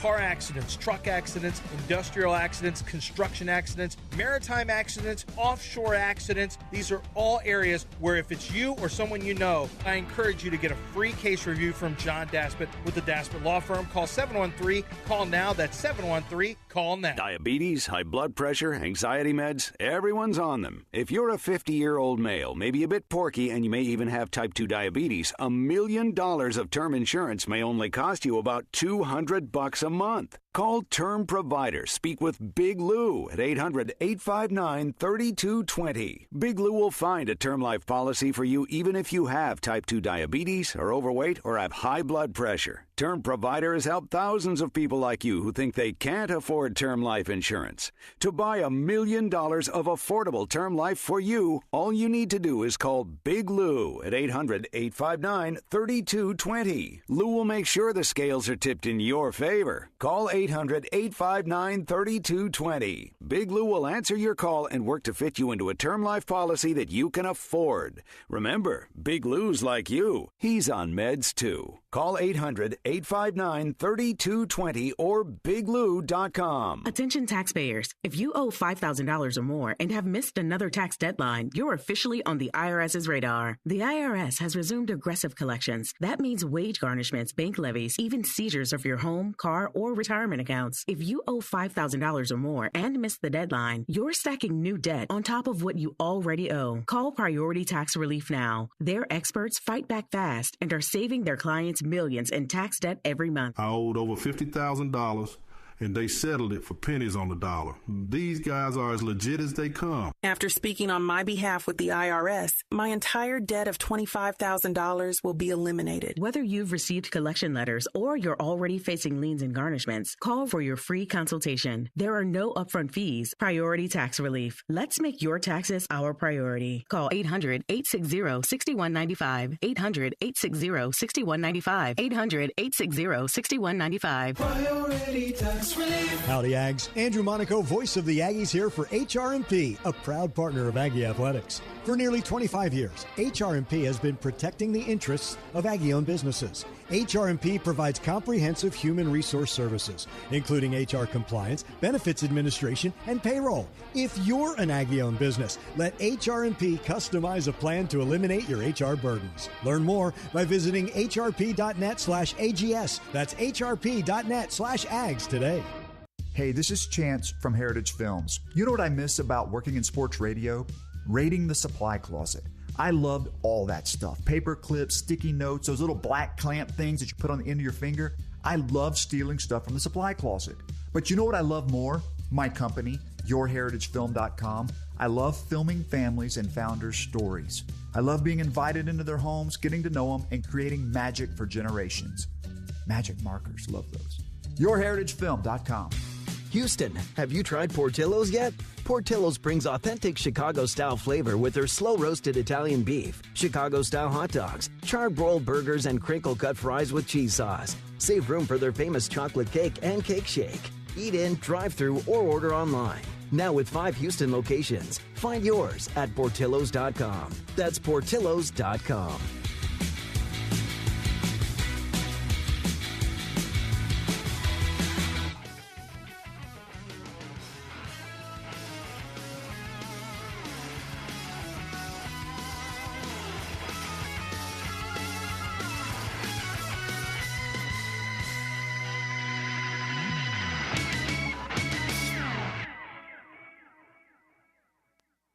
Back here on our simulcast, just want to let you know about the Hyundai Palisade Hybrid. It's all new, and it's incredible because it gets up to 600-plus miles of range. That is a ridiculous number. Anybody who's got a hybrid, anybody who's got an all-electric vehicle knows that. So for a hybrid, too, unbelievable. If it's capable of going off-road, check that box. It is. There's a spacious interior that's comfy for the entire crew. The all-new Hyundai Palisade Hybrid is so much more than just another SUV. Visit HyundaiUSA.com or call 562-314-4603 for more details. 562-314-4603 is the number.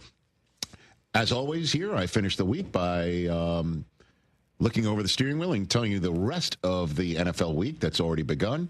My top 5 other matchups of week number 4. Hit it. High 5. 1, 2, 3, 4, 5. Rich's top 5. All right, everybody. Number 5 on the list is the first game in the National Football League's history to be played in Dublin, Ireland. And it's a pretty big one for the 2-1 Steelers and the 2-1 Vikings. The winner goes to 3-1. And if it's the Vikings, they then head to the UK to play in London, is the first ever team to play back-to-back weeks in separate countries to take on the Browns. Pretty big game. The Steelers win this game. They are 3-1, and it will delight many of the Steeler fans that are there in Dublin. And they have a bye, after which they play Cleveland. So the winner of this game has the Browns next. Pretty big game, no doubt. Carson Wentz versus Aaron Rodgers, we'll see what happens there. Number 4 is just up the road. Can the 3-0 Indianapolis Colts keep this magic carpet ride rolling against a Rams team that could have been 3-0 had they not had their last 2 field goals blocked in Philadelphia? Yep. So the Rams coming off of a big showing in Philly, but a bad taste in their mouths. And Daniel Jones coming against the defense that shut down Jalen Hurts in the first half, and then second half got lit up. So we'll see which defense shows up. I can't wait to see if the Colts go 4-0 against a Rams team that has a chance to take first place in division before taking in the Niners to kick off week number 5 on Thursday night. Number 3 is the aforementioned Eagles going down to Tampa, where they have had problems. And the Bucs have had the Eagles number. The question is which one of these teams is going to go 4-0? Baker versus the defending Super Bowl champs. Just all kinds of awesome. And it's an early window game on Fox. Can't wait for that one. Then late window, CBS. The loser between the 1-2 Ravens and 1-2 Chiefs goes to 1-3. How big is this football game? I was thinking of making it number 1 just because of that. Last year, they kicked off the season together because they finished the season in the AFC, in an AFC championship game. Now, they're taking on each other for the right to avoid the 1-3 start. Thought about making that number 1 overall, but Micah going back to Dallas on Sunday night. The last 2 games are kind of more rubbernecking maybe, but they're also teams that had that have playoff and Super Bowl aspirations. Jerry, the over-under again is 5.5 shots of Jerry Jones in the booth. You're taking the over, right? Way over. Maybe should we set it at 6.5? Yeah, 8.5. Oh, wow, geez. Can't wait for this one on Sunday Night Football on NBC. You have one more. Thank you. I did not know this. Cooper. I'm going to go Jackson Dart start against the Chargers. Hey. This game could be sneaky fun. I want to see what he looks like. Cam Scatterbo getting the start. Let's see if the new young Giants can take down a marauding Los Angeles Chargers team. Or can the Chargers just come across the country? Early window game for a West Coast team's never easy. But then again, this team flew 11 and a half hours to take on the Chiefs in Brazil. And then on a Monday night, came up with a big win. Can't wait to see that game. And those are my top 5 matchups of week number 4. And enjoy, everybody. Back to Wrap on Disney Plus in a sec.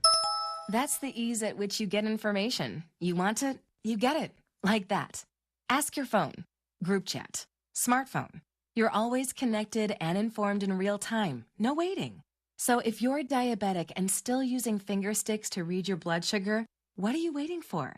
Knowing your blood sugar levels instantly is important for managing diabetes.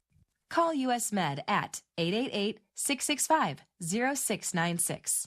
To learn more about continuous glucose monitors, a real-time instant method to track your blood glucose, US Med is an approved provider for Medicare and over 1,000 private insurers. And the best part? Call 888-665-0696 and we'll give you a free insurance benefits check today. So call 888-665-0696 today. That's 888-665-0696.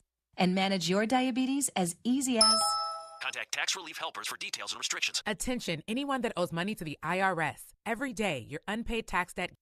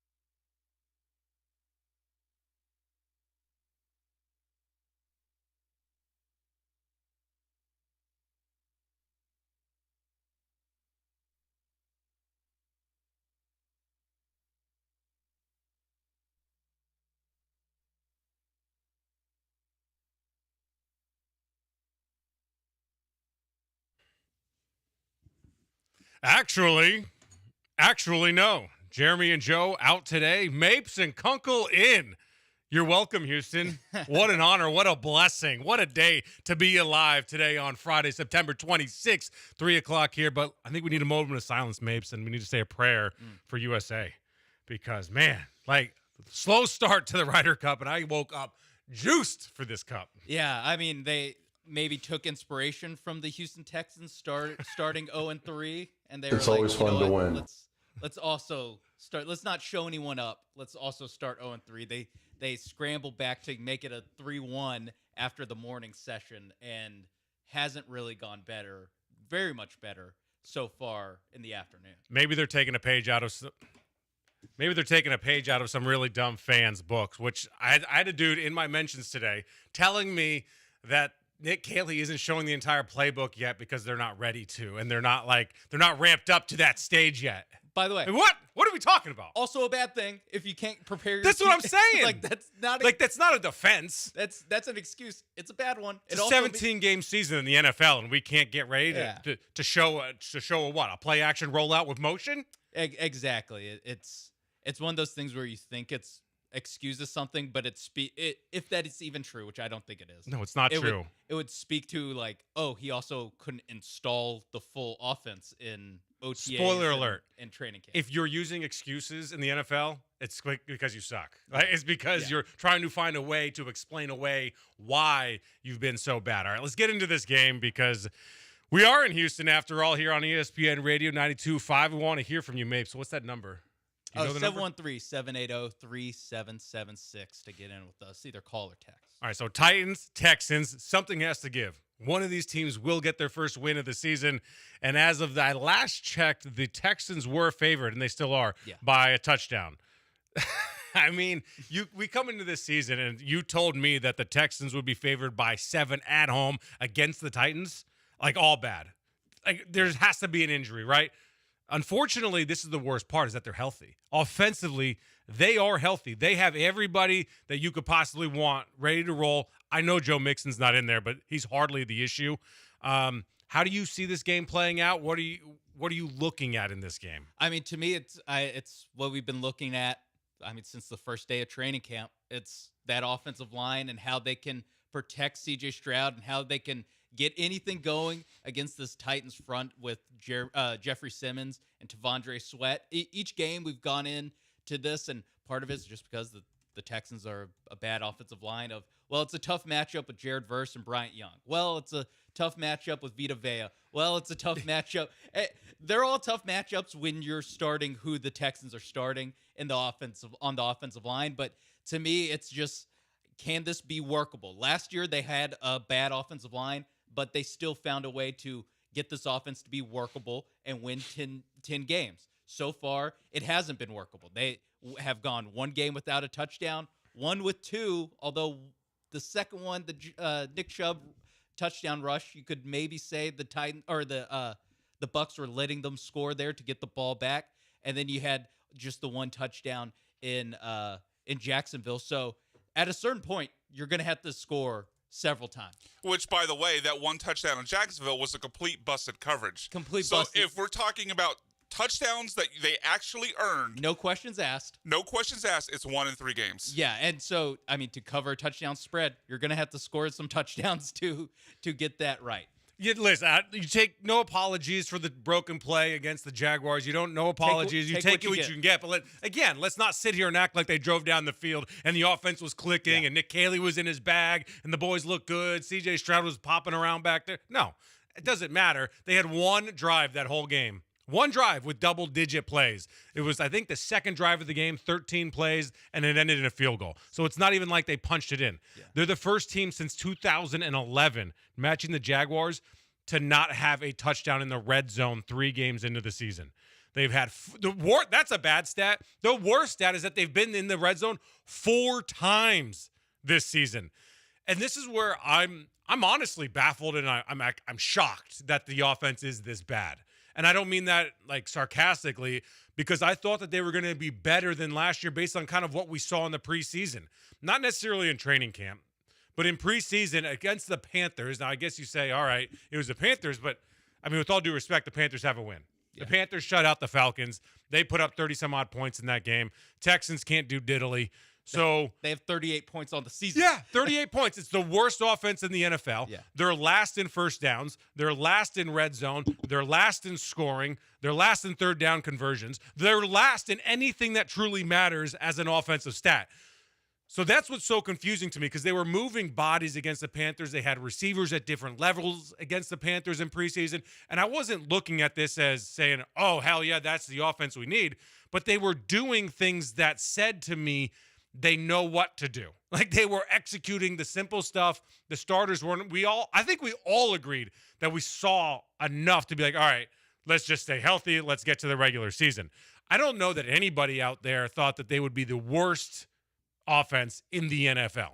I'm not shocked that they're not good. Yeah. I'm just shocked that they're the absolute worst. Yeah, I especially because, I mean, you'd think that C.J. Stroud, Nico Collins figure out the rest. And like you said, you're not going to be the greatest show on turf, but you're going to be a workable NFL offense. So right now, you ran through the numbers. There's not a single thing that this team is good at on offense. And there's a lot of blame to be pointed all over the place, because when you are this bad, I just don't believe that it's one thing. No, and it's everybody, and it starts at the bottom or at the top, however you want to describe it, right? Whoever hired Nick Caley, and now it's Nick Caley, because this is what's crazy. And I think we got sound on this of the guys talking about this in the offseason and OTAs and minicamp of this is the goal of a coach is to put your players in position to have success. And that's what everybody said was so good about Nick Caley. Unlike, apparently, Bobby Slowick. Do we have that sound of some of the guys talking about it here in a little bit? That's what's so crazy now, is that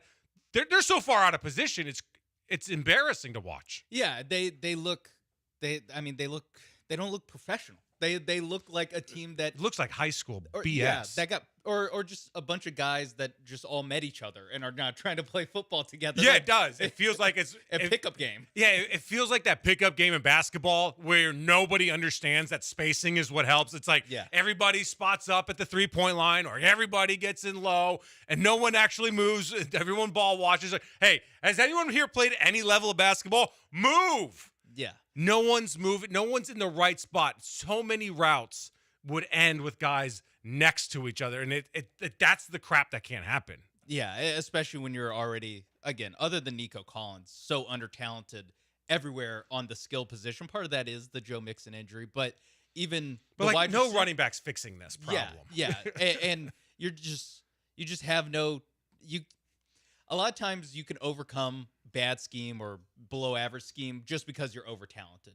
Just because, the Philadelphia Eagles, there's a lot of conversation about how they're not maximizing what they have, especially at receiver, and what it really took them going down so big against the Rams to finally just like, hey, let's give the ball to A.J. Brown against these tiny cornerbacks. That you can do that when you have Saquon Barkley, Devontae Smith, A.J. Brown, and a great offensive line. You can't do that. A good offense. Yeah, it's just a good offense. Like, you're just talented all over the place. Texans don't have that benefit of the doubt. And not only that, even if they had, I firmly actually believe that even if they had the talent up front, this offense would be better, but it still wouldn't be good because schematically, like the first 3 plays against the Jaguars were embarrassing. It doesn't make sense. All right, here's the sound of the guys talking about why Nick Caley was going to bring resounding success to the city of Houston offense finally. Yeah, I mean, this is more of a, quarterback's offense where, you're IDing, you're calling the shots, you're switching protections if you need, and it's really like just me in the center. So that's J-Pad or Juice. Got to have good communication with those guys and, relay to everybody else what's going on. So, Nick is doing a great job teaching us stats. So is Jerry and Gerard. So, it's a lot more ownership. Okay. First of all, the 2 centers he named are not even the starting centers. Yes, that's a problem. Jake Andrews, who, by the way, was a full participant today. So was Nico Collins. So was Titus Howard. Derek Stingley was limited, so he is questionable officially for Sunday's game against the Titans. But let's just take CJ at his word. And why wouldn't we? Yeah. Is it all his fault then? Because the way he describes it, this is his offense. Yeah, the ownership that C.J. Stroud is going to have at the line was viewed as, pretty unanimously a good thing. That you're going to have your quarterback be able to set the protections, because we all saw last year and the offensive line got caught with their pants down every time that there was some sort of game being ran on the defensive line, or any kind of blitz that involved a stunt, or any sort of games whatsoever. They got abused. So, okay, there's going to be, at the very least, an extra set of eyes, a little backstop there with C.J. Stroud. And you look at this offense, and it's so much worse than that. And it does seem like there's a little bit of, it sounds good in the offseason to be like, we're going to have more ownership at the line. We're really, I'm working with, and he names the two guys that aren't actually the centers, but we're all on the same page. And then you get out there and you have to put your money where your mouth is, and it's just so bad. And there's a little bit of, it's easy in May, June, July to paint it as like, well, finally we got Bobby Slowick out of here. We can run a real offense now. And you see what's happened. They got embarrassed. Damn it, Bobby. This is one of those situations where when you hate your boss and you're like, man, I wish this guy was fired. I wish we could fire this guy. And then, like, careful what you wish for. What's behind door number 2? Yeah. You have no idea. And I will maintain this. And I said this in the offseason. I stick by it because there's a lot of people right now saying we should never have fired Bobby.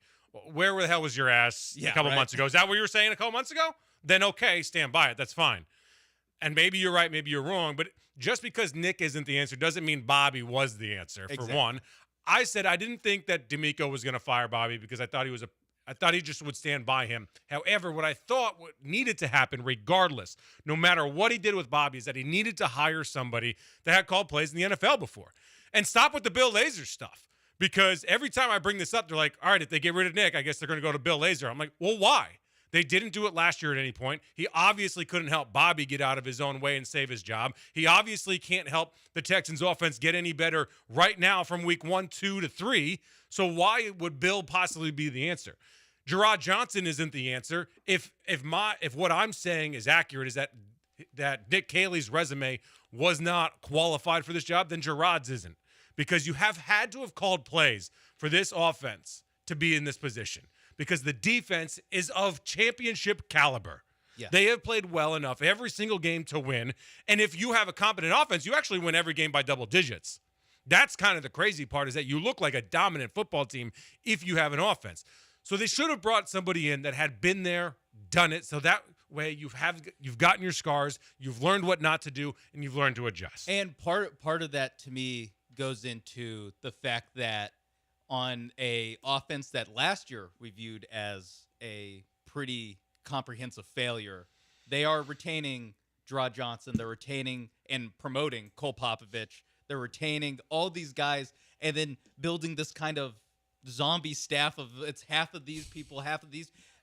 If you did do the, go back in time and hire a more experienced guy to replace Bobby Slowick, you know what a more experienced NFL play caller has? A Rolodex of guys that he can put underneath them to hire, his own quarterback coach, his own offensive line, and you could have a more compatible, everyone's working together, everyone knows what they're supposed to do. And again, what I said earlier, where it just doesn't seem like a professional outfit, because it doesn't seem like everyone's on the same page. It's not only that it's not on. Maybe they are on the same page, and it's just a bad page. They're just it's like turn the page. Like, it's a stupid page. It's a bad page. Throw the book away. I'm genuinely sit here and I say I don't know what the problem is as to why. Like, maybe Nick Caley just doesn't know how to put together an offense. I find that hard to believe. At the same time, what's actually happening is not a very good offense, and my biggest concern is that it hasn't gotten better from week 1 to 2 to 3. It's not improved, and your opponents have gotten worse. Yeah. That's the scary part. Usually you see something change, you see something grow. Like, there were spots last year with Bobby Slowick where they'd have a couple good drives. Not a lot. Like, let's not act like the grass is that much greener based on when Bobby was here. But they would score on their opening drive. They would they would get a field goal before halftime. Like, there's 10 points right there. I've only scored more than 10 points once this season. It's so crazy. We are judging at a very, very low level, Brian. Now, not to push back on what you said there, Will, but D'Amico Ryans has actually talked about where Nick Caley has gotten better week to week this season. Would you like to hear this audio? It's one of the pieces of audio I pulled that maybe hasn't aged well. I think I actually asked him this. Oh, did you? Okay, here's what D'Amico Ryans said when asked how Nick Caley improved going from week 1 to week 2. How we got the calls in much quicker. Our guys were able to get out of the huddle. You felt the urgency, like the tempo of our guys in and out of the huddle.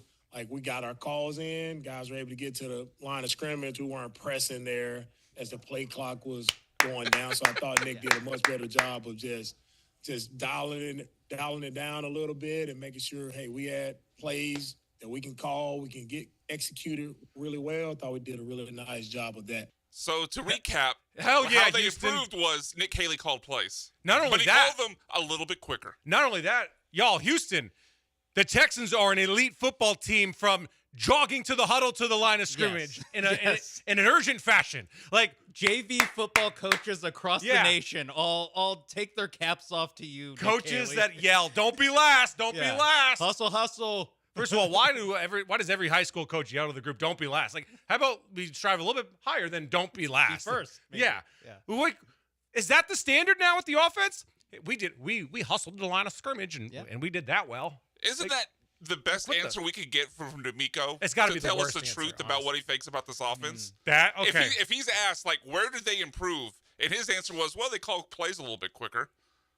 You're never going to get insulting. It's insulting, honestly, right? Because you're never going to get D'Amico say, "Well, Nick Caley sucks," and I'm sorry I hired him. But that's kind of an answer that says Nick Caley sucks. I'm sorry I hired him. That right there is like you can view it as more damning than anything Will and I have said this entire segment. Yes. Yeah, like this is what's so crazy to me is what D'Amico's got to stop gaslighting us. It's to the point where the fans deserve I don't know if the fans or us actually deserve real answers, to be honest. I don't know that they do.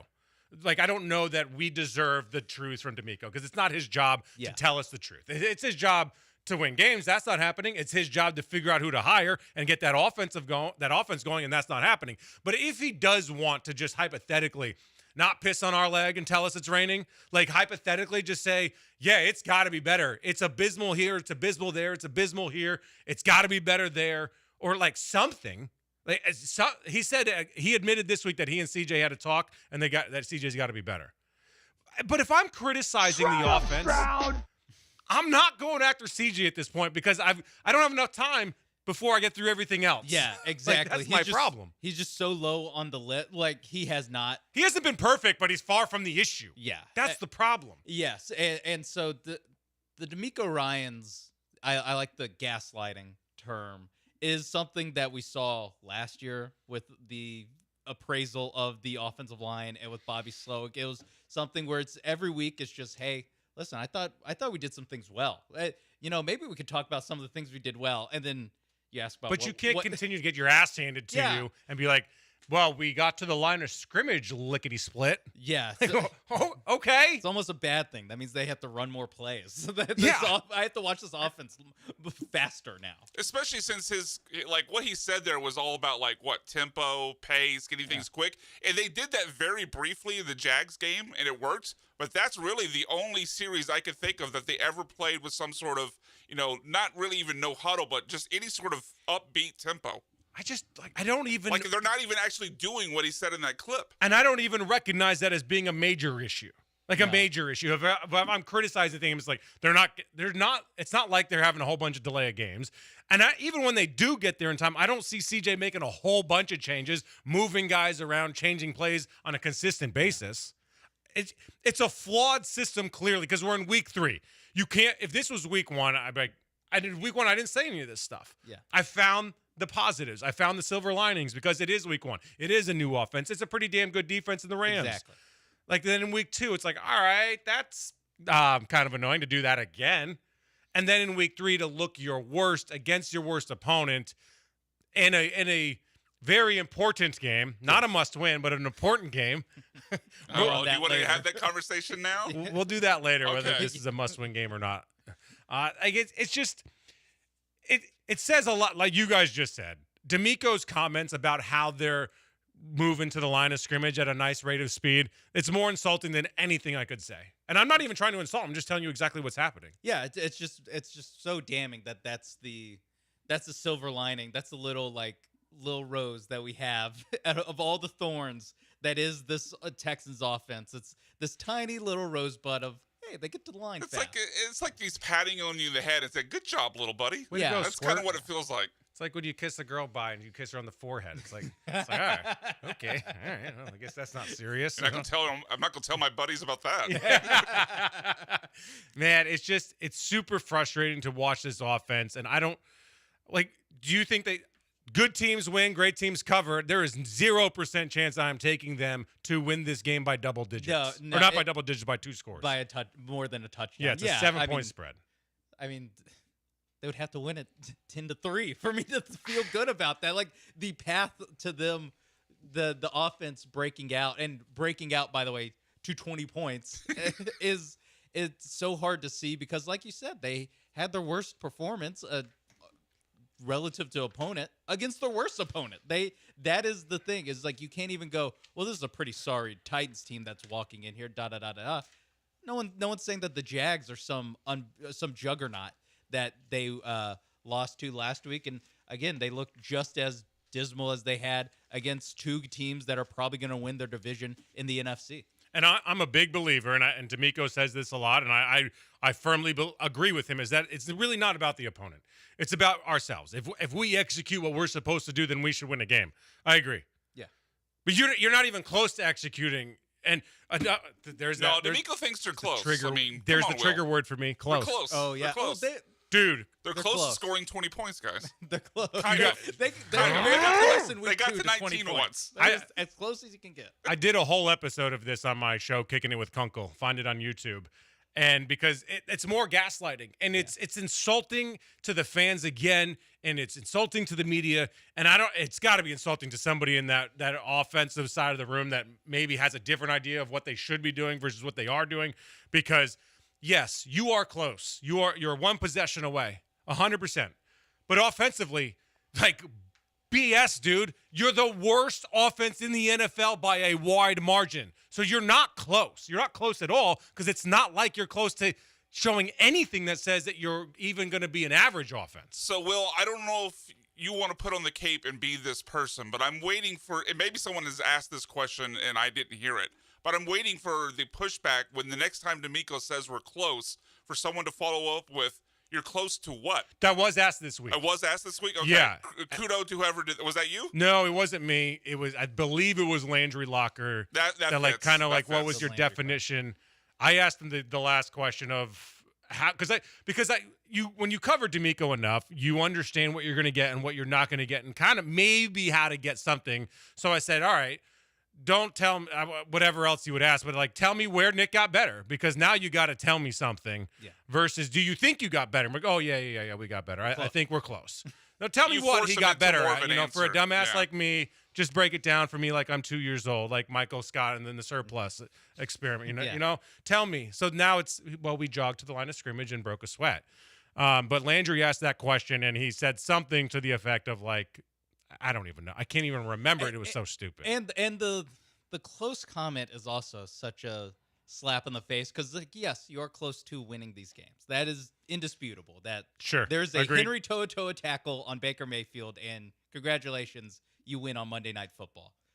But it's not like we would be sitting here and being like, this offense is awesome. If they're 3-0 right now, we're not like, oh, dude, so we talked about it all off season. There's the Bills, the Ravens, the Eagles, maybe the Rams. We're there. 3-0. We're right. No one's that dumb. No one that watches football thinks that the Texans would be there if they had one more tackle. No, that was we're having the Ravens Trent Dilfer conversation. Like, well, can they Ravens it? They can't. No, they're not even that good of an offense. I know, but if they were 3-0, that'd be kind of like that. They could run the 3-0, like Trent Dilfer won a Super Bowl. They're in the same way. That was a Jamal Lewis team, right? Yeah, it was. I think Priest Holmes was also there. Yeah. Really? He was. Priest Holmes was on he the Ravens relevant before at he went that to point? the Chiefs. I don't remember what the running back split was, but I believe they were both on the team. Golly, that's such a good point, Mapes. And I made that point on our podcast here, Swarmcast on 97.5, that I believe airs on Thursdays. Was that? Yeah, aired last night. Okay. Yeah. Good for me. I host that with Joe George, and Nobody in their right mind that knows the game of football says 3-0. Hell yeah, we look dominant. Like, we are going to the Super Bowl. You want to talk about 2 home playoff games? Now, this is that's the kind of BS that you're going to get from the national media, because like Herm Edwards was asked, like, what's the problem with the Texans? And his answer was just not a good offensive line. Thanks, Herm. Thanks for the insight. Thanks for the breakdown, coach. It's just silly. Yeah, no, I mean, I think that, you can look at the Indianapolis Colts and be like, they've been a good offense. They've shown that makes this more frustrating, is that they have 103 points on the season. Yes, something that they we have 38. By the way, franchise record for the Indianapolis Colts, who have had a good offense or two in their day. But yeah, I think that a team like the Colts, like, we're still like, I'm not sure if we're 100% buying into these first 3 games, and they've checked every box. And the Texans, yeah, if Dare doesn't fumble, they find a way to punch it in the red zone, something they haven't done so far this season. And if Henry Toto makes a tackle, and if Nico Collins doesn't fumble, yada, yada, yada. There are a handful of plays from being 3-0.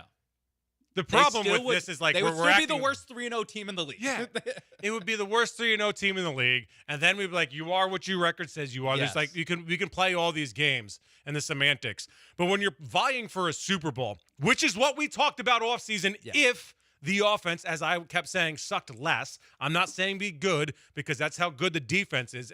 The offense, all they had to do was suck less. That's what the expectations were.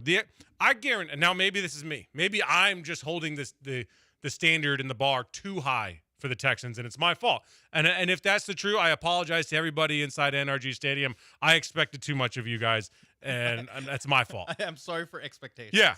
I thought 10 wins was a lock. I thought the AFC South was a lock. And I understand where, like, Caserio gets to the point of, like, nothing's a lock, nothing's guaranteed in this league.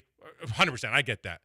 But let's not act like this isn't a good team, that this isn't supposedly a good roster. No, whenever we talked about throughout training camp, when it seemed like every day after practice, we got the, tough day for the offense, but they're showing signs. And after a couple weeks, it was like, okay, actually they're holding their own. And no matter how much we talked about the offensive line and the struggles they might have on offense, I also saw it the same way of like, well, we're talking about if this offense can surprise us, can take a step forward.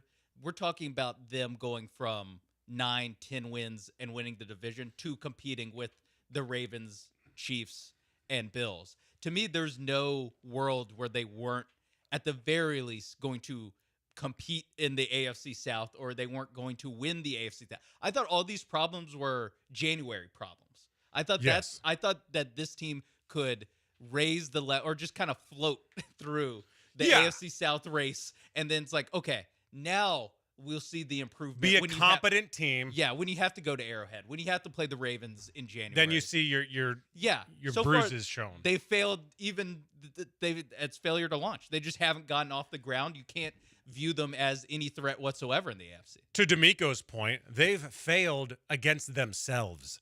They've not failed because it's the Rams or the Jaguars or the Buccaneers. They haven't failed because they're playing against an opponent that's better than them. Yeah. They've failed because they can't even get out of the starting blocks and figure out their own offense. That's the biggest problem right now. That's why I don't know that it can be fixed. Because if you think it can be if I were to be thinking that it could be fixed, that would be because I've seen improvements and I've seen reasons and ways for them to lean on things and get better and do more of X, Y, or Z. They don't do anything well. They run the ball like decently well, and they should have ran the ball more against the Jaguars. Yes. But even if they do that, the offense is not flowing. The offense doesn't look good. And you can't, in this day and age in the NFL, you can't have a passing offense that is inept. Yeah, and like you said earlier, that they absolutely have, there's no steps forward in all these games. There's not like it's looked bad, but ... So much so that, it's no bad luck. It's no like missed putts, but you've reached green regulation.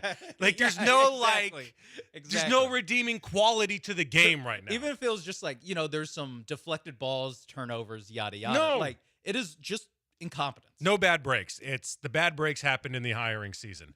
we're going to get more into all this. I want to know what all of y'all think right now, because I would need you to chime in on the HRP listener hotline, 713-780-3776, 713-780-3776. What are we going to talk about next, Mapes? Well, right now, we're going to talk now. Oh, well. It's exciting. Yeah, we're going to talk a little Prize Picks action. Hell yeah. Right now, it's a big weekend in football. We've talked Texans-Titans. Obviously, tomorrow, it's going to be a big Saturday in the world of college football, and you can make a little money watching those games on Prize Picks, America's #1 daily fantasy sports app. There's even a little action tonight, some Friday night lights in college. You have TCU going to Tempe to play Arizona State. You have FSU and UVA, and the Cougs going to Corvallis. How about them Cougs, baby? How about them They Cougs? could be 4-0. They could, and you can make a little money on Connor Wegman throwing for more than 200 passing yards. I like Josh Hoover, TCU's quarterback, to throw for more than 281. And let me get a little Chandler Morris, UVA's quarterback. They've been airing it out a bit, and you think maybe game state-wise they're going to be down to Florida State. They're going to have to move the ball through the air. You can like those picks and follow those, or you can make your own picks by downloading the Prize Picks app today. Use promo code MAPES when you sign up to get $50 in lineups after you play your first $5 lineup. That's promo code MAPES to get $50 in lineups after you play your first $5 lineup. Prize Picks. It's good to be right.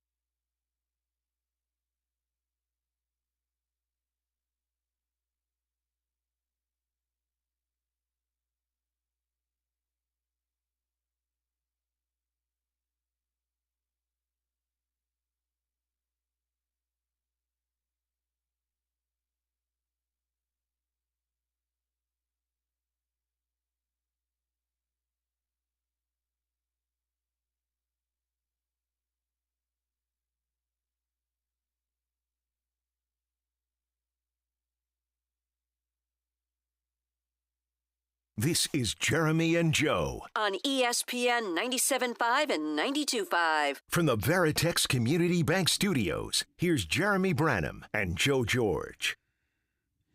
Nope. Will Kunkel and Sean Mapes filling in for Jeremy and Joe today here on ESPN Radio 92.5, 97.5. We want to hear from y'all. 713-780-3776. Just how close is this Texans team to getting a win this weekend? They are a 7-point favorite against the Titans on Sunday at noon. The over-under on this game, by the way, 39.5. Just fall forward enough and you hit the over. I don't know if they can do that, Sean. Shots. Explosives. You can run. How many field goals is that? How many Kaimi Fairbairn 52-yard field goals? Yeah. I know you have to have already placed a Kaimi Fairbairn related bet on Price Picks, right? I do like a more on field goal makes. You know what hammer? That's a pretty good one. And the yardage. And hit last night over 3.5 every game. That just seems over to 3.5 field goals. Yeah, in the game, because now with these the ball that they're using, they can break in. So that's why they're smoking these like 65-yarders and 70-yarders in preseason. Yeah, and we saw it on the last drive of the game last night where you kick it out of bounds or you get a penalty on that kickoff, and all of a sudden you're 20 yards away from field goal range now. So, or if you're Brendan Aubrey, you're in field goal range. Unless you have Brendan Aubrey, then it's like just square it up for him and he'll knock it down. All right, 713-780-3776. You want to get to Keith real quick and let this guy tell us how to fix this Texans offense? Keith, my boy, ¿qué pasa? Hey, guys, I got a couple quick points on the Texans and why they're off to an 0-3 start. I think it dates back to last season, giving up a second-round pick for Stephon Diggs, the rental. Obviously, he tore his ACL, was out for the season. But I just don't think you can give up top 3, top 4 picks in the NFL when those pieces are so critical to your roster for rental players. So it starts there. Losing Tank Dell, obviously, is huge. He elevated CJ tremendously that rookie season. I think the Laramie Tunsil trade, he might not have been the best fit in the clubhouse, and it seems like the Texans are constantly doing this with CJ, Deontay Johnson, Tunsil. But these are good players. Like sometimes, you have to keep the good player and just, make the clubhouse, work, because your offensive line is weak. And then the Joe Mixon thing, like Mixon's been out since early on. You don't bring in a true serviceable competition. Chubb's a good fit, but Chubb was brought in to be the second guy, not the first guy. You had to do something there. Also, drafting 2 wide receivers from the same school, like that's just kind of like gimmicky. Like one was clearly better, so why not just draft the other one and then look elsewhere? So there's a few things that have kind of happened the last 2 years. The offensive coordinator thing is the worst of all. Like, why not just call the same plays that you guys were calling C.J. Stroud's rookie year when he was the most successful? Now you're on to the second coordinator or third or whatever it is. But, 3 losses, 3 close games. They'll beat the Titans. But even a 1-3 win against the Titans is like, blah. Well, it just keeps your season alive. Keith, thanks for calling in. Lots there. To some of those points, it's all about Nick Caley right now. It's so bad foundationally. Like when you build your house and you build it on sand or arguably quicksand right now, like nothing is going to work. It doesn't matter how nice your brand new kitchen is or how gorgeous that jacuzzi is in your master bedroom. It doesn't matter when the foundation is absolutely sinking. None of your good players can even look that good.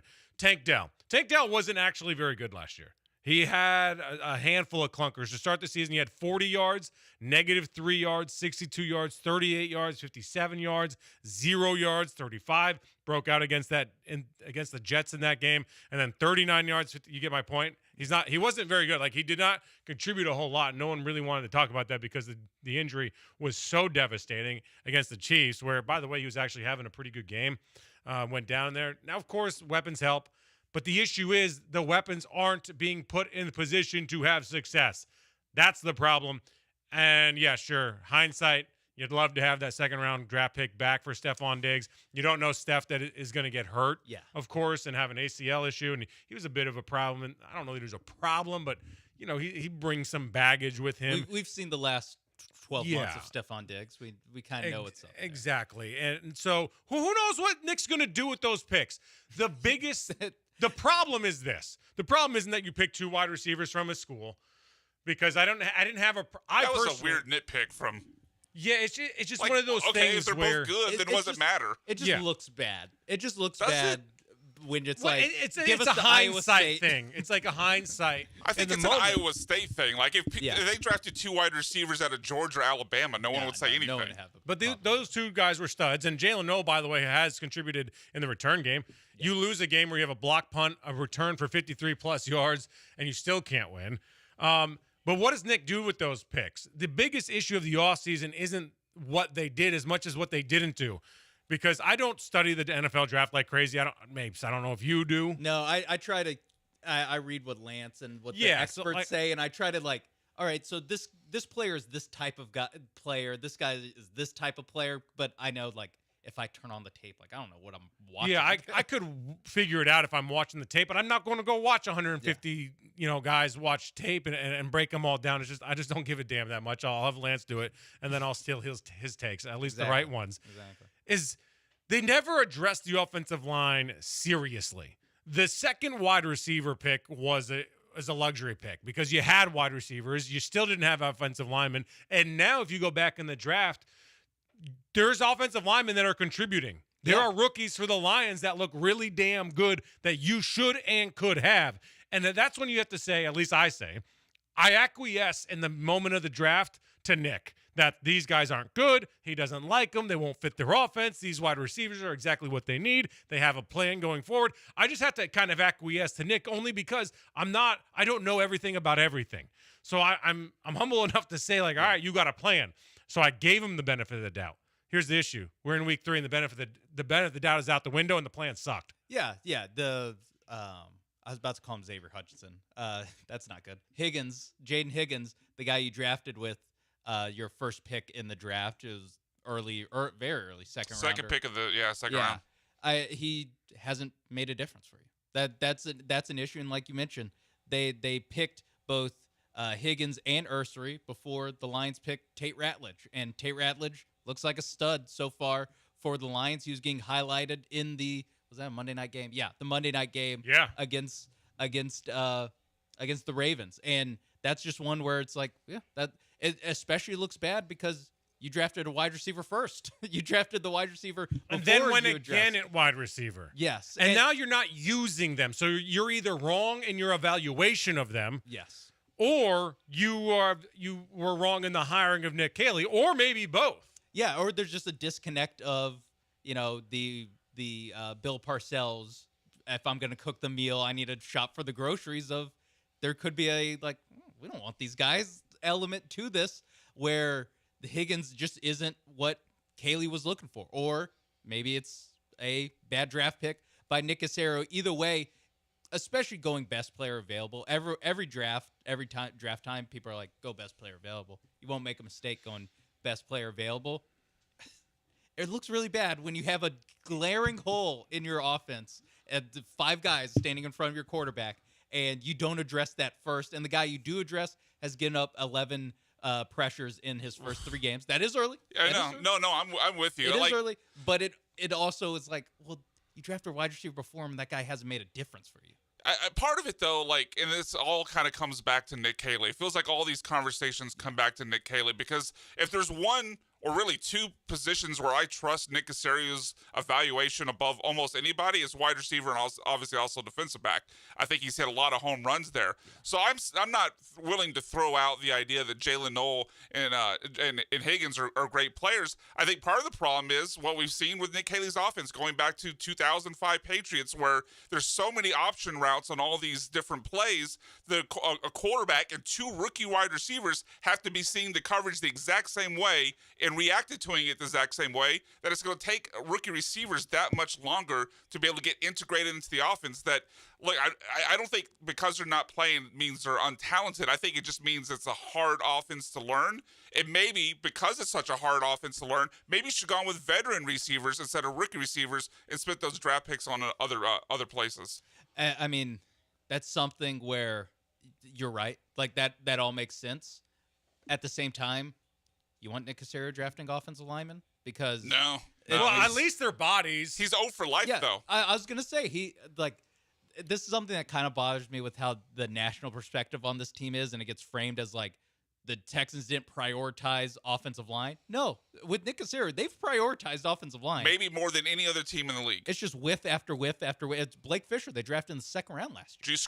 Drew Scruggs, second round pick. Second round pick. I mean, look, go up and down the line. Like Cam Robinson was one of the top offensive linemen on the market. They traded for Ed Ingram. They also traded for Shaq Mason, gave him a new contract. Titus Howard was a first-round pick, got a new contract. Kenyon Green was a first-round pick. They've addressed. They suck at it. Nick Caserio's next great offensive line draft pick will be his first. Yep. And a lot of the contracts that he inherited on the offensive line, it was the most invested position group on the Texans. It was just a bad group that he had to work. To be fair, he had to work through some of those contracts. That really only applies to Tunsil, though. Yeah. Everyone else that we were talking about. Was Titus under him? Titus got the contract extension was under him. Yes. Yeah. And then Shaq Mason also got a new contract. That Shaq just fell off a cliff. Yeah.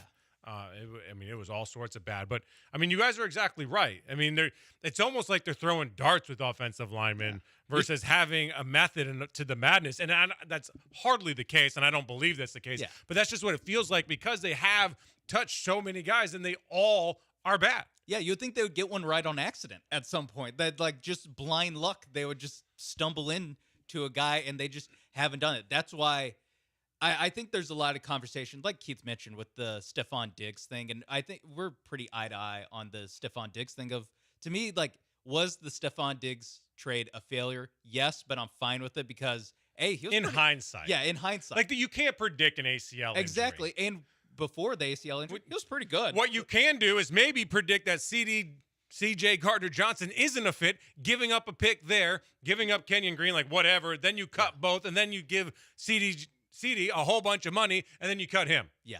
Like, unforced error. Absolute disaster. And I think it sounds like it was the good move to get rid of him because you probably do win some of these games if CD's not out there making selfish moves. And I'm glad to see that D'Amico's clearly has control of the defense. It feels like, I don't know how you guys feel. It feels like there are two clear sides of the building, the offense and the defense. And D'Amico is clearly in control of the defense, as he should be, because he's in control of it and in charge of it. But then in the offense, it seems like he's very, not detached, but almost unaware. And I've talked about this, and I talked to a source in the offseason saying that D'Amico was unaware of how bad things were with Bobby Slowick on the offensive side of the building. And then he had a meeting with Gerard Johnson. I don't know if it was the interview meeting or the exit meeting, like kind of the end of the season recap. And D'Amico got pissed at Gerard and kind of yelled at him saying, "Why didn't you tell me how bad it was?"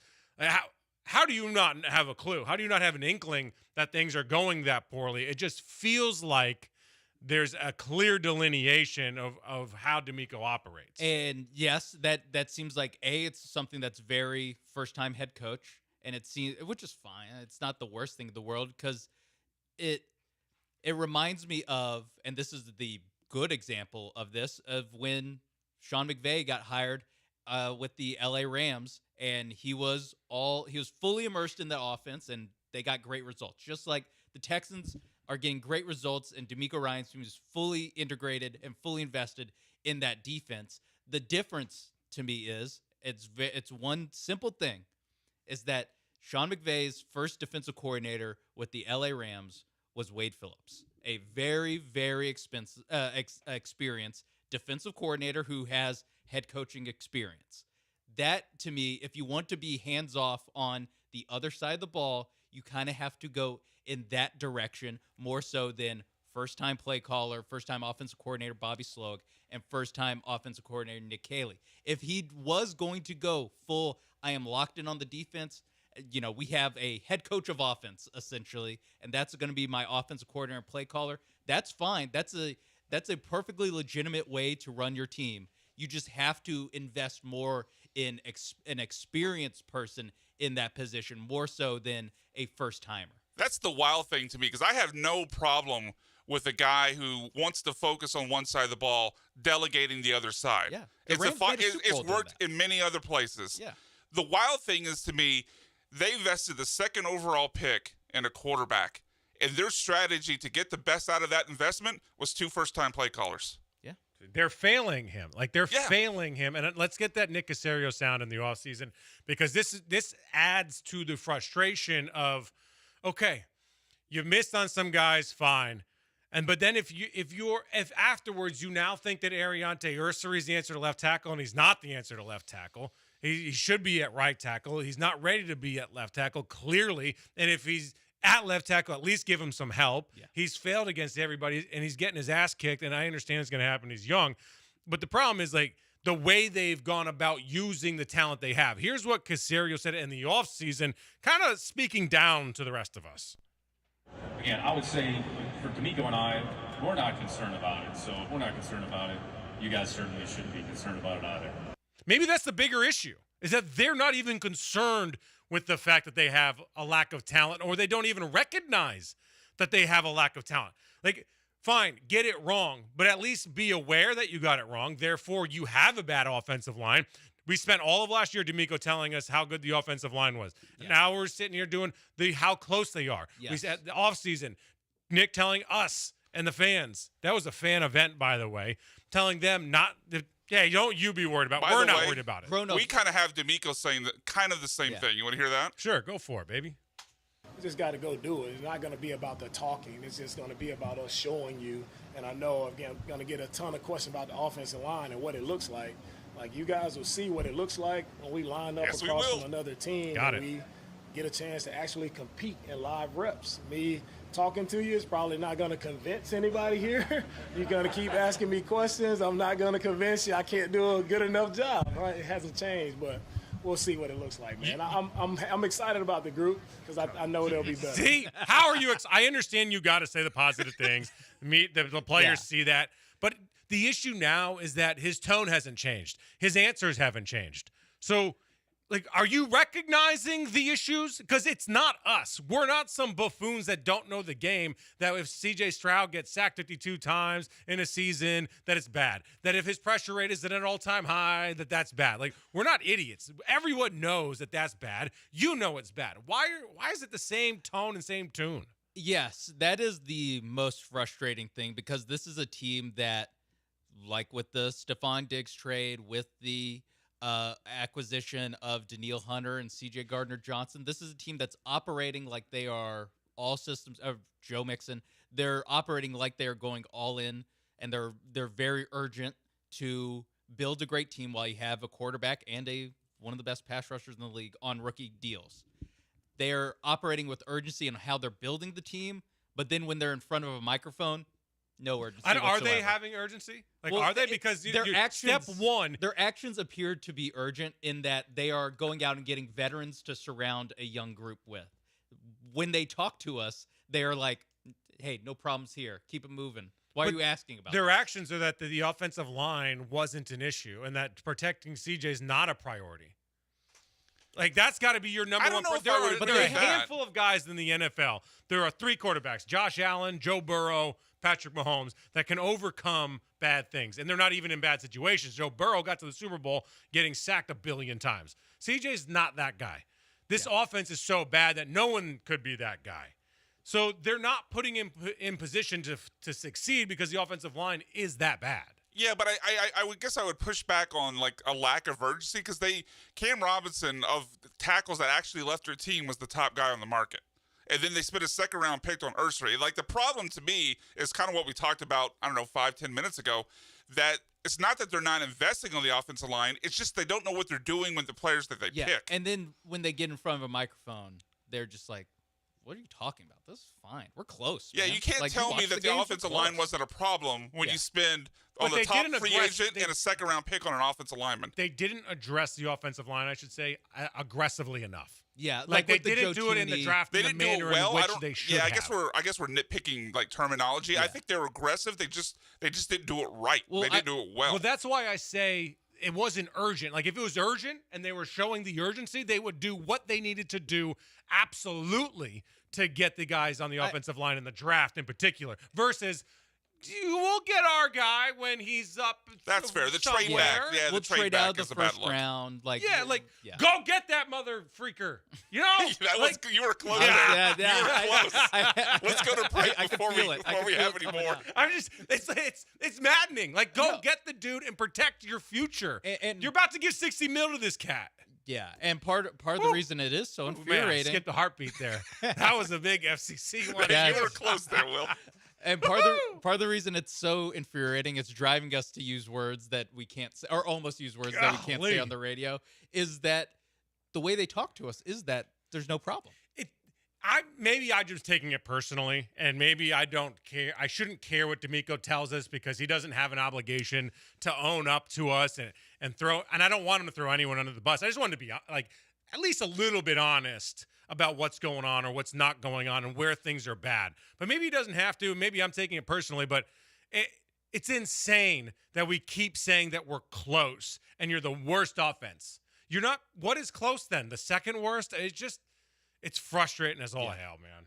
Are we going to break? Yeah, we got to go to break. Yes, we are going to break. All right, chime in. Text us, call us, 713-780-3776, 713-780-3776 on the HRP listener line. When we come back at 4 o'clock, we'll be back by 4, hopefully. Is this a must-win game on Sunday for the Texans? If you think it's a must-win game, you absolutely have no grasp on the English language, and you're a moron.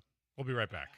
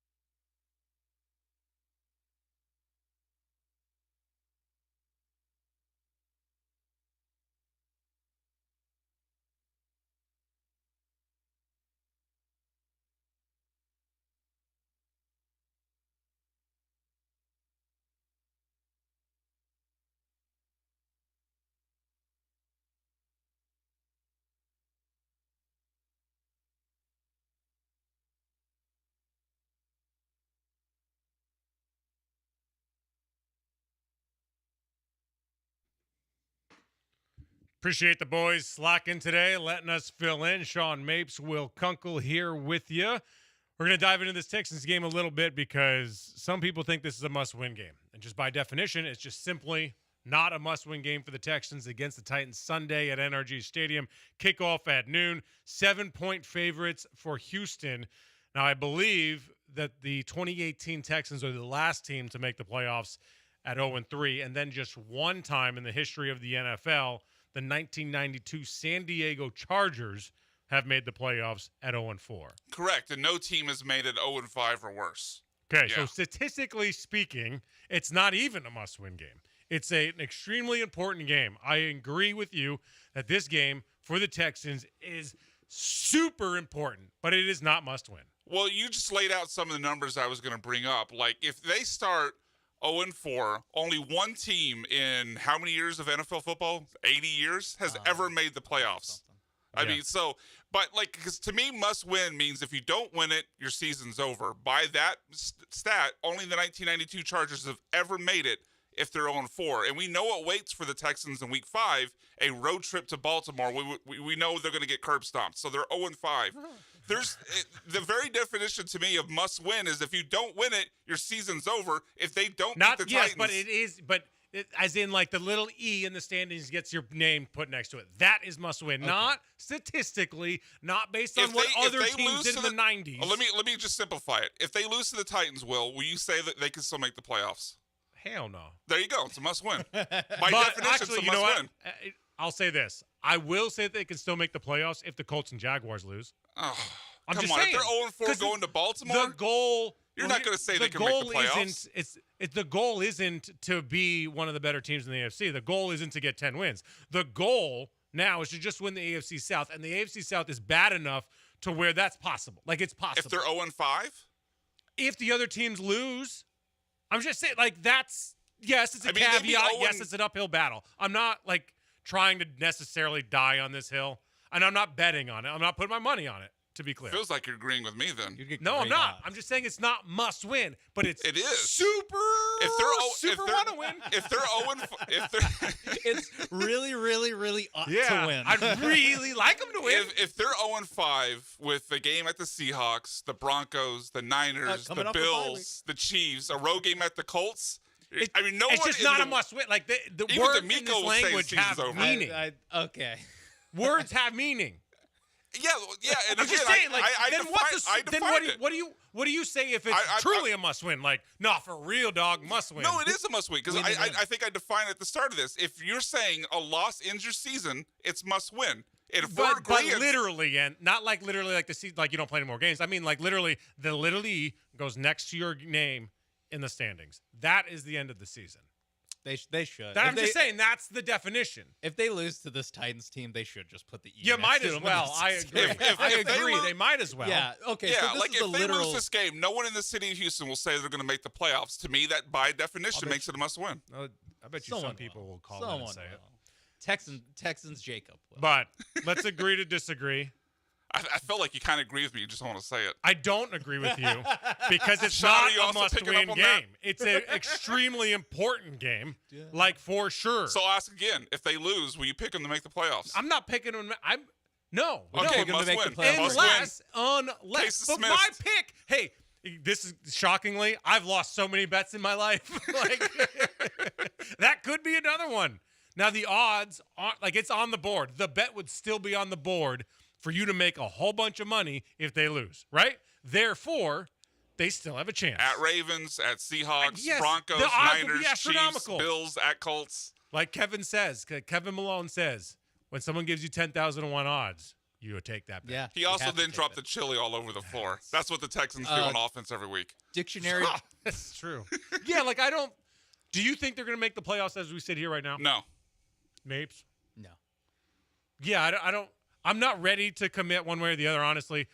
But I don't think they will. Yeah. I'm not writing them off. I don't think they will. Again, it goes back to our conversation in the first segment. I've seen nothing that says this offense won't suck on Sunday. Like, I've seen nothing from this offense to say. I think they can suck less than the Titans, but it won't change my opinion on them. Yeah, sucking less at this point is almost It's almost worse if that's all you do is you just suck less. It feels like all they're capable of. If they lose or if they win a disgusting game on Sunday where there's 2 red zone cut-ins from Scott Hansen the whole game, like I don't think that's actually that. Red Zone can actually show more commercials when the Texans are in the window because they never have to cut to it. Please tell me about Verizon instead of watching this game. We're just this offense gives everyone no hope, and that's what really sucks is that we came into the season with such high expectations, and that's maybe that's on us. Maybe that's on us for selling it, but it's not like the players didn't sell it. They gave us the 5-headed monster offense talk last year. CJ did with Joe and Tank and Stefan and Nico and Dalton. There was a 5-headed monster the way he talked about it. That head's kind of small when he gets to Dalton. It's like that meme with the 3 dragons and one of them looks real goofy. I remember after jokes aside, he's maybe been one of their best players on offense. That's more of an indictment on the offense than it is a compliment to Dalton. Very true, but he hasn't been a detriment. That's the thing. We want to this conversation, we always want to have these conversations around the players. Like, so many people want to indict CJ, or they want, and it's always, or about Jordan, or about Christian Walker, whoever, and we'll get to the Astros later here on 97.5, 92.5. This is not even about the players. It's so bad. The issue isn't even getting to the players to where you can blame the players, because the players aren't being put into position to have success, and I don't know how you change that. Because Nick Caley isn't going to learn how to call an offense all of a sudden, because it hasn't changed over 3 weeks. That's my biggest hang up with this team. Yeah, the problems are literally systemic. It is the system that they're running that is the problem. It is, and even if you want to say it's not completely Nick Caley, it's some of the the groceries the coaching staff. Yeah, that he's having to cook this dish with. Like, it is just all like, it is all bad. Like you said, especially quarterbacks, it is just you are on trial every week unless you are one of 5 guys that aren't on trial.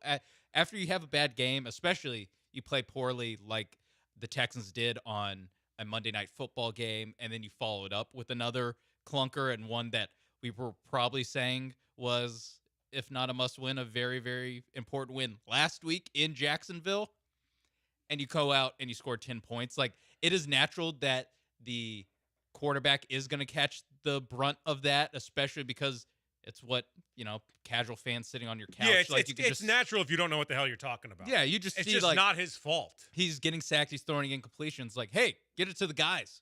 Throw it to the open guy. And you look at it, there's no one open because, like I said, it's a systemic issue of no one's getting open, no one can get open, and there might be a little bit of no one knows what they're running. No one knows how to get the guys open even. Yeah. Let alone forget about whether or not a wide receiver can get open.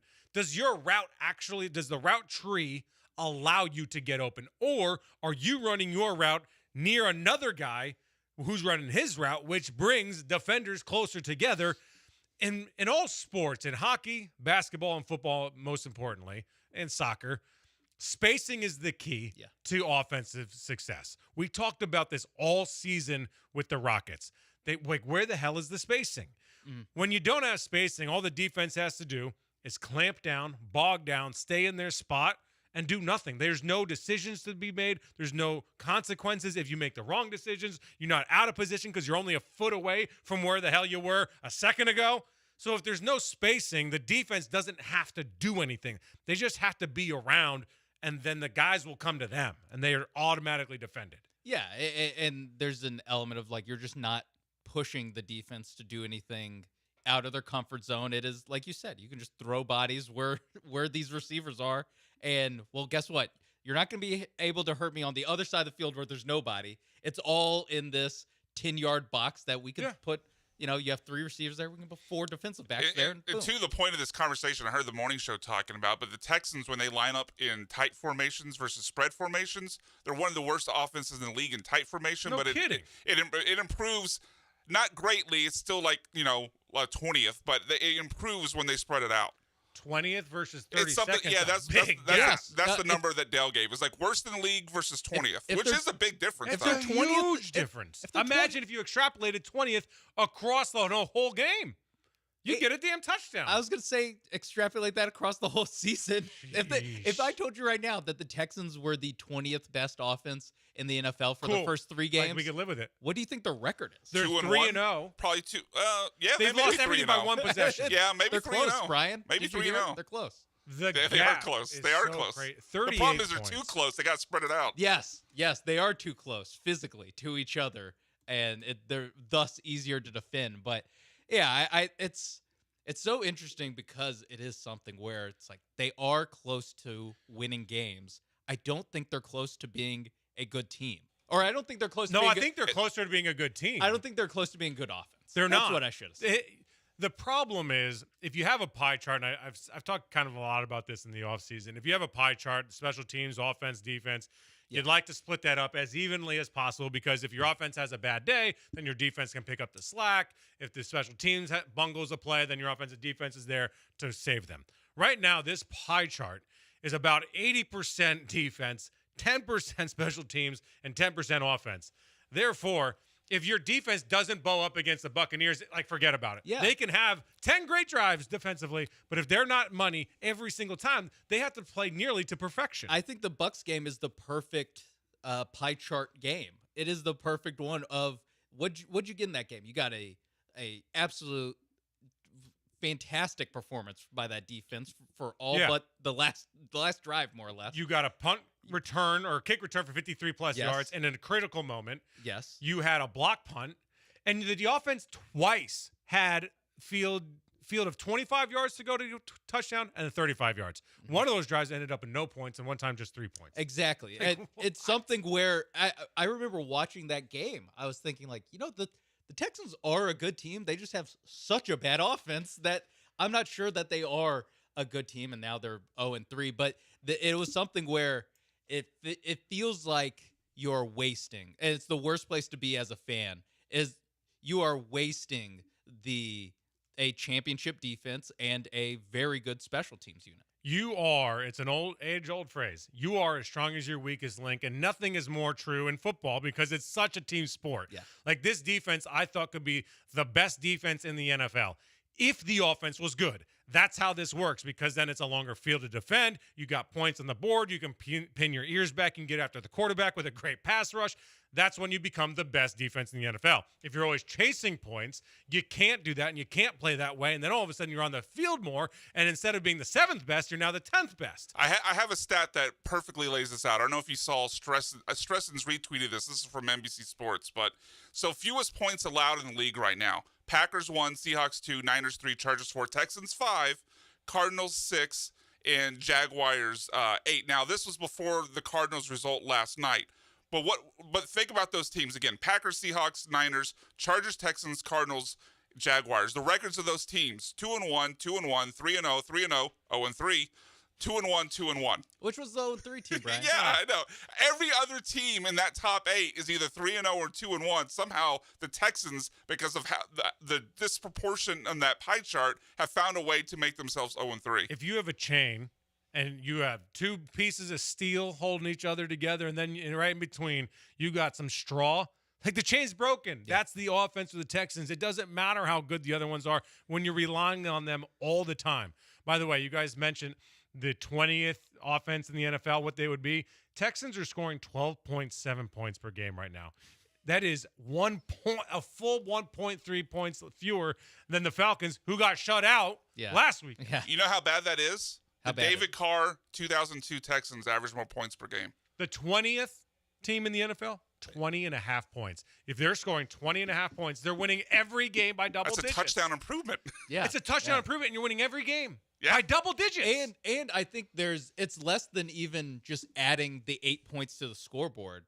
It's also, like you said, what you're asking this defense to do time and time again, putting them in disadvantageous positions, putting them back on the field very quickly because you can't move the ball. Like we brought up the 2000s Ravens talking about this defense, and I think that this defense could have been a team that, or it could have been a unit that drives a team very far in the playoffs. I mean, Jamal Lewis ran for 1,300 yards. It's like they had an offense. They had an offense. We all talk about Trent Dilfer, and he was bad, but they had an offense. But that's the thing. Like, Trent wasn't bad. At least he just wasn't the guy that went out there and won the game for you. Yeah. You had an offense that could stay on the field, run the ball, punish a defense, keep their own defense off the field for long enough to be able to recover. Like, that's all you need to do when you have a great defense like that. This offense can't even do that. And when you have a running game like that, you know what you do when your team, like the Ravens did a lot that season, like the Texans have done this season, when you get a turnover, like when you get a short field like we're talking about in the Monday night game, you can punch it in the red zone. Capitalize. You don't get stood up on 4th and goal against the Bucs. You don't need to throw a goal line fade to Nico Collins that is into the first row. You don't need to have the rollout, the sprint out to the left to where there's nobody open. You don't need to do that because you can give the ball to your running back and punch it in. That is just, again, it is just a comprehensive failure by the Houston Texans offense that you can't even do the Iowa football, like complimentary football, your way to a decent season. I hear what you're saying. Kirk Ferentz for next Texans OC. Yeah, his son maybe. I don't know. LOL, but he's coached football for so long, he would at least know how to attack defense. We'd have good tight ends. We'd have good tight ends. I know those that. teams go 8-4. You know, like they're unwatchable. They are bad against the elite. But you can get decent results by doing that, and the Texans just can't do that in any way. They don't have a skill that you can hang your hat on when it comes to offense. There's not one thing that you're like. But that's the thing is like, you're right in regards to what we're seeing on the field, but they have skilled players that can do a whole bunch of things. They do have guys. Yes, I'm talking about the results. Like we're just not seeing it because it's so bad. All right, Jeff from Clear Lake has something stupid to say. Hey, what's going on, guys? Say your dumb. Let's hear your dumb opinion on this game. Say it. I dare you. Well, it's a must. It's a must win, man. It's probably the biggest game of the year. Absolutely biggest game of the year. It's definitely the biggest game of the year because it's the next game. Well, but I mean, if they lose this game, they're going to fall apart. I can see Davis Mills starting in Baltimore. Why would you put CJ out there? Why would you take a chance of CJ getting hurt if you're 0-4? This game I'd start David as Mills. important of a game as there is. Mills is already going to be being talked about. There's no doubt. I think Mills is going to be. He's going to be. Mills is going to be mentioned if CJ has more interception than he does touchdown in this game. It's going to be a big letdown for the team. It's going to fall apart. Big must win game for them. All right, Jeff, I appreciate that. So that brings me to actually call of the day. Oh yeah, great. You stand by everything that Jeff said. Yes, yeah. So here's no, something. not the Davis Mills part. Davis Mills? No, not the Davis Mills. I separate myself from that part. No, here in the boat, man. It's either Democrat, Republican, and everything in between. Okay, I'm jumping out. You have to take everything. So he brings it. Someone else made this point. I don't know if it was on ESPN radio here, but someone said, like, listen, if things are going bad, like they were against the Jaguars, if you're CJ Stroud, just let it fly. But you can't just let it fly. You're not in a position. CJ Stroud has to be extremely cautious. He has to do the exact opposite, because if he makes any mistake, then the game's over. Yeah. Like, he can't make any mistake, and that's not fair to CJ. Like, he can't have to play perfect. So the notion of, just let it fly, throw it all over the yard, just go for it.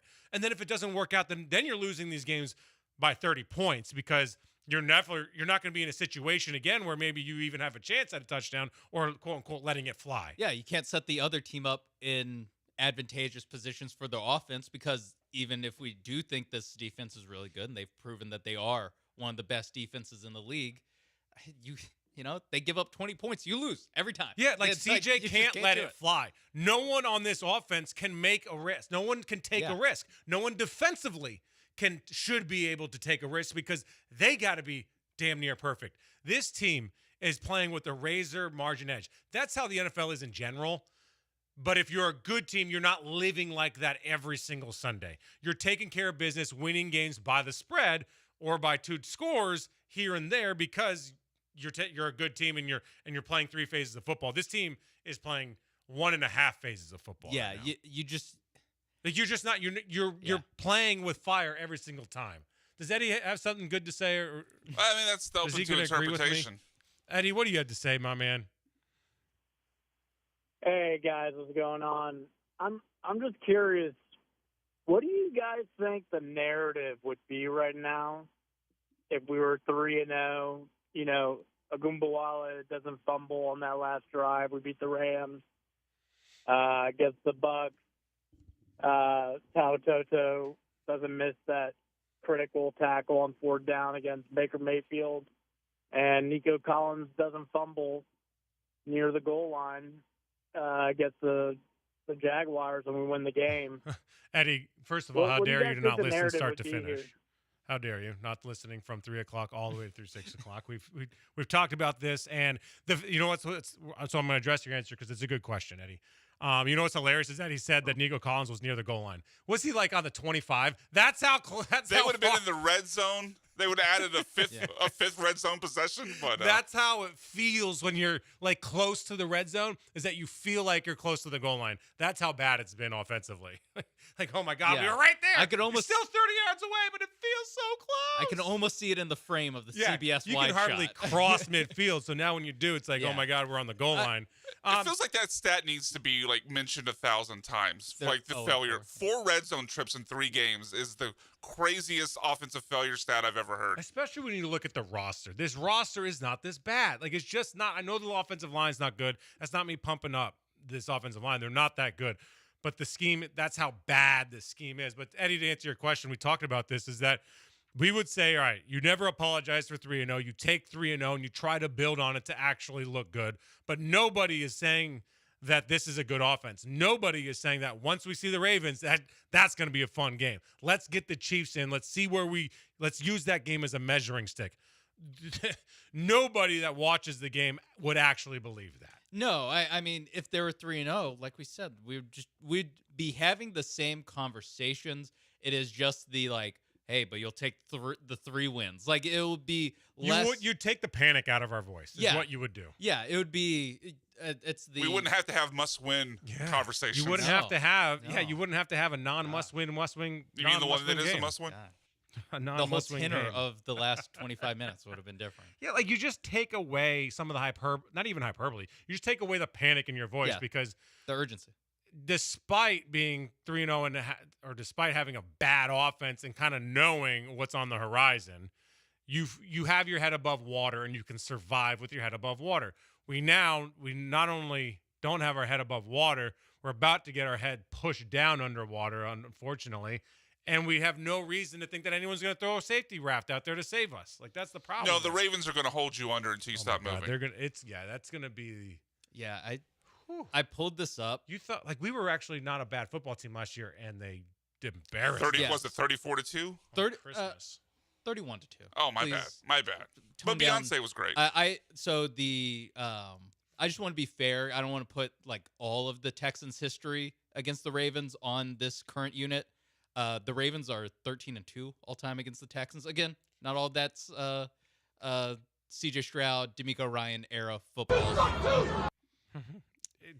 I don't care about the history personally. But I will say, I get it. I would say the last 3 they've played 3 times the last 2 years. 31-2 on Christmas. 34-10. Is that the playoff game? Yeah, I think that's the playoff game. And then week 1 of 2023. 25-9. And you already know this answer, Sean, but how many touchdowns in those 3 games did the Texans score? 1. 0. Oh. 0. Sounds familiar. No touchdowns in their last 3 games against the Ravens. That's tough. That's a tough one to wear. And even if you go like the Lamar Jackson era, you're adding in a 33-16 and a 41-7. Like this is something. This is amount. That's why you really, to even pretend like you have a chance, I won't say the MS word, but I will say you really got to win against the Titans because the Ravens, their defense has been bad. I don't know if they've been bad enough for you to get a win in Baltimore. All right, we're going to take a break here on ESPN Radio 97.5, 92.5. Will Kunkel and Sean Mapes filling in for Joe George and Jeremy Branham. 713-780-3776, the HRMP listener line. Get involved. Text us, call us. Coming up after the break, let's talk about the Astros. How would you define this season? Because they actually are not in must-win territory either, technically. because they do not we're going to have win another argument. all 3 games. We're going to talk about what has to happen for the Astros to make the playoffs, why it's not must-win, because we understand the English language and what words mean on the other side of this break.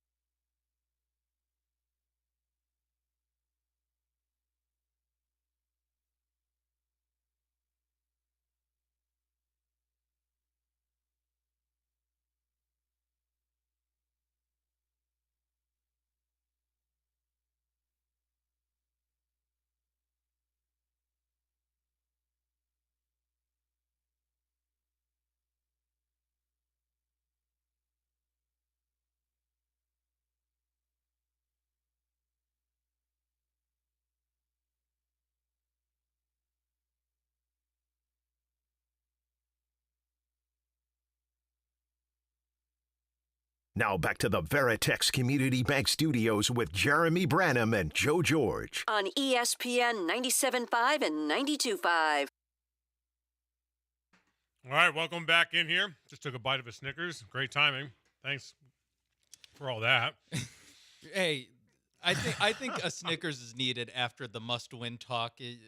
I think you're not you when you're angry, and Brian. I wish they still did those commercials. Brian got you. Are you saying that as someone that had to eat a Snickers for the last hour yesterday? Yes, we did the first segment with who like Stephen A. Smith or someone. Now we have Will Kunkel back in studio with us now that he's himself after a bite of a Snickers. Will Kunkel, Sean Mapes filling in. By the way, Will Kunkel, find me on YouTube, Kicking It with Kunkel, my show there. We've been talking about the Texans ad nauseum and making us nauseous because the offense is that bad. Go Texans. Speaking of, let's talk about the Astros. Not must win. They have 3 games left. They do not have to sweep. They got to sweep. No, they don't. Words have meanings, you SOB. Words have meaning. They can go 2-1, and if the Guardians or the Tigers get swept, they make the playoffs. That is possible. Have you seen the Tigers lose 12 in a row? I thought it was Tigers or Boston, but either way, I'm not betting on one of those teams going 0-3. They got to sweep. They do not have to sweep. So, but even if they sweep, they still need some stuff to go their way. They need help no matter what. They lose every tiebreaker. Unfortunately, with everybody that is involved, whether it's the Guardians, the Red Sox, or the Tigers, they lose all the tiebreakers. So, a big series, obviously, and Jason Alexander on the bump tonight for the Astros. Whether they summer of joy! This season, Astro fans, just kind of take a deep breath and realize what y'all have had for the last 8 years. And I did a piece on this on Kicking It with Kunkel on my YouTube that you can make the very valid argument that the Astros are the best sports franchise in America over the last decade. The competition are the Chiefs and the Warriors. Over the last 10 years, they have, I believe, 7 straight ALCSs at a point. They've gone to the playoffs 8 years out of 10 years, and they have 2 World Series. There is nothing to scoff at there. If you're the Dodgers or the Yankees, you would kill for that success. The Yankees haven't won a World Series since 2009. And yeah, I get it. The Yankees are always relevant, every year, not just 10 years. I think they're 10 out of 10 in the last 10 for making the playoffs. But that's, I think if you're a Yankees fan, you still would rather have the success at the peak that the Astros have had. It is crazy how good they've been. This year, the injury bug just caught him. I don't think that this is a Joe Espada thing. I don't think this is a lack of talent thing. There is some issues. It's not a perfect team. Yeah.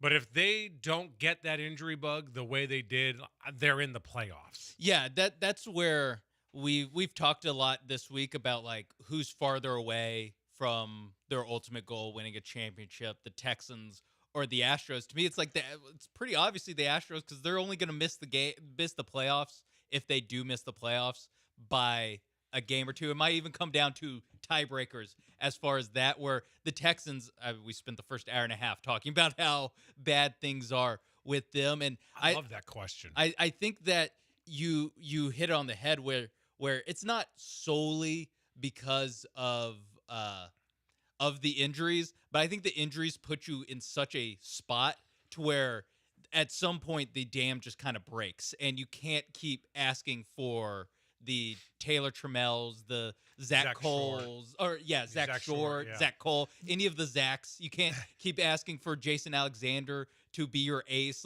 At a certain point, you can't be a Disney movie and the best story Have in the sports. science teacher come in and start blowing 96 fast dudes. If there's a couple more injuries, they might have had a golden retriever play outfield at some point. At some point you actually can't airbucket ball though. You can't do that at some point, and I think that's where the Astros found themselves. Where were they perfect? No. Did they take care of business, like winning some of these tiebreakers? No.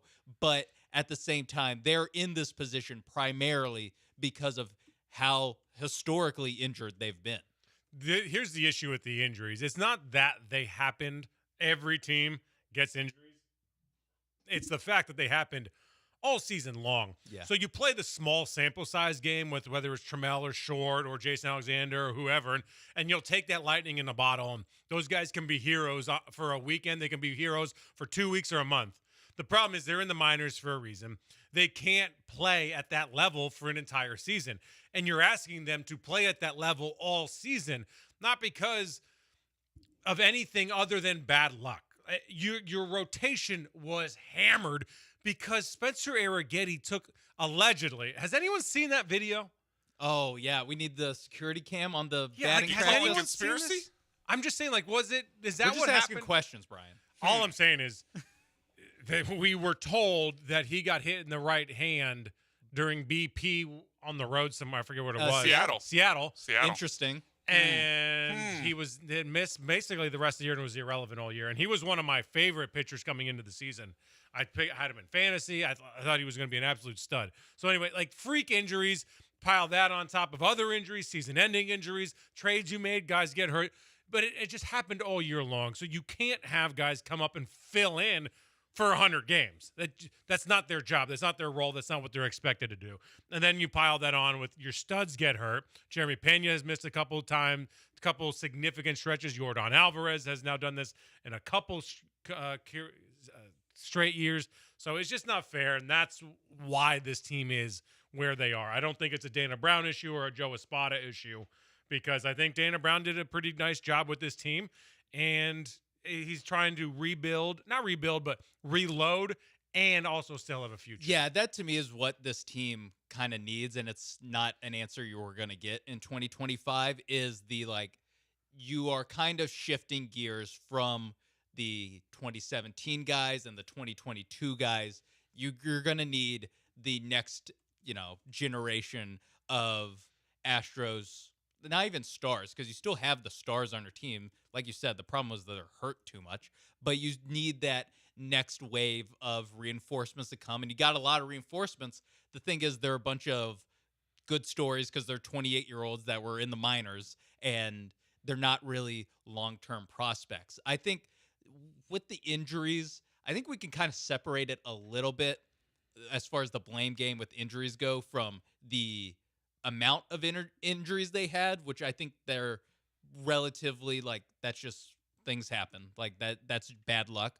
But the return to play procedures have just been abysmal this year. And I don't know how much of that is just messaging or how much of that is actually I think it's all messaging. Okay. I just think that we're told one thing and then it doesn't happen, and then we blow it up to be something that's crazy. Because if you watch teams across the league, it's hardly rare that someone's expected to come back as soon as the 10-day DL stint is over, and it doesn't happen. That happens all over the place. I think it's a little different than the Astros, though, because they're putting guys back out there that are still hurt. To me, it's like the Jake multiple Myers. times. The Jake Myers one is the and is Yordan. He was.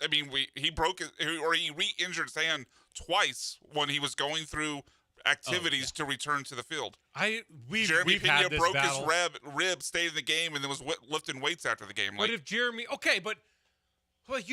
you got to rely on these guys to be true judgment of what's going on. If Yordan says I'm good, you can't tell him no, it's not. Yeah. And if Jeremy says my rib is fine, I can lift, you can't be like, no, little boy, come with me. I mean, you can't, because Yordan's hand wasn't healed. They didn't even know he had a broken bone. You could take an X-ray before you put him back out there. I think some of that is, though, on Yordan of communication, because we've seen that with Yordan before. If I come in here and I say my voice is good, and all of a sudden I lose it, you're like, well, he said his voice was good. I don't know. What do you do? You can't test. Well, there's no X-ray to see if your voice is actually good. They have the technology. I know, and I think maybe to fact check these guys. I laid all this out on my X account at Will Kunkel about what the exact timeline was with all the checking, all the injuries with Yordan. I laid it out, and there is one spot that I think before we took live BP when he was here in Houston that they should have gotten. I thought they should have gotten. Yeah, X-ray. in late I think there May. was that one spot, right? Mm-hmm. But with overall, the Jeremy thing, if Jeremy's rib is hurting, but he says he's fine and he lifts, what is Joe supposed to do? Go in there and bare bottom spank him and tell him to get out? If you get hit in the ribs, take an X-ray. Fine, but he needs to the player needs to be self-accountable. Sure, it's not only the Astros medical staff. You can't just coddle them. I have no problem giving some player accountability as well. But obviously the medical, to me, the buck stops with the medical team. Like if you get hit in the ribs, go take an X-ray. I genuinely don't know how that works. Like, can you be forced? Like if Jeremy said, no, I'm good. No, I don't want to know. I'll guarantee you know on the sidelines like of NFL games, like, I don't want to know. Like just shoot me up. I don't want to know. We'll handle it afterwards. Yeah. Like what if Jeremy's like, I just don't want to know. It feels fine. Let me get this aggression out. That happens after games too. And you do something like that. And like stupidly, he did it. I'm just saying like how much you can't, the medical staff is not going up to Jeremy saying, put the weights down, you're coming with me. Jeremy, like, kick rocks, dude. Yeah, you like, try to get, you see how like, big no, Jeremy dude, is. You like, try to get I don't know. weights I've watched wrestling enough to know you can be dragged away. by your earlobe. Yeah, I mean, you get enough, you bring out enough goons from the back, they could drag you out. Enough guys in black polo shirts. Yeah, I've seen The Undertaker and Brock Lesnar be separated. It's possible. Yeah, I think to me, there's an element of that because there's an element of like the personal player responsibility of that because the best rehab, I guess, success story that you can point to in the Astros' recent history is Justin Verlander coming back from Tommy John and winning the Cy Young at, was he 40, 39 at that point?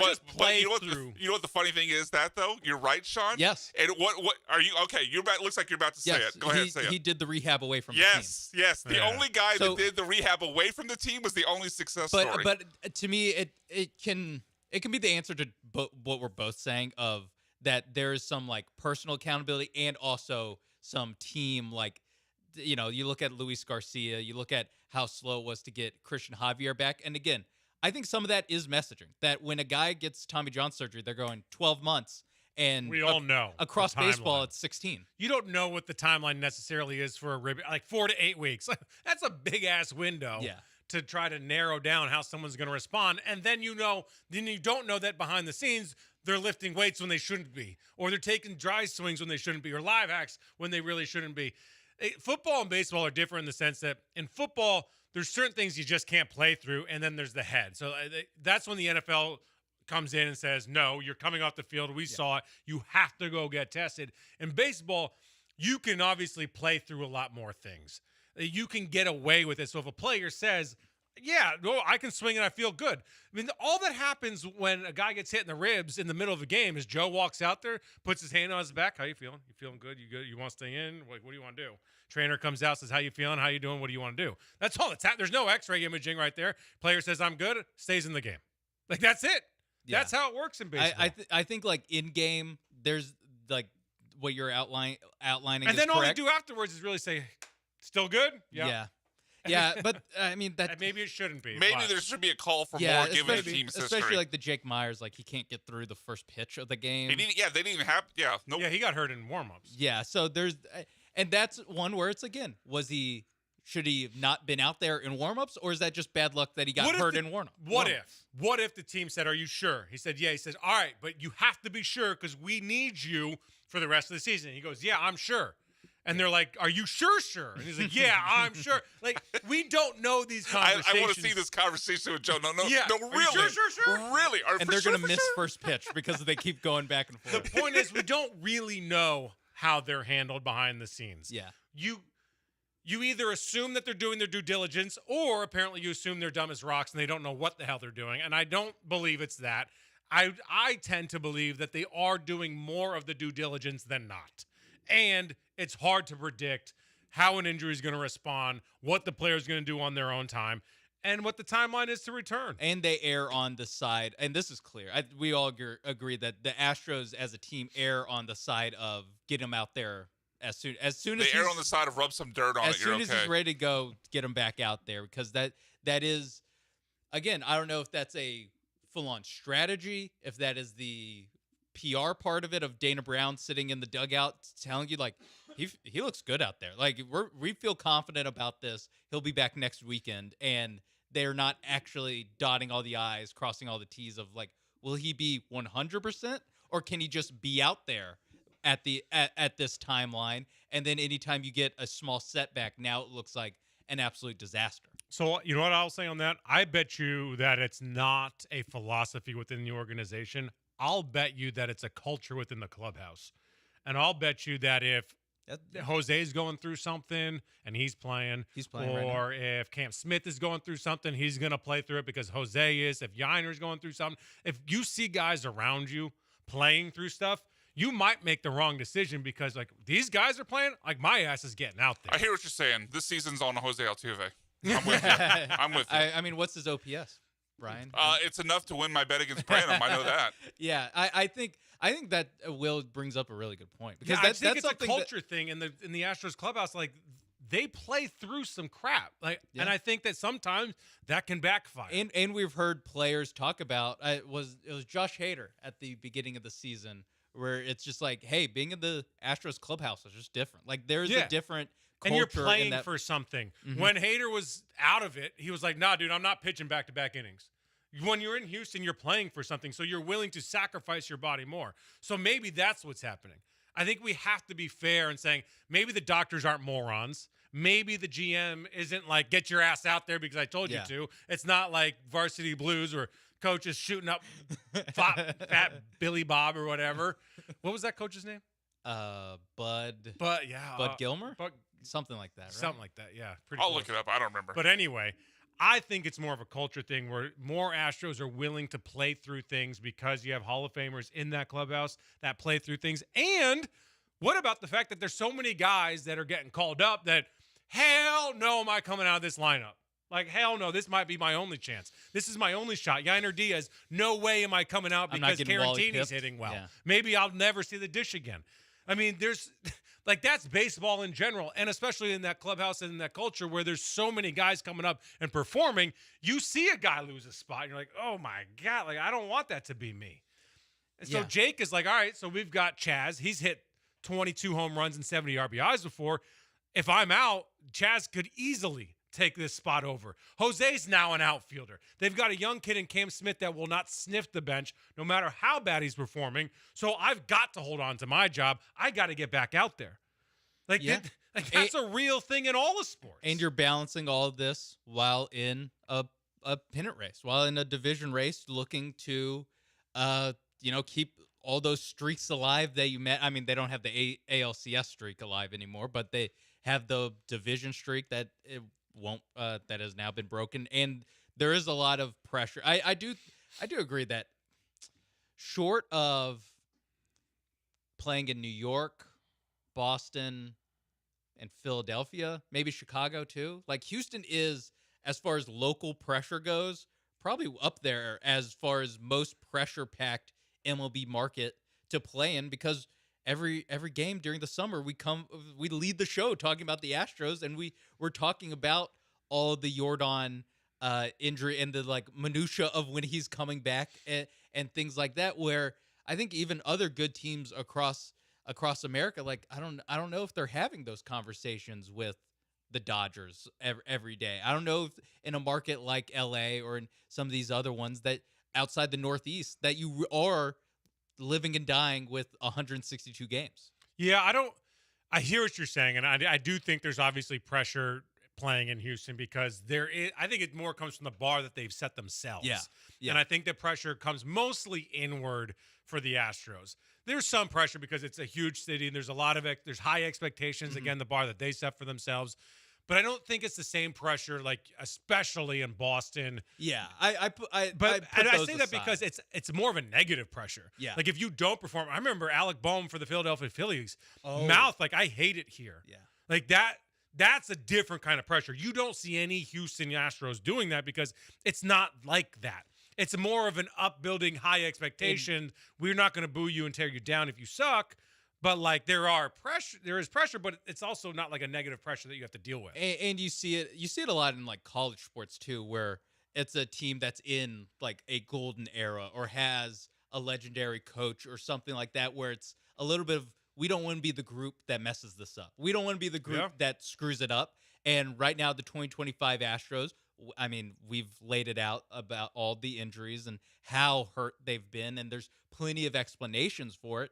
But right now, they are the group that is like, well, we're kind of the ones that ended the Astros golden era, or the Astros golden era ended on our watch. Yeah, but I think, again, it's like if the Texans were 3-0, no real ball player thinks that they're good. And I don't think any real baseball fan thinks that this group allowed it to end because there were so many injuries. Like, there was just so much crap they had to overcome. And albeit I think they overcame a lot. Also, they did play with their food a little bit. Like, they didn't beat the teams that they should have beaten, etc. And it wasn't a perfect roster, like, or whatever your excuse might be.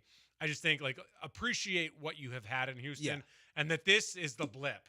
The blip is maybe missing the playoffs. Still have a chance. If you sweep, you still need some help. And if you go 2-1, then you need the Guardians or the Tigers to get swept. So you're still alive. All you got to do, take care of business, win, and you stay alive. It's one thing is certain. It is not must win. Chime in.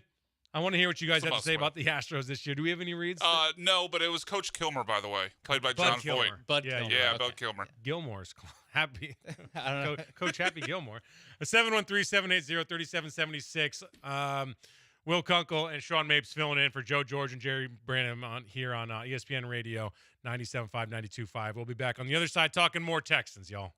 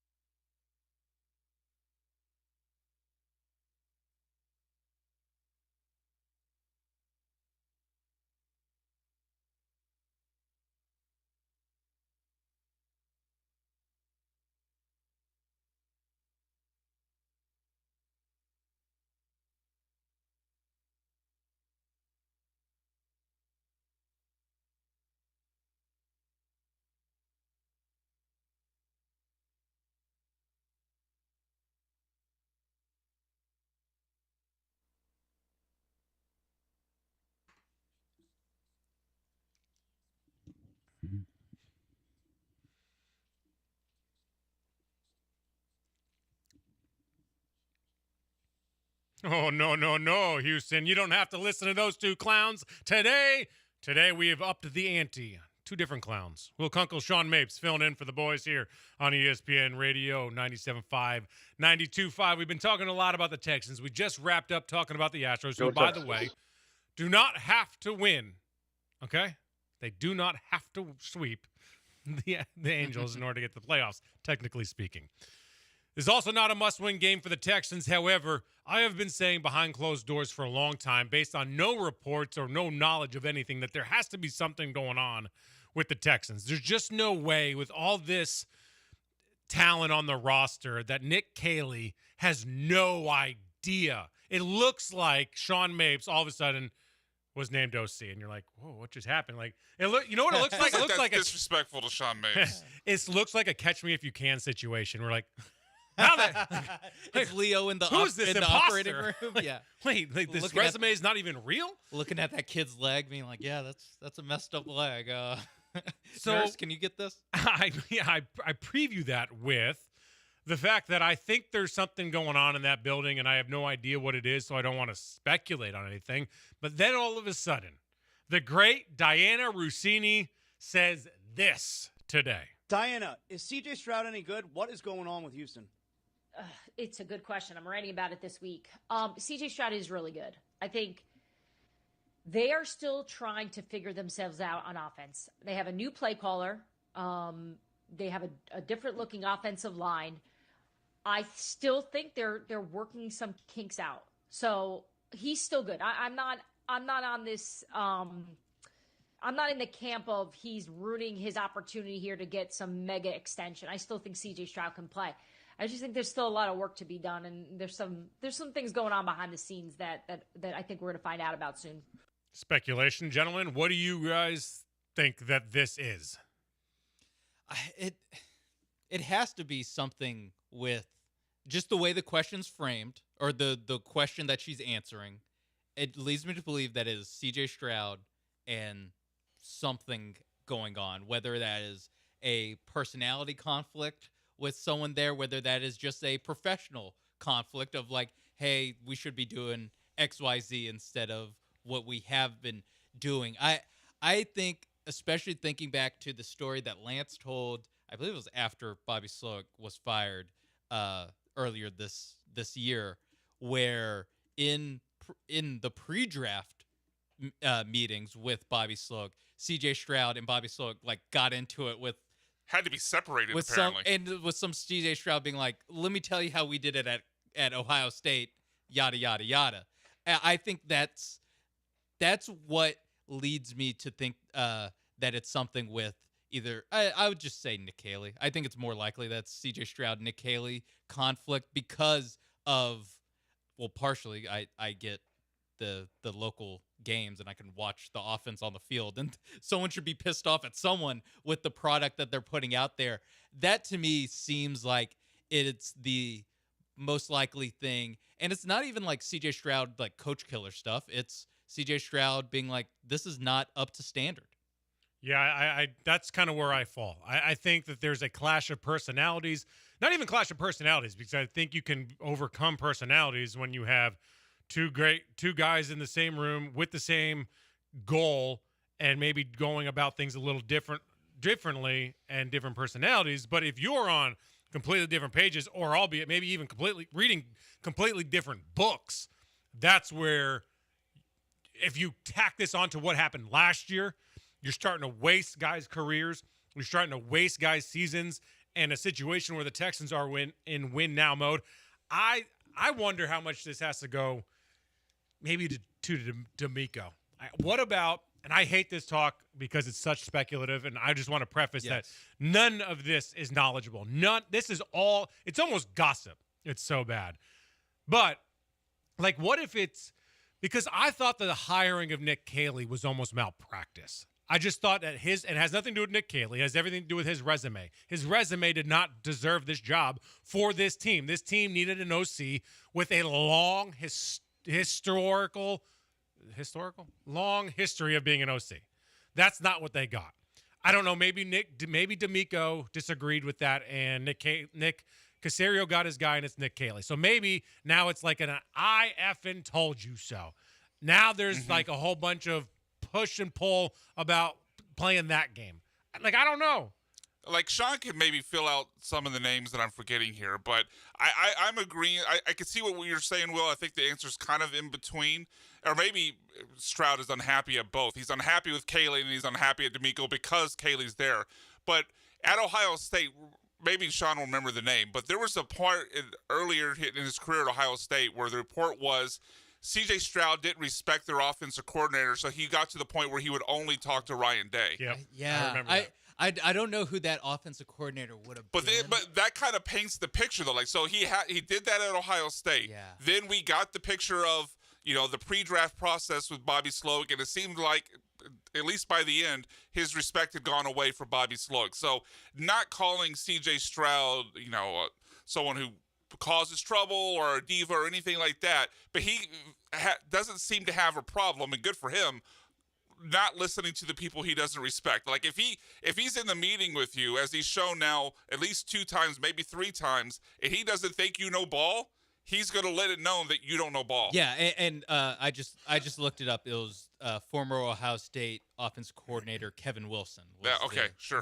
Kevin Wilson. Yeah, I think the common denominator here is that there has to be frustration building, whether it has to do with the hiring process or the process now going on in the building with Nick Caley.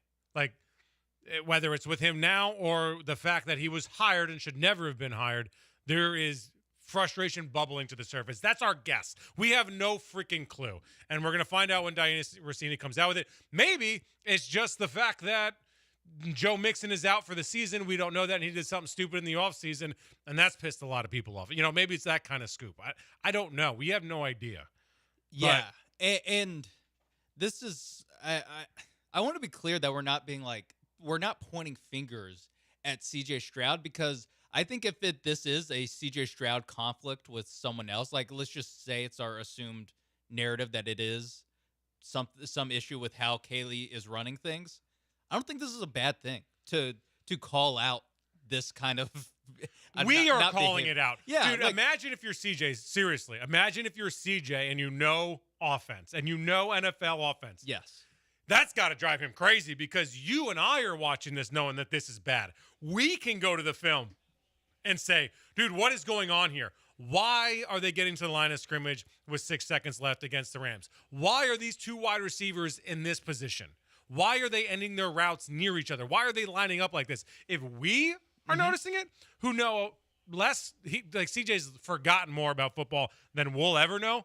Yeah. Like, dude, imagine his frustration level. And you add in. Or D'Amico's, for that matter. We're talking about C.J. Stroud potentially getting paid this offseason. Like, this isn't quite a contract year, but it's I guess it's a platform year of, like, look, it would be great for C.J. Stroud. If he balled out, it'd be a contract year. What? If he balled out, it'd be a contract year. Look, we just threw. You're messing with his money now. The way that Nick Caserio operates, it's kind of a contract year to where he wants to get ahead of the curve. Unlike Jerry Jones, he wants to kick it down and pay as much as you possibly can. Nick wants to get ahead of the curve. Yeah. Like, to Nick's credit, I know a lot of people want Nick to get fired. Nick Caserio, that is. We can't throw out the 53-man roster, which is a pretty damn good roster, and we can all agree that this roster is significantly better than what they put on the field, which is comes down to the coaching staff. Whether it's D'Amico or Popovich or Nick Caley, whoever it is, they're in charge. They're not putting the players in position, and Caserio is also part of that too. So I don't know how you fix it. I don't know what you do going into next year, because the guys that are making the hires are the guys and also responsible for a lot of his success in the building and a culture shift. Yeah, that's something that's very interesting to me, because it is something. He's worked with Gerard Johnson before. He's worked with Bill Lazor. He's worked with Cole Popovich the last couple of years. Like, these are people that, for some of them, are the only people he's worked with in those roles in his NFL career. And again, we are assuming that he's still calling them out on the BS. And again, I don't think that's a bad thing if your quarterback doesn't take BS. If he calls it how he sees it behind the scenes, and we can look at the field and say he's probably right if he's fed up with what he's seen so far. Do you guys think that Nick Caserio should be fired as the general manager? No. I mean, I think there's so many people that need to get fired. Right, I agree entirely. Not now. Because there's a lot of fans. I mean, a lot of fans, and I don't think necessarily a lot of them are stupid. But if you're being honest, or if you're at least being intellectually honest with yourself, if you want to get mad at him about Ariante Ursary or the lack of the development of the offensive line and the lack of aggressiveness on the offensive line, fine. Like, all warranted. Yeah. But you also have to give credit on the Tank Dell pick, on Derek Stingley, on bringing in everyone they did, on Will Anderson, Danielle Hunter, like Kamari Lassiter. Nico, like building arguably the best defense in the NFL if they had an offense, like an elite defense. You got to give them credit there. So you can't throw it all out. So what do you do? Because if the only thing you can't do is find an OC and build an offensive line, yet the guys that are making those decisions are those guys, how do you do it? How do you rectify the situation? Your logic and your reason is 100% right, Will. But I will. We'll be right back. Yeah, I've never agreed with you more. No, but I will say, like, he can hit on every wide receiver he drafts. He can hit on every defensive back he drafts. But if this trend continues and because I think we all believe Nick Caley was more his hire than D'Amico's, if this trend continues he can never pick the right OC and he can never pick the right offensive line, and you basically waste Stroud's career, I would fire him for that. Yeah, and even if he hits on every other position, like it won't matter to me that he hit on Nico Collins in the third if he never successfully gets an offensive line or a coordinator to maximize Stroud. And that would take years and years, and eventually Nico, if we're playing the long game with Nick Caserio, which we all are, saying that like this is years down the road, that is also when you're going to have to pay Nico Collins again, when you're going to have to pay CJ Stroud, when you're going to pay. So his job is really going to get harder. He already had a hard job when he inherited the team, and to his credit, he made it easy by nailing a bunch of draft picks.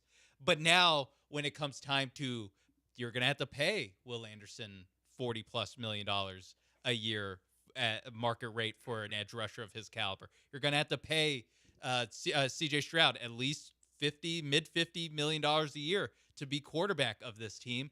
Now, a lot of these luxury pieces, the Danielle Hunters of the world, maybe the Joe Mixons and he's not on the team anymore, but they traded from last year, the Stephon Diggs, is like, you're going to have to cut costs somewhere, and his job with building a complete team will only get harder as the years go on, and it only makes it more imperative that he cleans up the stuff that he's very bad at, which is the hiring of the offensive coordinator, the at least thought process that goes into building this offense and offensive staff and the offensive line. Like, he's going to have to get better at what he's bad at so far. What he's good at, he's one of the best GMs in football, but the 10%, 25% of his job that he's terrible at is what's dragging down this team and is what has him at 0-3.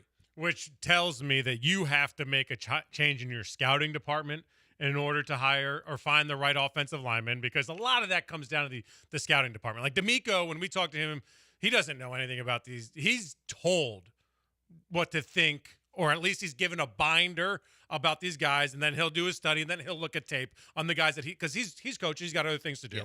Nick Caserio, a little bit of the same. He's got to know a little bit more than D'Amico, but it's the scouting department that's truly in charge of looking at these guys, watching them throughout college, picking their top 3 or 4, and then passing them on. So that's where I think you need to make a change in order to figure out how to get some offensive linemen into the building. When it comes to the offensive coordinator, like, I hate this. I hate that I'm even going to say it, but it's like a last resort.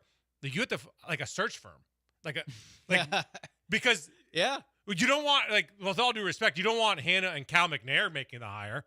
If it's not Nick and it's not D'Amico, well, it sure as hell isn't like it's nobody else. It's not the president. Like, no one else makes that decision. So how do you get that? Yeah, and I just don't. Golly, I get so frustrated thinking about this Nick Caley hiring, because you went from someone with little experience to someone with no experience. You literally chose to go backwards. I don't understand it. I don't get how you choose to go backwards in experience and resume. And to make it worse, that it's so clear, and something Brian touched on, that it's someone who has connections with the New England Patriots and John Carroll University, all that sort of thing. And it's like it seems like it is, hey, D'Amico, you got your hire you brought someone over from San Francisco. That didn't work out. Now watch this. I'm going to make my hire someone I know. Hold this beer. Yeah, someone I know from the Patriots. And not only that, Chris Strauser, he's also getting fired. We're promoting a guy who also used to work for the Patriots in a move that, hey, listen, 2024, bad offensive line, really held them back in the playoffs. Let's promote from within on that The side ops on that alone, I think, even if Cole Popovich is a brilliant mind and you're convinced of that, the ops on it alone, to me, are worth making an outside hire. Or at least having like a full Like, I job disagree search. just because, like, hell with the ops. Like, if you think you got the right guy, go for it. Okay. But you can't be wrong. Yeah, you can't be wrong. You know what I'm saying? Exactly. Like, and you should be hell with the ops and what we think. Honestly, like, we're spending 3 hours here talking about things we wish we could do. Yeah. Like, hell with the ops. But also, you better be right. Yes, and you should be right because it's not a guy that you very well. Yeah, that you interview twice and you have to make the decision. You've been in the building with the dude for an entire season. Yes. You better know. And if you're Nick Caserio, you've worked with him before for years in New England. So, like, you're dealing with the most information possible when it comes to Nick Caley and especially Cole Popovich. With Cole Popovich. Yeah. You're dealing with a lot of information, and it doesn't look like he was the best possible hire that you could have made. I was saying all offseason when they made the Nick Caley hiring, I said, all right, cool, like let's go. And I also think that Nick Caserio and head coach DeMeco Ryans have a good working relationship. I think they have the same goal in mind, to win games, work together, get the best answer. I genuinely didn't believe that either one of them cares who's right. Like, they just want the answer to be right. Whether it's you or me, I don't care how we get there. Let's just get to the right answer in order to win games. And I think by all measures, that's generally how I still feel. However, I find it very hard to believe that you can go into this season where the expectations, according to your owners, are to have a better year than last year, which is get to the AFC Championship game, win the division, and a minimum of 10 wins. Where the goal is that and the standard is that. It's not us making it up. It's not hype.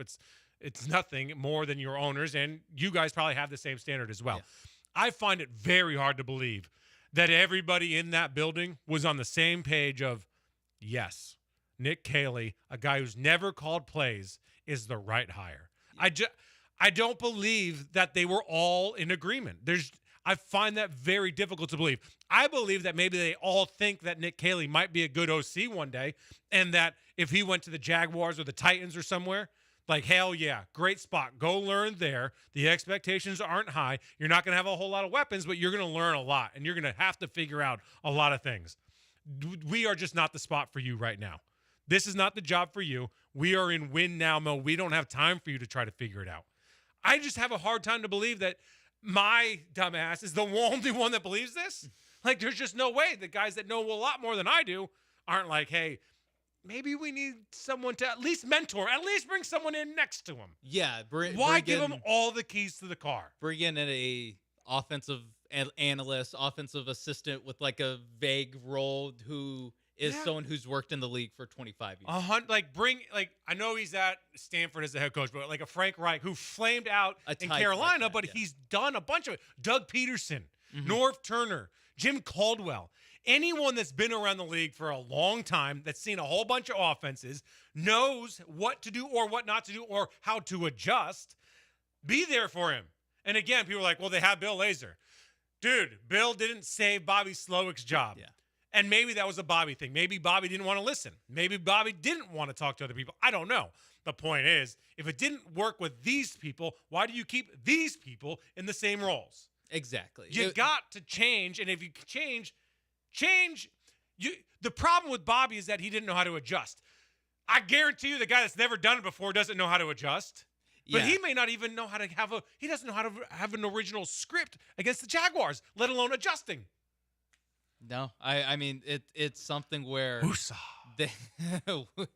they made a mistake, and it does not appear that they learned from that mistake, and they also did something that is pretty confounding, where they realized they needed a new offensive coordinator, and not only did they hire basically the same guy that they hired last time, just with a different background, but a very similar resume. Mm-hmm. They saddled him, or not saddled him, because that's very negative language, but it ends up that he saddled him with it. you stick them with all the same pieces that failed with the last guy as far as your coaching staff. You're bringing back Bill Lazor. You're bringing back Cole Popovich. You're bringing back Gerard Johnson. I don't know whose fault it is. It's probably it can't be any of their guys' faults. You know what I'm saying? But at the same time, you're not.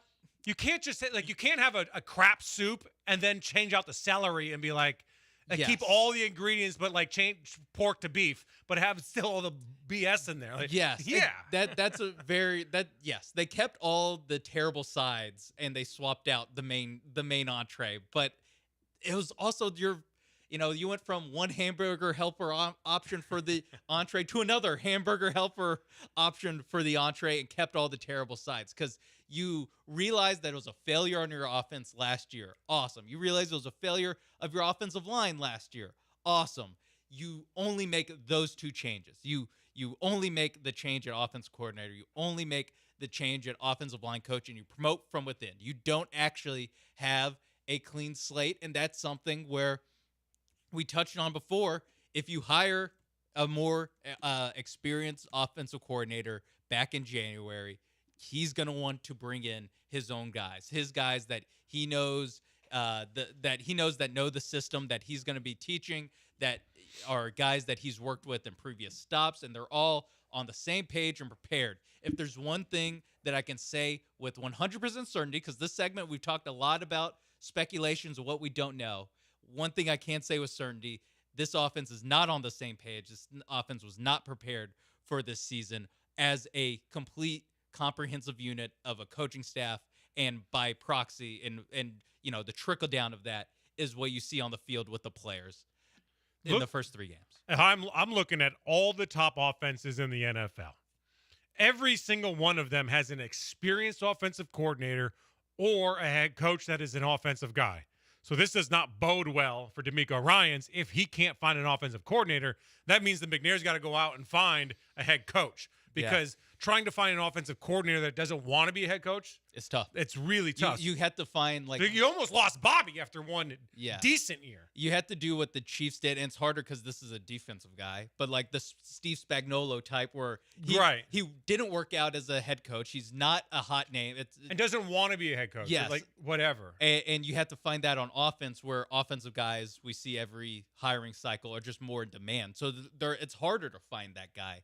The offensive equivalent to the Spagnuolo type. Looking at Todd Monken, for instance, my point is when I read this off is that in the NFL, you got to have scars. You've got to have failed and then come back better than you were before. It's very hard for like Joe Brady, who I covered when he was with the Panthers. He came in from LSU as the passing game coordinator and was the offensive coordinator and failed miserably.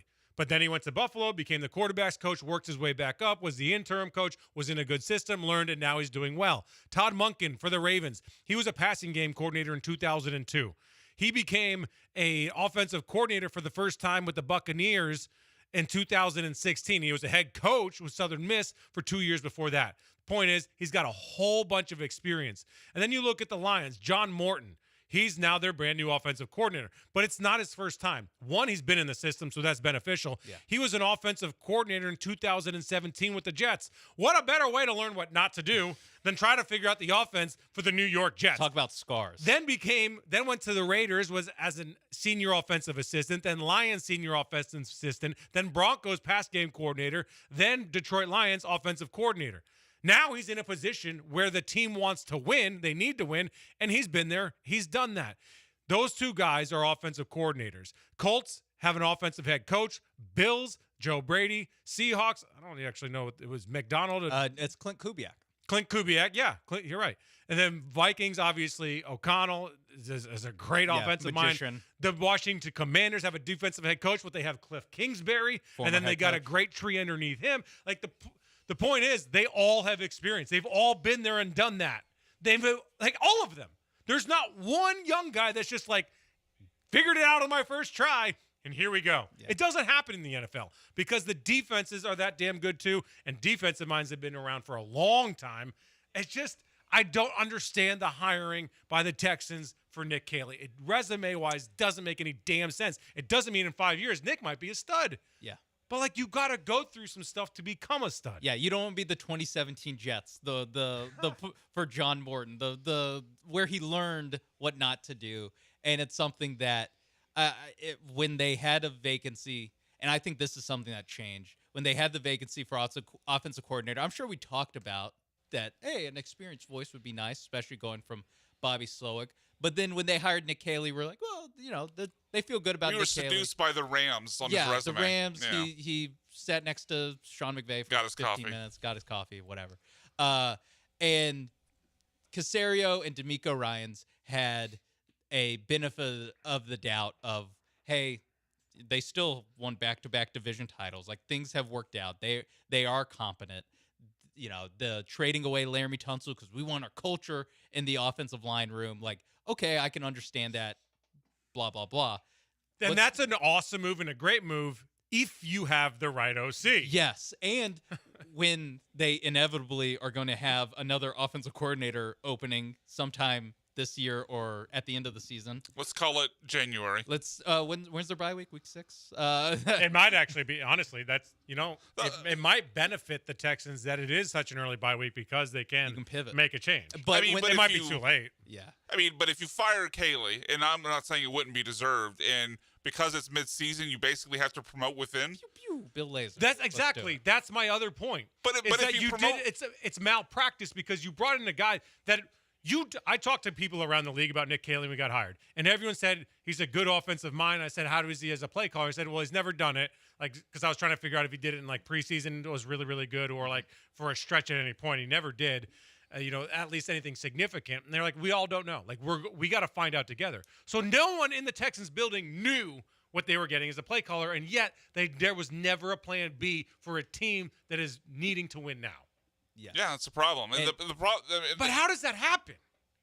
Like, how do you throw all your eggs in like the toddler, like the brand new kid basket? I hate to make like a good old boy accusation, but based upon who they've hired, first it was D'Amico's boy, now it's Caserio's boy. But that's everything. It's about who you know, not what you know, right? Okay, but that's not the best hiring practice. But if you're going to give, I don't disagree. I'm just saying. And you're giving the who we know, it's two guys that are like, trust me, they're unproven, but trust me, I worked with this guy, I know them. That whatever happens this season, whether they win this not must-win game on Sunday and turn the season around and win the division again, 10-7, go everything. Doesn't matter, Brian. That would be 3 straight AFC South champions. Dude, I hope they turn it around. I want to be very clear. I hope they turn this thing around. I hope this is an awesome team to cover. I was so pumped during the offseason thinking like, hey, it's awesome being in Texas, in Houston with a badass football team. I had no idea I was talking about the Cougars. Exactly. Can I depress you though before we go to break? Oh, hell yeah! You don't love have a good to. depression. I kind of want to though, mostly because Will disagrees with me on the must-win thing.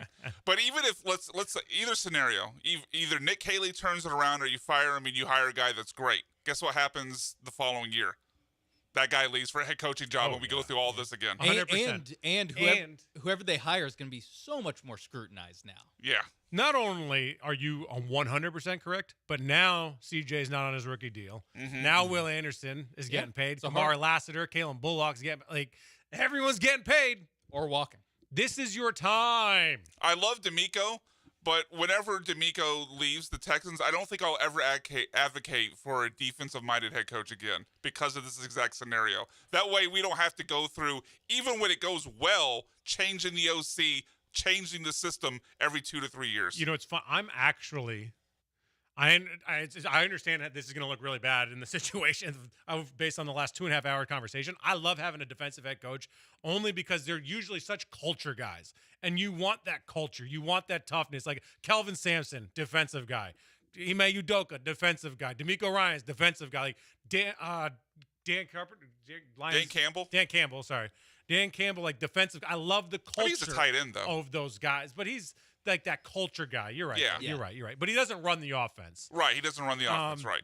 I just love that. And I think it's great for a team like the Texans in particular. But to your point. Pushback, though. Andy Reid, Sean McVay. For sure. Yeah. And those guys are savants, right? Like, I don't know if those are harder to find or not. Because like the Panthers, they did it with Matt Rule. They did it with Frank Reich.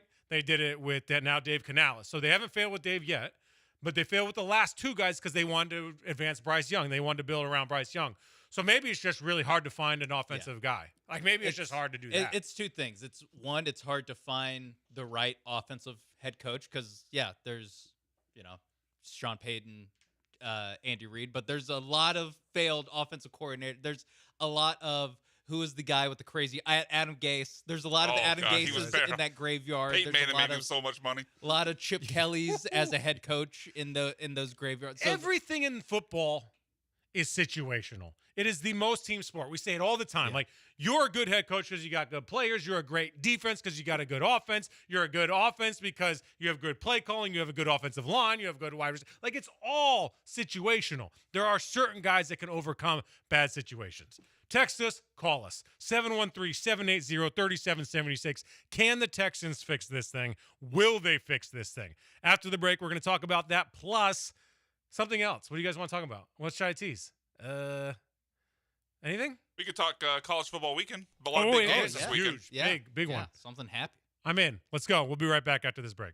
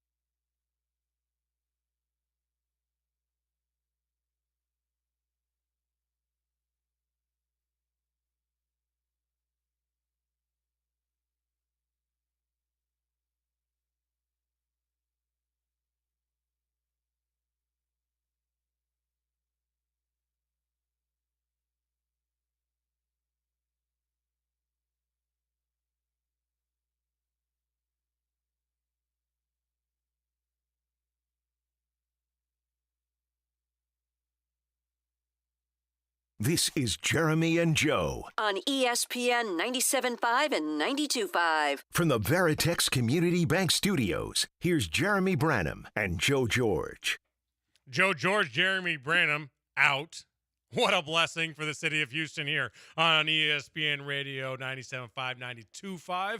Sean Mapes, Will Kunkel filling in for you.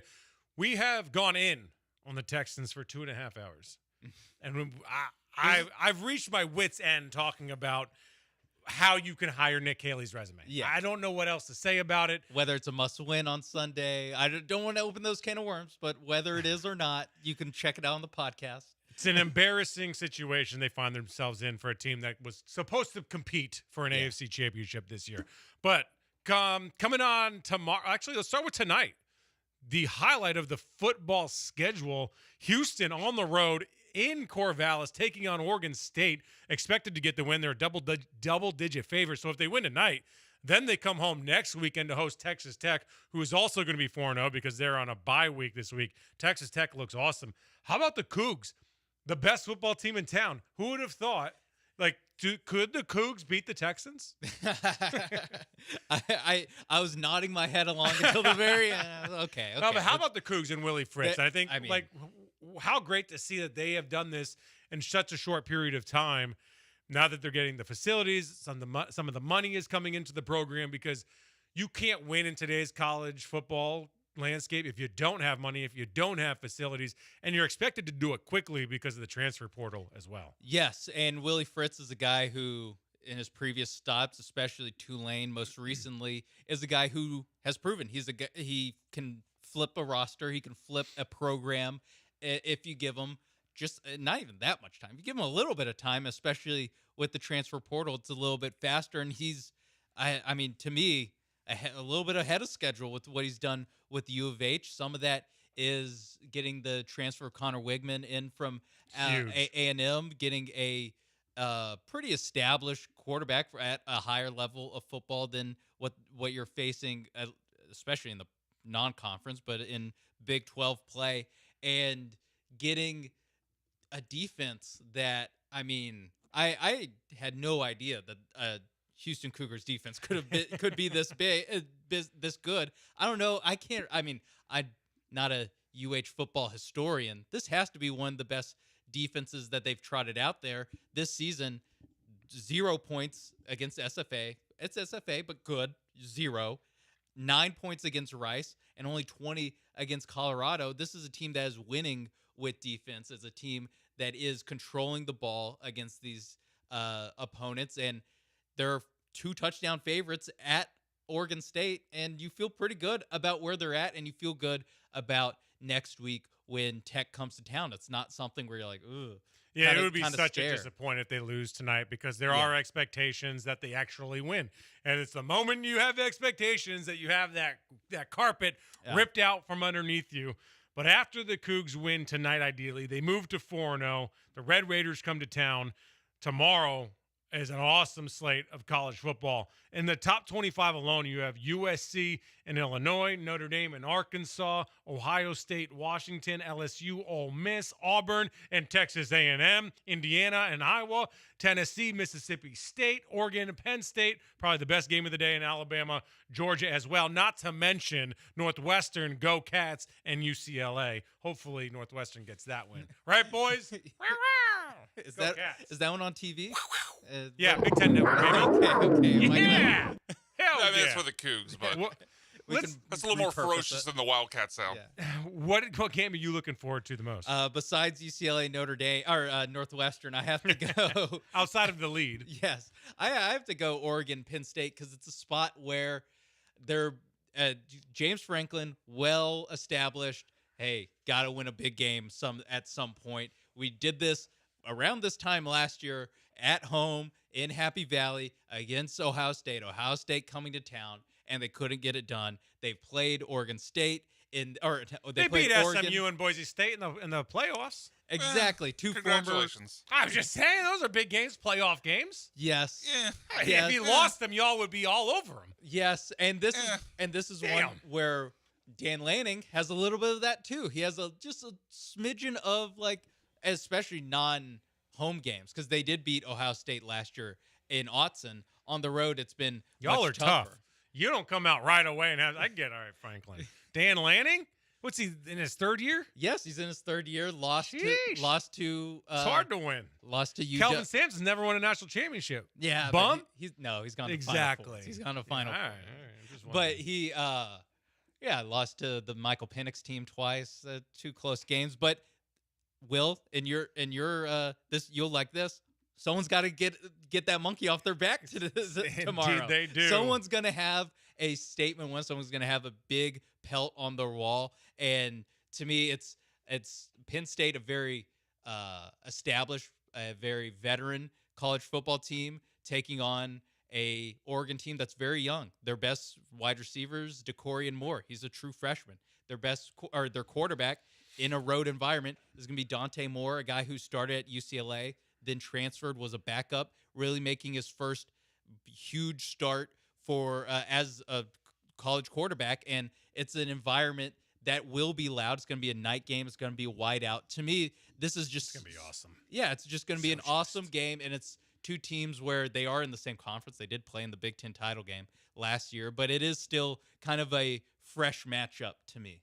All right, speaking of fresh matchups, Angels and Astros tonight. Not a must-win game for the Astros. They can still lose one of their final 3 games and technically make the playoffs. Yes, you would want to sweep, because if you don't sweep, you still need help regardless, because they lose the tiebreakers to everybody. We've talked about this season for the Astros. Let's finish on the Texans because it's the hot topic in town. Do they win Sunday against the Titans? I think they get it done. I think it will be a game where It's always fun to win. it is always fun to win, and it might not be fun to watch, but it will be fun to win if they get it done, because I'm not even setting the expectations of it's a get-right game for this offense, that we're really gonna see some stuff. You only need to give Nick Caley 4 games for him to run a competent. I'm not even saying that. I think this defense alone should be able to beat a Titans offense, which has by their own standards been very subpar. They have a new play caller this week. They're making changes. Yes, they're going to have a rookie QB making another road start. This is one where, like we said, everything is lined up for the Texans to get a win. You started with 2 tough games against playoff teams. You dialed down the difficulty in Jacksonville, and you still come up short. You're dialing down even more with a rookie quarterback and a team in flux, especially on the offensive side of the ball. They have to get it done. I think they will. They are touchdown favorites. I wouldn't touch that one, but I do think they get it done. If it drops to 6.5, maybe I'll think about it. This is where I think the defensive line has to be game-changing type of good, because as good as the defense has been, and they've been good, like they've been good enough to win and then some. So I hate talking about the defense in a negative manner, only because it's just not fair. Like, they've done everything and then some every single game to win. They just haven't scored touchdowns. They haven't had as many turnovers as you think that they could have as an elite defense. But this is where I really want to see this defensive line get after Cam Ward, because he's taken 15 sacks in his first 3 games. It's the most in the NFL. David Carr and Kyler Murray are the only 2 other number 1 overall picks in the common draft era to take more sacks in their first 3 career starts. And we all know how that worked out for David Carr and the Texans. I believe he took 73 sacks? 76, I think. 76 sacks. So Will Anderson, Daniil Hunter, it's time to eat. This is where you can get 7 sacks in this game if the offense puts up points. If Nick Caley, forget about getting in the bag, just find a bag with something in it. Just get a bag. I don't know that he has a bag right now, let alone getting into the bag. A hand He bag. couldn't fight his way out of a wet paper bag. Yeah, we're not asking for a big bag. Just figure it out on offense and allow this defense to eat, because Will Anderson has an opportunity to win Defensive Player of the Year if he can start putting up some numbers, but you're not going to be able to do that if you're not putting up points on the offensive side of the ball. Yeah, the offense just in this game, hey, easy assignment, get out of the way. Just don't actively lose this game for this defense, and I think we're talking about a 1-3 Texans team. Defense has to kick ass. The offense does not have to kick ass. Like, we are not close, D'Amico, to kicking ass on the offensive side of the ball. But I do want to see the offense be competent. That'd be nice. If I'm looking for like measurables, I want to get in the red zone twice. I want to reach the red zone. I think we got to set our goal higher. Twice. No, it's the Titans. We got to set our goal They've reached higher. the red zone. Dude. No, I know. Dude, I know you what know the how high season that is numbers for are. this team? I know what the season numbers are. They've gotten 4 red zone trips I know. all year. I know. Can we aim for a red zone touchdown? Whoa! Settled. Sorry. Sean. Sean. Now you're just setting the bar crazy high. Sean, Yeah. have some respect for the people that do this job. It's very difficult for them. And they're close. They're close. They're showing it, how difficult it is. Yeah. 2 red zone trips. You want more? Yeah, 3. Whoa, slow down, man. Is that possible? Is that against the rules? Yeah. I don't know if I know there's some new NFL rules. I don't know if that's technically allowed. But jokes aside, like give me 2 because right now they have joined the 2011 Jaguars as the only team in the last 20 seasons to have 0 red zone touchdowns through the first 3 games of the season. I think they can do it. I think they can get to the red zone twice. I think that, are we counting some turnovers? Are we counting like the defense could set you up at the 5? Yeah, all right, here's one a for you. strip sack or something. How many let's keep track of this. All right, how many red zone trips will they have? I'll say they're going to have 3. So you'll say 3. I'll say 2. How many are you going to say, Shawnee? Man, I don't want to.